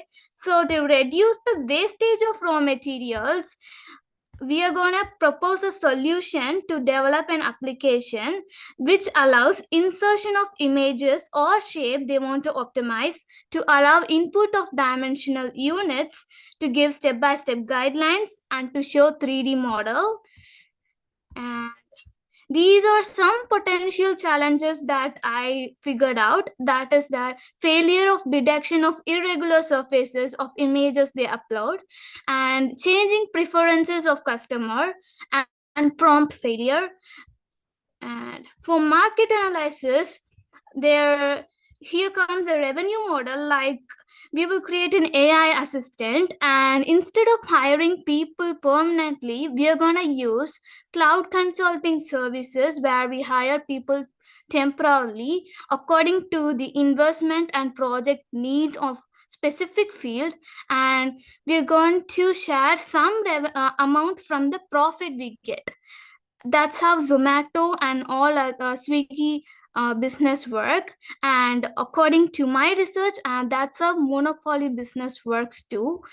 Here we will create an AI assistance for certain queries, and minimum we're going to have minimum chargeable for other deeper queries. And for future work, we're going to develop these steps into modules. Each will have a separate module in C graphics, and Java. Now we start with the first step, and we're gonna continue in future. Have you done market research on this? Yes, sir. Okay, so have you started working on it or it is in idea stage now? We have started working on it, sir. Okay. So who are your customers? Actually, my first customer is my father, and I'm developing a module for it in Java. Soon I will launch it in City. You're comparing yourself to Zomato and Swiggy. They have people on the ground. What are you planning to aggregate? We're gonna hire people according to our needs. If it is in agriculture that we get, we're gonna hire people from who is expertise in division of lands, and who is expertise in uh, other applications like Kotlin and Java maintenance. So on ground, who are your main MVP users? Like you have to have initial target, right? Initial target to kick start this off. What are you thinking of for the initial kickoff? Yes, sir. For initial kickoff, I'll be targeting customers of my dad's business, because in printing business, if you see, I observed that there is no proper dimensional analysis. There comes a very large wastage of papers, so I'll be of course targeting them. And can you tell me the volume? Like how many users are you targeting in the initial phase? It will be 70 to 100. Okay. And what do you expect? What is the expected outcome that you're putting forward?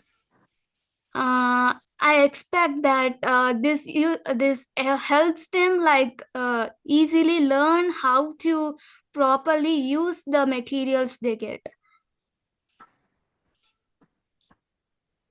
basically, yes.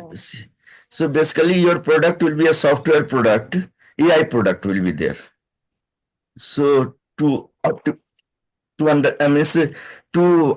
the raw materials, like it should not go wastage. So maximum utilization of raw materials. Yes, sir. So AI tools you are going to create. So which language you are going to use? C, C++, Java, or C graphics for 3D model, Java and Kotlin for app development and chatbot. Okay. So you have got expertise in those. Yes, sir. Okay. So apart from you, any other person is helping you in this regard? Yes, sir. My dad helps in investment, certainly, but I need a huge investment in this. Okay. So you will create AI tools. Okay. And you will have 70 to 100 users. You will go give to the you will provide these tools to 70 to 100 users. Okay. Yes. So per person, per user, how much you will ask for cost? How much you will take? It depends on which industry they are, and depends on the features they ask or they get. So I would say 10 lakhs. Okay, 10 lakhs. Yes. But yes. Shiva, Okay. can you specify one example? Like you say, it depends on which industry. Have you thought about one example, and can you give us one example of your thought process? Yes, sir. If we take agricultural industry, there will be so many people who will not buy full land. There will be separating certain pitch of land, and they will buy it for revenue. So at times they will have the need to separate the land for 2 to 3 crops. So there comes this tool. They can upload their image, and they can see how to separate the crops without wasting the land properly. And how much accuracy are you expecting out of your AI? Like, what is the accuracy you're targeting to achieve? I would say 70 to 80% at start. How much time will it take to complete this AI tool? Probably around 6 to 7 months.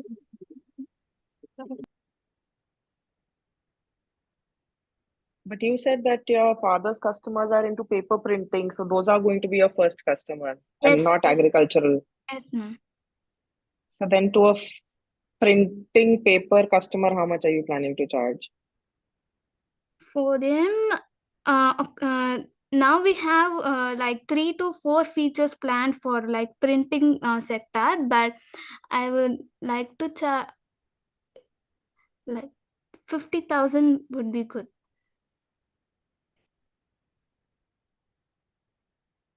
Yeah, ma'am, 50,000.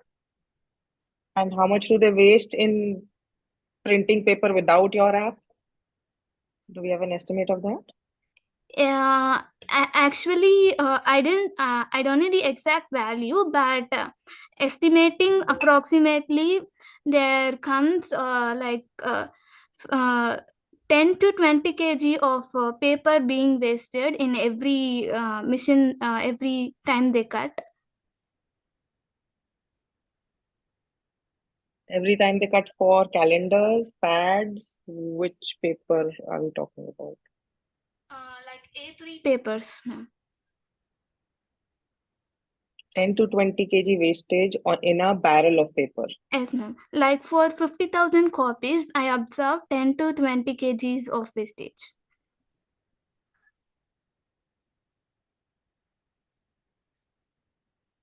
When are you expecting that you will complete this AI tool and it can go to market? I'm surely expecting that because I have started working on it, and Yeah. So apart from that, any other work you are doing? uh, I'm doing a project for my college, and that is also an application where we will have teachers' information and their location inside the college itself. Okay. So if you are, means maybe it will complete in 6 months or 1 year, that will be completed, your AI app. Sure, sir. Like I have seniors and or a team that is like working on it. So I think yeah. Okay, okay.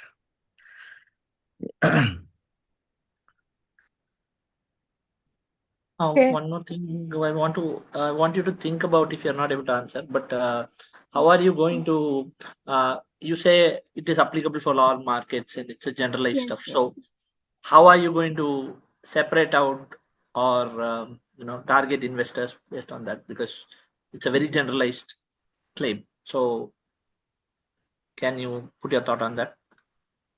I will search for government schemes and advertisements, and I will try explaining this in words where everyone can understand.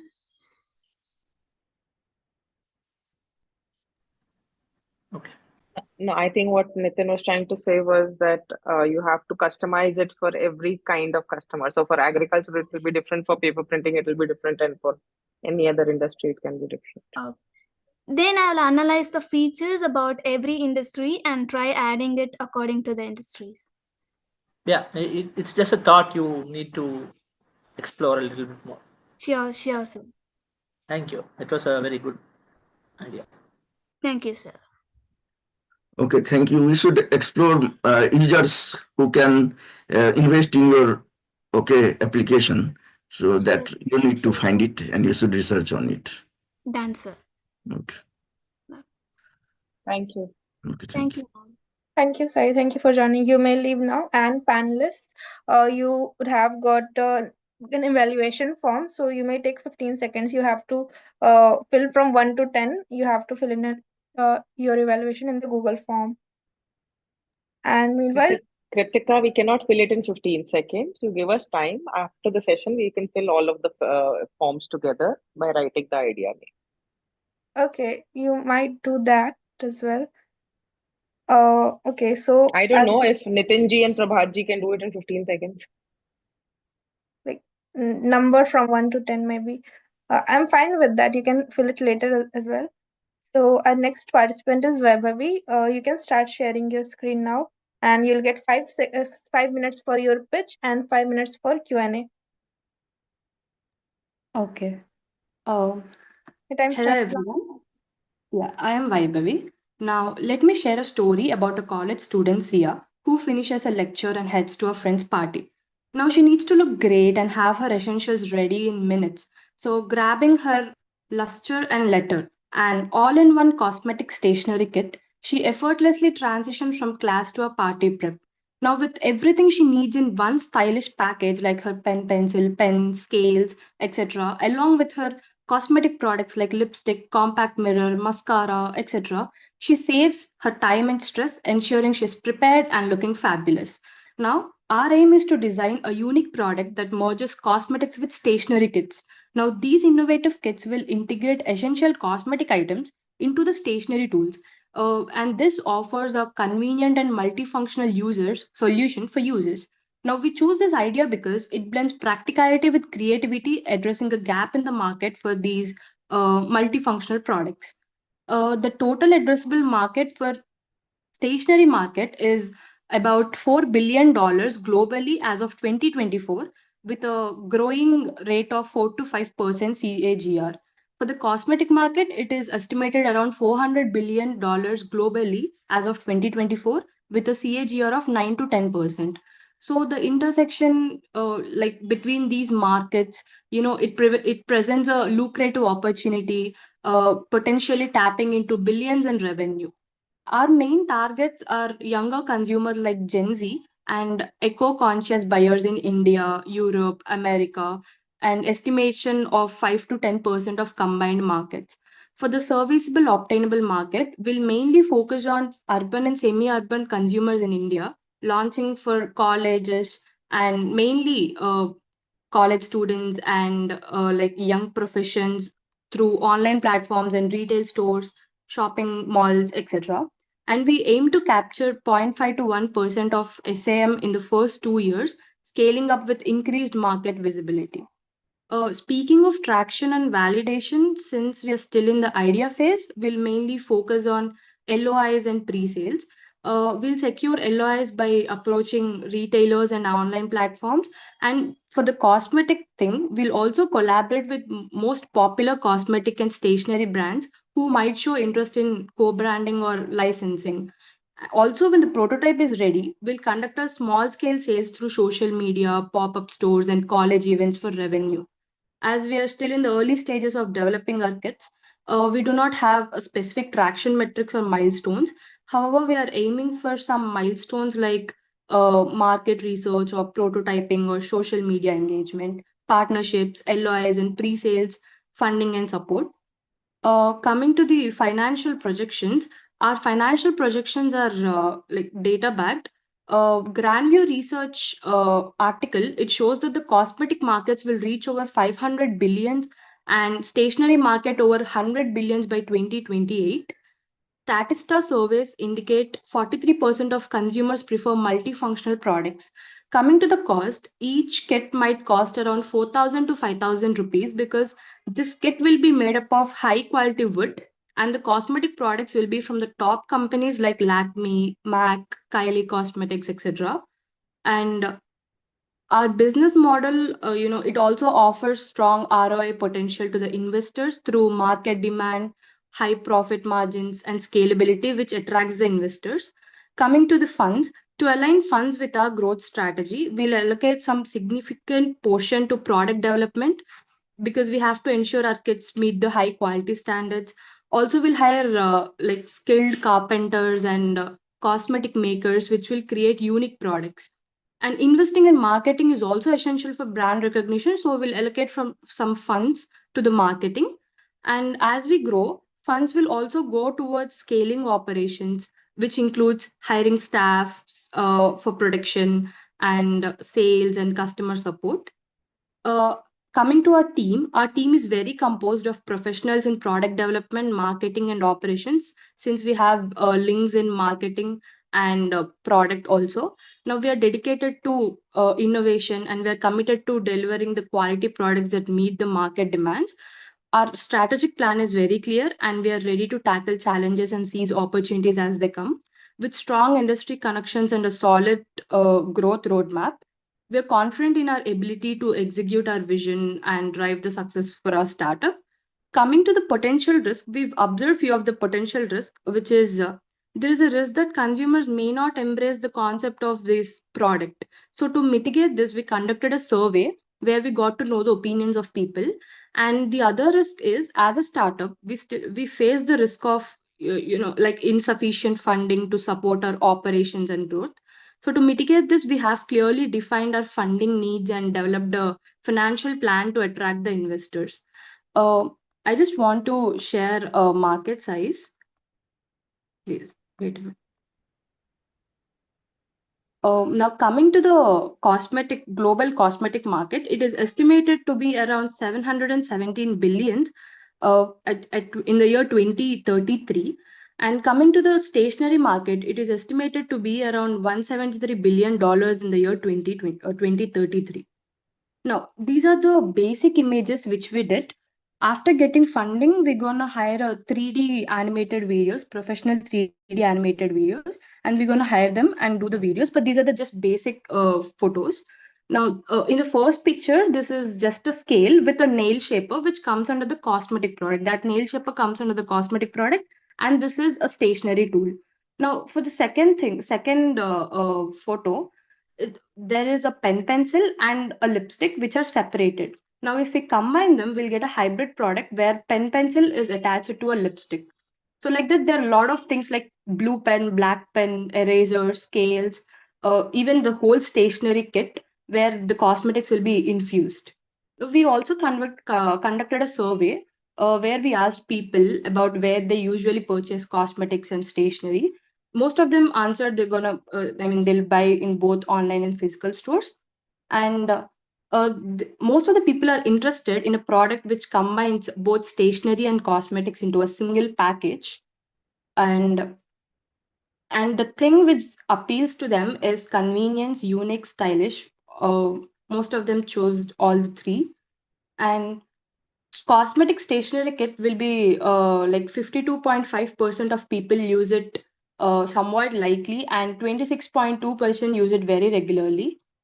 And people are interested to buy our product, where we also ask them they they'll pre-order such a product to support our development, and they're expecting some sort of regular updates, high quality packaging from the product.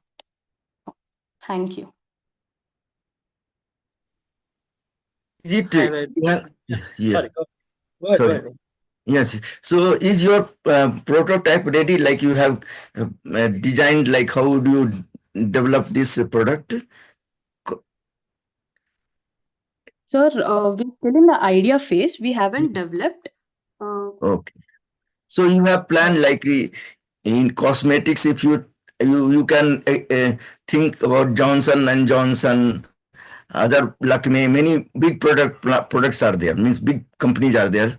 So they are launching the product, and it has been heard that they are some in Johnson and Johnson. Some controversy came that they are using some products which is not suitable for the human skin or their health. Okay, so in that case, what are you going to innovate or create one product which will give you sustainable living? Okay, so what is your plan for that?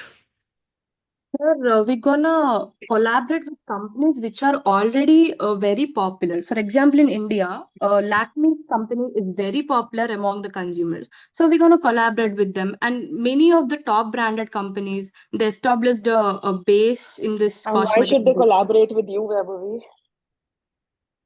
Ma'am, because this is a very hybrid product and people might show interest in this. So No, unless you show them some traction, some numbers, they're not going to collaborate with you. So for the initial 100 customers, what is your plan? Initial 100 customers, you're not getting the likes of Lakme or anybody else. Oh, Number yes, one. ma'am. But Number two, where are you planning to manufacture this hybrid kit? ma'am, we're gonna hire a professional carpenters who design that kit in our way, ma'am. Okay, so again, my question for the first 100 customers, where are you going to get the cosmetics? Which cosmetics are you going to insert into your carpented wooden kit? We'll just try to collab with top branded companies, ma'am. We're very sure that any one of the company might show interest in our product. Vaibhavi, you did a survey, right? So did you think okay, what was the number of users in your survey? And were they all the ones who are using top branded products? Just a question, curious question based on your answer.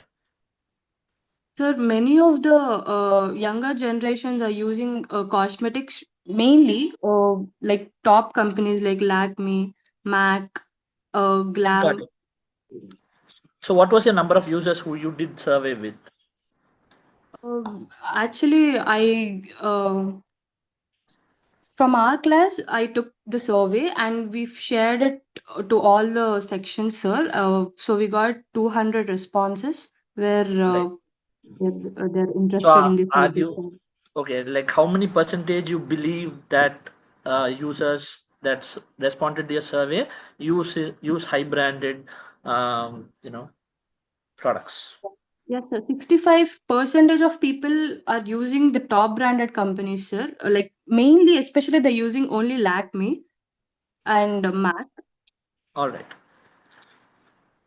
My concern is, yes, my concern is like if we have seen that nowadays climate change and environmental issues are major concern in all the countries, okay? And many developed countries are focusing on it.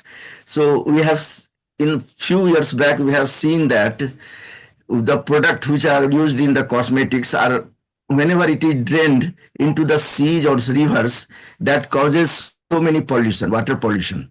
So have you thought about what kind of ingredients you will put into your cosmetics?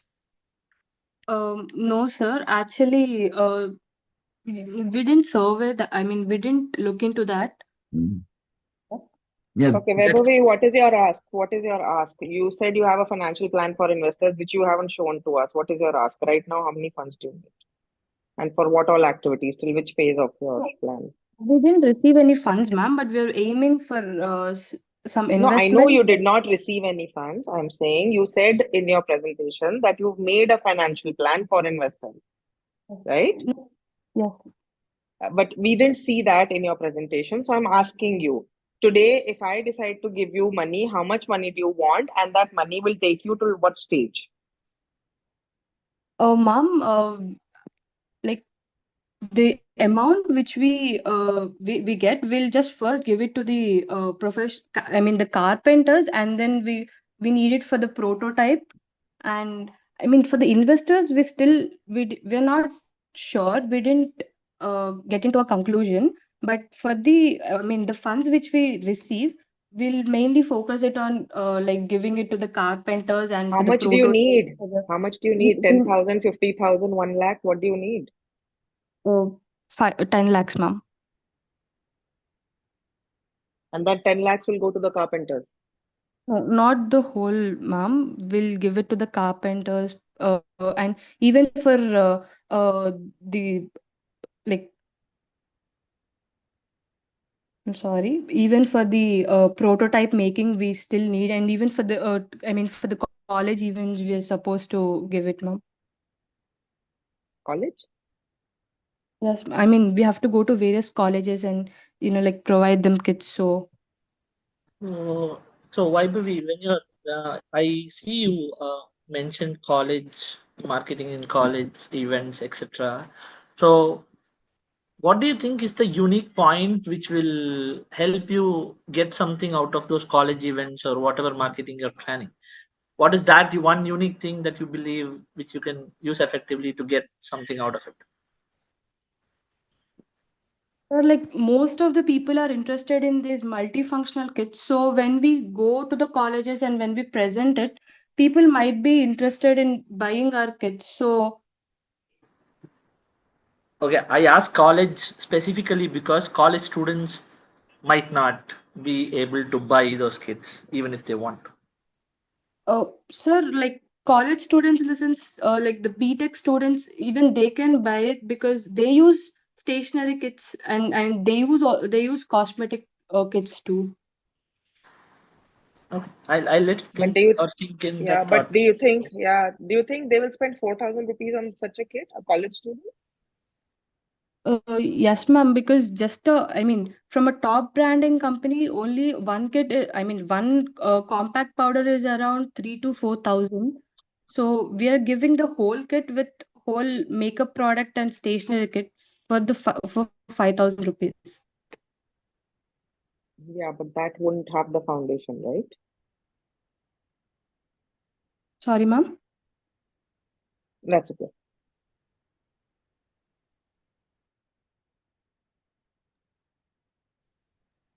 So, any other questions anyone has? Yeah, what I observed, you are focusing on like kit that should be multi-purpose. Means multi-purpose means it should be convenient to carry by any person.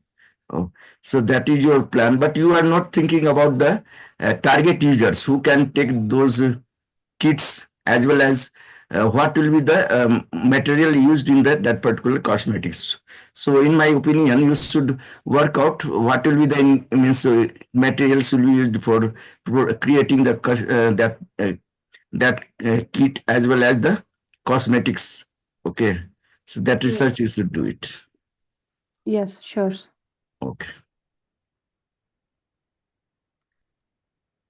Yeah, One thank you last so much. question. Just one last question. 4,000 is the value of the kit, you said, right?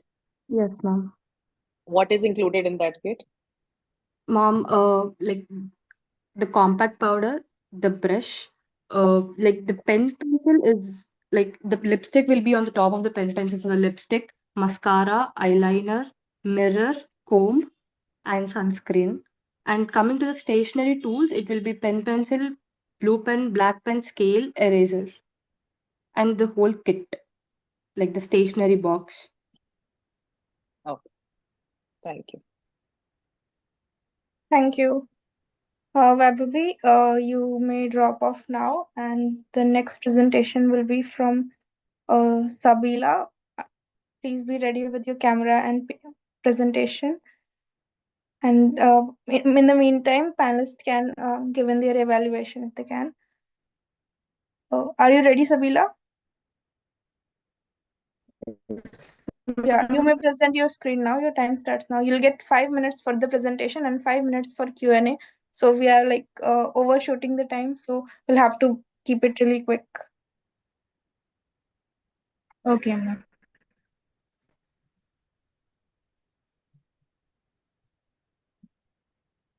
Yeah, your time has started. You may share your screen now.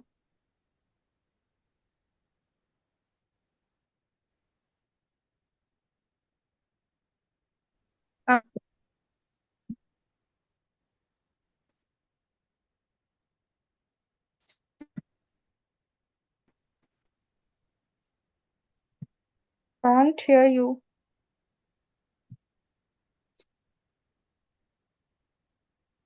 If you are facing any technical difficulty right now, you may go later. Okay. Hello, am I audible, ma'am? Yes, yes, please go ahead. Okay. This is N. Sabila from first year student from Sri Manakula Vinayagar Engineering College, Pondicherry, and my topic is about edible packaging. Edible packaging refers to the material that are used to wrap or contain food or are safe for consumption. Okay, it is an innovative packaging solution as gaining popularity as an environmental friendly alternative to the traditional plastic packaging. because in their day-to-day life, we are facing so many global warming and land pollution, water pollution. So, in this, edible packaging will be a good idea for resolving all of it. So, we came up with this idea to reduce all to make an eco-friendly environment around us. So there are many type of edible packaging. There are glossary packaging, food packaging. The one most important is that edible food packaging. Edible food packaging can be classified into many types. So which can be eatable. Also, we can decompose it really soon. So types of edible packaging involves edible films coating, in which that it is made up of natural ingredients like starch, proteins, glucose, lipids. These films can cover food items to extend shelf life, protect from moisture, and preserve freshness. It means like it can also have resistant to water, so that it can contain water. We can have water in it.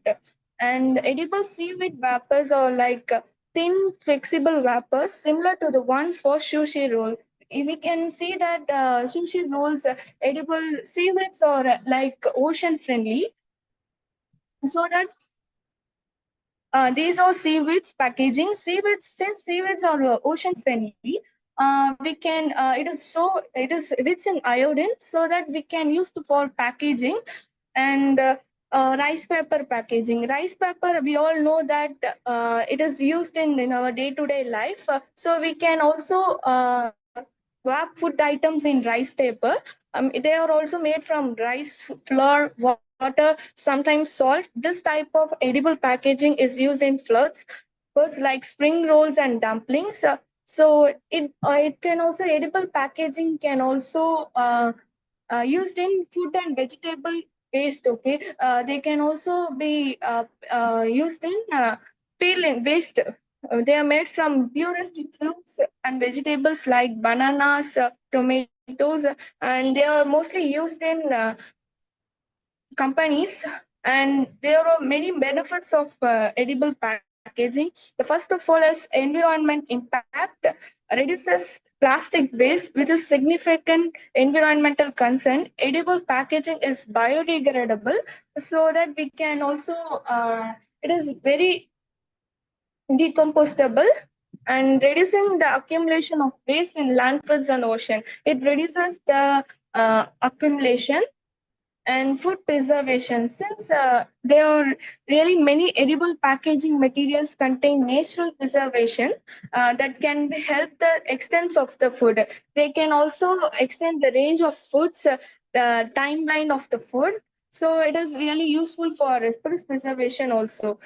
And for sustainability is ingredients used in edible packaging, such as seaweed or plant starches, or renewable sources. Renewable sources, since they are renewable sources, compared to the petroleum plastic, they are consumable, compostable. Unlike plastic, edible packaging can be composted or consumed, ensuring it does not contribute to long-term environmental harm.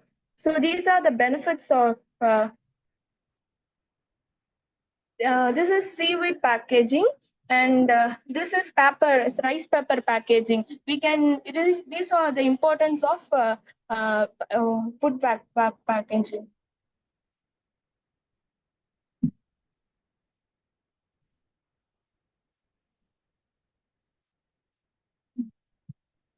So, about concluding, the process of making edible packaging varies depend on the material and desired properties.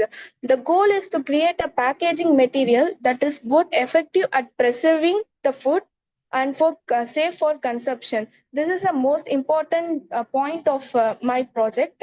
With growing interest in sustainability, edible packing is becoming a promising alternative to the traditional plastic packing. So we have question about are they really dust free, and they contain dust or not. So here is the answer for are they really dust removal process. Depends on the cleaning methods. Many factories of edible packaging use cleaning and sustainable process, so we can avoid unwanted particles like they are dirty. We can avoid dirty dirt. Some edible packaging might even be brushed or air cleaned before being packed too. So as long as it is inherent dusty, as long as it is produced, stored, and handled properly, it should be clean and safe for consumption. Even if it is not for consumption, we can also decompose it, since it is really good for our soil and our nature. Dust and practicals are more likely to come from external factories such as improper handling, storage, and production it. Unlike traditional way of packing, it is made up of thicker and stronger, allowing it to be used for more sustainable packaging need. Since they are water resistant, it can require moisture protection. It can have a good moisture protections for the food items in that. They are non-toxic and safe. Since rice paper is made from edible non-toxic ingredients, it is safe for direct contact with the food, make it ideal for food packaging application. They are also customizable. Rice paper, for example, rice paper can be printed on, customized with design, logos, or labels. And there also can be gift wrappers craft. They can also be used as gift wrapping and crafts. Rice paper can also be used in non-food applications such as eco-friendly gift wrapping or in arts and craft. Its delicate texture and translately make it a proper choice for creating beautiful and unique packaging for kids. It is also used in cosmetic packaging. Cosmetic packaging is we can also pack it is as wrapping soaps, lotions, and also personal care products. It is also used in paramedics, so we can also cover tablets and everything in the edible way. It is really a good idea for packing this. Challenges, of course, there will be challenges. Challenges is film strength. For many that since edible packaging is consumable and decomposable, it is of soft. So many hard packaging materials cannot be stored. Self-life. Self-life of edible packaging can be short, since they are consumable and also thrownable. Self-life was short, organic, and degradable over time. Then steps to make applications is food industry. Application of for edible packaging is food industry. It's being used for single serve food products like yogurt cups, cheese, snack bars, or even wrappers for fresh products like cucumber or apples. And innovative products. Companies are experimenting with the edible water bottles made from seaweeds or plant-based materials. They're expecting large-scale products can be used in this edible packaging. In summary, we can tell that edible packaging is an exciting step forward in reducing environmental waste, but it is still evolving. It is still not found in most Indian parts. We can see it is more consumable in North American side, so that it is not used in India.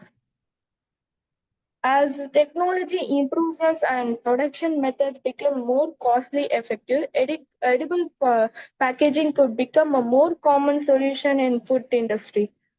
The process of making edible product involves several steps, with varying depending upon the material used. Seaweed, starch, or proteins, they are important one used in. Below a general outline of process of creating edible packaging. Steps to make edible packaging is like selection of raw materials, preparation of raw materials, creation of solution or gel, casting or molding the packaging, dyeing or cooling, cutting, sharpening, packaging and storage. Additional technology and innovation is that blending the other materials, nanotechnology is used, extrematic treatment is also used.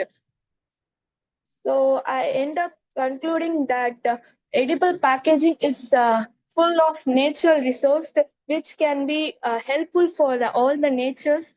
So I end up here. Thank you. Yeah, your idea is really good, but it needs a lot of expertise. So you have got expertise in that. No, sir, I have not yet got expertise. I'll try it in future. Okay, so you identified who can help you in this uh, product.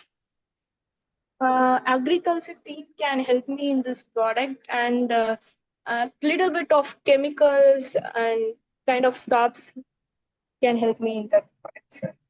Okay, so it is just in idea stage.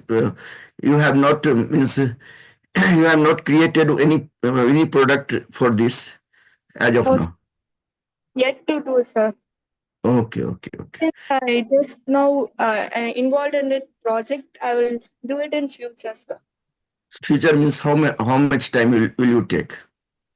About 4 to 3 years and 1 year, about 1 year.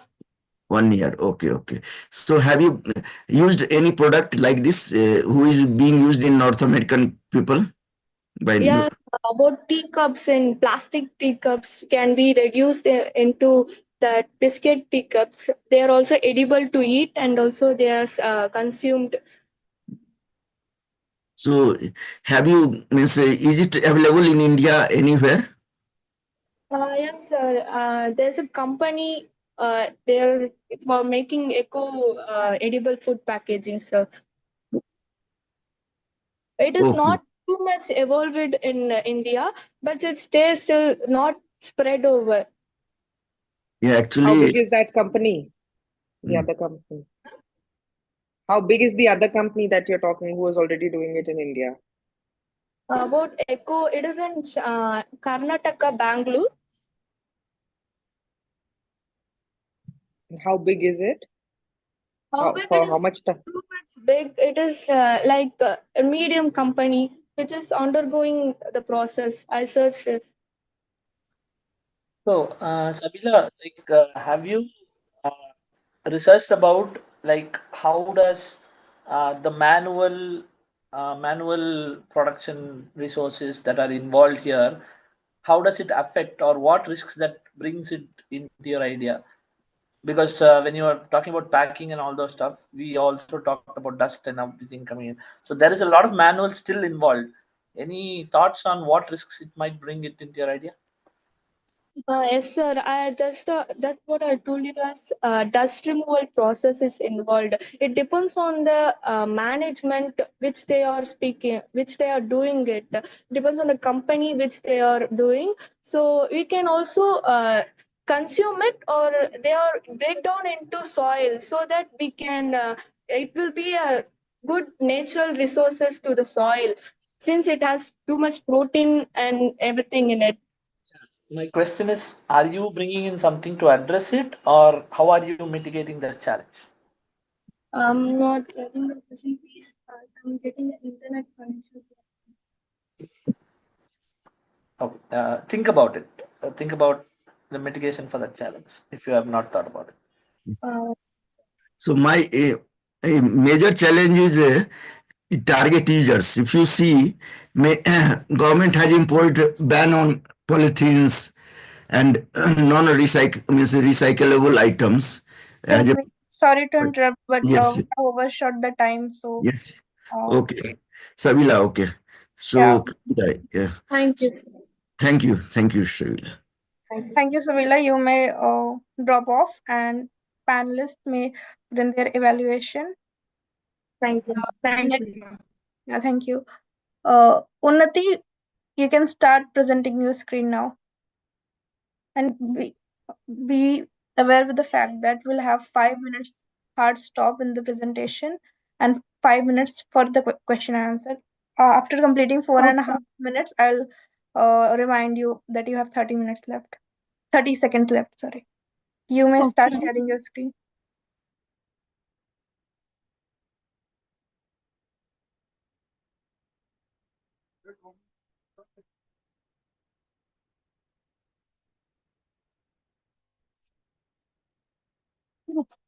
Is my screen visible?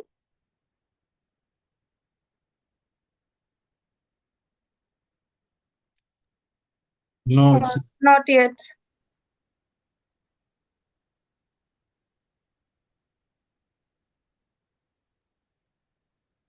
Is now visible? Hello. Yeah, Yes. go ahead. So yeah, so I have came up with the idea of 24/7 study hub where I am a BCom student and also pursuing for professional studies, and I stepped out to find a perfect place to for me to study where I can get a quiet environment. But the thing was, I was not getting a perfect place to study. The places were overcrowded, where the public libraries were overcrowded with no facilities. And the other thing was, private library was too expensive. So I came up with the idea that we should set up a library which gives students a 24/7 access with an affordable price, and also we can develop an app for them to register themselves, track themselves, and also payment will be. Hello. Screen is not. Yeah, go ahead. You're audible. Okay. So payment will be from that app. So from we will give a subscription model monthly basis, and we will provide them basic facilities like locker. We can charge from that, and we can earn ancillary facilities. Also, the other Unnati, are you option is, sharing your screen? well, I have shared, but maybe wait, I'll check. Can you check? We can't see that.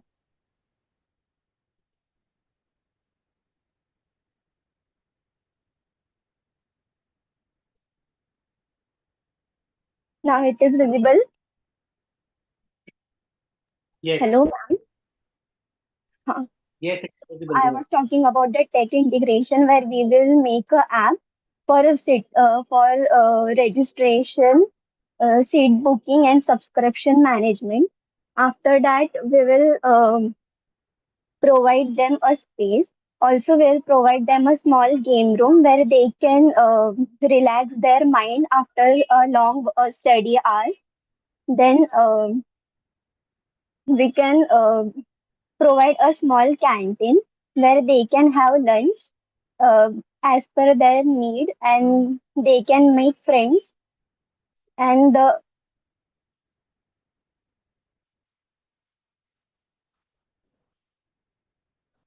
We lost your screen again, Unnati.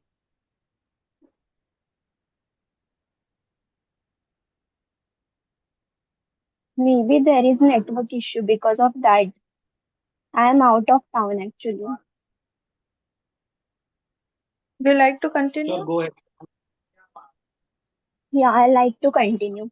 So the problem is that there are millions of students who are preparing for the competitive and professional exams, but the charges are too high to pay, that are more than their pocket money. And the other problem is the public libraries are overcrowded, but there is no basic facilities, not even the ventilation facilities are proper. So our solution is to provide them a monthly subscription between 500 to 700, and also a flexible time that whenever they want they can join. And so because it is a planning stage, so I am thinking to rent a property and start this business. We will take a review of the students, and later, if this idea becomes successful, then we'll proceed ahead and make a kind of franchises where different places at different metropolitan cities about this 24/7 study hub. where students can get access to this library and can happily enjoy their studies. Thank you.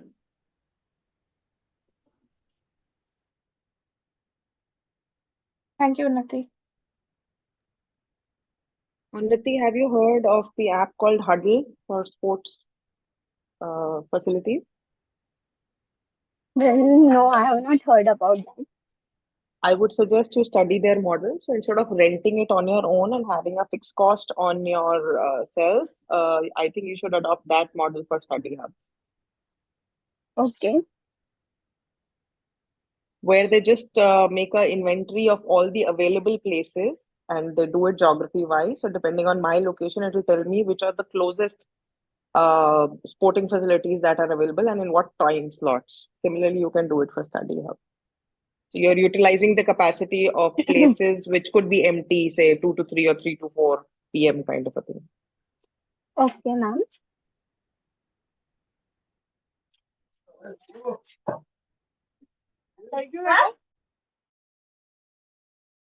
I see, like, what do you think is one potential thing that is in your idea that could be the future, like, which could get carried over to scale your solution?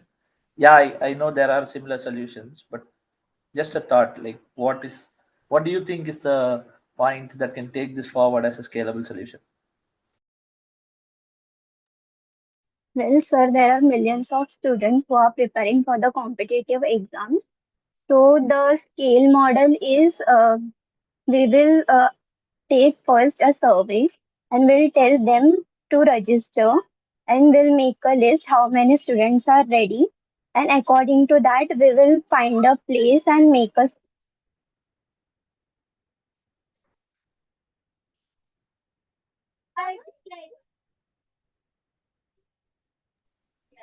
Sorry, we lost you. Have you already done any survey like that?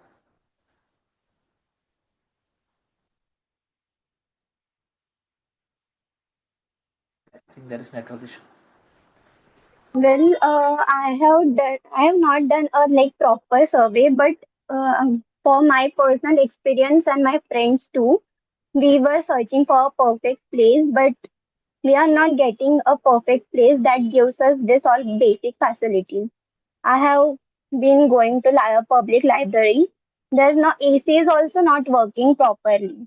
And in private library, it costs around 1,500 to 1,200. That is the most expensive price that students pay for a proper study place.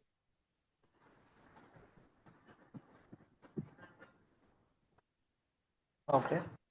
So what is your target first set of users, or how much volume will you think will give you enough information to decide on your scalable solution to give it a So push? I was thinking to first make a that registration process, and my aim is to take 100 students so that out of 100 students, if we keep a basic subscription of 500, then we can get 50,000 a month.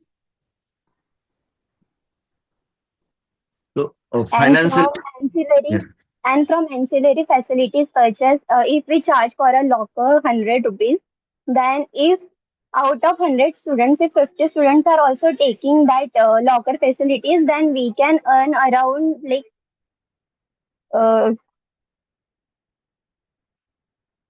5,000 a month. That is additional cost that can help for us to add in our revenue and profit. How much do you think percentage profit you can get it? Well, I think that market is growing very rapidly because I am also a student and I know that there is a more and more need of a proper study place where there is a silence. So I think we can generate a profit of around 20% maybe. Basically 15 to 20%. Okay. Like financially, if you don't get any fund, how could you garner funds from which resource? Okay, so basically, if I don't get funds, then what I'll do is I'll take help of my brother because he's doing a CA, so he can guide me how a revenue model works properly. So I'll make a list of what things are needed, and as ma'am guided that this app was providing a space that give me a location where a empty space is there. So I'll check upon that, and after that I'll make a list of inventories and all that, and I'll proceed ahead. Yeah, if you get a loss, so in that case, how could you uh, recover those losses? Okay. So if I get lost, then I'll keep that model on a hold, and I'll focus on more and more about improving my model so that more and more students are attracted towards my study space, and they look over the space where they get a comfortable space, and when students are more and more attracted towards me, my revenue will increase. So your target audience is only students, is it, or do you think there is other potential segments of users that can come to your Well, product? no. Not only students, but there are other potentials such as freelancers who do the work of freelancing. They also need a space where there is a silence. Also, the person who are working from the home but who are not getting a perfect space to work from the home, take meetings and that all. So we can provide them a space where they can take their meetings and whatever they want to work and everything. Like not only students, but more than a student who need a space, especially a space where they can get a proper, cozy silence and mental peace. Thank you, Unnati. We are overshooting now.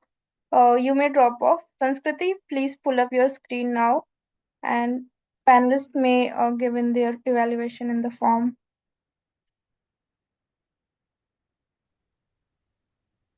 Sanskriti? Yes, ma'am. Just Yeah. sharing the screen. Okay. 5 minutes for presentation, 5 minutes for Q&A. Sure, ma'am.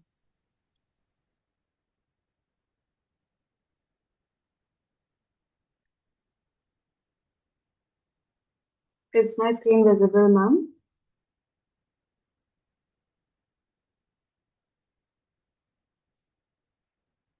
Excuse me. May I please know if my screen is visible? Yes, it is. Okay, thank you so much. Um, okay, so namaste, Mentor Sharks. I'm Sanskriti Singh. I am the founder of Kosara. It's a brand where we weave tradition with innovation. So I'm from Chhattisgarh, which is the home of Kosa Silk. And that is where I had the vision of redefining Indian luxury, like fashion wear. So yeah, I would like to tell you more about it. So every business starts with a problem. So the problem that I identified personally was that in the market there was a severe lack of trendy, sustainable, and personalized Indian wear, all three together. If you can see from the visual that I have put in the slide, you can easily differentiate from the one that is on the top and the ones that are on the bottom. The ones on the top, they are essentially the same design, but are just different colors. So you can have just any random person, the next person might be wearing the exact same sari in a different color, or maybe in the same color as well. So it really deviates you from the authenticity and emotional connection that you can have from your attire. And the ones that are on the bottom are handmade Kosa silk saris that are customized to the client's preferences. Other thing is that after some research, we I got to know that there are 56% of consumers in the market which prefer sustainable fashion over fast fashion. So that really alarms us to do something about it and take advantage of that market. So coming to the solution, which is Kosara. So at Kosara, we make luxurious handmade Kosa silk sarees, which are trendy, modern, and they bring in a lot of innovation. I'll explain how. They give the clients, the customers, a high level of customization, so they can choose the color, embroidery, and even draped options. Since draping is a huge hassle for a lot of people nowadays, we focus entirely on storytelling. This is something that Kosara stands like stiff for.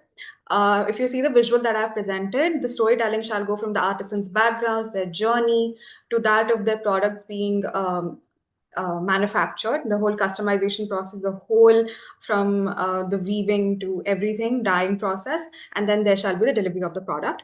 Now, Kosaras would love to cater to brides because or weddings, because brides nowadays really want to inculcate that personalized touch to as many aspects in their wedding as possible. So we are here for that. It's a huge market that I've identified. And not just that, it's since a huge market, I'm mentioning that specifically. Other than that, we can do like corporate events and other offices that they like to have, like, a personalized, a whole series of like an uniform-ish. Certain offices really like that. So we are here for that as well. Coming to our target audience and market potential, our target audience are women from ages 25 to 50 who value sustainable luxury. Then there are brides, as I already mentioned, who want the personalization option. And then are culture conscious buyers, because after the whole COVID pandemic, there are people now, we have the whole hashtag vocal for local. So there are a lot of buyers who are still willing to support the artisans who are local and work hard on their products. Coming to the market potential, I'll just go straight into the TAM. So the TAM for us, for the Indian wear market, is $125 billion globally. And I say globally because I believe that the way Kosa Silk and Kosara stands, I feel we can definitely go abroad and globally with this. The SAM for us would be for the Indian plus the luxury clothing market. So that gives us $40 billion. And if we consider the SOM, that would come to $200 million, because that's the whole like culmination of all the aspects that we are focusing on here, which is sustainability, trendy, and premium saris. So I have put in some charts as well, if you can see. So these are for, first one is for the Indian fashion market, and the other is for sustainable fashion market. Now, again, these are different markets, but I would love to culminate all of them and take advantage of a larger market share in that way. So for the business model, our revenue streams would be D2C, online sales, boutique store partnerships, and we would also love to partner with wedding planners to increase our outreach. And then there are consultations. I have mentioned bridal, but again, there can be consultations as for even an individual as well. Average price of one sari would be 15,000 rupees. So for the projections, I would think that I would aim for my business to produce 300 saris monthly and generate a revenue of around 5.4 crores annually. Now, it does seem a lot, but I've done an on-ground research. So I know that initially it might not be the exact statistics, but with time over average, I feel those statistics will match. By year 3, I would love to 30 expand seconds and left. okay. So I would love to expand, and there's a line extension, so you can see the whole tree of circles that I have. So there's saris, lehengas, kurtas, menswear, and home decor. Profit margins would be around 35% for us. Coming quickly into marketing strategies, Kosara has a huge focus on marketing. I have created a mock-up also. So there's a lot to explain, but quickly I'll just tell one very important factor, which is hashtag my Kosara story, wherein we would love the users to share their stories, their pictures, and explain us their whole story behind their attire, the whole sentiment that they had, why they customize it a certain way. And we would love to have a very transparent relationship with our clients, show them the story of their product getting made from scratch and the artisan stories.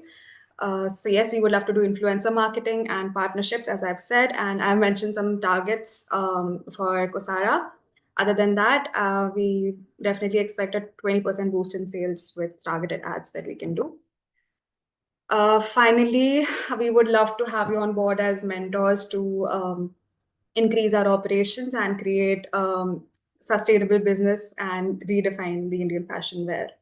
So join us in weaving a legacy. Thank you so much. That would be Yeah, it. so Sanskriti, from your presentation, it looks like that you are already in this business. You are already selling saris.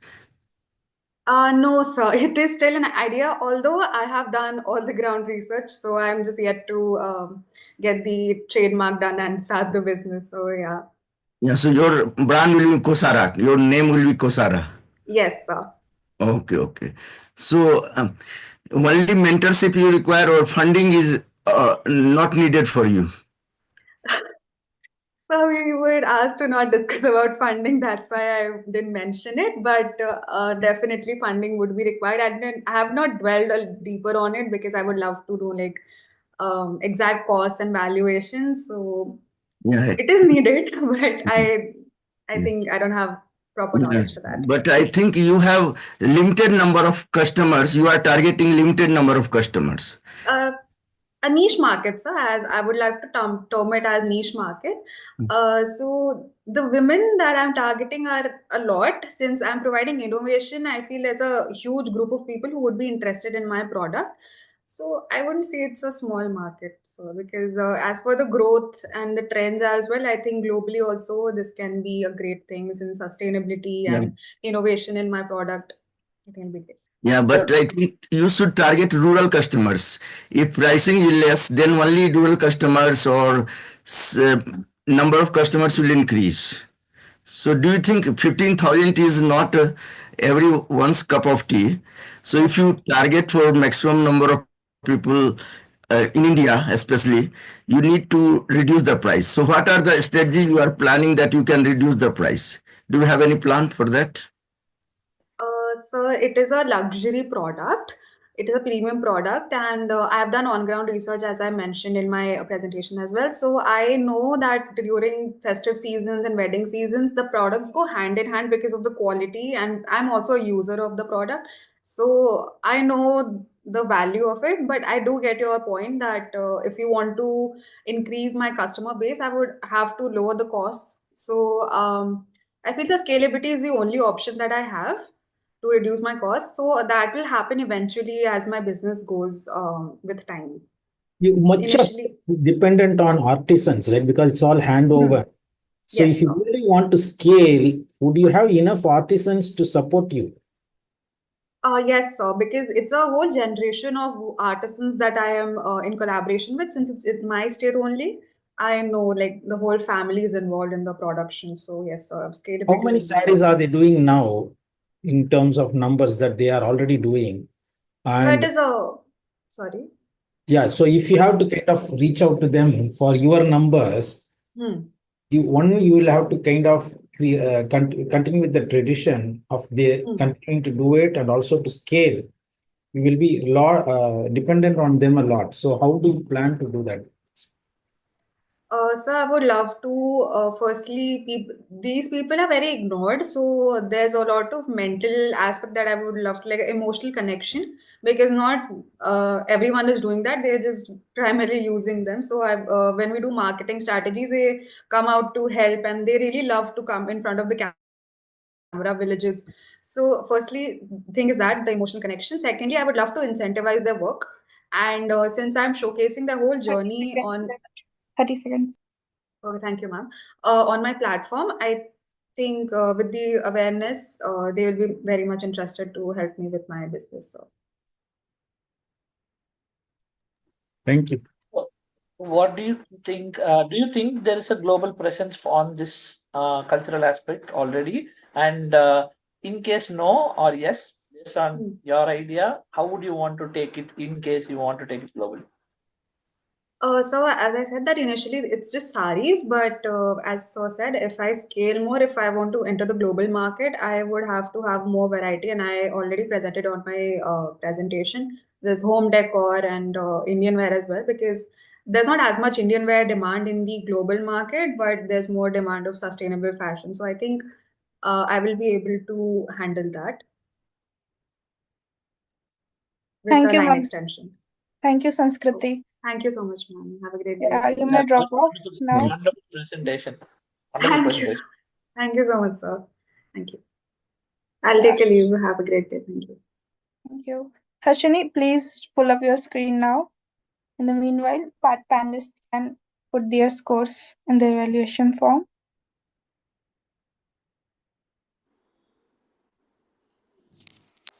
Sure, ma'am. Yeah, you may start now. Okay, ma'am.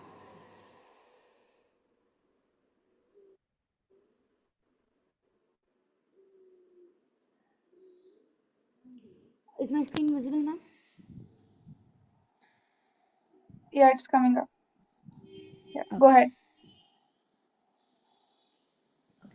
So, good evening, everyone. I would like to first of all welcome and thank everyone for this opportunity. So, here today, I've just come here to open up about my app called Ulaven. So, I don't know how many of you are from the south side. So, here Ulaven means a farmer, basically. So, we call a farmer as Ulaven here.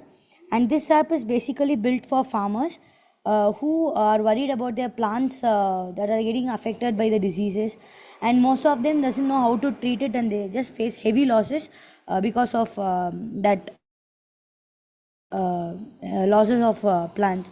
So as an I'm currently pursuing my engineering degree, my last I'm pre-final year. So with me and my friends, our team name is called Metas and Blitz. So we are just planning to create an application, a mobile application integrating AI, which can help the farmers know what the disease or what type of disease the plant has got, and it will be suggesting some fertilizers or some methods of helping the plants to come up with the same thing to grow. So this is what we have actually planned with Ulavan app. So in our app, there are many apps previously like this, but the main drawback of those apps is that they do not exactly predict what the disease is, because there are many types of diseases. If you see, even for humans, we cannot say that the diseases is only for such symptoms. Like coughing can be a symptom for fever also, and can be a symptom for tuberculosis also, but we cannot predict what the disease is actually it is. So for in that case, even for plants we can't say, because drying of leaves is a symptom for many plant diseases, and the withering of leaves is also a symptom for some plant diseases. So according to this, we have designed a thing that we are going to integrate IoT with AI. IoT is nothing but Internet of Things, which comes with sensors and hardware products. And here in this agricultural app, we're just going to use that IoT sensors to track the moisture content of the soil, and to with that we can so we know already many IoT devices that support agriculture, like time water irrigation and all those stuff. So according with that, we are going to plan this, and here we have proposed a solution where the farmers can use it with the smart mobiles, and only some sensors are required for this, and this won't be so costly for the farmers also to buy. And here we are just bringing the AI in, because AI can predict, and nowadays it is predicting more than the last 10 years. We have just seen the growth of AI with its drastic change, and we thought AI will be AI is the only way that can help nowadays farmers also. So in AIML, I am currently pursuing my computer science engineering. So I am a student of AIML engineering. So with that, I have created basic app, basic not app, yes, and we are just planning to do that, and that is going to be created. The farmers will be using their mobile phones cameras to just take a pic, or just scan the leaves or scan the plant, and they will be giving that as an input from the farmer side. So we are planning that app to be a very user friendly app with chatbots and some translation level, all language application. So all the farmers of India can be able to use it, and chatbots will be assisting the farmers in their own language. And we are trying to use blockchain also in this app to uh, ensure the security purposes of the data of each and every farmers. So this app is basically going to be a well advanced app that can actually help all the farmers with all domains of technologies like AML, IoT, and blockchain. And the team strength of me is also, according to 50 this, seconds left. all my friends are of different domains. So these are the technical specifications which I have already given. So it's basically going to be a mobile app, and back end, front end, everything is going to be there. And what is the innovation and uniqueness? It is that as we are integrating IoT in this, we can get reality data, that is reliable data, that can really help the farmers at that time to find what the disease is it going to be, and the farmers can be log in with the ID we are going to give, and starting the app there will be some Wrap up assistance from now. our side. Please wrap up. Yeah, open to question. Sorry ma'am, couldn't understand. Yeah, please wrap up now. It's already 5 minutes. Okay ma'am, sure, thank you ma'am. So your app is means many people nowadays are planning for this kind of app. So how it is different from your Of course, app? yes, sir. Many people are planning, and there are existing apps too. I'm not saying no, but the thing is, as an they are planning just to be a software. The thing is, as a software, the app cannot predict as promisingly it can. So the thing is, I'm going to use IoT sensors, which is a very unique thing till date. No one has tried because it is a great risk. Handling IoT and AIML at the same time is a great risk, which I can because I have a strong team and the support of my college faculties with me. So that's a plus point, and maybe that's the uniqueness of my app. And here I am going to just integrate a blockchain which can give data security. It is less in other apps where I just saw. It is asking for more data, and the prediction of my AI can be better, and the training can be given with reality data, which is possible by our students. So is it in started or you are going to start?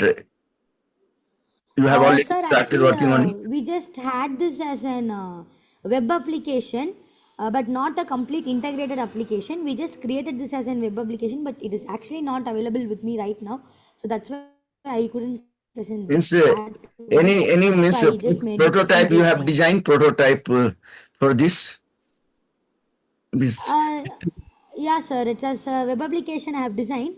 I'll there is just the pictures of that web application. The prototype is not with me, with my team member, but they are just out of station today. so means they have done some programming for this programming. Yes, sir. As a thing, we have just for this, we didn't integrate the farmer's phone right now. We just had a Python coding for this, with which we can just have the recognition of plants using AAML. So have you Recognition of plants and the diseases it had been. okay? Have you taken pictures from farmers or any? And how do you take the picture? Means which is source? What is the source of pictures? Okay, sir. So, as for this project as a prototype, we just took data sets from the predefined data set apps like Kaggle and Firebox.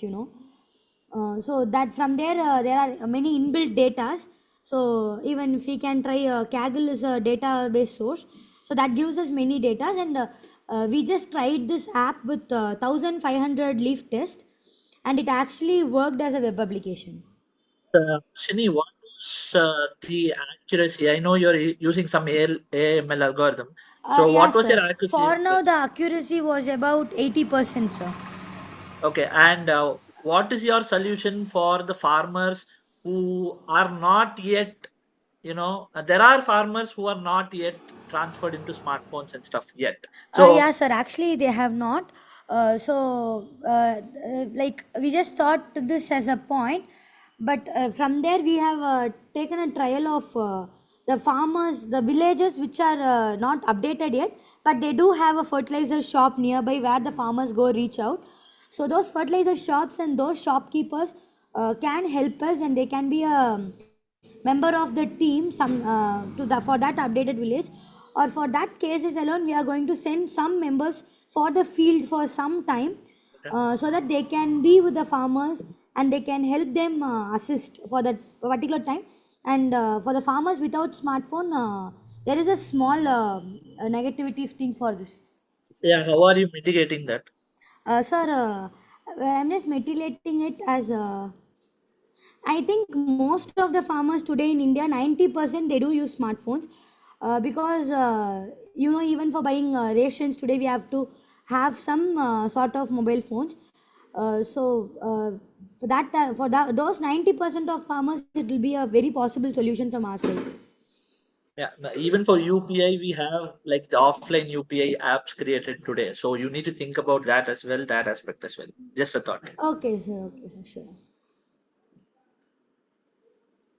Thank you, Harshini. You may drop off now. And Mamta, Thank you you, ma'am. can pull up your screen now. Meanwhile, panelists can put in their scores.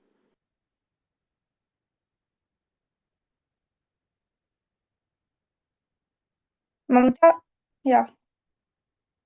You may start now. Your time starts now. 5 minutes for Yeah. presentation. Is my screen visible? Yeah, it is. It is. Okay. Yeah. So good evening to everyone. Basically, what our idea is about, we have Praxis. What Praxis does is we have built a platform with on which the companies will host projects. They will hire talent using real world problem statements. Like for example, I can say that students or freshers or graduates don't have the understanding that what they will be doing after going into the company, what tasks they will be provided with. But and companies are seeking for the talents for the workforce which have the right skills to do that task. So we want to bridge this gap by providing a platform on which they can hire by providing the problem statement that they will be doing in the actual job scenario. For example, if we have a web development task, if a company wants to wants to get the web development task performed from their workforce, from their hired person, they will be hiring him or her through this only. They will be giving this task of web development, UI or backend, anything, and they will provide and they will assess that person based on his or her capability of doing that task, and not any other random task provided like assessments and all. So the assessments will be real world problem statements. So this we call as job simulations.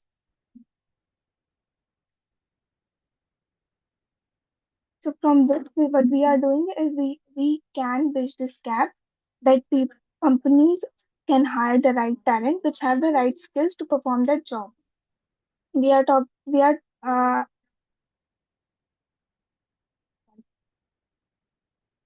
So we are providing certain facilities so students can have a variety of real world projects and they can gain practical experience through this, and they can build their portfolio and showcase their skills to in their resume as well. Like they have gained these skills and they know the right set of skills to perform this job. And companies can assess the candidates based on these skills if they can perform these tasks correctly or not. And we are offering what we are offering individually.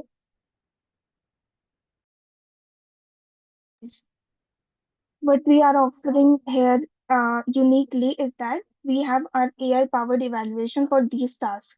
We require companies to have less manual intervention in all these, so that cost and time both can be saved. We can offer our main focus will be students who are in their final year of degree, and graduates who or freshers who have just graduated and seeking for the job or seeking for virtual experience or doing a certification kind of thing, and companies who are seeking to hire the right kind of talent, and companies offering a freelance project and want some skilled persons to perform their projects. They can also host their projects on our platform. So basically, this optimization market is unique in India specifically. So we don't currently have any specific platform which deals in this segment. Like what we have done is our a total addressable market according to a report by Hindustan Times that the global market is $500 billion, 200 to $500 billion approximately, and the serviceable addressable market is approximately $18 billion in India only for this. And our SOM, which is serviceable obtainable market, which we can deal with, is $1.8 billion approximately, because according to a report by Statista and NDTV, which they published in between 22 to 2024, that there are 16.6 million registered companies. Please wrap up. And we have 10.7 million potential graduates and freshers which are uh, uh, getting to be hired. And this has a huge potential by 13.2% annual growth market, and a CAGR of 13.2% actually by 2025 and to 2030 also. And companies are more hiring fast, and there are startups which are growing currently, and they also want to hire the right set of skill. And we are providing a USP, which is AI and machine learning involvement. We Please wrap want up now. yeah Floor is yeah we open want for the companies questions. to yeah we want the yeah just 30 seconds more. We want the companies to have less involvement, less manual involvement, so that's why we are automating this whole process by giving AI evaluation for the assessments. And we have currently a three teams, three team members, which are currently working on it. And we have approximately built the platform, which we have hosted as well. I Who can are show you. Yeah, yes? this we have hosted as well, but we have So, not completely hosted the whole website. We are building on it. This is what we are building, and we will most probably be completing it within the next 2 weeks. So we are on the development stage, but we have hosted the partial part of it.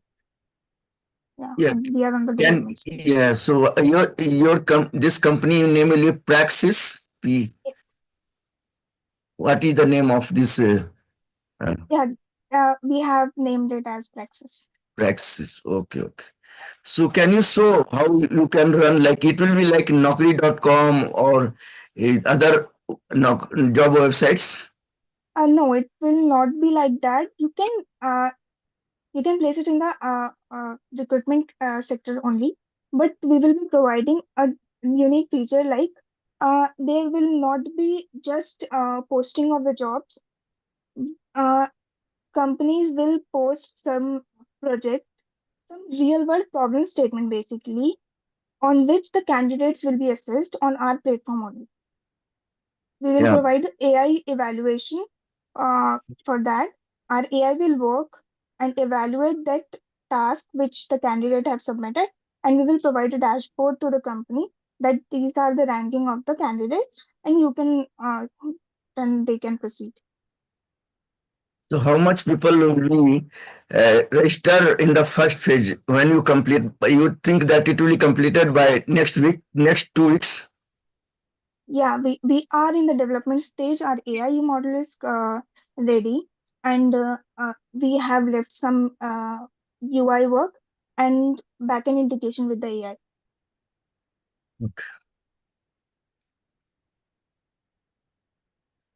What kind of algorithms are you relied on, and what do you think are some of the risks that could cause data inaccuracy?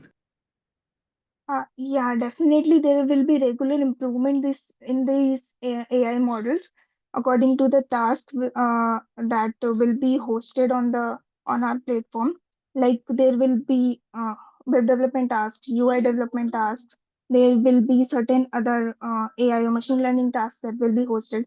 So we need to definitely continuously improve these. Currently, we are using a transformers based model for the evaluation, like based on like the companies will provide the requirements they want, the problem statement, and uh, the submission of the candidate. We take these two inputs and we compare how similar the submission is to the requirements. But what percentage do you expect to achieve? You cannot achieve 100%. So what is your target? Yeah, definitely we cannot achieve 100%, but we will give the percentage like how much those that submission is aligning with the requirements. What we mean is we are giving the score to the company only. We are showing that score in the dashboard. We will be showing that how much the submission of the candidate is aligning with the requirements. How do you So that plan? company can be choose. Yeah. Yeah. How do you Yeah. plan to get the requirements from the company? So I'm sure you can easily get the candidates on board, the students and those freshers. But how do you plan to get the companies on board? Yeah, that's the main part will require your help actually. But we we can definitely provide them. Like we can start with the startups who have less budget and who want to hire the specific talent which can perform that role. So or they can Yeah. or they Yeah, we have to wrap up now. Please, thank you so much. You may leave. Sarayu, please pull up your screen now.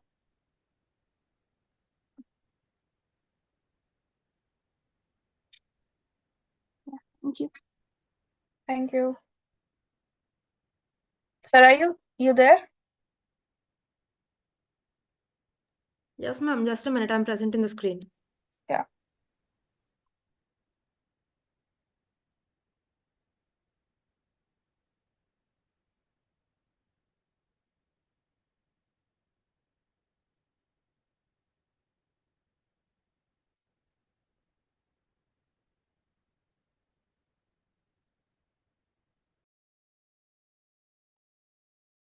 Go ahead. We can see the screen. So good morning, everyone. I'm Sariyu, and I'm here to present our website named Personalize. It means to customize.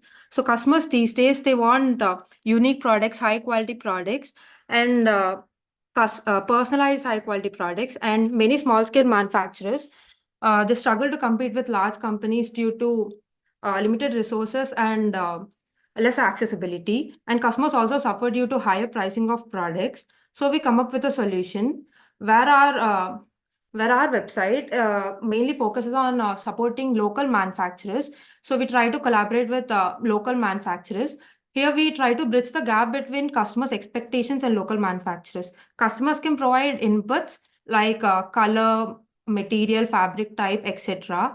And we provide them a detailed pricing structure with no hidden fees. And the product goes through rigorous quality checks, and timely and reliable delivery is crucial. And we also provide a payment after delivery option where the payment is done only after customer receives the product and is satisfied. So for platform sustainability, we charge them a minimum transaction fee of 5 to 10 rupees. And for the registration fee, so there is an initial period where the registration fee is free for manufacturers. And later we're going to charge them a registration fee for platform sustainability. And when we look at the market analysis, you can see there is an increment from $31 billion to $87 billion in global customized furniture market. And there is an increment from $51 billion to $131 billion in global custom-made clothes market.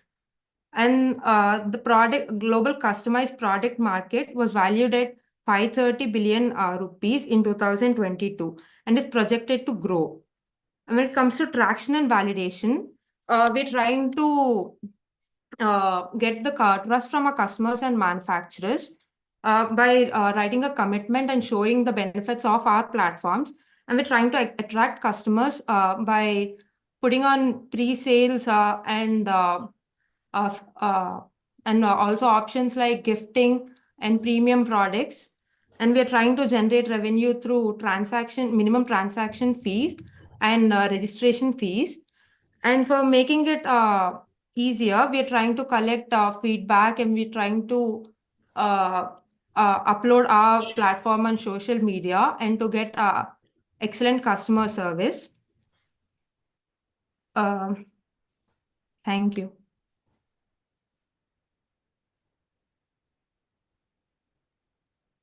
Thank you, Sarayu. Floor is open for the questions.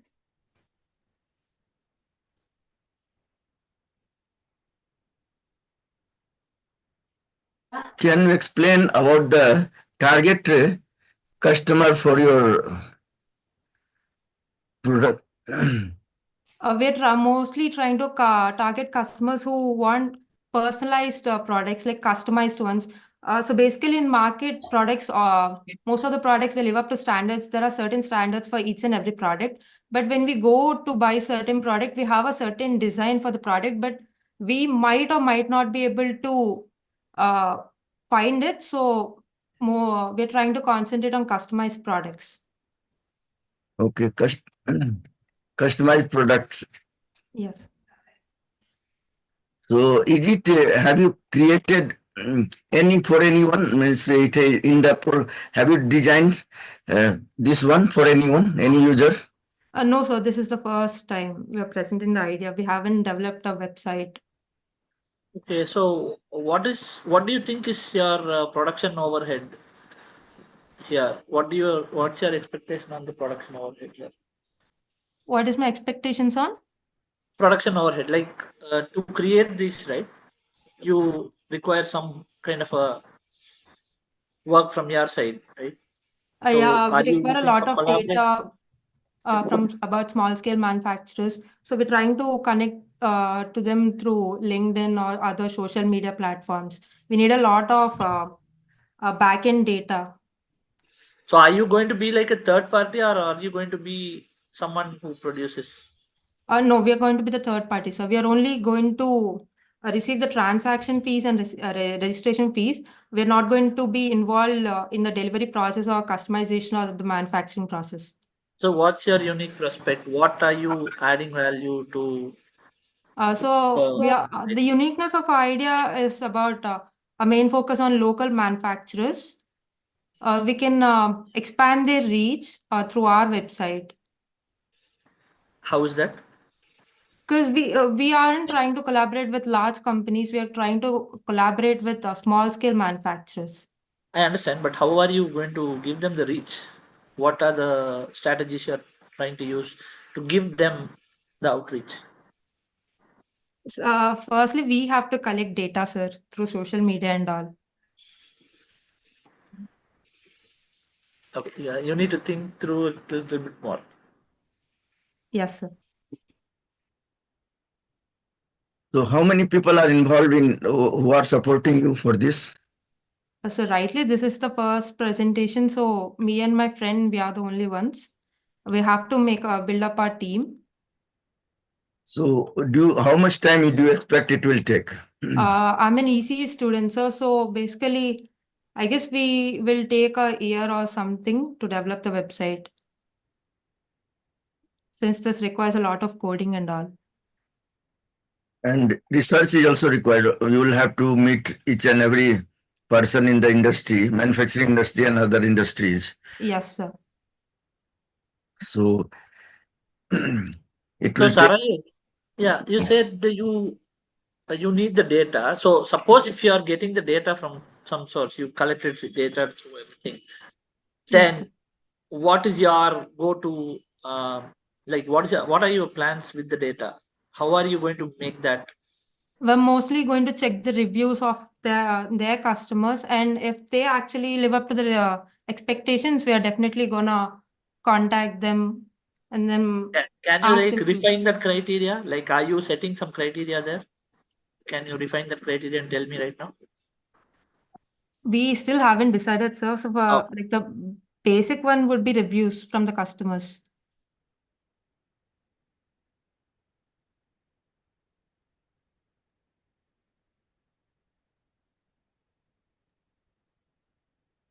Okay. It will be like an ERP for manufacturing sector, or Sir? it will be like enterprise resource planning software, like that. It will be Yes, sir. ERP sector. Okay. Thank you so much, Sarah. You may drop off now. Thank you, Uh, ma'am. Priya, you can pull up your screen meanwhile, and the panelists can put in their scores.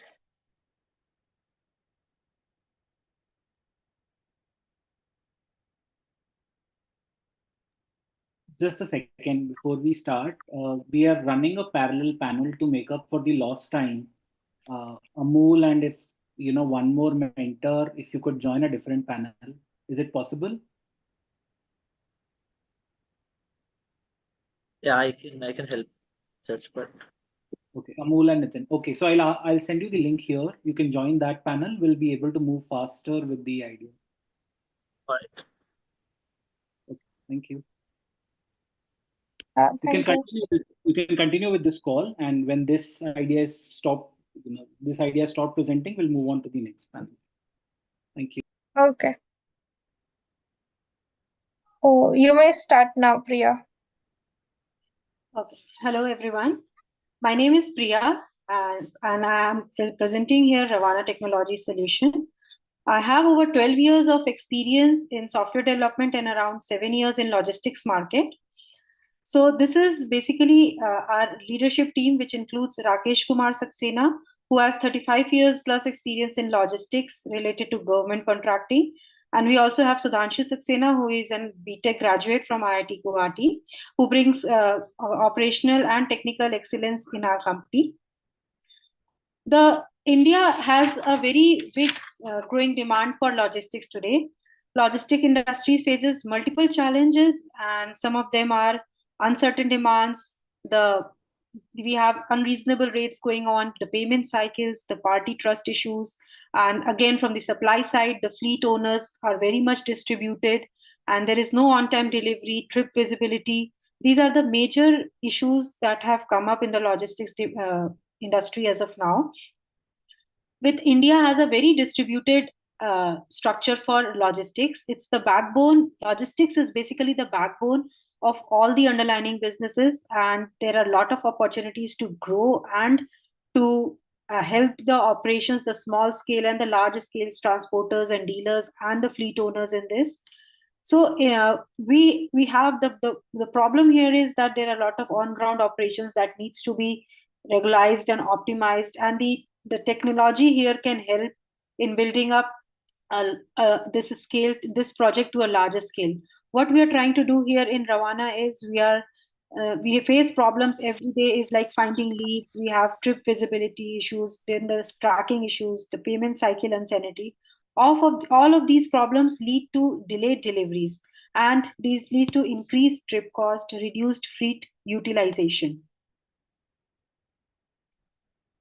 So in Ravana, we build an ecosystem that for the transporters, for the individuals, for companies to showcase their inventories and to sell it, to rent it, to lease it very effectively. We have a good approach on the offline hubs. We can reach to the offline hubs load faster, and we have a very good control over that with the price issue management, with the vehicle transparency, and we can quickly find a load and attach vehicles to it. That we have a very integrated tech stack system. We have a very integrated website which is full on running. We keep track of all logistics entities there. We can manage trips over there. We can manage the transactions over there. We can optimize the route over there, and with this way we can utilize the trucks, the logistics, whatever we have, and can have a very good visibility. This is what we are providing as a solution from Ravana in this transport agencies.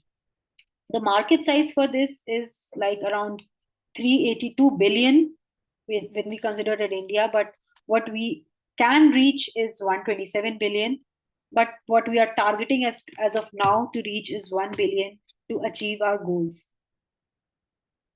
As of now, we have around a good number of vehicles, which is around 15, which we want to expand 3 times.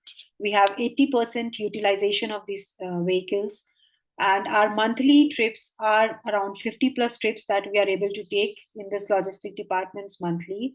We have a very good hold over the transporter connect, which is around 500 plus transporter currently. We are aiming to connect to the transporters and get the trips from them. Our current monthly revenue is around 30 lakhs per month, which is divided into two parts. We have two things we do. We do contracting, and also we have ad hoc trips. We do ad hoc trips as well as government contractings. We have been in government contracting for past 4 years. So we have our major competitions, but we are trying to prove ourselves in all the fields like ad hoc trips, government contracting. We have our own inventory. We have a very strong on ground hold to on ground with the drivers, with the people that are on ground potentially working there. Our competitive advantage is we have an operational experience in ad hoc trips. We are a technology driven platform, operations, finance, tracking, and we have a B2B and B2C connect also. This is our website, Ravana Technology Solutions, where we provided multiple services, and we have visibility, we have fleet management, we have transportations. You can track the vehicles here, we can rent it with us, and we provide solutions, and you can find leads from our website. This is what we provide here in Ravana. And this is Please wrap up now. 5 minutes are over. Yeah, Open this is for questions. just for the funds utilization, that how we are going to utilize the funds if we receive it. Thank you. Your product is a software, Ravana Services is a software? Yes, it's a software. It is a website for transportation and fleet. Yes. Okay, so is it already running? You have, okay, it is in business phase, okay. We have been in this from past 7 years. 7 years, okay. We started from GPS tracking, and then we slowly grow to the government contractors. We started getting government contracts from past 4 years, and now we are also into ad hoc trips. We have around 15 trucks and transportations which are running. We want to scale it 3x now and increase more in this sector. Okay, so who are your major collaborators? Do you have any major collaborators on board, or are you looking still for major collaborators? Major collaborators we don't have on board. We have a strong local hold like Yamuna Nagar in Delhi, like Guwahati. We have our strong hold on the transporters there, which give us the lead, and we provide like our trucks and our inventory to them to proceed those leads. Currently, What do you think? What do you think will be your target collaborators? In case, do you know who are the major players and who are your target who could be a potential good target collaborator? Potentially good target, we are trying to connect with major hubs of the transportation, like we have DTDC services there, major transportations are there, and there are other multiple local vendors, big vendors. I can't name out one of them over here. Like we cannot name, I don't know the major names over here, but yes, our aim is to increase the vehicles, increase the number of vehicles, to generate an on-ground team, have shops set up in the major transportation hub, so that we can boost our business over there in the major transportations hub like Yamunanagar, Guwahati, big transportations company like DTDC, Flipkart, Amazon. For that, we need more vehicles, more inventory, more fleet. Any major important technology you are using in this services? We are using our GPS tracking system. We are using the finance tracking system. We have a complete CRM control over here. Like we control the CRM part. We have developed it in a website. It's our product that we use. We also have managed the finances over here. The tree that the leads are generated from this thing based on the date. We can generate the sheets, the finance, the driver billing, how much we are spending on per truck. All that can be tracked from our website. If like anything, like if you talk about any product which is going to be rotten in few days, like if you come across where your truck or any transportation facility got stuck in rains, or you can say in the jam. So in that case, what is the system through which you can track as well as you can utilize those products? Means if something is going to be rotten in 2 or 3 days and you got stuck into somewhere, okay, you are not reaching to the customer, then what will do that? In that case, like if the truck is somewhere stuck in the jam, we have our GPS system, GPS tracking system, where we can live track where the particular vehicle is. The customer itself can track, they get their login credentials and they can track where their product is, where it is tracked. We have the driver details. So we can definitely provide a rescue over there. We know the exact location where the driver is standing, where the truck is standing. where is it stuck? Is it because of fuel? We can know the fuel status also. So we can do that from our GPS tracking machine. We have that tracking machine. We can live see how the truck is particular inventory is moving. I think I'm answering correctly to your question, what you're asking. Okay. Blockchain technology are you using in this? As of now, we are not using blockchain, but we definitely plan to use it. Okay. Yeah. So what do you think in coming days, what will be your ROI on this return of investment? As of now, the return of investment in this is like 30 lakhs per month, which we are gaining from here, both from ad hocs. But if the rate at which we will increase the vehicles, which we will increase our on-ground operations, we'll set up shops, this is going to increase 3 times. We are aiming of getting around like currently we have 3.5 crore yearly revenue. We are aiming to get around 10 crores yearly revenue on this starting phase. In percentage, how much percentage it is? It is yearly revenue as of now is 30% that we get.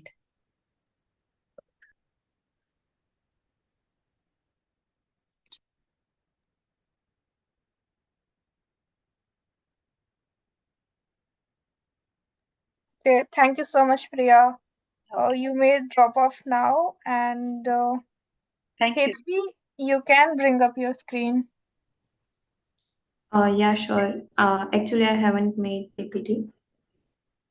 Okay, you can go like that. Okay. 5 minutes. Start now. Okay. Good evening, everyone. My name is Etri Prajapati, and I'm currently a final year BTech student in Computer Science Engineering at Pandit Dindayal Energy University, Gandhinagar. I'm thrilled to present an idea today which focuses on empowering women, preserving our rich cultural heritage, and creating a sustainable business ecosystem. Now we will look towards the problem.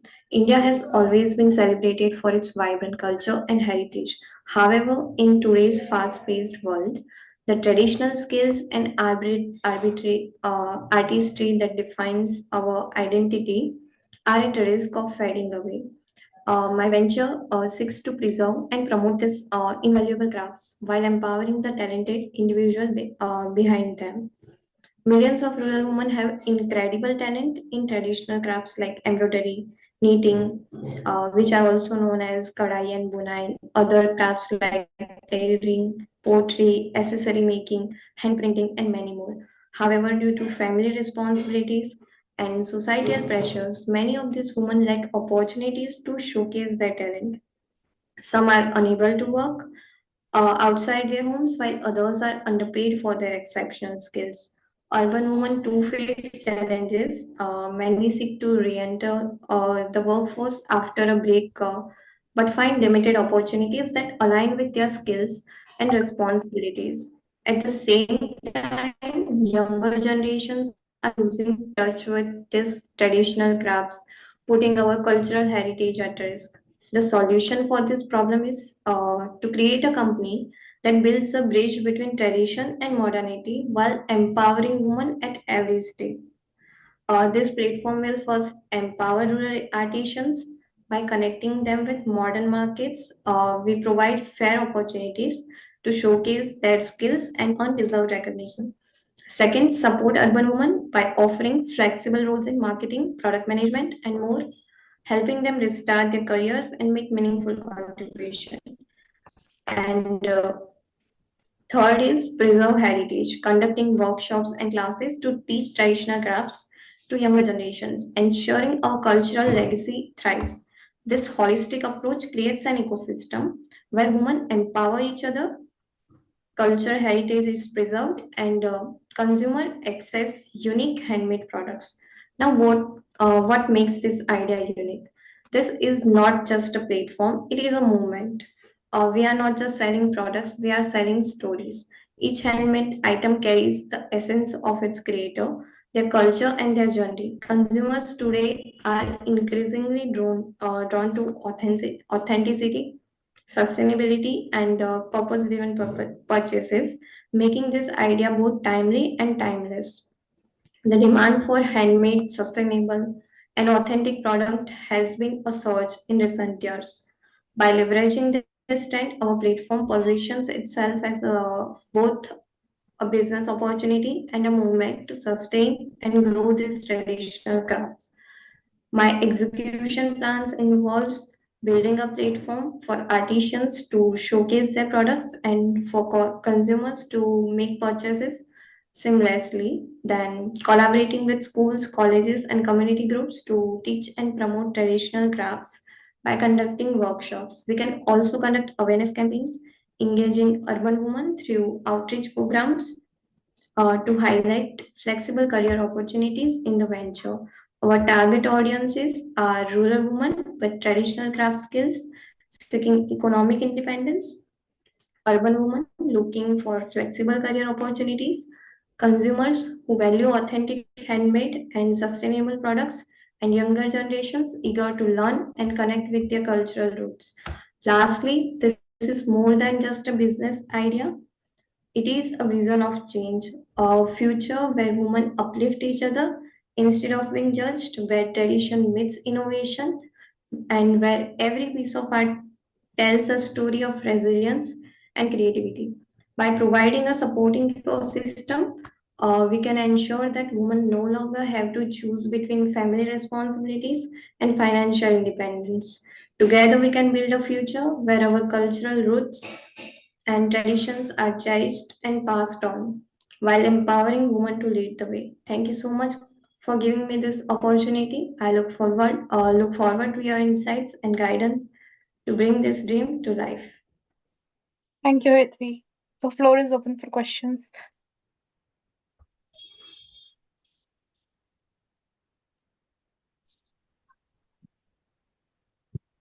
Hi. I just want to know, what is the stage of the idea is right now? Is it on the idea stage, or have you done a pivotal, or what is the market attraction? Now it is just an idea. I have not done any market research or anything like.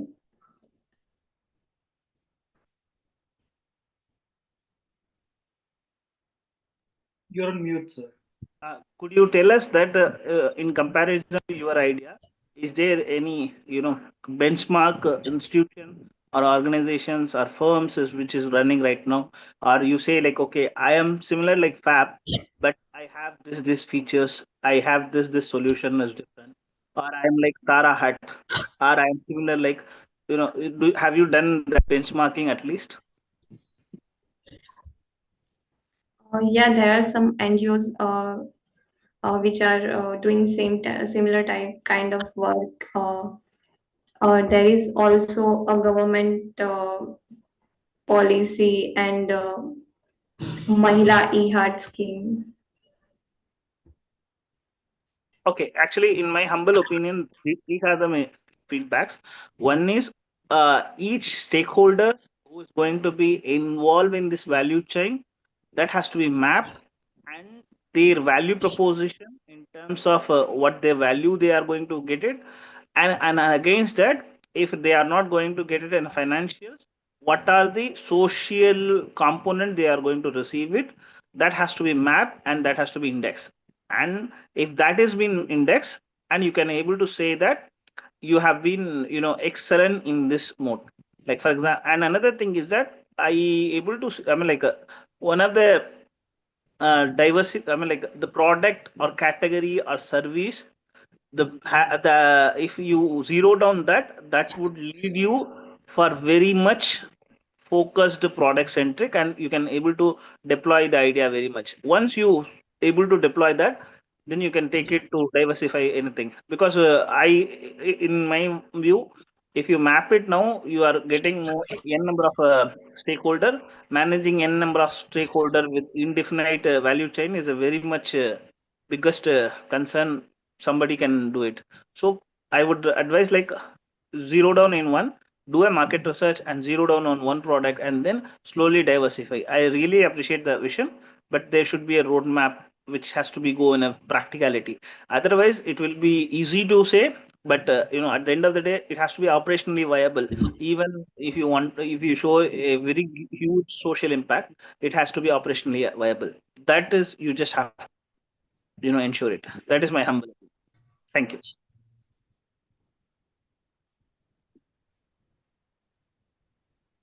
Thank you. Thank you. Thank you, Hitvi. You can actually disconnect. Okay. So so the next person would be Varshika. Please bring up your presentation.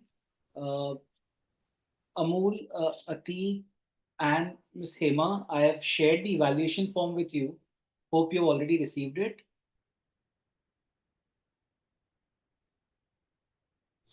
Yes, yes, we have received. You've received the evaluation form, right? Amulji, you've also That received it. mentor tank evaluation, that form. Yes, I've also Google shared it in form. the chat with you. It's a Google form. So Okay. every team will come here, will present for 5 minutes. Post that, we'll have 5 minutes for Q&A. At the end of 10 minutes, please fill in the evaluation for for each team that is presenting. So after every pitch, we have to fill up that form. You'll time Yes. will be there, and we'll fill up that form and submit. Right. So maybe Could 10 you seconds. could you help us the last presentation number? That would be helpful. Can you put it in a chat so that we can fill it up? Okay, so that was H3, and her idea was 20631. AIWOS 20631. Just can you put it in chat so that we don't make a error in that? Yes, sure. Last idea was Somehow I'm not able to sign it. The form says sign into Google. Is it something that we have to do, or not able to do it? No, you should be able to fill it in incognito as well. I cannot do cognito on my PC. No. So what I'm saying is, like Atik and Seva, you are able to fill the form. Yeah, I can. I'm able to access it. I can do it like right away. I can even also open the form, but it says that sign into Google to save your progress. Is this? No, you not don't able need to save your progress. Just Okay, all right. finish it. Sure. Just fill in the form and submit it. Yes. After All right. each idea that has been After each idea. Okay, got it. Again, each team will have 10 minutes, 5 minutes for the presentation, 5 minutes for Q&A. We'll have a hard stop at 5 minutes for the presentation and at 10 minutes for the idea. We currently have, right. So we can start with the presentation now. So Varshika presenting. Yeah. Hello. Vasika and I will be presenting today. But currently we are traveling back to college, so we won't be able to switch on a video. So we'll be presenting with the PPT. Okay, so good evening to one and all. Imagine you're buying land in India. You're met with unclear ownership, high brokerage Can you give your fees. idea number? I'm so sorry. Can you give your idea number so that I note? Yes, sir. Thank you. Oh, we would be Yes, happy please. that if you could post the idea number before pitch it so that we can able to Or follow. yeah. Yes, or sir. I'll post it. Thank you. Thank you.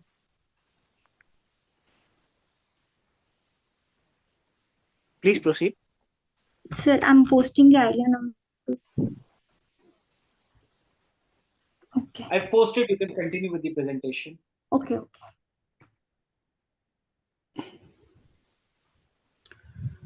Okay. So good evening. Should I start? Yeah, please, Sudha. Thank you. Good evening. This is Vashika.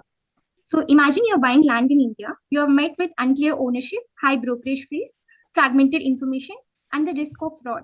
Do you know 40% of land transactions in India are delayed due to legal complexities, and 30% are impacted by fraud? The current system is broken. At Vindhya, we aim to revolutionize land transactions in India by creating a platform that ensures transparency, efficiency, and trust in every deal.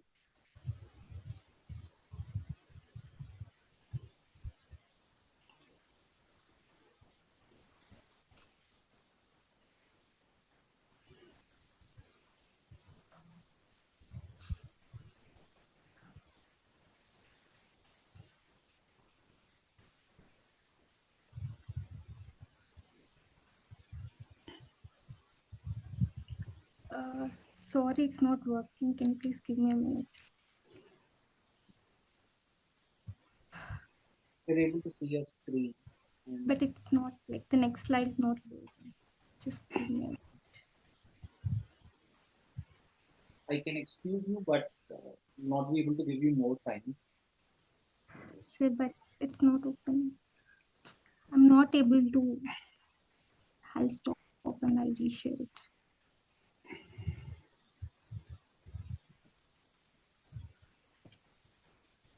By the time it's opening, you can speak about your idea. Can Yes, sir. I'll share it. I'll share the screen now. I can share this screen just a moment. Yes, sir.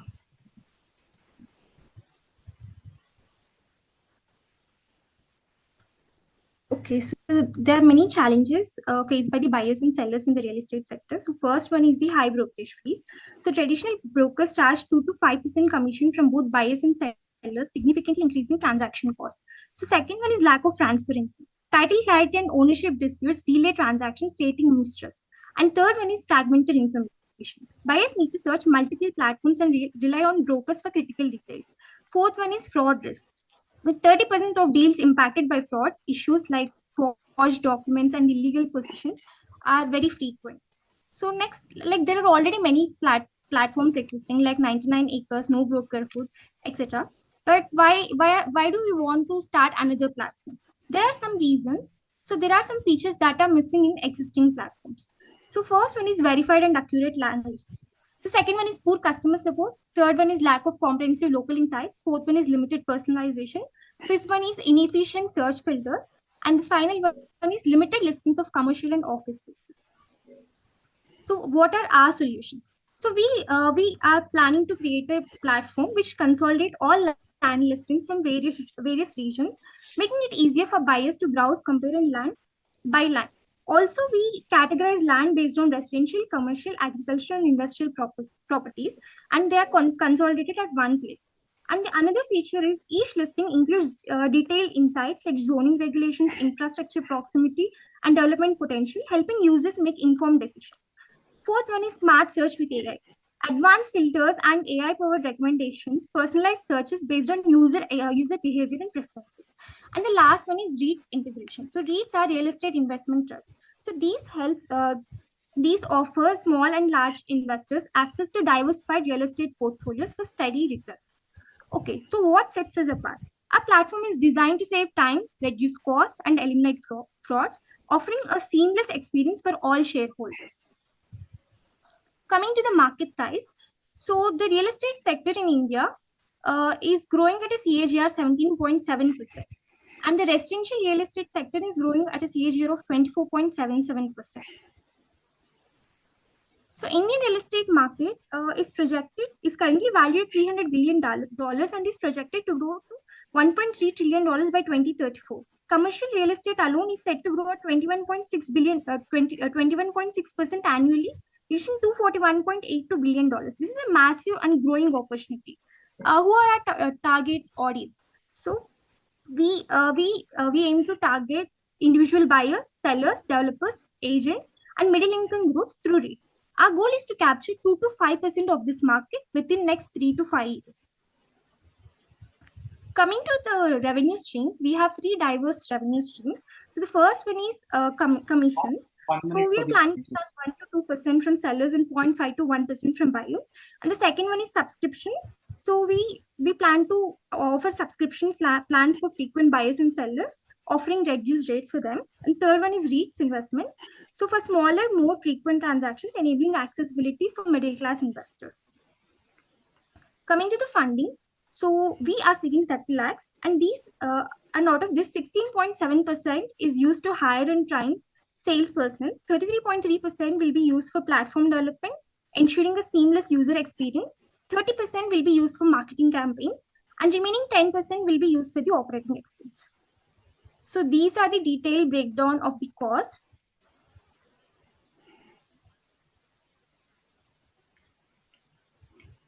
And coming to the valuation, with this funding, we anticipate achieving a first year valuation of 3.6 crores. Over the next 7 to 10 years, we envision national expansion, potential acquisition by larger platforms, or even an IPO as a way to scale India further. And finally, Vinga isn't just a platform, it's the future of real estate in India. By making transactions transparent, efficient, and fraud free, we are empowering buyers and sellers to make confident decisions. We are Vashika and Ranjita. Join us in transforming the Indian real estate landscape. Thank you for your time. Thank you. Over to panelists for the questions. Thank you so much. You have talked about the major thing that you pitched was in curtailing fraud and transparency, bringing transparency and trust between the buyers. Yes. So, what is the feature in your platform that induces that trust and transparency between both the buyers and sellers? Okay, so what happens in the actual platforms like the 99 acres and the other platforms, they actually give an option for the sellers to post their land listings. But what we want to do is we want to hire a separate sales team, dedicating team, which will go to the buyers and sellers to list their properties. So they will verify all the details of the seller. And why should I believe what your sales team has done? Means what is that will induce that trust and faith in your platform with Vindhya? So actually, we want to check all the documents and the listings, like before listing the properties. We'll check all the documents and list the properties. Okay. Thank you. Okay, I have a question. I mean, the first thing is I'm like, can you give me one line happy flow compared to the other? Other existing model, happy flow. Like as a buyer, imagine this: I am a buyer. What I am not getting it at the existing systems. What is the one unique feature, unique pain point you are addressing to me? So transparency is the major pain point. Okay, fine. In as Amol has highlighted, what is there any technological backup, or is there financial backup, or is there any legal framework backup? In what way it is? So, sir, we will check all the documents. Like there'll be some documents. Like once the land registration is done, there'll be some documents with the VRO office and all that.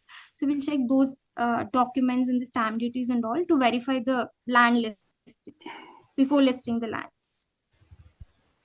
Okay. I just one understanding is there is I'm trying to understand it. Can you help me to understand how much a primary and secondary research has been done on this idea? I mean, there is a projection, financial, everything has been done. So I wanted to understand how deep the primary and secondary research has been done. How many groups or how many stakeholders you have engaged, and what is the insight you have? Have you got any insights? Because I wanted to understand, because there is from the presentation point of view, I have some concerns, but you also have you actually unknowingly, knowingly, you have unraveled one of the highest potential place, but you haven't noticed it because you have not. I'm just trying to understand that. Have you noticed that area?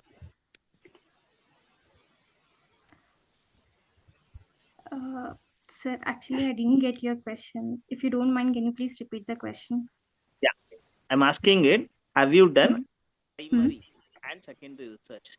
I mean, there is extensive secondary research is there. Like you have done a lot of papers, white papers, and other lot of statistics has been posted here.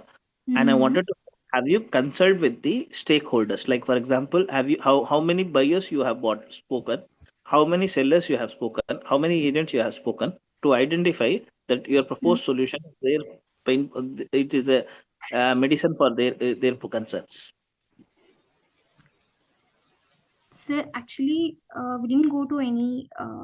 So whatever we did, it was mostly secondary research. So whatever we came to know, it was majorly through news articles. Okay. So we haven't done any primary research. Okay.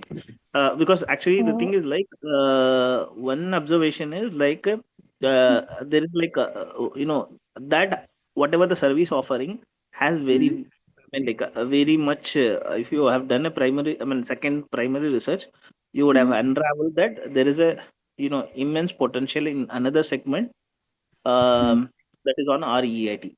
You can focus in that. Yes, sir. I Right? mentioned in the PPT as well No, about no, actually, REITs. no, no. You have mentioned it. What I'm saying is, there is a actually the whole concept itself would have taken in some different tangent itself. Thank you. Okay, sir. Thank you, sir. Biggest challenge is in this sector, land acquisition, land. So this is the biggest challenge. Genuineness of the land is very biggest problem. Yes, sir. So if you can convince a buyer that it is the genuine land and the person who is the land is genuine, then it will have good means it will run very fast and it will garner many revenue for your website. Yes, sir. Sure. Thank you. Thank you, Varshika. You should also have a plan that how to bring that trust. That you should be talking that trust. This is what the feature of my that will induce that trust. Thank you. Okay. Just wanted to share. You should be Thank you, stressing on Varshika. that. Thank you, Right. sir. So, Diksha, if you can bring up your screen. Panelists, you'll have 15 seconds to please fill in the evaluation for the last team. Varshika, her team number is AIWOS 21281. Great. Thank you. Thank you, sir. Thank you. All the best. So, Diksha, please share your screen. Okay, whether I can start my presentation, sir? Yes, Just give can. us Give us screen. 30 seconds. Can you give us a 30 seconds? That would be great. Sorry, you just want 10 seconds of time, right? Yes, yes. Sure.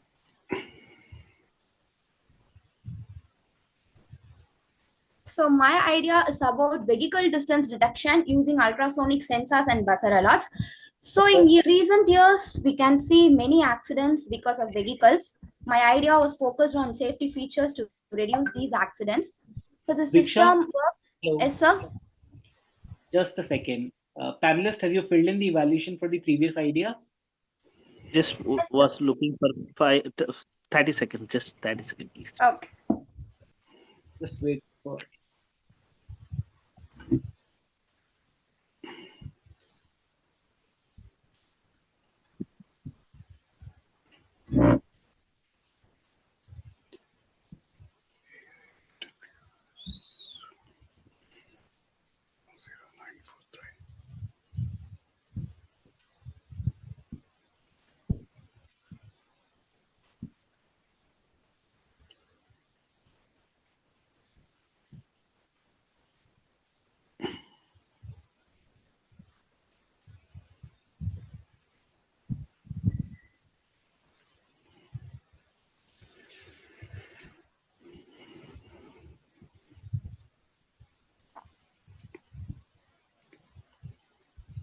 Are we good to start?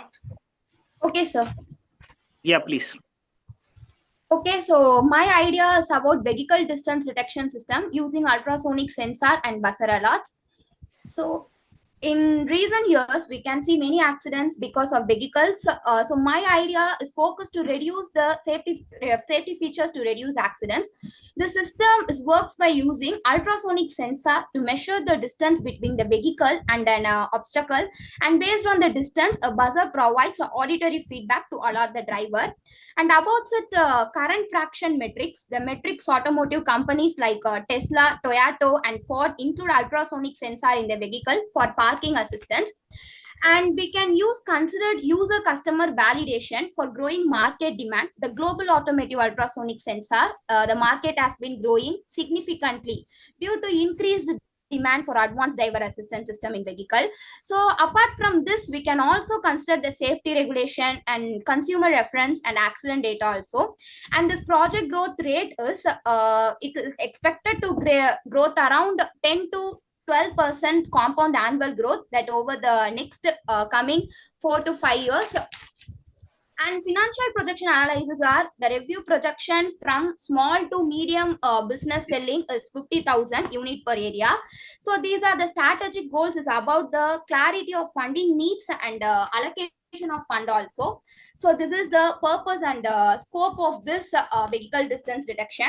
And for allocation for these funds, the total funding requirement is 20 crore. For we can allot it this up to the specific users. For research and development, we can allot it 20%, that is 4.15 crore. And for other times, and for manufacturing and production 30%, and marketing and selling for 25%, and operational cost is 50% at the time of last scaling 10%. So this is the overall funding about this. And the objectives are for design and development, so it can distance the between one vehicle and another vehicle by using ultrasonic sensor, and the sensor detects the distance between the vehicle and it immediately alerts the buzzers, so the driver can automatically stop the vehicle, or it can also to stop the reduce the vehicle speed based on this. And this performation evaluation is to test and evaluate the system performance of various conditions. We can further test it, and the potential benefits are also access to it. So, this is eventually involved in future developments and enhancements also. And the system, this is a system implementation, so we place the sensor that, and that sensor will calibrate the speed of the distance over one vehicle another vehicle, and it's interact with the system vehicle systems. So this is testing system testing, that is how is the test scenario and performance metrics, whether what is that accuracy of the vehicle distance and the response time and control environment, and the drive and speed of the driver, whether it is low speed or high speed.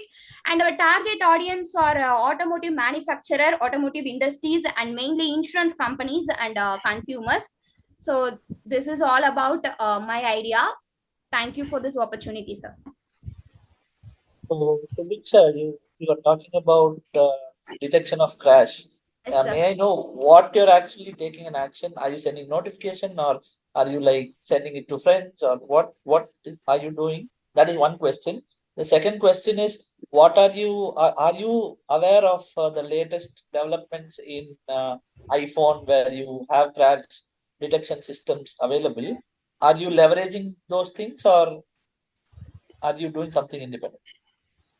I have an idea to create the prototype for this, sir, for a distance detection.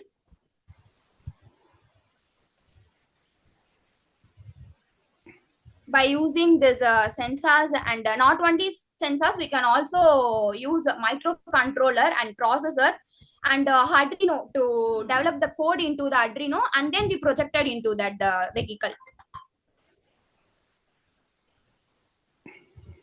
Correct. My specific question was, are you going to leverage any of these, latest technologies that will already insert a notification system for you in the system that you're going to build?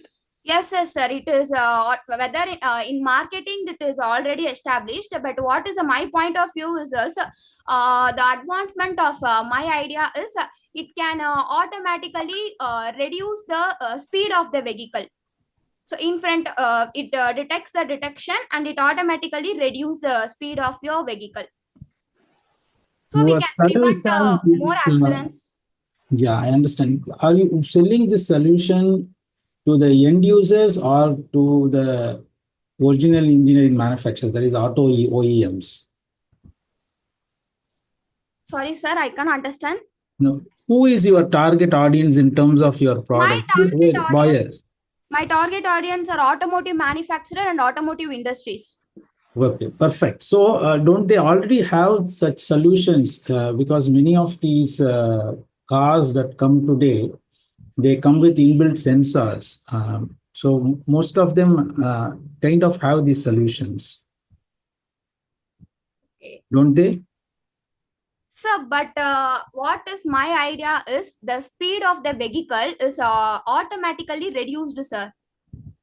So whether you are going 60 or 70, it detects the vehicle in front of you, and the vehicle and speed of your vehicle is automatically reduced to 20, 40, like that. See, I understand this auto braking. So the idea is kind of would not work in the city traffic. So it will only work in the highways, and even in highways, this autopilot. See, that is what is this auto car is all about. It needs much more intelligence, because you slowing down a vehicle can actually result in death if you do not really understand your other vehicles that are behind you and the stuff. Yeah, So the other vehicles also reduce the speed, sir, because of your vehicle reducing the speed. No, so it detects the speed of your vehicle, and it also reduce the speed the other vehicle. Because just highlighting to, I mean, like we are nearing the times. So three things, my observation. One is there is a like immense trend I able to see that like you are trying to be hold the technology part, which is you have not. I mean, like there is yet to demonstrate it, but you are I mean, like there is a state in basically when you are developing a product, you have to love the problem, not the solution. There is a trend like we able to see that like you are very much focused on the solution and then not the problem. So that is one suggestion. And second suggestion, and attenuations and resolution of such sensors, have you studied it and how resoluted for the large components like this? You maybe have a different application segment that might be work very well. For example, you may have a very precise, maneuvering of the like small machines or small components or small devices that can be used. But the thing is, like, either you have to zero down the segment or the technology. If you are laying down the technology, focus on the solution application. That is true. And third is like I wanted to understand that there is a huge, immense detail have been put it across in the roadmap. Do you have a POC? Do you have any patent, or is there any process that enable you to be go to first and preserve that in the market? Your market capture. That is my question. I'm like to develop my prototype, sir, for this. Okay. So it is in an idea stage. Are we agree with this? Yeah, okay, I will agree with this. It is an idea stage, and I want to develop it. Wonderful. Okay, Okay. thank you. I think 841. Can you repeat your application number? 10943. AIWOS 10943. Thank you. Okay, thank you, Google sir. Google Wyoming has been doing it for many years. They have been testing this thing from many years. So you have to keep that testing period also into the picture with your working capital.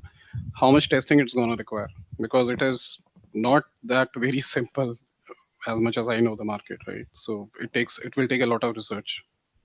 But 100% good luck. valid. Thank you. Agree with Mr. Amulya, and there is a huge validation is in process all the times. So thank you. Sorry, just like can you just put the once again the number, because I'm very bad with numbers. AIWOS No. Put it in a 10943. chat.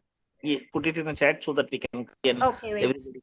Okay. Just for clarity, are you able to see her name on screen? Sir, are you her name on No, the that is screen? the problem. That is the problem. My screens are Okay. linked. I'm sorry. AIWS, I'll put it in the chat.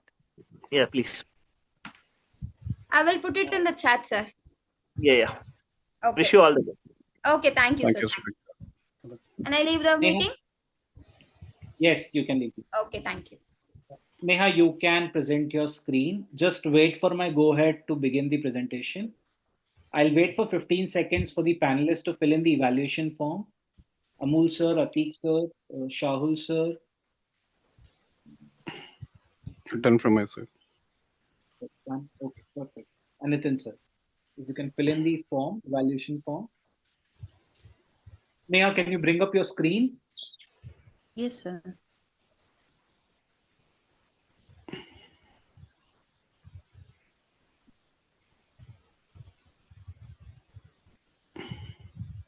Am I visible, sir? Yes, your screen is visible. Um, Your time starts now. okay, sir. 2140. Imagine you are planning a wedding, a once in a lifetime celebration. You want everything to be perfect. The decoration stunning, the catering flawless, and the photographer ready to capture every beautiful moment. But instead of every beautiful moment, instead of enjoying the process, you find yourself scrolling through endless websites, making countless calls, and wondering if the vendors you choose will deliver or not. This stress is not unique. It's a challenging faced by millions of people every year. Now imagine a world where craft your dreams celebrating is as simple as a few clicks, and local vendors get the visibility and opportunity they deserve. Hi, I am Neha Naik. I am third year student pursuing BTech in CSE with specialization in cloud computing. And I am here to revolutionize the event planning experience with a platform that brings customer and local service provider together in a way that never been done before. Now we have this context of tables where I am exploring in it. The problem planning an event today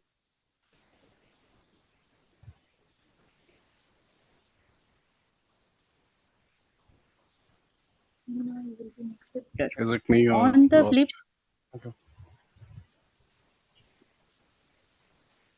uh, on the flip side, local vendors, despite their talent, struggle to gain visibility, manage inquiries, and scale their business. The result frustration, insufficiency, and missed opportunity on both sides. And our solution is my platform changes the game. We provide for customer a one-stop solution where they can discover, compare, and book verified service provider with just a few clicks. Think of it as their event planning assistant, removing the stress and adding transparency. For vendor, a powerful digital storefront to showcase their skill, attract more customers, and streamline their operation, allowing them to focus on what they do best. Um, why this is important? This is especially important in a large unorganized market that currently lack a platform or resource to simplify the workflow in this area. Despite is a vast potential and the event service market is booming. This market remains untouched by innovation and technology-driven solution. Our platform aims to bring structure and efficiency to this space, leveraging the power of technology to unlock its true potential and make the process better for everyone involved. We are transforming an entire industry and market opportunity. India alone sees over 10 million weddings annually, generating a multi-million dollar industry. Add to that corporate events, parties, and celebrations, and the other opportunity to create impact at sales become innumerous. This is not just a business idea, it's necessity in today's fast-paced world. How it works for customer with they search vendors, compare options and reviews, book services, and relax and enjoy. For vendors, sign up, register, showcase their service, receive booking, and grow their business. And business model, how we can run? There are three types. We can charge the money from them, just commissions on each booking, especially on successful bookings. Second, subscription plans from premium vendors listing. And third, additional charges for customer who are getting additional features from us. Last one. Thanks. Thank you. Thank Over to the panelists for Q&A. We'll try to wrap it up in 3 minutes so that we are behind schedule. Is there any competition around competitors for this kind of a platform? I have never. No, sir. It's a unique idea and no one doing this. Um, my idea is come to here is a previous long story how I drop in this idea. So it's kind of a platform, like an online platform that you want to create, bringing vendors as well as the end users, Yes, sir. and So like having them tie up. Okay. just like Blinkit, Zomato are doing, and Okay. just looking the service is taken to customers. Thank you. So who are going to be a major initial segment of users you are going to target? There seem to be many segments, right? Like what are the first initial segment that you'll be targeting? Segments. What is segments in this question? So you're standing as a middle person, right? That party. So what are you going to focus on? Who are your focus users? Users all are interesting users who wants any party organization, any vending Yeah. celebration, So you birthday have party, many. cooperation. That is what I mean Yes, segments. sir. You have many. What is your Yes, first sir. initial target? The big market is on vending, and vending season is also on whole year in comes to only 2 to 3 months. After that, if you want to business extend and doing the business, so we can focus on others parties, small parties also. But the main party is vending. Because the vending uh, is a large amount of investment. There are so many customers who are looking for it in at a serious way. Okay. I have few questions and few suggestions. Yes, sir. Have you done a primary and secondary research with the stakeholders, like people who are recently married, less than 3 months? Have you done it? And I mean, what is the scale of the research as you have done it? Yes, sir. Yes, sir. Just in November, my friend's sister's wedding in Kerala. Okay, so she got married, and I'm looking by video calling, and I gave them idea because she is also AI engineer. So idea of about my this startup idea, and she is also impressed. So then her friend also vending is also coming in this January. So she doing this my business model applying in this, and she got 2.5 lakh commission from it, just connecting their friend to their vending the vending provider, and got 2.5 commission easily. And now she also trying to do this business in Kerala, local vendors, and in like corporate parties and birthday parties all. So Have after you? that, yes, Okay, sir. actually, the thing is like I think there is like actually similar like your solution. Actually, there are multiple players in the regions are there. Just actually they don't project as like look for the premium event organizers, contractors are already there, that the element of integration in technology comes there. But before that, there's already, through the systematic way, there is already existing system is working, and it is working so efficiently that there is no interventions has been tried out. I mean, interventions, if we tried it also, there is a very less market penetrations happen. So I Yes. would suggest that is the area which like the solution which we propose has to be backed up with the research. That is very much missing. The most of the research has to be done, I mean, in consultative with the who are already stakeholder. That is what I feel like you have to be very focused on it. And second thing is that the volume of the ticket is fine, but what is the repeatability? How have you estimated in on that? Because there are like there is like you said like no player. I can count 8 players, and all the I mean like actually the proposed system is already in function with every marriage hall. They now you just have to go to them and tell the date. They will arrange everything in the system, and they also have everything sorted. So basically there is no portal is exist, but already system is already in the place. How are you going to beat them? Sir, first of all, you told me that the big organizer, yeah, event organizer are in this field are doing locally. So one of my uncle in Banaras, they are big event, like a booking hall and this type of they are doing. So they know about my idea and contact and tell me that this is the big idea, and they shows what stops them. So is sir, can I speak in Hindi if you don't mind? नहीं हम समझते हैं हिंदी भी बता दीजिए. Thank you, sir. So I am from Uh, Tamil Nadu. Okay okay, thank you sir.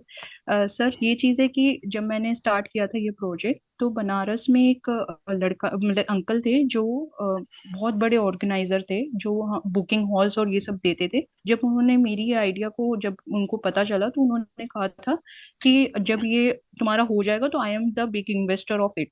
तो मैंने reason पूछा कि आपको इसमें क्या मतलब ऐसे लगा, क्योंकि आप खुद इतने बड़े, आप इतने सारे कस्टमर्स ले लेते हैं, सब कुछ कर लेते हैं, वो कर लेते हैं. तो उन्होंने मतलब उस दिन मेरे से पूरा क्लियर नहीं बताया, बट उन्होंने बोला है कि हमारा भी जो रीच है कस्टमर्स के, वो इनसफिशियंट है जब तक हमें कोई रेफरर नहीं देता है, कोई हमारे बारे में बताता नहीं है किसी को कि ये वाला आदमी अच्छा काम करता है, तो आप तुम इसका एक ये देख के कर लेते हो. जैसे कि मेरे को अपनी शादी करनी है, तो मेरे कोई कजन ब्रदर या किसी के हो रखे होंगे, तो वो मेरे को सजेस्ट कर देते हैं या बड़े पापा सजेस्ट कर देंगे, तब मैं करवा लूंगी.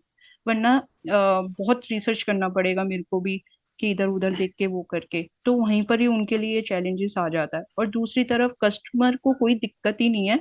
अगर आजकल सारे कस्टमर्स बहुत ही जो इजी वे गो ऑन में जाते हैं, जहाँ पे अगर उनके फोन इंस्टाग्राम में भी काफी डेकोरेशन दिखते हैं, वो देखते हैं और वहीं से कांटेक्ट करते हैं. मैंने ये रिवोल्यूशन देख चुकी हूँ.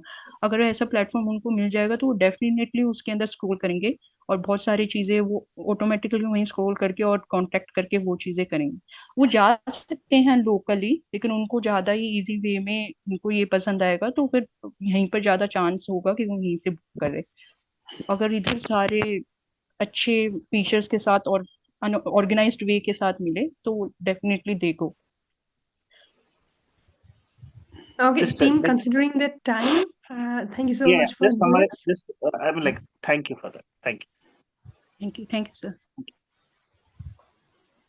Okay, perfect. So we'll go with the next team. Kamini, if you know the next We team. need to fill the form. Yes, Can we? yes. While we are inviting them in, you can go ahead and take your time for 15 seconds to fill the form. Can you just repeat the number? Which form, sir? 21404. Sir, which Thank form, sir? No, that's not for you. That's just the Okay, okay. evaluation form for the mentors. Your email, your ID they needed. It was Okay. 21404. Okay, ma'am.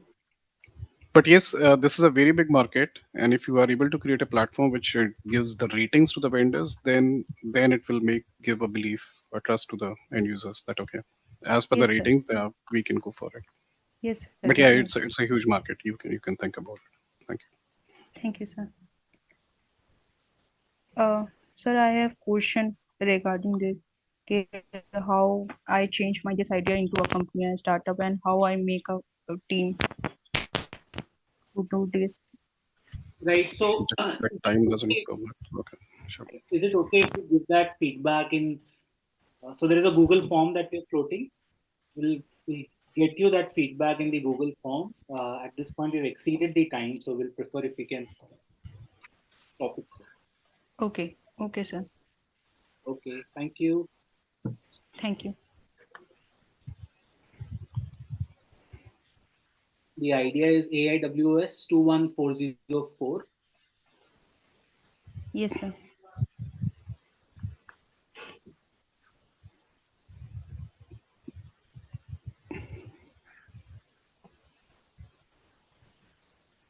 Right. Next up would be AIWOS 10511.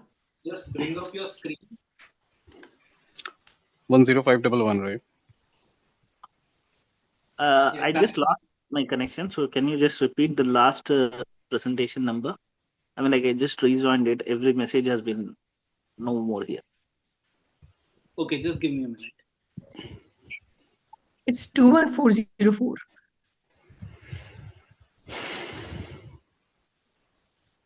This was last, right? Yes. Thank you.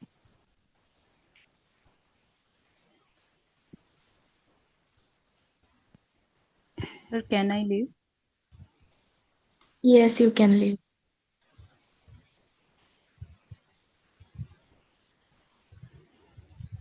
Meena, if you can bring up your screen. Sir, actually, I don't prepare PPT. Instead of that, I can say, sir. So will you be coming on camera? Okay, sir.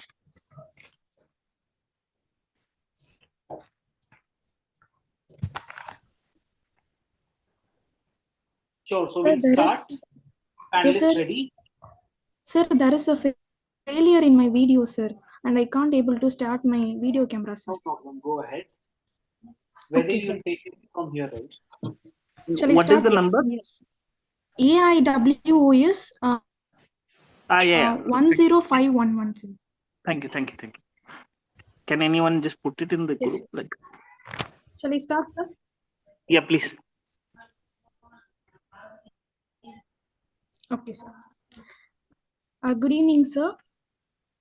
I am Meena. My idea number is AIWOS 10511. My idea is about digital charger. In today's world, charging devices act as a constant challenge. Nowadays, the charger's efficiency and it takes more time for charging, and people came to frustration. So, for that, I suggest, and the solution for my idea is about digital charger. Why I choose this idea? So, digital chargers we can use to overcome those charges, and digital charger is a device. It is based on advanced technology, provide fast, efficient, and charging for all gadgets. Not only mobile phone, we can use laptops, and the lamps nowadays we are using with the help of a charger. We can use digital chargers with the help of that. And nowadays people using eco-friendly cars, scooters with the help of batteries. So for that we can use digital charger, and it will be helpful to know whether whether it's charging or not. And we can say we can see that the battery, it's whether it's fully or it's dead.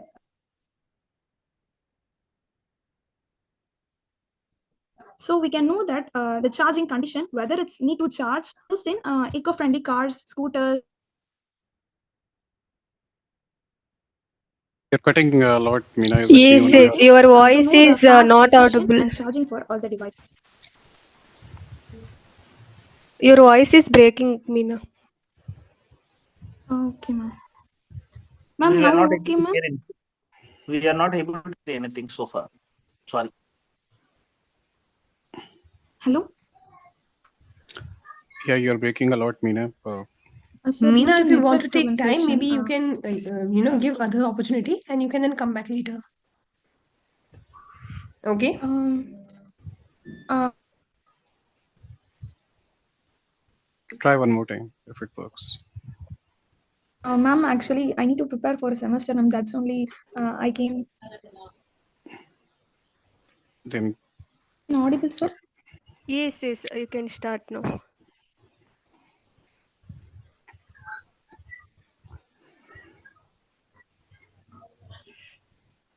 What do you mean by digital charger? Now that you are, we understood you want to bring up the digital charger. So how, like from the USB cable, like HDMI, Type C, you want to charge cars? Is that what you're talking?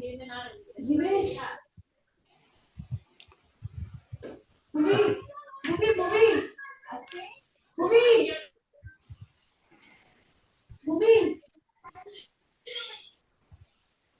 Whether I think we can put her. Sir. Yeah. Sir, now it's okay. Yes. Meena, I think you can maybe join us later. We'll give another team a chance, okay?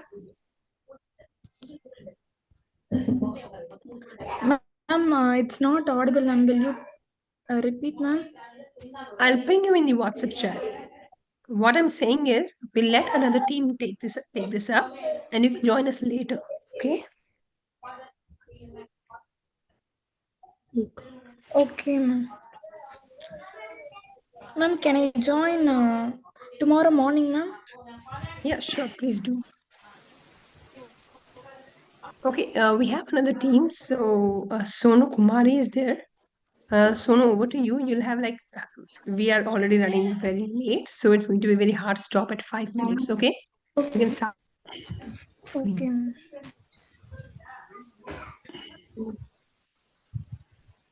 Is it visible, ma'am? Hello, ma'am. Is it visible? Yes, yes.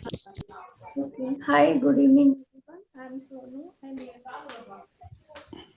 Uh, Sorry, you're not audible, we are Sonu. not able to hear Sona's voice. So can you mute the other people? Yes, Sonu. electromagnetic, we aim to redefine hydrogen production with advanced electrode material.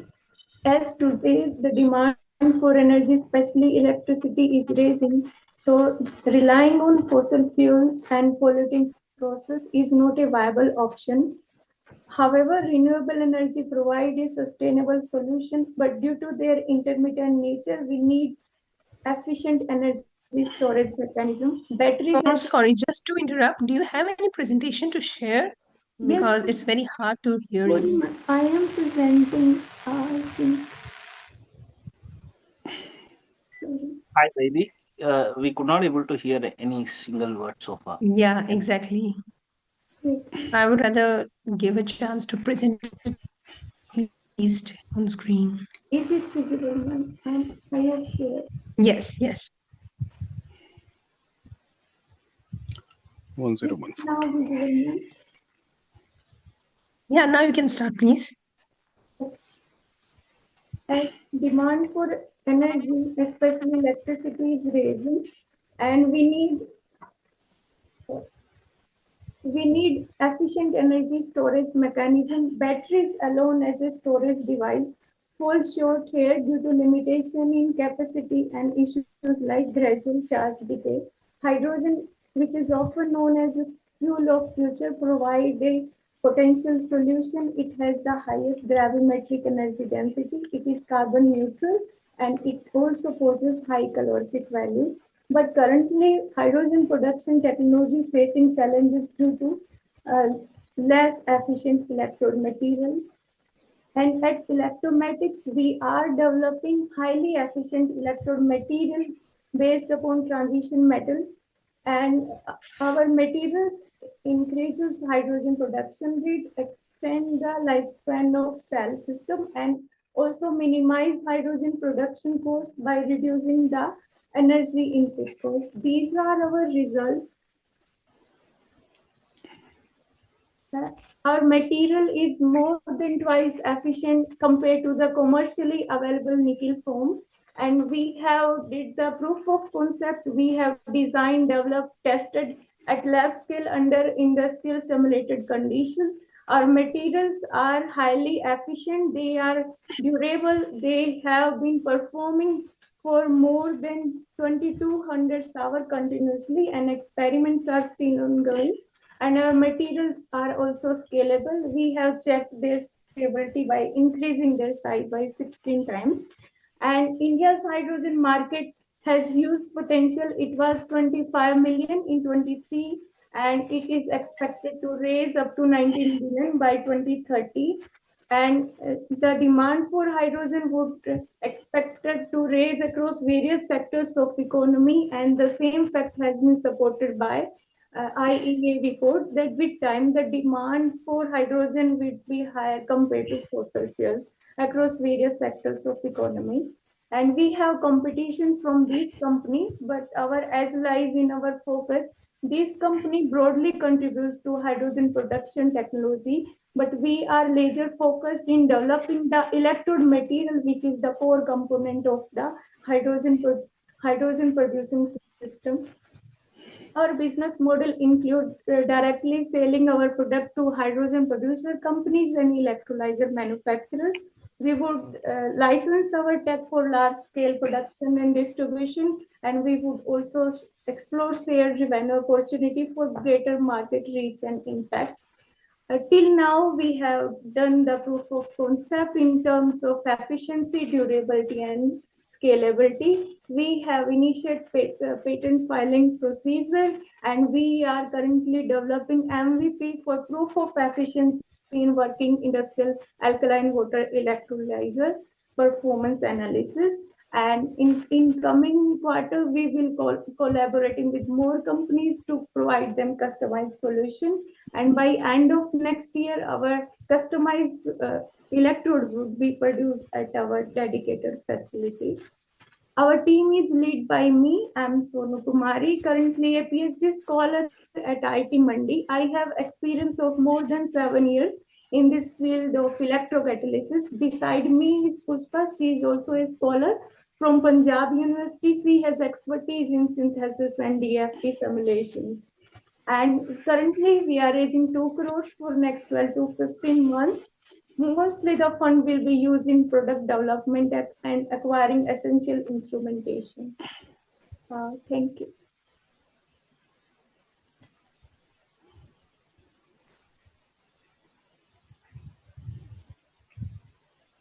Have you guys worked with any companies like it's a very large scale production?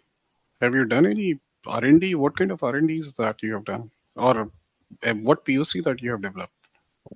Sir, I have made material at lab and tested it under simulated conditions. I What have material is worked that? with industry.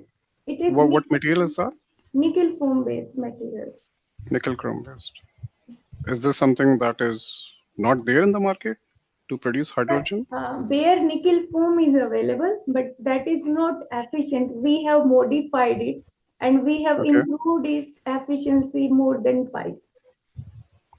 So this nickel chrome is going to produce more green hydrogen compared to the Nickel- other products in the market? It's not like, rate of production will be higher with the same input energy. So the cost of hydrogen production will be reduced.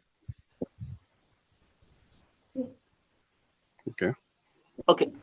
Just to understand the context, is there any, I mean, like this nickel foam, which you have it, have you done any study on the high and low temperature environmental? Have you done a simulation on it? High and low temperature dynamics, fluid dynamics using the in the nickel foam? So we are using a DFT simulation for finding the material and without doing actual experiments to optimize material. We are using DFT simulation for that synthesis and design. To put it in the context, a DFT simulation and a real-time solution, when you are in a Brownian, like when you have a fluid in the flow, there will be enhanced variations of the, because of the your foam is going to be microspecial, there is a variations is going to happen.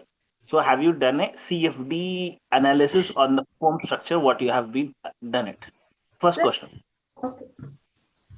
And second question, have you benchmarked with the existing nickel-based, the foam structure, which is used in a nickel and platinum-based catalyst systems in the production of hydrogen?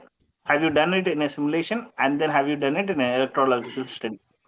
Sir, as I share, we have used our made material in water splitting setup, that is electrolyzer at lab scale, which has been running for 2200 hours and doing the water splitting. And we are using a DFT only to find the material for our for finding best efficient material to optimizing the concentration of precursors and all. So we are using DFT for that synthesis purpose only. Experimentally, we are doing real-time experiments. So two suggestions I have it, and I want to wrap it from my end. One is on the repeatability, like this may be a wonderful pattern, but the production capacity wise, what are the technology and processes that can be used on the production level? Two, and there is like when you are positioning as a hydrogen system, you are going to have it in a high flow and various temperature and temperature flow, and there is a inertia and fatigue systems will be there. If there is a parallel, at least simulation test has to be done. Then the how much erosion, how much is the foam, because if your efficiency is based on foam, then how much it is deteriorating, what is the cycle of fatigue, what is the cycle of creep, that has to be thoroughly analyzed. Then you can able to project. And second thing is that the timeline which you have shown it, if you were going hand in hand with the simulation and product development, even that in that sale also the timeline is very short. Very. Okay. Thank you. Thank you. Okay, we are running out of time. I think we can move to the next.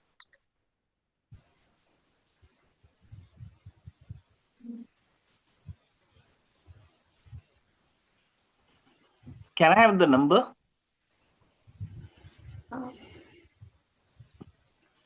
Can somebody put in a group, a chat? Yes, I will just do. Wish you all the best.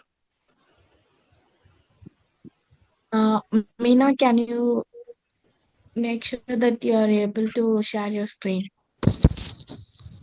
Sorry. Ma'am, shall I start, ma'am? Yes. Yes, ma'am. Meena. Yes. Okay, ma'am. Shall I start, ma'am? Okay, ma'am. My Just before the that, idea is meant about the digital charger. panelist, were you able to score the previous idea? I did that. Just give us 5 seconds. Yeah, of course. Just we'll have 15 seconds for you to mark the ideas.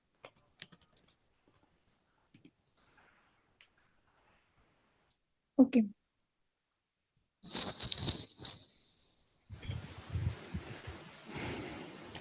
Meena, are you okay with the technicalities now? Yes, ma'am. Now okay, ma'am. Okay, great. You Okay. can start off now. Yes, ma'am. Good evening, everyone. I am Meena. My idea is about digital charger. In today's world, charging devices acts as a constant challenge. Nowadays, charging efficiency was reduced, and it takes more time for charging. People came to frustration. For that, my solution or my idea is about digital charger. Why I choose this idea? Because of that. So digital charger is nothing but it's a device. It is based on the advanced technology and it provides fast, efficient charging for gadgets. So not only we can use digital chargers for mobile phones, we can use this for laptops. And nowadays we are using lamps like lamps, but we are using chargers. So for that we can use this digital charger. So nowadays people using eco-friendly cars, scooters with the help of battery.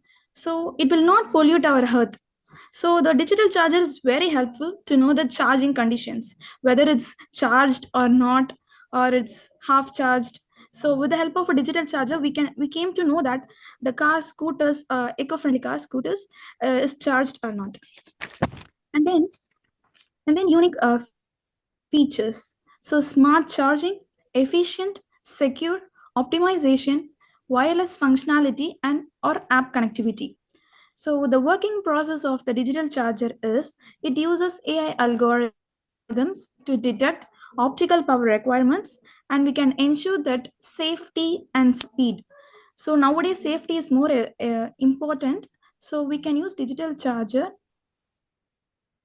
by ensuring the safety, and we can ensure the speed also. So charging is most beneficial, and while we are traveling, professionals, some charges, they need charges, and it takes time for charging, and they may get frustrated or anger. So for that we are using these types of charges, and it will make their time as soon, and it will be helpful for those persons, and we can use that. So one charger we can use for every types. For example, laptops, mobile phones, we can use this charger for everything, and there are benefits also. So it is against overheating and overcharging. So nowadays the chargers are we are using, and if it is 100% charger means it's going on charging and it's overheating.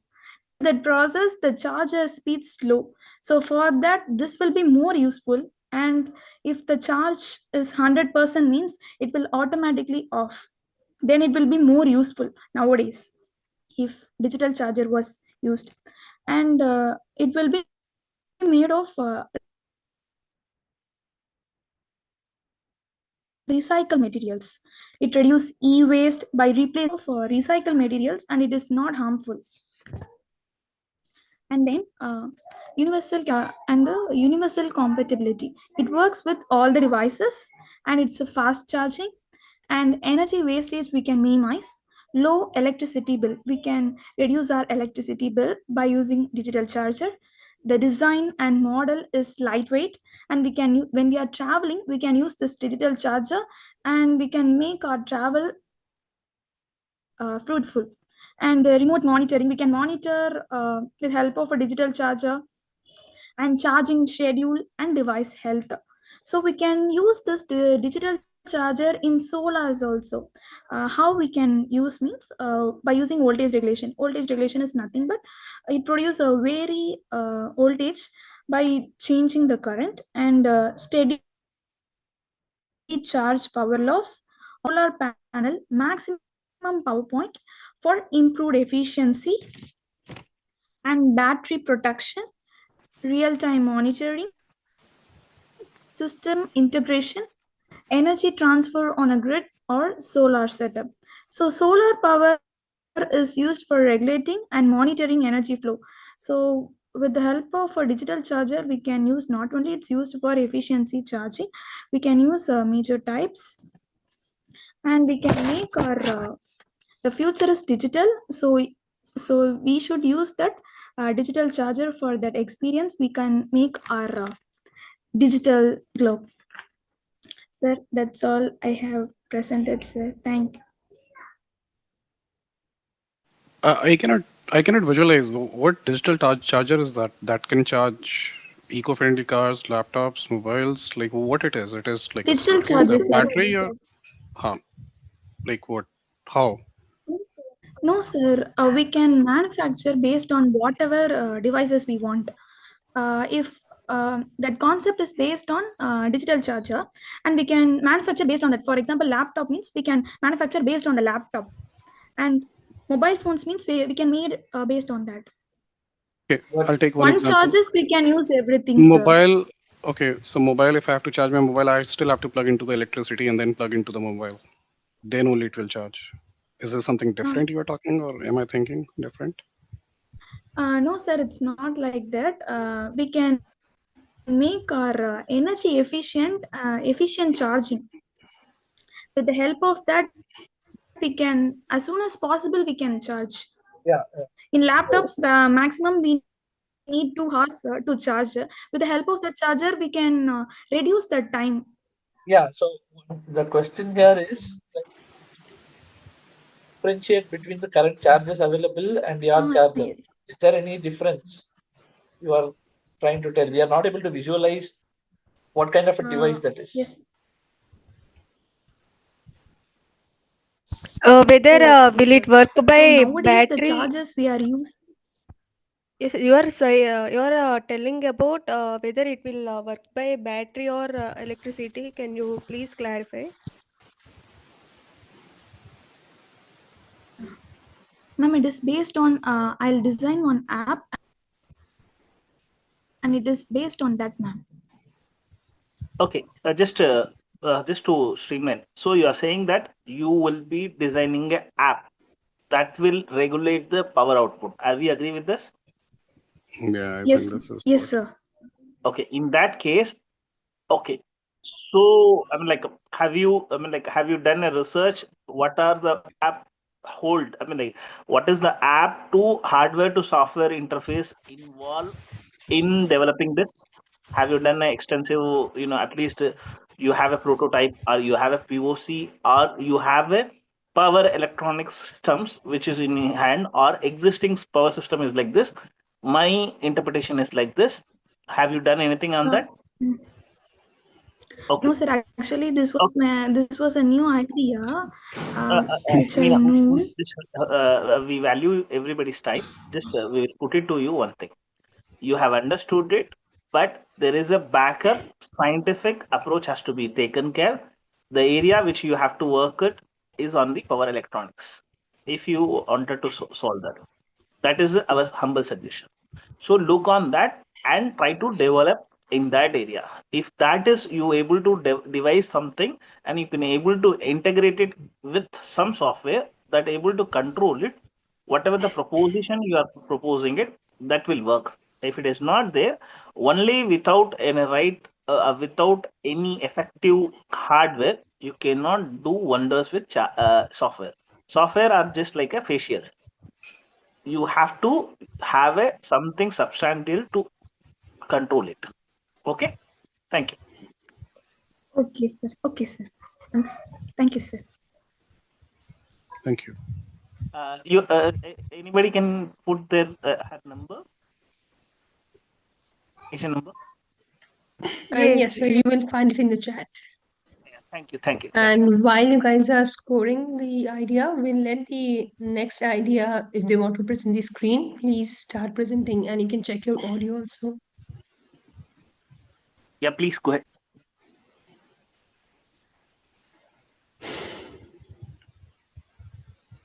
Hello everyone, my name is Zara Ahmed and I am a 19-year-old student currently pursuing my BTech from NIIT University, and this is my idea. So let's just be real. Electric vehicles are taking over these days very rapidly. They're not just the future, they are the now. Everything has been turned into EVs, whether if we talk about in India or we talk about abroad, cars, trucks, small cars, bikes, everything are turning into, even commercial trucks are turning into EVs. But there's a huge problem holding back the industry. Traditional motor systems are expensive, inflexible, and just not built to keep up with the speed of change. So, what if we could make a motor more smarter, more adaptable, and cheaper to produce? That's what my idea is. I am planning to develop a high efficiency modular electric motor systems for EVs.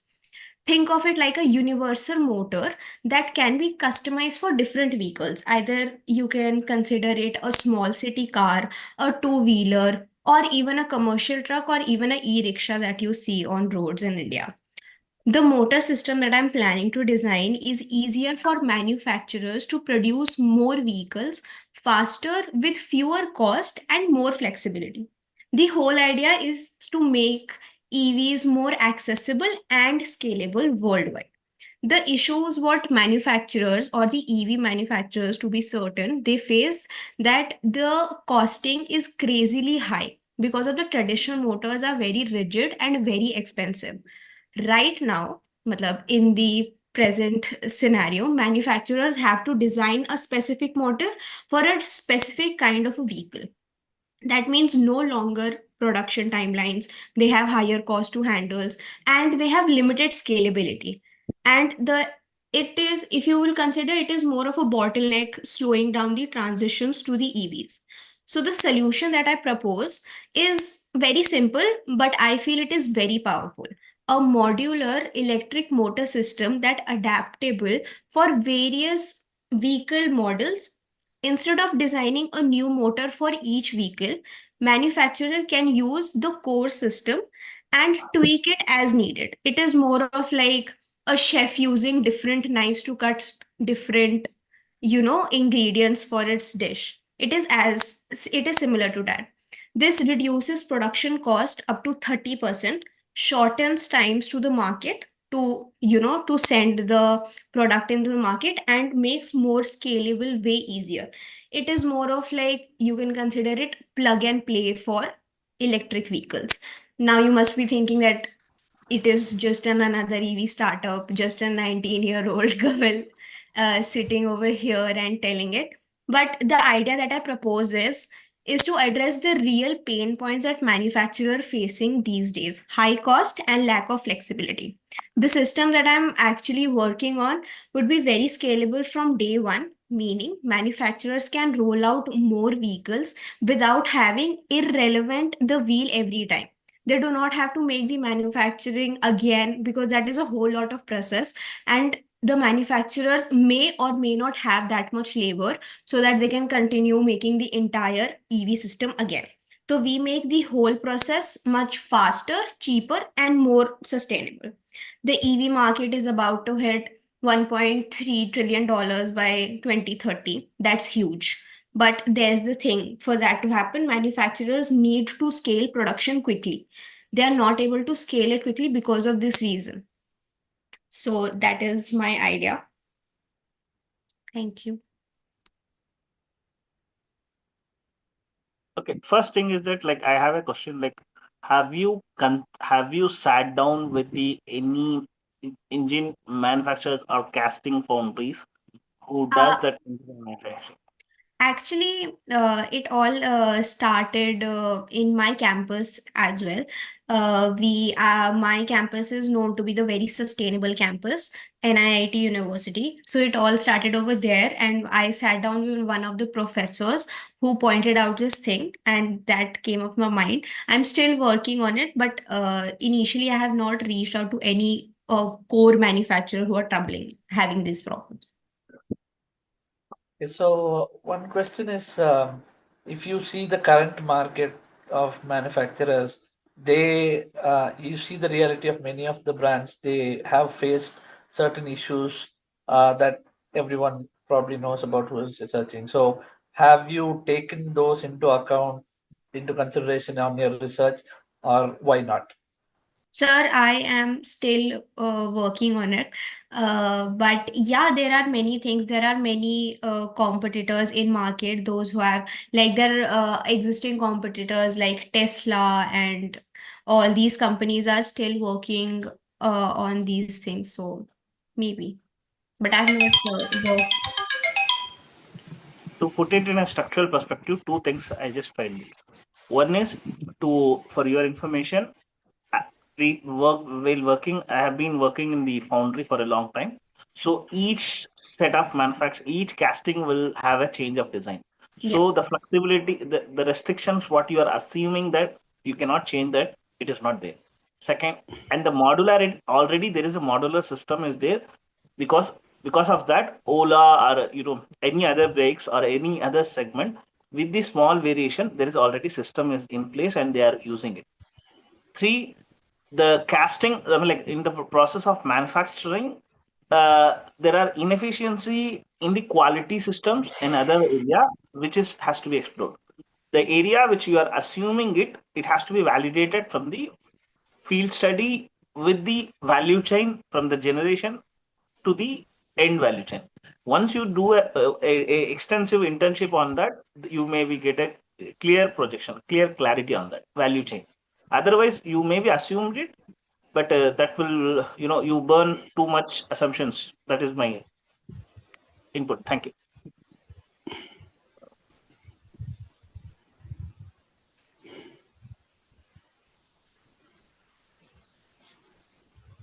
Uh, her number is her application We number. will just chat in the, yeah, you can find in the chat.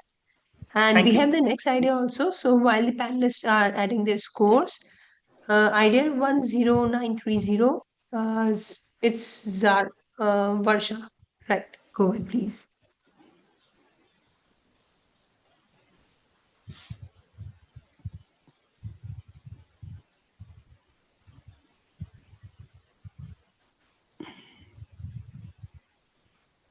Can we start?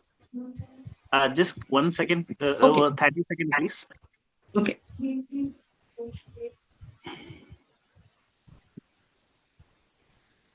Meanwhile, Varsha, if you're going to present, can you please check?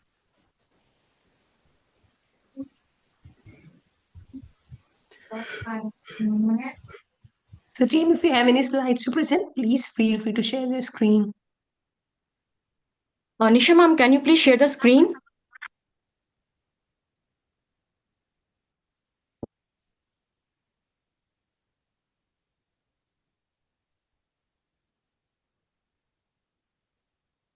And we can start now. You will have 5 minutes to present your idea. Visible? I think it is coming up. Yes. Yes, we can see it. Well, good evening, esteemed panel members. First of all, thank you for giving us this opportunity. I'm Varsha Verma, leading this initiative as Managing Director, and with me there is Nisha Verma and Sanjeev Arora as our technical expertise. Before we start, I want to share a perspective that highlights climate is getting adversely affected with human activities. Means we are consuming resources endlessly, like a virus, which are doing a great harm to the environment.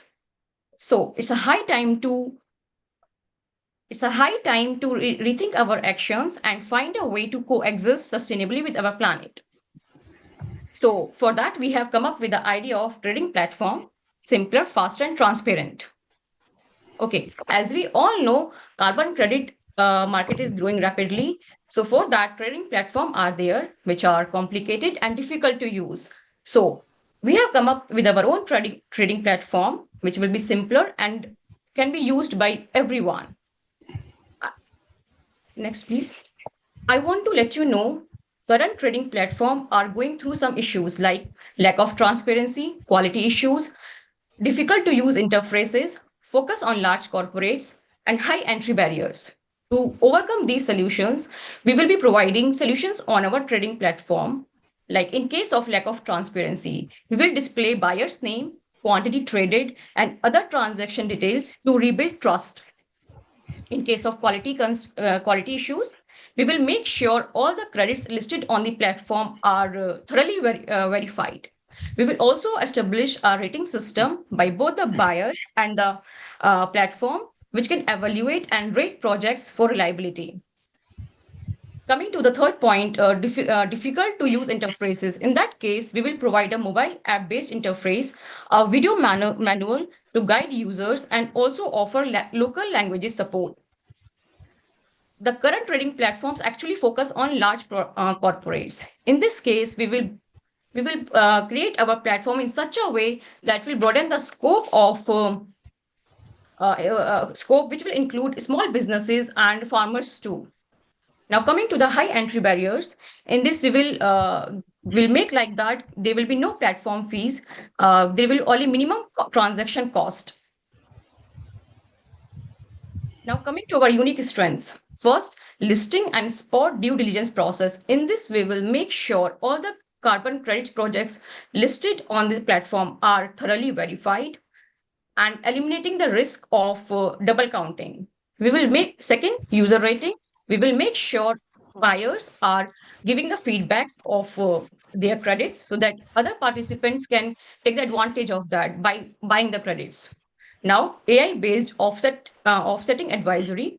In this, we will make sure AI-based recommend the best carbon credit offsets to the users according to their needs and preferences.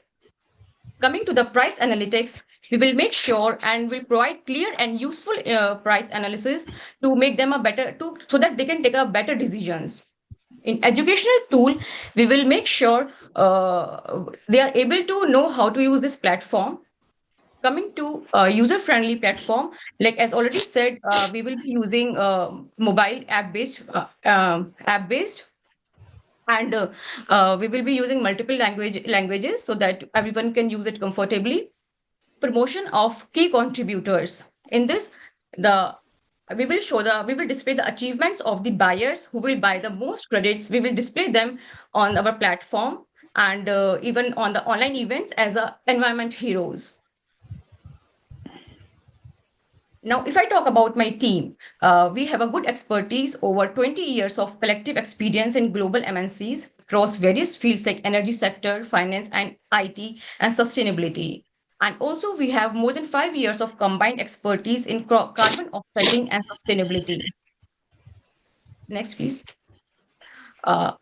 We also have a plus point that we already have existing relationships with current buyers and sellers. In that case, we will be able to migrate current buyers and sellers to the platform immediately, ensuring early liquidity and adoption. We also have a list of 500 plus corporates who have bought carbon credits in the last 5 years. We can also use referral programs for retail customers, incentivize early users to refer others, offering rewards like reduced fees and additional credits. Next, please. Okay, it's time up. Please shrink the content and try to wind. Okay, I will talk about my revenue stream. We have two plans like basic plan and premium model. In this, basic will be like there will be high volumes and less margins. And in our premium model, there will be high margins and less volume. In premium model, it will be like we will provide suggestive pricing for buyers and sellers based on market trends. In that, we will charge them 1% of cost for their listed quantity and 5% transaction fee on successful transaction. Now, coming to our ask is 3 crore, in which capex will be like 1 crore and opex will be like 2 crore. Total expenses will be 3 crore in the first year. And we will start getting the profits in from the after the 3 years on this project. And if we talk about, actually, it's a emerging carbon market. And India is establishing its own carbon market, creating significant opportunities for growth in carbon trading and offsetting. India state governments are launching AR schemes for farmers, creating a significant opportunity to onboard them as potential sellers of high demand nature-based credits. Underreported, thank you. I think time is over. Well, thank so you. You guys are creating a platform where these kind of projects are listed out and other companies can invest in carbon offsetting projects. Sir, right, sir. So you are creating a platform where these projects are listed and the companies who are interested to invest, they can invest. Okay, all right. Thank you. So this involving a lot of little sensitive data and using an AI here, how are you taking care of the security of the data? Did you think about that part of it? Yeah.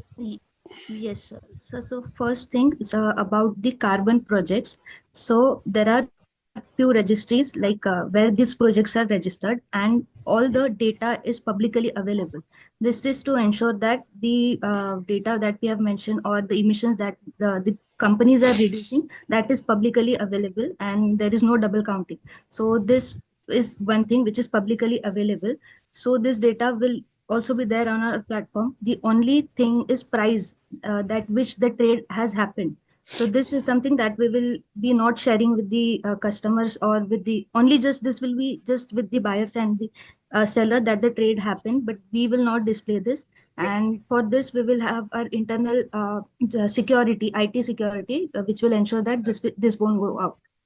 I'm just concerned because that part is a predictive thing that you're doing using AI, and that's the point of concern I'm trying to ask if you are holding any security thing on top of it. Yes, so yes, we have thought of it that we will have a double layer of IT security over it. But again, that's the thing. Once we develop the app, we will definitely talk to our IT support team to ensure this thing. Just to add here, sir, on this, our AI ML tool which will be mostly based on the Python programming, which will be based on a local server. It will not be migrated to the cloud.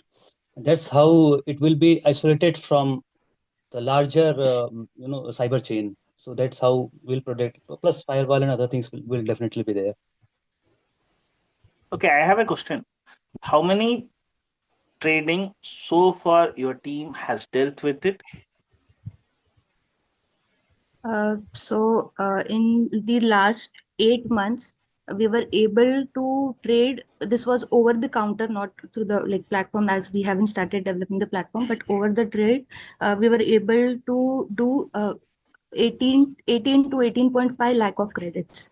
We were able to I'm trade. asking about the numbers.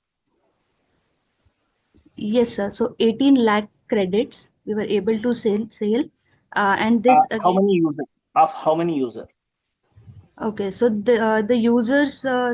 If we talk about the sellers, so we have around 120, 122, 122, 122 list of projects that we currently have, and we sold it to around 225 like buyers.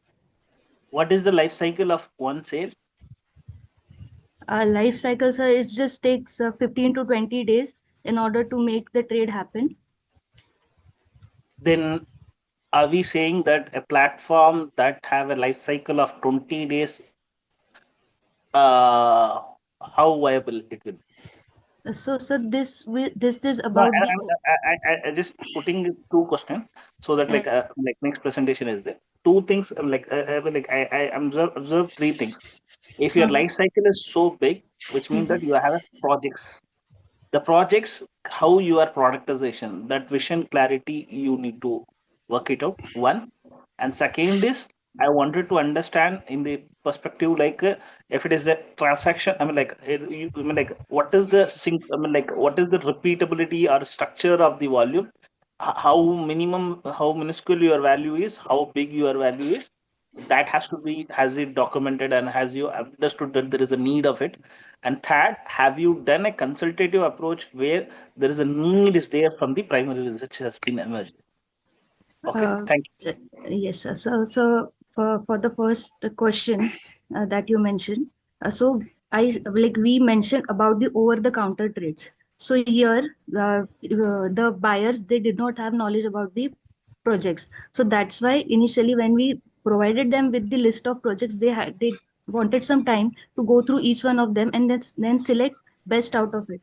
So this is the shortcoming of over the counter. That is what we want to solve with our platform. So once we have the platform, this time will definitely reduce, as all the details about the projects will be listed on the platform, so that the seller can just go and check, compare with other projects, and then select like which project they want to buy. So here we can reduce that cycle as compared to over the counter trade. And second part, so here the thing is, it is not just Indian transaction that happens. Sometimes it happens that we have buyers from another country, or maybe the projects are from another country. So in between, like there are taxation issues like 15 CACB, or there are uh, double DATT, double accounting taxation standard. So they have to fill some form and they need to do the process before completing the transaction. So this usually takes a period of 6 to 7 days. So this is one thing which will also be there via the platform. But this we can make sure that once the transaction is done, and then only we will sell the credits to them, or maybe we will retire the credits on their behalf. So here we can take care of the life cycle, like we can reduce it by 5 to 6 days. Thank Okay, you. sorry, team. I think Thank now you. we should move Thank on you. to the next idea. Okay. Thank you so much, team. It was an amazing idea. And the panelists will take some time to score the idea accordingly. In the meantime, the next team, it's 20003, Aditi. Thank If you you. have, you can turn on a video. If you have any slides, you can start presenting your idea. Yeah, ma'am. Good And evening, everyone. just a Can you minute. all? Let's just give Good evening. just a minute. Let's just give panelists some time. Okay. Yeah. And we will have the idea in the chat for you. Should I disconnect or something like that? Yes, Can I? yes, you can disconnect. Feel free to leave. Okay. Thank you. Thank you, everyone. Thank you. Yeah, over to you, Aditi. Please take up. Yeah. Good evening, everyone. Good evening, sir. Good evening, ma'am. Aditi, can you Yeah. be Good slightly evening. louder? Hello. Good evening, everyone. Yes. And do you have any presentation that you would like to Yes, share, or if you I'm can turn on sharing my video? presentation. I'm sharing my presentation. Okay, please go ahead. Yes, I've shared it. So, Great. can you all see my presentation? Yes. Yes. So, hello, I'm Aditi Walke and I'm excited to share a captivating concept with you today. In today's competitive digital marketplace, businesses need more than just products. They need engaging narratives. That's why I'm proposing a pitch for animated brand storytelling. We create captivating animations to bring a company's history, manufacturing processes, brand experience, and traditions to life through visually engaging stories. To foster deeper connections, deeper connections between brands and audiences by transforming static stories into dynamic, engaging visual experiences that leave a lasting impression. Value proposition. Our primary value proposition focuses on transforming brand narratives into captivating visual experiences through the art of animation. We offer not just storytelling, but a simplified understanding of complex ideas that engage and resonate with audiences, ultimately enhancing brand identity. The business problem is brands today grapple with several issues, including the ability to share their risk history and values effectively. There is an urgent need for differentiation in an overly saturated market, as establishing a connection with audiences who increasingly prefer dynamic content can be daunting task for many. The market opportunity, the animation and digital storytelling market presents expansive opportunities with a total addressable market of rupees 4 lakh crore experiencing robust annual growth. We are strategically targeting small to medium enterprises, large corporations and startups seeking novel ways to tell their narratives as demand for animated content only continues to rise. So we are targeting these 10 EV companies. There's 10 EV companies. The top 10 companies were selected based on their strong product lineup, competitive pricing, growing dealership network, innovative products, research and development capabilities, established brand recognition. And in the why not section, these in EVs, innovative battery technology, and market dominance are undermined by operational and customer service challenges, making it a risky choice for consumers and investors alike. Solution. Our suite of services encompasses customized animated show videos that effectively showcases brand stories, comprehensive packages covering everything from script to production. We adapt our animation styles to align with brand identity, ensuring clarity and engagement that captivates audiences and fosters meaningful connections. Our